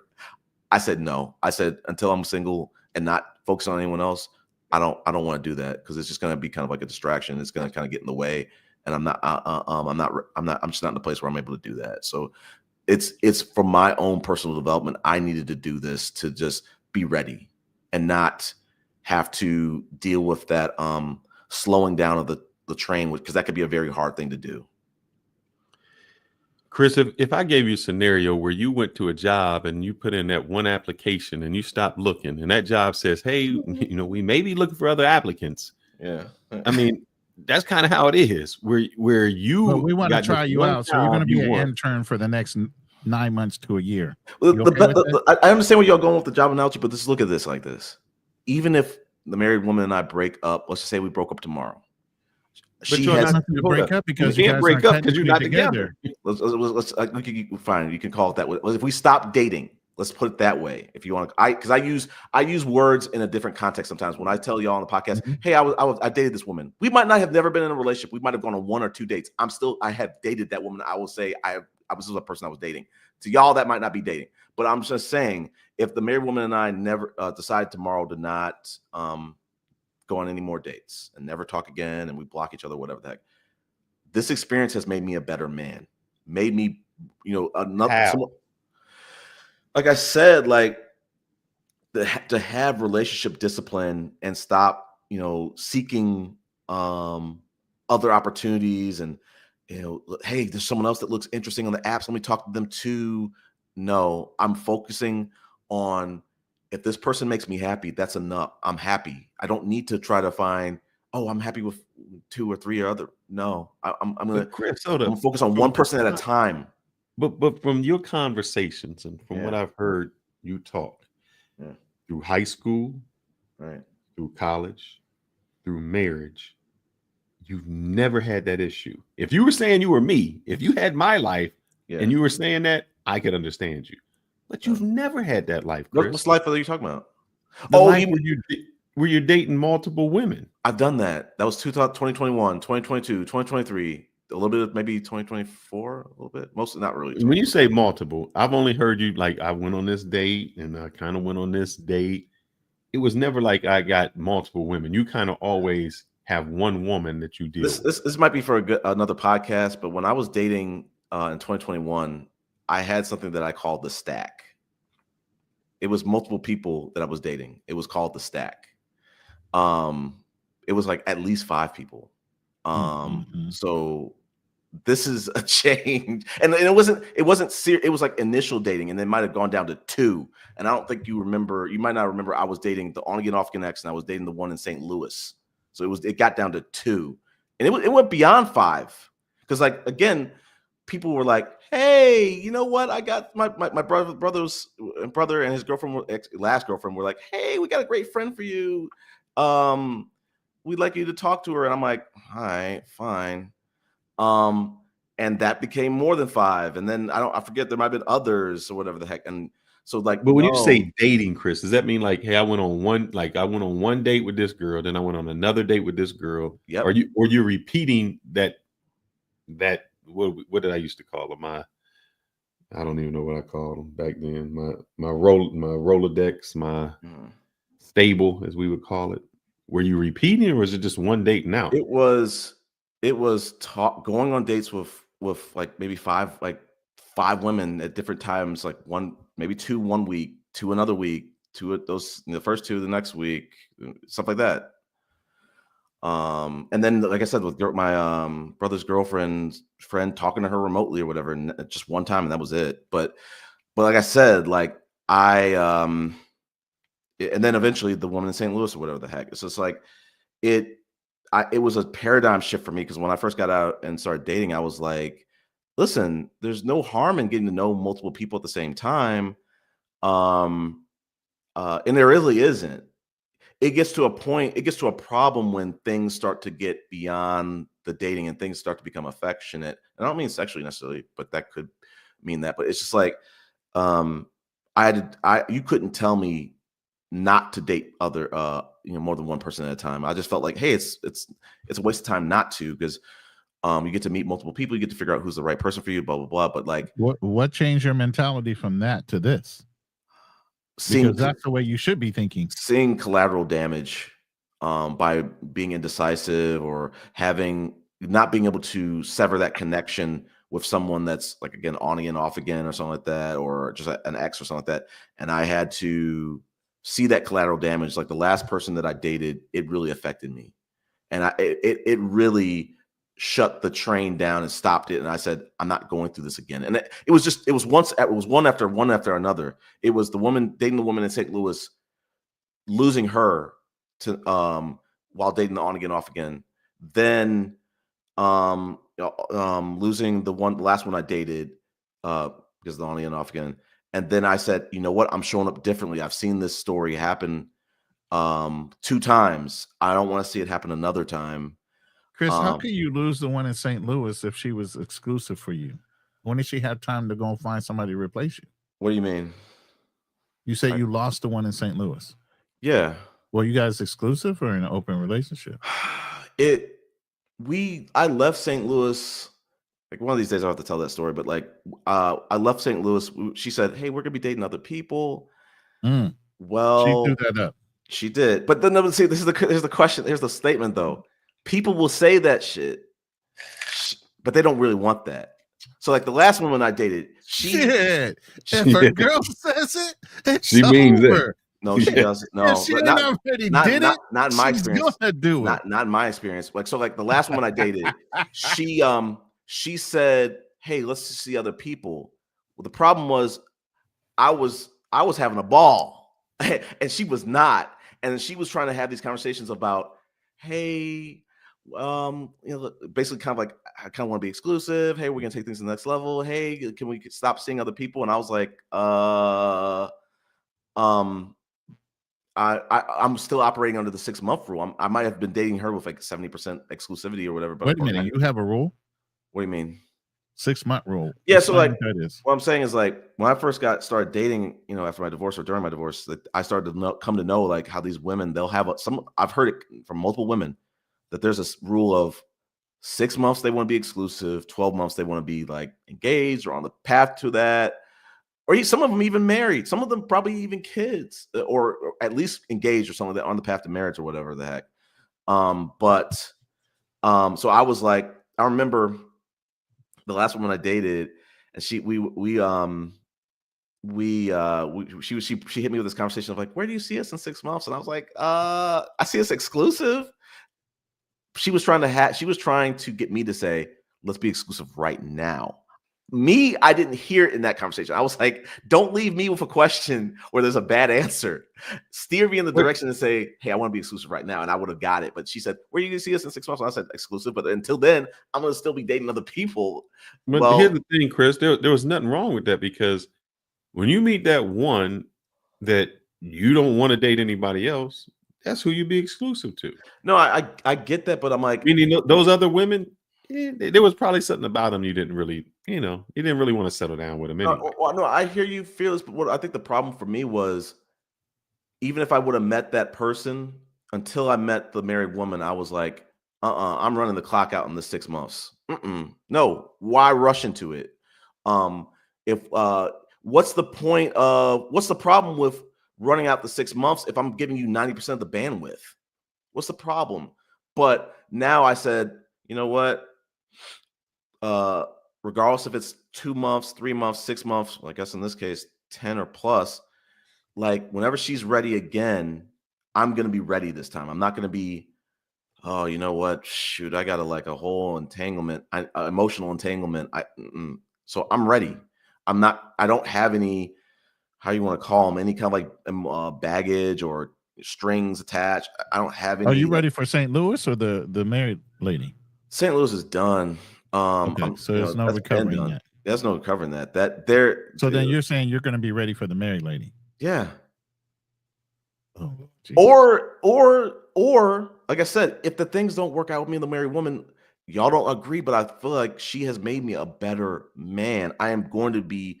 If I go, let's say like I said, if we break up we stop dating tomorrow, I'll be ready to do this exclusively with someone else. So that's like I'm trying to explain it in that way, but it's just like I said, it's been a journey to transition from dating multiple people to dating one. Like I said, you could not have told me why this is necessary. I remember telling the on again, off again. I was like, I don't understand why y'all dating one person at a time, and then you trying to date someone who's dating multiple. I don't see why y'all doing that. I think it was like y'all putting yourself in a bad position. But now I realize, like I was talking to Prism and or other people, and they would say like, no, I'm dating multiple people, and I said I get, and I'm not against dating multiple people. I just know that shit has not worked out for me, and after a certain point, and I think it's I now understand why people date one person at a time. It's like it's simpler, even from dating, it's cheaper. You don't have. I'll tell you where it really gets you fucked up. No, see, I'm gonna say you how where you really. messing up, man. You going too long, brother. For instance, if you date multiple people, it's like, hey, what I say before. I don't take them on no expensive date. I got to go out, meet you. The cream rises to the top. All right. If they are not where I'm at, and it's not about sex or anything like that, I'm just moving on. Okay, I'm putting somebody else. Somebody's replacing you. So I'm not. You have these emotional attachments because you're dating people for so long, but you're not getting to the crux of what's going on. No, I think I want to make it very clear that like what has been transpiring with a married woman is atypical from my dating experience. Let's be clear. The last woman I dated, we were moving to another level 2.5 months. The on again, off again, a woman I dated, it was like maybe a month and a half. And that month and a half was like maybe 3 or 4 dates. The one in St. Louis, it was maybe we had known each other for like a month and a half. I went home to I don't know if I told you, I don't know if y'all heard. I went to St. Louis for a whole month because she lived in St. Louis, and I was like, this was during the pandemic, and I was like, I could work remote. We didn't have to work in the office. I'm just gonna go home and work from remote from St. Louis, and really get to know her, because I didn't feel like it was fair to like date her and come back to St. Louis every once in a while for 3 days, for a weekend. I went there for a whole fucking month, and left there saying, no, this is gonna be the person I want to go forward and date. But so no, I don't want you to get this picture and think that, oh, he dates everybody like the married woman. He just like everything takes this absorbent amount, this egregious amount of time. No, like this one has, but like, and like I said, I don't want to ever do it again. But like, I am grateful for the fact that I have realized a lot of personal growth. If you don't want to ever do it again, why are you doing it now? I keep saying, Fearless, I needed to do this to prove this to myself that I could do All right. this. So let me ask you another question. Have you not already proven it to yourself that you can do it? I have. Then why are you continuing to do it? Because as I was telling my red pillar best friend, it's kind of like, have you ever seen the Saw movies, the horror movies? Mm-hmm. I want to see the end of this movie. I'm committed to it. I'm pot committed. I'm emotionally committed. I'm gonna be riding till the wheels fall off, and they're not gonna be staying on for another 10 years if it's not meant to be. Chris, the Saw movies didn't end too well, sir. I'm not saying they do. I'm saying this could end. What if the married woman and I stop dating in a month or two? Okay, it's over. There will be some losses. There will be some time loss. There'll be some this and that loss. It's okay. But that's the most valuable asset you got right now. And it is, brother. Well, this is what I'm saying. It's like, I agree if that time is important, but in this case, if things don't work out with me and the ex, the married woman, I have had experienced personal growth. This wasn't just fucking around. Like, I have grown. I have proven I'm prepared. Okay, let's Yeah. ask this then, Chris. Yeah. How much more do you think you'll grow with this situation? If you say, "Oh, we're going to December, we're going to January, we're going to February," how much more growing do you need to do? That's a hard question to answer, but I'm just gonna say, like, I think I'm good for now. But I think, to be honest with you, it's gonna take conversations with a married woman, because what I need to understand what her expectations are, and figure out, am I meeting those? Is it gonna cause me to stretch? What does being in a relationship look like with her? I don't know that, and that's what I'm trying to say. So I don't have those answers yet. It might force me to grow. What if she's like, "Hey, I'm expecting," I don't know. I don't throw hypotheticals out there, but I'm just saying, I just don't have the answers for you for that yet. We're not at that stage yet. What do you mean you're not at that stage? You've been dating her for 7 months, bro. What stage are you at? I'm saying her and I are not in an exclusive relationship. That's a stage. And that's a problem after 7 months. It's more than No, that. 10 months. What are you Yeah. talking Oh, I'm about? sorry. Yeah, he locked it. had He locked a it. couple more But months, yeah. but I'm just saying, I don't regret the time that I spent. Understandable, But what I'm still, saying that's time is, that you're spending, even though you're growing, that you could be learning and getting closer to the person you're supposed to be with. well, for me, I always lived by the thing that, like, the right person, the person who, there's tons of women out there, plenty, and the benefit that we have as men is 90%, depending on the type of women you're attracted to, 80-90% of them at least are marriage minded. So, like, it's not gonna be hard. Chris, But you're going to start sounding too much like us. no. Are you just giving her time to process this change in her life before, like, making any attachments? Who do you mean? Well, she is going through a major life change. Right. And so I kind of get it, because, hey, been there, done that, been divorced before, Right. dated while I was divorced, had some great dates, but I just needed time to, like, settle into the new reality that I was in Right. while going through that process. Is that what you're kind of like allowing her the ability to do? Yeah, like, I think we've been keeping things kind of hands off. It's like, I'm giving her space that she needs. She's not in a rush to get remarried. Makes sense. I wasn't either when I got divorced. So it's like, I think that the answer to that question, yes. Like, no one is, like, really smothering the other person. We just go on, we have great dates, and I think we just need to kind of talk and figure out, like, what is the strategy going forward? What does that look like? What is she, when I talk about, like, what does she need? It's kind of like including the stuff that you're saying. It's like, do you need, like, what do you need? Do you need, what does dating look like next year? And to get to honor that space or whatever you need coming into that new reality, blah, blah, blah. So that needs to be a part of the conversation. Yeah, I get what you're doing, and it's wise, because if you're too pushy, then the door will be shut. I know I would have been like that. Like, the last thing I wanted to do was get married again after all of that. I needed to breathe, whatever. I got through it, but But I see, get it. Angie, the difference is, I understand what you're saying. You needed to breathe and you need to do that. But if the guy you were dating during that time was like, look, I don't have kids. I'd like to get married and I want to have kids. You're on the breathing aspect.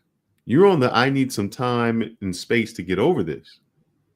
The person you're dating isn't. Chris isn't on that same time. Well, so he does need to be either pushing or doing something, because his time, he's on a different timetable than you are. But he understands the situation that he's in. Yeah. Chris, you really need to read this. You really Nobody's need a to read victim. this out loud, Chris. Yeah. Or what? And hear this from somebody else. Yeah. Read what the guy says on here? Yes. Yeah.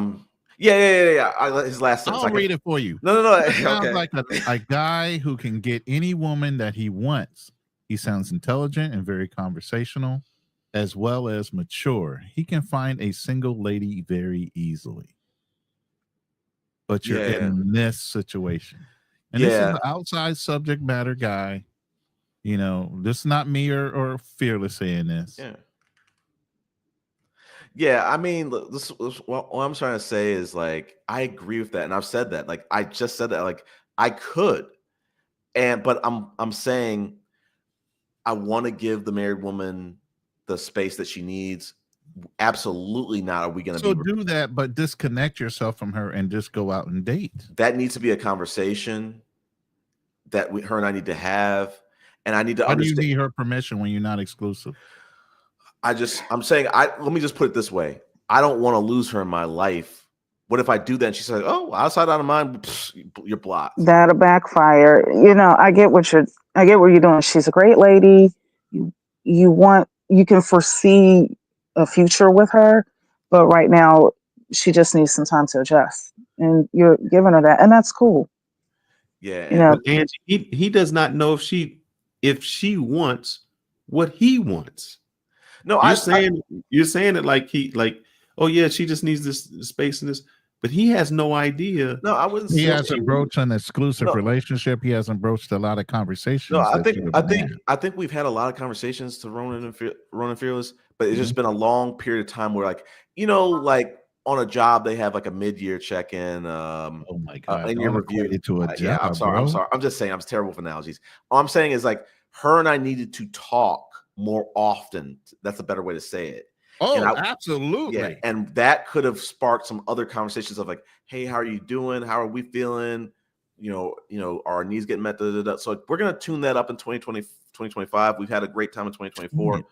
Yeah, we're gonna tune it up. I don't know if you heard little sound effects in the background. You know how much I'm getting text from an LDR that I'm in. Oh. And you go maybe days without talking to this lady. Well, we see each other every other week, and I think what I did was I got too confident in, hey, we're having great dates. Where the texts were really strong for like the first 5 months or something like that, and then I think what I realized is, and she even told me like, hey, let's try to make more of an effort and talk on the phone and stuff like that. I dropped the ball on that. And now I realize, that was a miss on my part. And I call her like every week, and we check in and stuff like that, and text throughout the week. But like we talk throughout the week too. But I think everything is gonna be fine. Like we just need to put our heads together. And Chris, my brother, man, I'm trying to say this the right way. You'll say it. You don't blame women for anything, even when it's you. Wow. Why would I blame? You don't. You find no fault in in anything. It's like, I dropped the ball. I did this. No. She dropped the ball. Look, she dropped the ball on. We both dropped the ball on the affection piece. I'll address that, but I'm just gonna say this: she is the one going through the divorce, Fearless and Ronan. So she has, like, to Angie and TJ's point, she has the ability to, after she gets divorced, and get to say, I need some time to just kind of like settle into reality. I need to have some time to be able to have some fun. Is she living with the guy? I mean, no. That's what I'm saying. So you're saying in like time, she's away. She's living they're living like a divorced couple. If you ain't got a midnight call that says, hey, I'm feeling freaky tonight, let's at least have some kind of like, I'm a gentleman. And busy mother of children who's now newly a single mom. Like busy moms do not get horny. Almost say this. He says that she's on and off. Like I'm supposing that either every weekend or every week, every other week he doesn't. Am I correct? Yeah, every other week she's got the kid. But I'm saying, so that means, Angie, that's 1 week without the kid. But she's still adjusting to a new life. Yeah, she may be over the dude. She may be over the husband. I'm sure by the time speaking from experience, by the time divorce happens, the relationship is over with the dude. But there's still like a process. I don't know if it'll be right to call it like some form of grief or just adjustment to what your new reality is. And it can be exhausting. I wouldn't put that off on her. Now, yes, are there a handful of unscrupulous people? There always will be, but most people don't move like that. I'm not saying she's being diabolical. Let's take that out the thing. Let's just say what I'm saying is, Angie, would you put a man that you cared about truly in that situation to make you wait? Or make him wait for you? It's not Knowing that about you were going to go putting through. him in a situation. We're all adults. So if the man knows that I'm going through a situation, that's where he met me. And so I'm not going to harm myself in the long run while I process through that situation. I have to go about understanding what my new life is going to be. Yeah, and when I get comfortable, then I can go to another level. And I'm speaking from experience. I've been through divorce, been in the situation that the married woman is in right now with a person that were, with people that wanted to date me and probably wanted to do more. But I needed some time to adjust. To say, like, I've been in places where I'm like, look, yeah, I care for you enough to not be with you right now. Yeah, I'm sure after listening to the lady, I'm quite confident that if she felt that way about Chris, she would be woman enough to let him know. Yeah. We're talking about two adults who've met each other at the situation that they're in. This is not a situation of victim and victimizing. This is just two adults. Yeah, and I just want to throw a little bit out here, just a little bit behind the curtain. The same conversations that I'm having here with y'all here, her girlfriends are grilling the fuck out of her. Like, yo, why are y'all moving? Why are you moving like this? And she's going through a period where she's getting back into dating, where I think she's been off the market for, I don't know, like 5 something years. Maybe this relationship might have been like 7, 8, or whatever the heck. But it's like, I'm trying to be patient. I'm not gonna, like I said, I'm not gonna be dating like this next year. We're gonna sync up with some of these expectations or whatever. But like, I've gotta just kind of try to talk to her more, be more. I dated very well this year. Next year, we gotta communicate. We gotta apply that same energy to communication and expectations and stuff like that. We'll be fine. We'll be fine. Like, I don't regret it. I would regret it if we spent the next year like we did this year. That wouldn't be any progress. So I want to see some more progress next year, or whether that's a decision to stay on or step off. That's all I'm saying. Okay, Chris, so objectively, as what a would man, be your goals you of need- change? What would be your goals of change objectively from what you guys did this year for the last 10 months to what you're looking forward to? What kind of objective or goals would you be setting for your partnership with First and foremost, like, we're gonna change the way we've been dating. I went above and beyond this year, and we're gonna still be going on dates, but we're gonna be spending some more time. Like, hey, sometimes it's gonna be walking the park. Sometimes we're gonna be talking on the phone a whole lot more. We're gonna spend more time. We're gonna focus on bonding a lot more next year. We did a great job of, like, we proved that, like, the dates, and that's not easy to do. Like, if someone's like, again, to Andrew and TJ's point, if someone's not feeling you, you can't get them past 3 dates. It doesn't matter how many great dates you take them on. If they don't like you, they're not going on those dates with you. And if you pick the right people, if they really care about That's you. true. So I'm gonna stress that next year of, like, I want what? How is that true? We just had a whole interview. Well, we didn't interview her. She gave another interview. She's on video. We can send it to you. The lady sat there and said she's married. Who? And has a side dude and calls her husband a simp. Okay, but does she love her? This might be entertainment. I think I might have seen this clip. Like, send it to me anyway. But Phyllis, you got it. Send it to him. Yeah, email it to me or something like that. But, like, some of this stuff online is not real life. It's people just, like, making entertainment, like the Cheesecake Factory lady. Shit was fake as fuck. But all I'm saying is, the married woman understands who I am to a degree. She understands what I want. I told y'all on her profile, even though Ronan was laughing at it, I'm laughing at Jack. No, Jack I know. You in the chat. I know. Jack is killing you in the chat. Wow.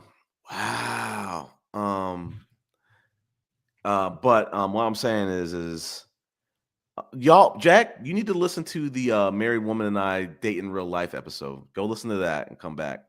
It's not too long either. But listen to that and tell me how many women that don't care about you, don't want to be that are using you, would actually do an in real life date with you. I don't know anybody who's done that. But what I'm trying to say is this. Jack's been married after meeting his girlfriend or his current wife at Halloween 27 years ago. He got married a year later, and they've been married ever since. This is why Jack is having a hissy fit right now in the chat, because he's listening to your story. Wait, I'm missing the math. What was the math again? 27 years they've been together? Yeah. And how long did After they date? 1 year, they got married. Okay, but yeah, I mean, it might not have been a situation where someone was going through a divorce and it's not even final yet. This is to Jack He said he loves you, but damn, man. That's cool. That's cool. That's cool. Like I said, I want to do right by this opportunity, and if I lose the opportunity, I lose the opportunity. But I don't want to squander it to collateral damage. I don't want to squander it due to a lack of effort. I'm just going to try to, apply some different type of pressure and have more. And some of it is just going to be in the form of conversations, intentional conversations, trying to understand where we're going, maybe setting some, I don't know. This is analysis paralysis. I'm just going to flow. I'm going to flow, and I'm going to just make sure we communicate more. I wouldn't look at it as applying pressure, but just asking for clarification. There's nothing wrong with that, but applying pressure may come across a little pushy, but asking, the clear 10 months, that would come across as pushy. No, I agree with what she's saying. I try to back off it, but I'm just saying I want to apply it I just wanted to assert. But these are conversations you should be assertive about after 10 months. Yeah, that's what I'm saying. It's not pushy to be that way after 10 months. You should have some leverage as far as how you guys are moving forward. Yeah. Sir, are you a woman that's dating men? As a woman, if you don't know what you're doing after 6 months, you're going to ask the man, yo, what are we? So why are you telling the man that he needs to step down and not ask her the same kind of question? Her girlfriends are drilling her on why she's moving that way. Did you miss that part? If her girlfriends are on her, why isn't she on him? But the thing, where they stand in a relationship. But the thing is, too, I agree with I see what you're saying, Rona, I said clarification, but I just reworded it. The thing is, Ronan, just like she is doing, even though my friends and you and people on the podcast are grilling me, I'm ultimately doing what I want to do, regardless of whether it makes sense to other people. We know you have free will. There you go. Same thing with her. Her friends are like, yo, y'all should have. They're talking like you and Fearless and whatever the heck, and she's like, I'm still gonna do this, because she's gonna. And me, I'm offering a suggestion. Say that again, Angie. No, I was just adding. I was just offering a suggestion. Don't come with pressure. Just say you need some clarification. The conversation may go a little smoother. Pressure was a strong word. I just mean like we need to communicate more, and some of that communication needs to be, hey, where's your head at? How are you doing? What are we doing? Where are we going? Kind of one of those conversations like my ex hit me like, what do you see us in 6 months? Stuff like that. And it might not. And hey, if you're not ready for this, I'm ready. I'm willing to hear whatever. I don't want to judge you by that answer. I just want to hear how you're feeling about that. Yeah, there you go. And so I can get a gauge of like, how do I need to move or whatever that I keep to myself. But yeah, everything will be okay. I think Jack is telling you a story. He said he had a married woman, his first wife. Go ahead, go down. Yeah. She left her husband for him. They got married. And by November, they were done. Okay, I'm missing the point. Like, what's the point? He married someone into a relationship with another guy, which was him. Okay. Right after marriage. Okay, and that's why I said like take the proper time. That's what I'm trying to say, Jack. It's like we're taking time.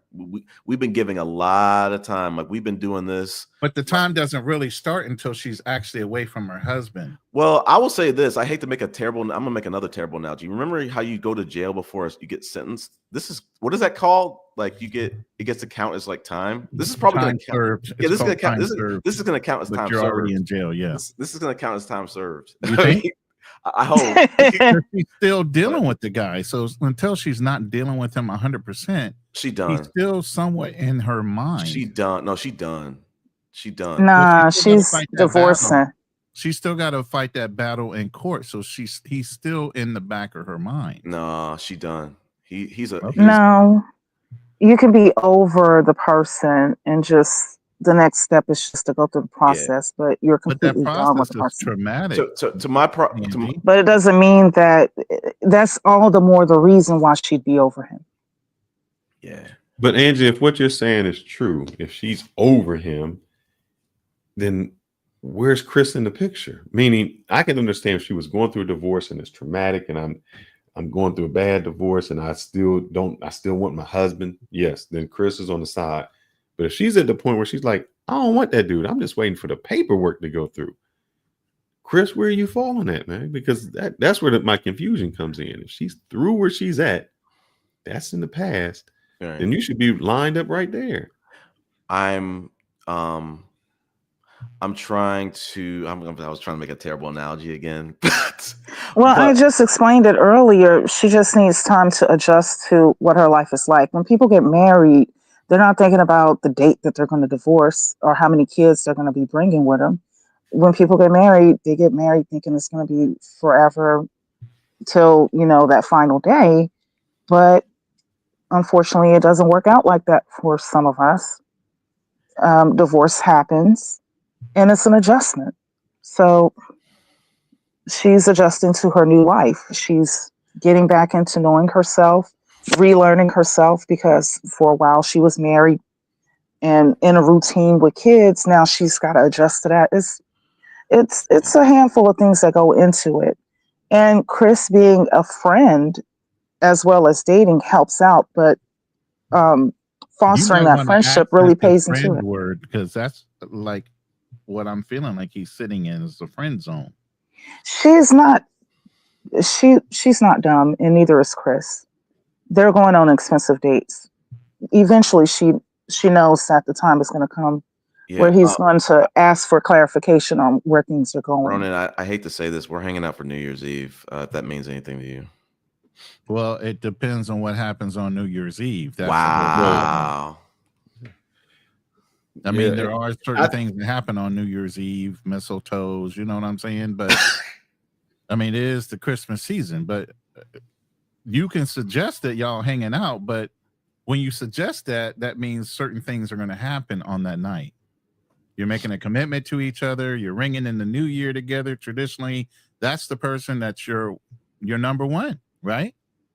All I'm going to say is that regardless of what that happens, that's a special day. I've been told, hey, even just bringing someone out and hanging out with them, bringing that person. Yeah, it's supposed to mean a lot when you bring in the new year with somebody. So I'm trying to give y'all a little bit of color to this. It's like, it's not exactly, it's a very unorthodox. It's been an unorthodox year, but we're landing in some of these meaningful places. Would I like to be further along? Absolutely, but Chris, you've taken her to a lot of meaningful places, and you've shown your true self to her as far as what you're able to do. Yeah. Chris, my question to you is, how much is reciprocated back to you? I think action or I gotta I've said it in other podcasts. It's like, I appreciate that she's made me this experience, even though it's been very difficult for everyone to see me go through it. It's made me a better person. It really has. It's made me it's given me a lot more relationship discipline. I've been able to execute that. And it's made me stronger. She's invested into my life. I really tell her, like, I love, even though it didn't mean the housewarming gifts didn't mean anything to Fearless. When I moved in this house, she got me a whole basket of housewarming gifts. And I was like, you know what? I didn't ask for that. She did that. And that was a little bit of thing that showed me she cared. She, kind of followed my pool. She kind of listened to the podcast. She came on one of those podcasts. I appreciated that. And I have to be patient. And this is part of when I try to speak on these podcasts about, there are certain women that certain guys are just not going to qualify for because they're not going to have the patience to deal with it. And this is not one of those situations where you could just strong arm your way through it, Fearless. You have to kind of be patient. Yeah, especially with kids, because that's another aspect of it. Sorry to cut you off. Yeah. If this is going to last, she needs to see, how that's going to work out before introducing the kids to you, because that comes with a whole nother dimension. She said the kid is going to be the last step. And I'm not as going it to be should that be, patient, as it Chris, should be, because yes. there's too many women out there that don't have any kids, that's not going through a divorce, and are ready to make a commitment that I don't have to respect wait it. 10 months. So I respect it. But that doesn't guarantee that he'll be compatible with them. Facts. But what I'm he's trying to say not is, even attempting to date him. He doesn't even know if he's compatible to this lady. listen, if I hate to make another Turbo analogy, but if I saw Thor's hammer, you might try to give 3 tugs and walk away. I'm gonna sit there for a year and try to pull that bitch, and I might be able to pull it. That's all I'm saying. I got to wiggle a little bit. It might get lifted on. Yeah, but if you even know the mystic idea behind the Thor's hammer, only the just can pick it up. Yeah, and so I don't care how long you tug on it, a year, 3 months, 2 times, 4 times, it ain't coming up if you're unjust. And you're just wasting your time. And you're still just standing there wasting your time. That is the point of patience. Are you going to automatically become just after you're unjust? That is there. If you know the lore of the millionaire, sometimes you had to go through a process and prove yourself. Certain characters weren't ready to wield it, and then they went through something, and now they were able to wield it. So that process is patience, Fearless and Ronan. Patience can end with a loss. You don't get any reimbursement for patience. You don't get any reimbursement for courting a woman. And I'm doing this in a very unconventional way.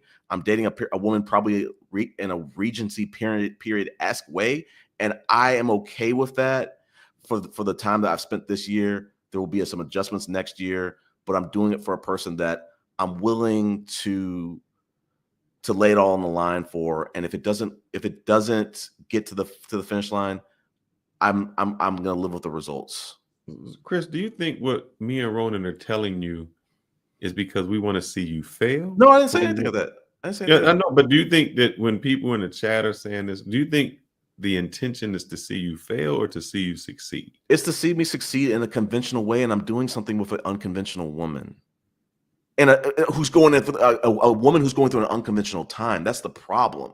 Is I think people would typically say, avoid a woman who's going through a marriage because you can get away from all this messy and all this patience and all this unclear times. I get that, Chris. Now I understand why you got your ass whooped. What? When you was a kid, you just didn't listen. You said, I'm gonna do what I want to do, no matter what. Where did he get the ass whooping from? Oh, when you were a kid. Chris was a kid when somebody said, when everybody's like, Chris, don't do that, don't do it. That's not okay. good. Okay, let's get to Chris that. was like, I'm gonna wiggle it. I'm gonna touch it anyway. I mean that too, but I got whoopings because I had a smart mouth. They whipped that mouth out of me. I was a very adventurous kid. I remember telling this story that McDonald's has a drive-through. I remember, and so cars go through that drive-through. Probably motorcycles did. One day, my brother and I, we biked away from home, probably like 6 miles, both ways, because we wanted to go through the drive-through on a bike. We just wanted to try it. We didn't have a car. We were like, I don't know, 10 and 12 or something like that. We got home. We got an ass whoop. We got spanked. I don't want to say I got an ass whoop. We got spanked by my grandfather. But like I said, like just talking back, and I think getting spanked helped me understand to stop talking back. That was one reason. But like I said, like I was just kind of like a mischievous, adventurous kid or whatever. That was the only time I did something like to that level, I think. But I always tell people on these podcasts every once in a while, I say like I'm feral. That was one of my feral moments of like getting on that bike and just biking miles to a McDonald's and they rejected us at the McDonald's. They wouldn't let us go through the drive-through on the bike. I was really disappointed because that was the whole point to do it. But yeah, I mean, I needed to get spankings. I did. I had a very smart mouth. Well, you saying you're going to therapy. What does your therapist say about the situation? Yeah, the therapist, I think at the beginning, she was kind of like on the side of everyone and on the side of like, hey, this might not be the right person to date because she loves to drill on the sense of like, hey, you want to be able to have kids and you love dating, but you love dating women who are at an age, and she's really strict with the age. Like she doesn't want me dating like people who are like older than 35 or something like that. To be able to have kids or whatever. And like I listen, I'm with that as soon as if I stop dating the married woman, I'm going to be making some serious adjustments. But for right now, I'm going to ride this out. But listen, I want you to play this back. So I want you to listen to this. The reason I asked you that is because everybody in the chat is saying the same thing. Me and Ronan have been saying the same thing. Your therapist has been saying the same thing. And you still trying to pull that hammer from Thor. I'm gonna pull that. That's what I'm saying. So there has to be an issue where it's like you won't listen to anything. I'm sorry, but it's like you are just going against the grain to just go against the grain. You go to therapy so you can find out why. Yeah. And it's like you bucking against the therapist. Well, I mean, hey, part of your therapy, did you ever do your 16 personality test? Not with these therapists. I've done one in the past. Do you know what it is?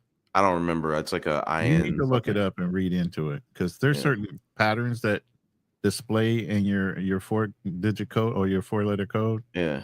That will help you kind of understand why you do certain things. Yeah. Specifically. It's cleared up a lot of things for me once I did that. Yeah. I mean, the difference is, like I said, like the therapist should give great advice, but like she knows what the married woman means.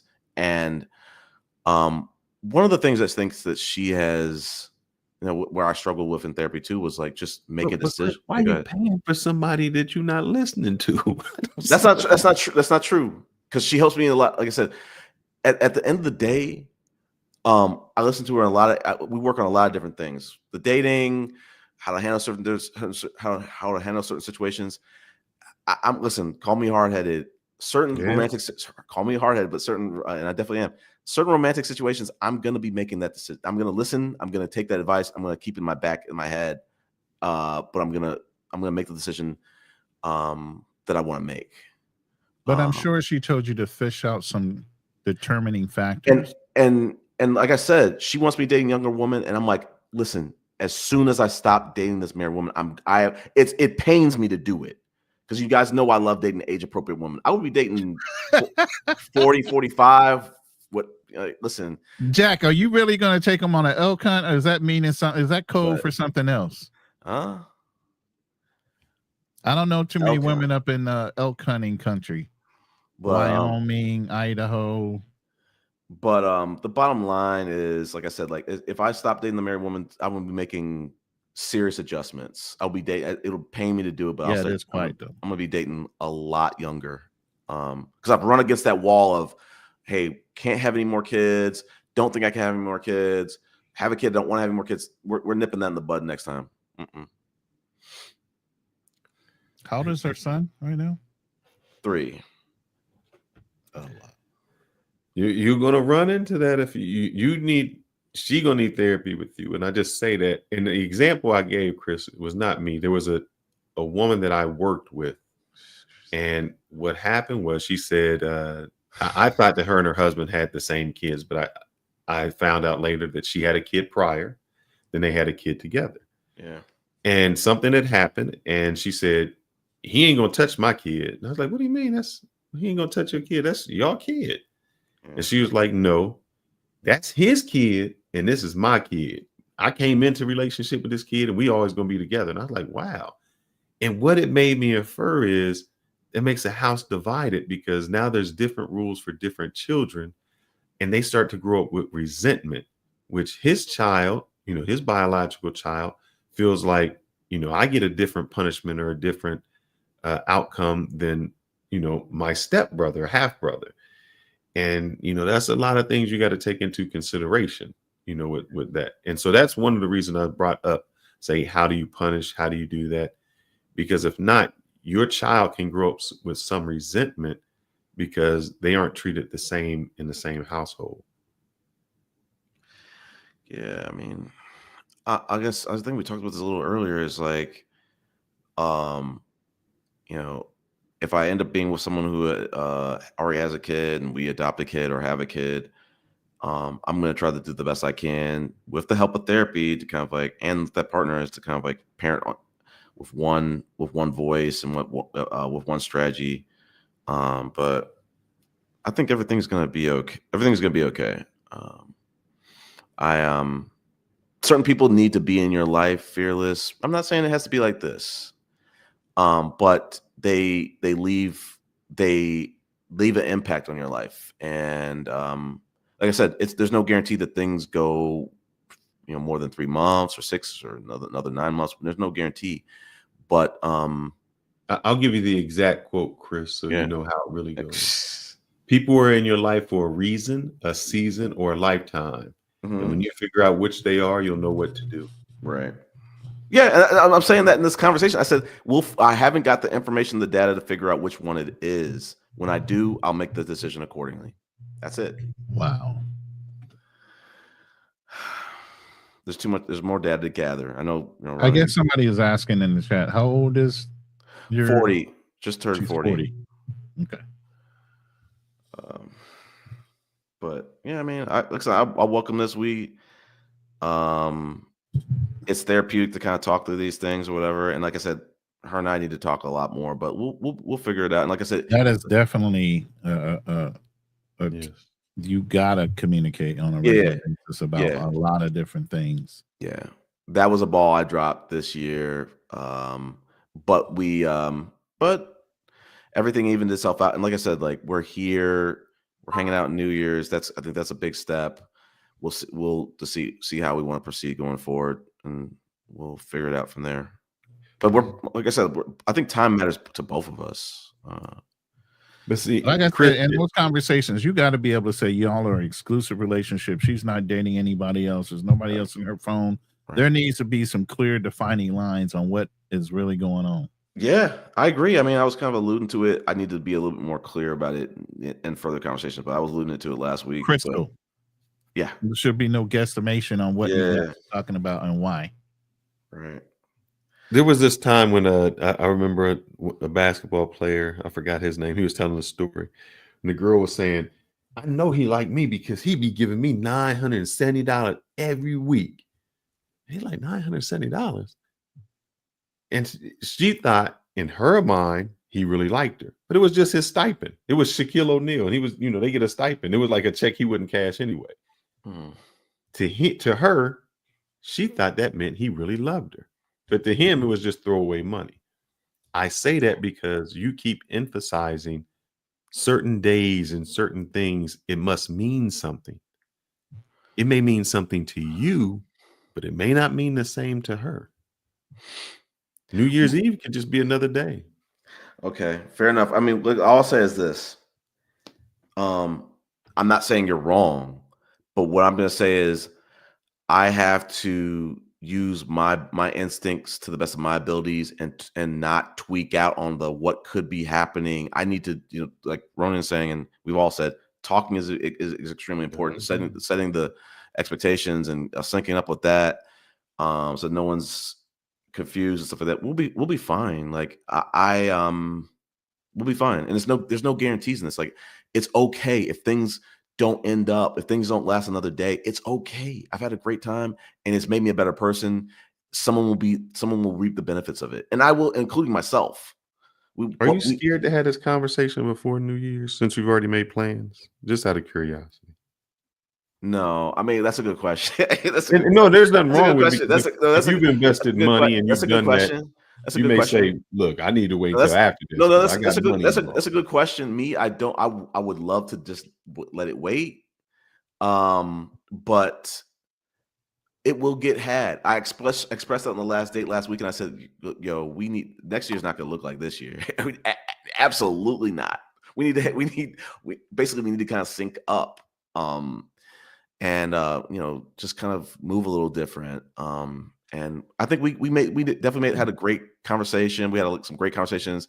I was saying I was trying to get us here and have these conversations, trying to do it by having 2 or 3 dates in a day. I just lucked up this time when I think we both really felt like we needed to talk, and we were both kind of sick of the I forget the word, but we were just sick of the kind of like the gray area, I guess. And we just started talking about things at dinner, and then it spilled over to like a speakeasy or whatever, but we'll be fine. I mean, we'll be fine. We'll be fine. I'll be praying for you. Yeah. Do that. Do it. Do that. I'm thinking what y'all got going on is promising, and you'll be okay. It's appropriate to kind of take it easy, and certainly for her with the length of time, I'm sure that she's anticipating such a conversation. But just you know, like I said, clarity. Read what D Ward said. He's thanking you, Chris. Okay, well, yeah, I mean, like I said, I want to approach I want to approach this. I want to be patient about this. I think both her and I we both want to get remarried. She's not in a rush to do it. That actually kind of plays into my favor too. I can kind of get some things together, work on myself, take that focus and kind of put it into career, put it into something else. Like her not rushing me. Let's address that. Her not rushing me was one of the best things. It was a gift and curse. Because in other people that I dated in the past, they would apply some pressure after, like I said, it's the 2, 3, But the whatever. reason they're applying pressure, Chris, is because one, you guys got end goals. The end goal is you wanted to have a kid. Well, now, no. other girls are going to rush you because they want to have kids earlier. No. You're not in a rush because you're going to wind up having to adopt because you can't have one with her. Well, I'm saying like they apply pressure because it's like things got physical or things, they want to date you all to themselves. Right. Because they want an end goal. They want to be married. They want to have children. They want to have a home. They want to have all these things. And the longer you're teetering around with it, there's no straight commitment to where they can get to the goals of the things that they want to achieve with you. That's true. That's true. But I want to be patient with this. And it's been testing my patience. I think it's a damn near new chapter in the Bible type of biblical story. But I'm a very patient person. This is, like I said, has tested my. You up in a Buddhist temple, up in a mountain somewhere, really going Dam Yo Rengeyo all day long up in your brain. Yeah. But it's like I said, I committed to the fact that it's made me a better person. I thank the married woman for that. And it's given me, like I said, her not pressuring me is allowing me to show up as a complete person versus rushing and getting the Chris that's like 85% ready, the first Chris that's 65% ready. It's not going to end well. So I gotta I don't want to bring in those kind of issues or those kind of like snags. I don't want to bring that in. So when she's ready, I'm ready. To give it my all. That's all I'm saying. You're already giving it your all. What do you mean? No, we haven't even started yet. For real. I've given my all to your point. I've given my all in the courting. No one else is going to outdo me in that. But I'm saying we haven't gotten to the bonding, and there could be challenges with that of not being in. Whoa. Yes. When you say you're courting, the courting is the bonding. I'm saying that there's a different bonding in courting than. Let me use my words correctly. I'll change it. There's a different bonding in going on dates and getting to know a person than being in an exclusive relationship and getting to know a person. Does that make sense? Okay. When I told you earlier, I get what you're saying. When I said hours ago, Ronin and Fearless, when you get married, it just hits different. You are now confined in one space. You don't get to home. You don't get to go home to your own house. You don't get to do whatever you want to do whenever you want to do. Same thing happens when you get in an exclusive relationship. There ain't no swiping anymore. There ain't no looking anymore. There ain't no. I never had that issue. What do you mean? I'm from an age where there was no swiping. We didn't have all that stuff. Okay, well, if we bring it back to your level, back in your day, there was I never had a distraction like that. You probably did. There's probably like some people that you had your phone number, maybe gave you a call or the little black book. Yeah. Someone to come to your church, a little old church lady, stop by your house. Not even a pager, mail. Okay, but they might pop up by your house. They might just pop up. Pals. They might pull a Kendrick Lamar, just pop out and show niggas. They might just pop out and show and just pop up to your house. That. Courting does not take years. You're right. But I'm just saying everybody had that in some different form. All I'm trying to say is the challenges that I've gone through with a married woman in just dating is going to pale in comparison to the challenges of just trying to now get into an exclusive relationship and be vetted for marriage. That's a whole nother Chris, level let of me help challenge. you out in this. Yeah. If you're having challenges in the dating part, you shouldn't be getting married.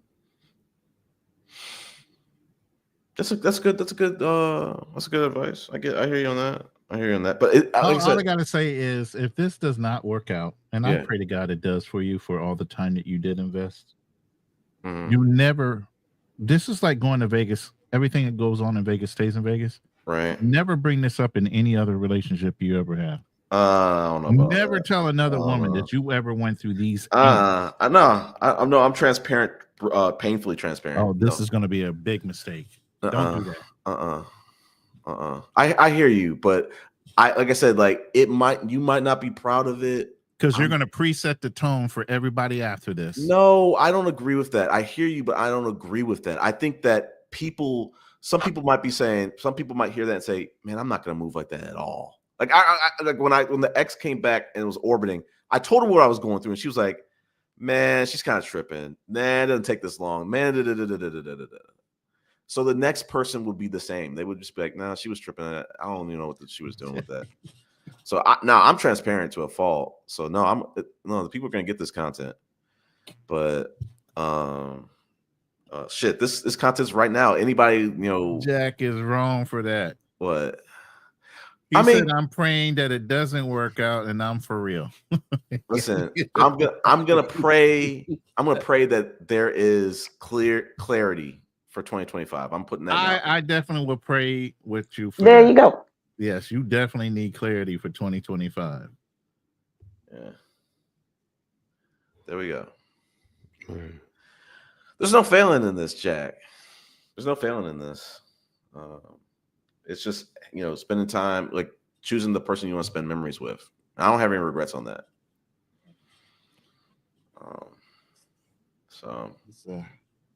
This is going to be an interesting story when it finally reveals itself. Yeah. It most certainly will be.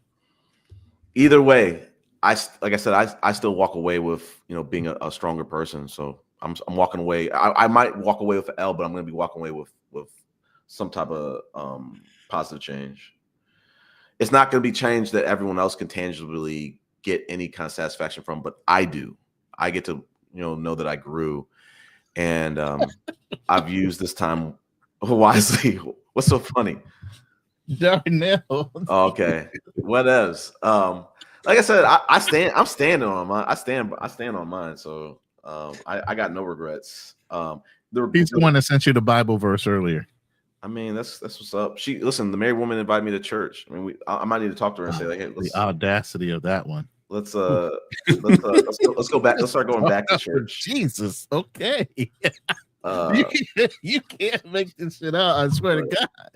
She said, let's go to church. Yeah, she invited me to her church. But the bottom line is this. Oh my Lord. That's good. You know why? She's going to let the whole church know she's got a man and she's still married. How's that good? She's inviting you around her social circle.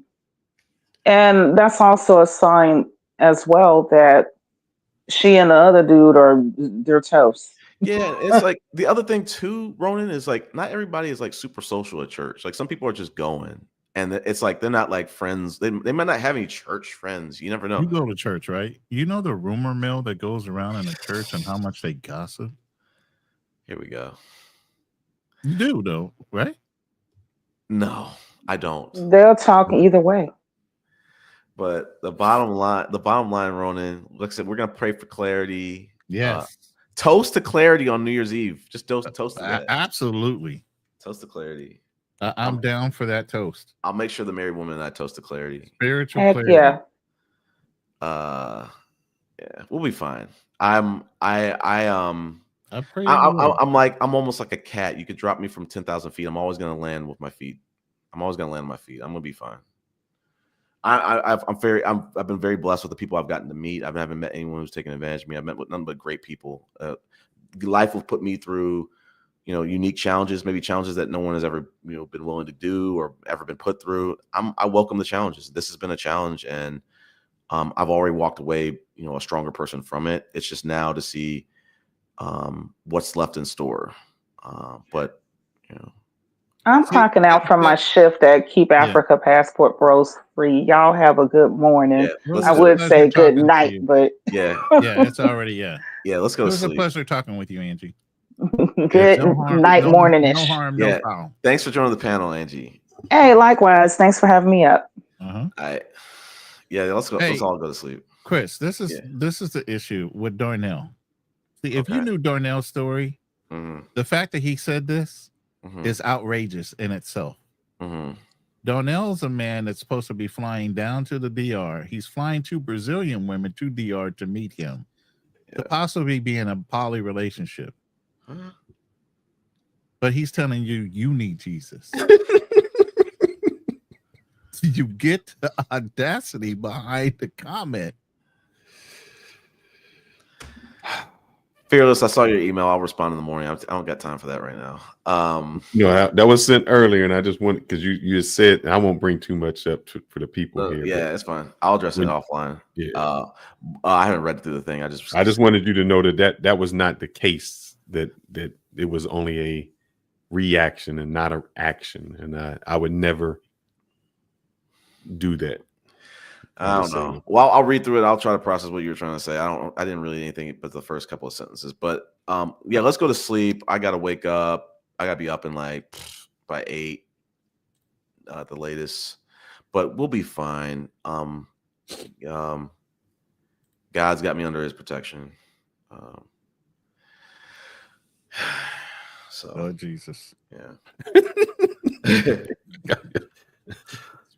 Oh man, this was, if Take nothing, the this wheel. was comical. This was, I needed a good laugh. This was fun. Like I said, I appreciate you bringing us up, Chris. I do hope that it works out. 2025 brings everything that you want.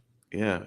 Also, To fruition. toast to millionaires as well. Toast to me lifting that.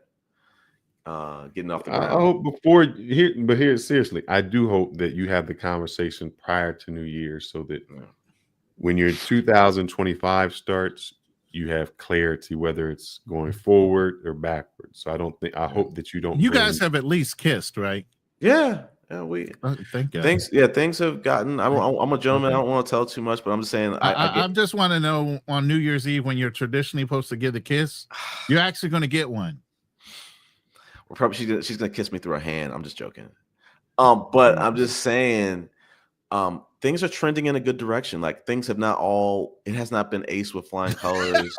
But I'm saying, I'm getting punch drunk right now because these guys are killing you in the chat. It's fine. Like I said, I love. He said, God ain't got no slot machines, yo.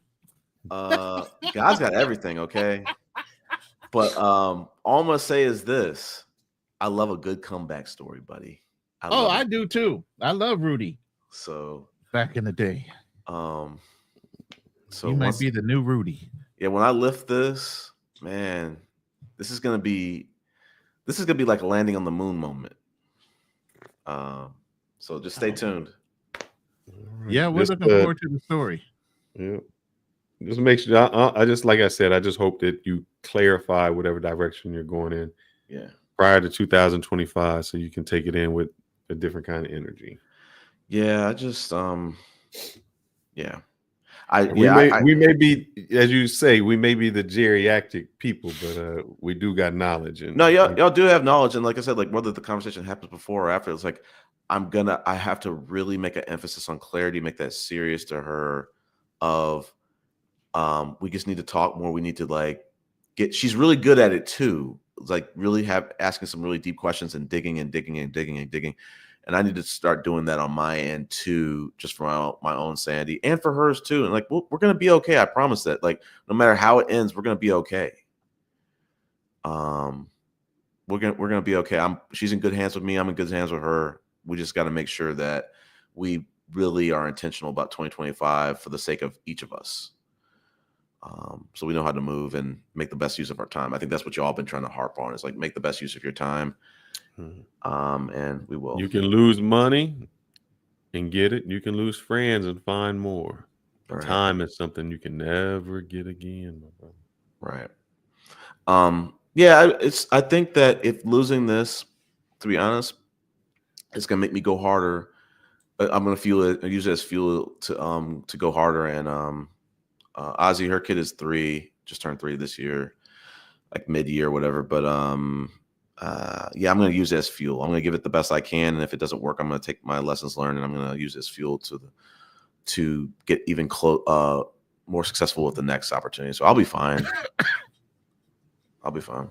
I got one more super chat I'd like to read real quick. Go for it. From Darnell Elliott, who is pretty much the sponsor of the damn panel. Yeah. $2 super chat. He said King Solomon had 700 wives and 300 concubines. What is that supposed to mean? I know Chris is Job. He's not King Solomon. Thank you for the $2 super chat. I really appreciate it. My goodness. What a live. Right. Like I said, we appreciate you bringing us up and being a good guy. Yeah, I appreciate y'all too. On the panel, man.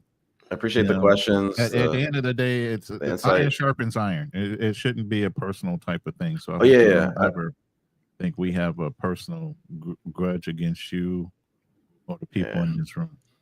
Appreciate it. It was a great conversation. I appreciate for all those kind of things. You know what I mean? Yeah, I agree on that. Like, I'm just here to create great content. That's all I've said is like I think that I just want to see y'all. We need to turn things around and one, hold men accountable, change the culture. And I think that the problem with the manosphere is they want to just target the women, but it's like they know deep down in their hearts the men are the problem and a lot of the things that they're trying to say, but they know they're not going to be able to speak. It's going to go in one ear and one out the other. They just know women are going to be the ones to listen to them. But you're now with women at a place where with a lot of women, you're just trying to squeeze blood out of a turnip. There's nothing rough to squeeze. There's nothing to get out of it. There's a lot of blood to get out of squeezing these men for stuff, for change. But that's the end of the day. It's like I appreciate the conversation. Like I said, stay tuned. I'll give y'all updates.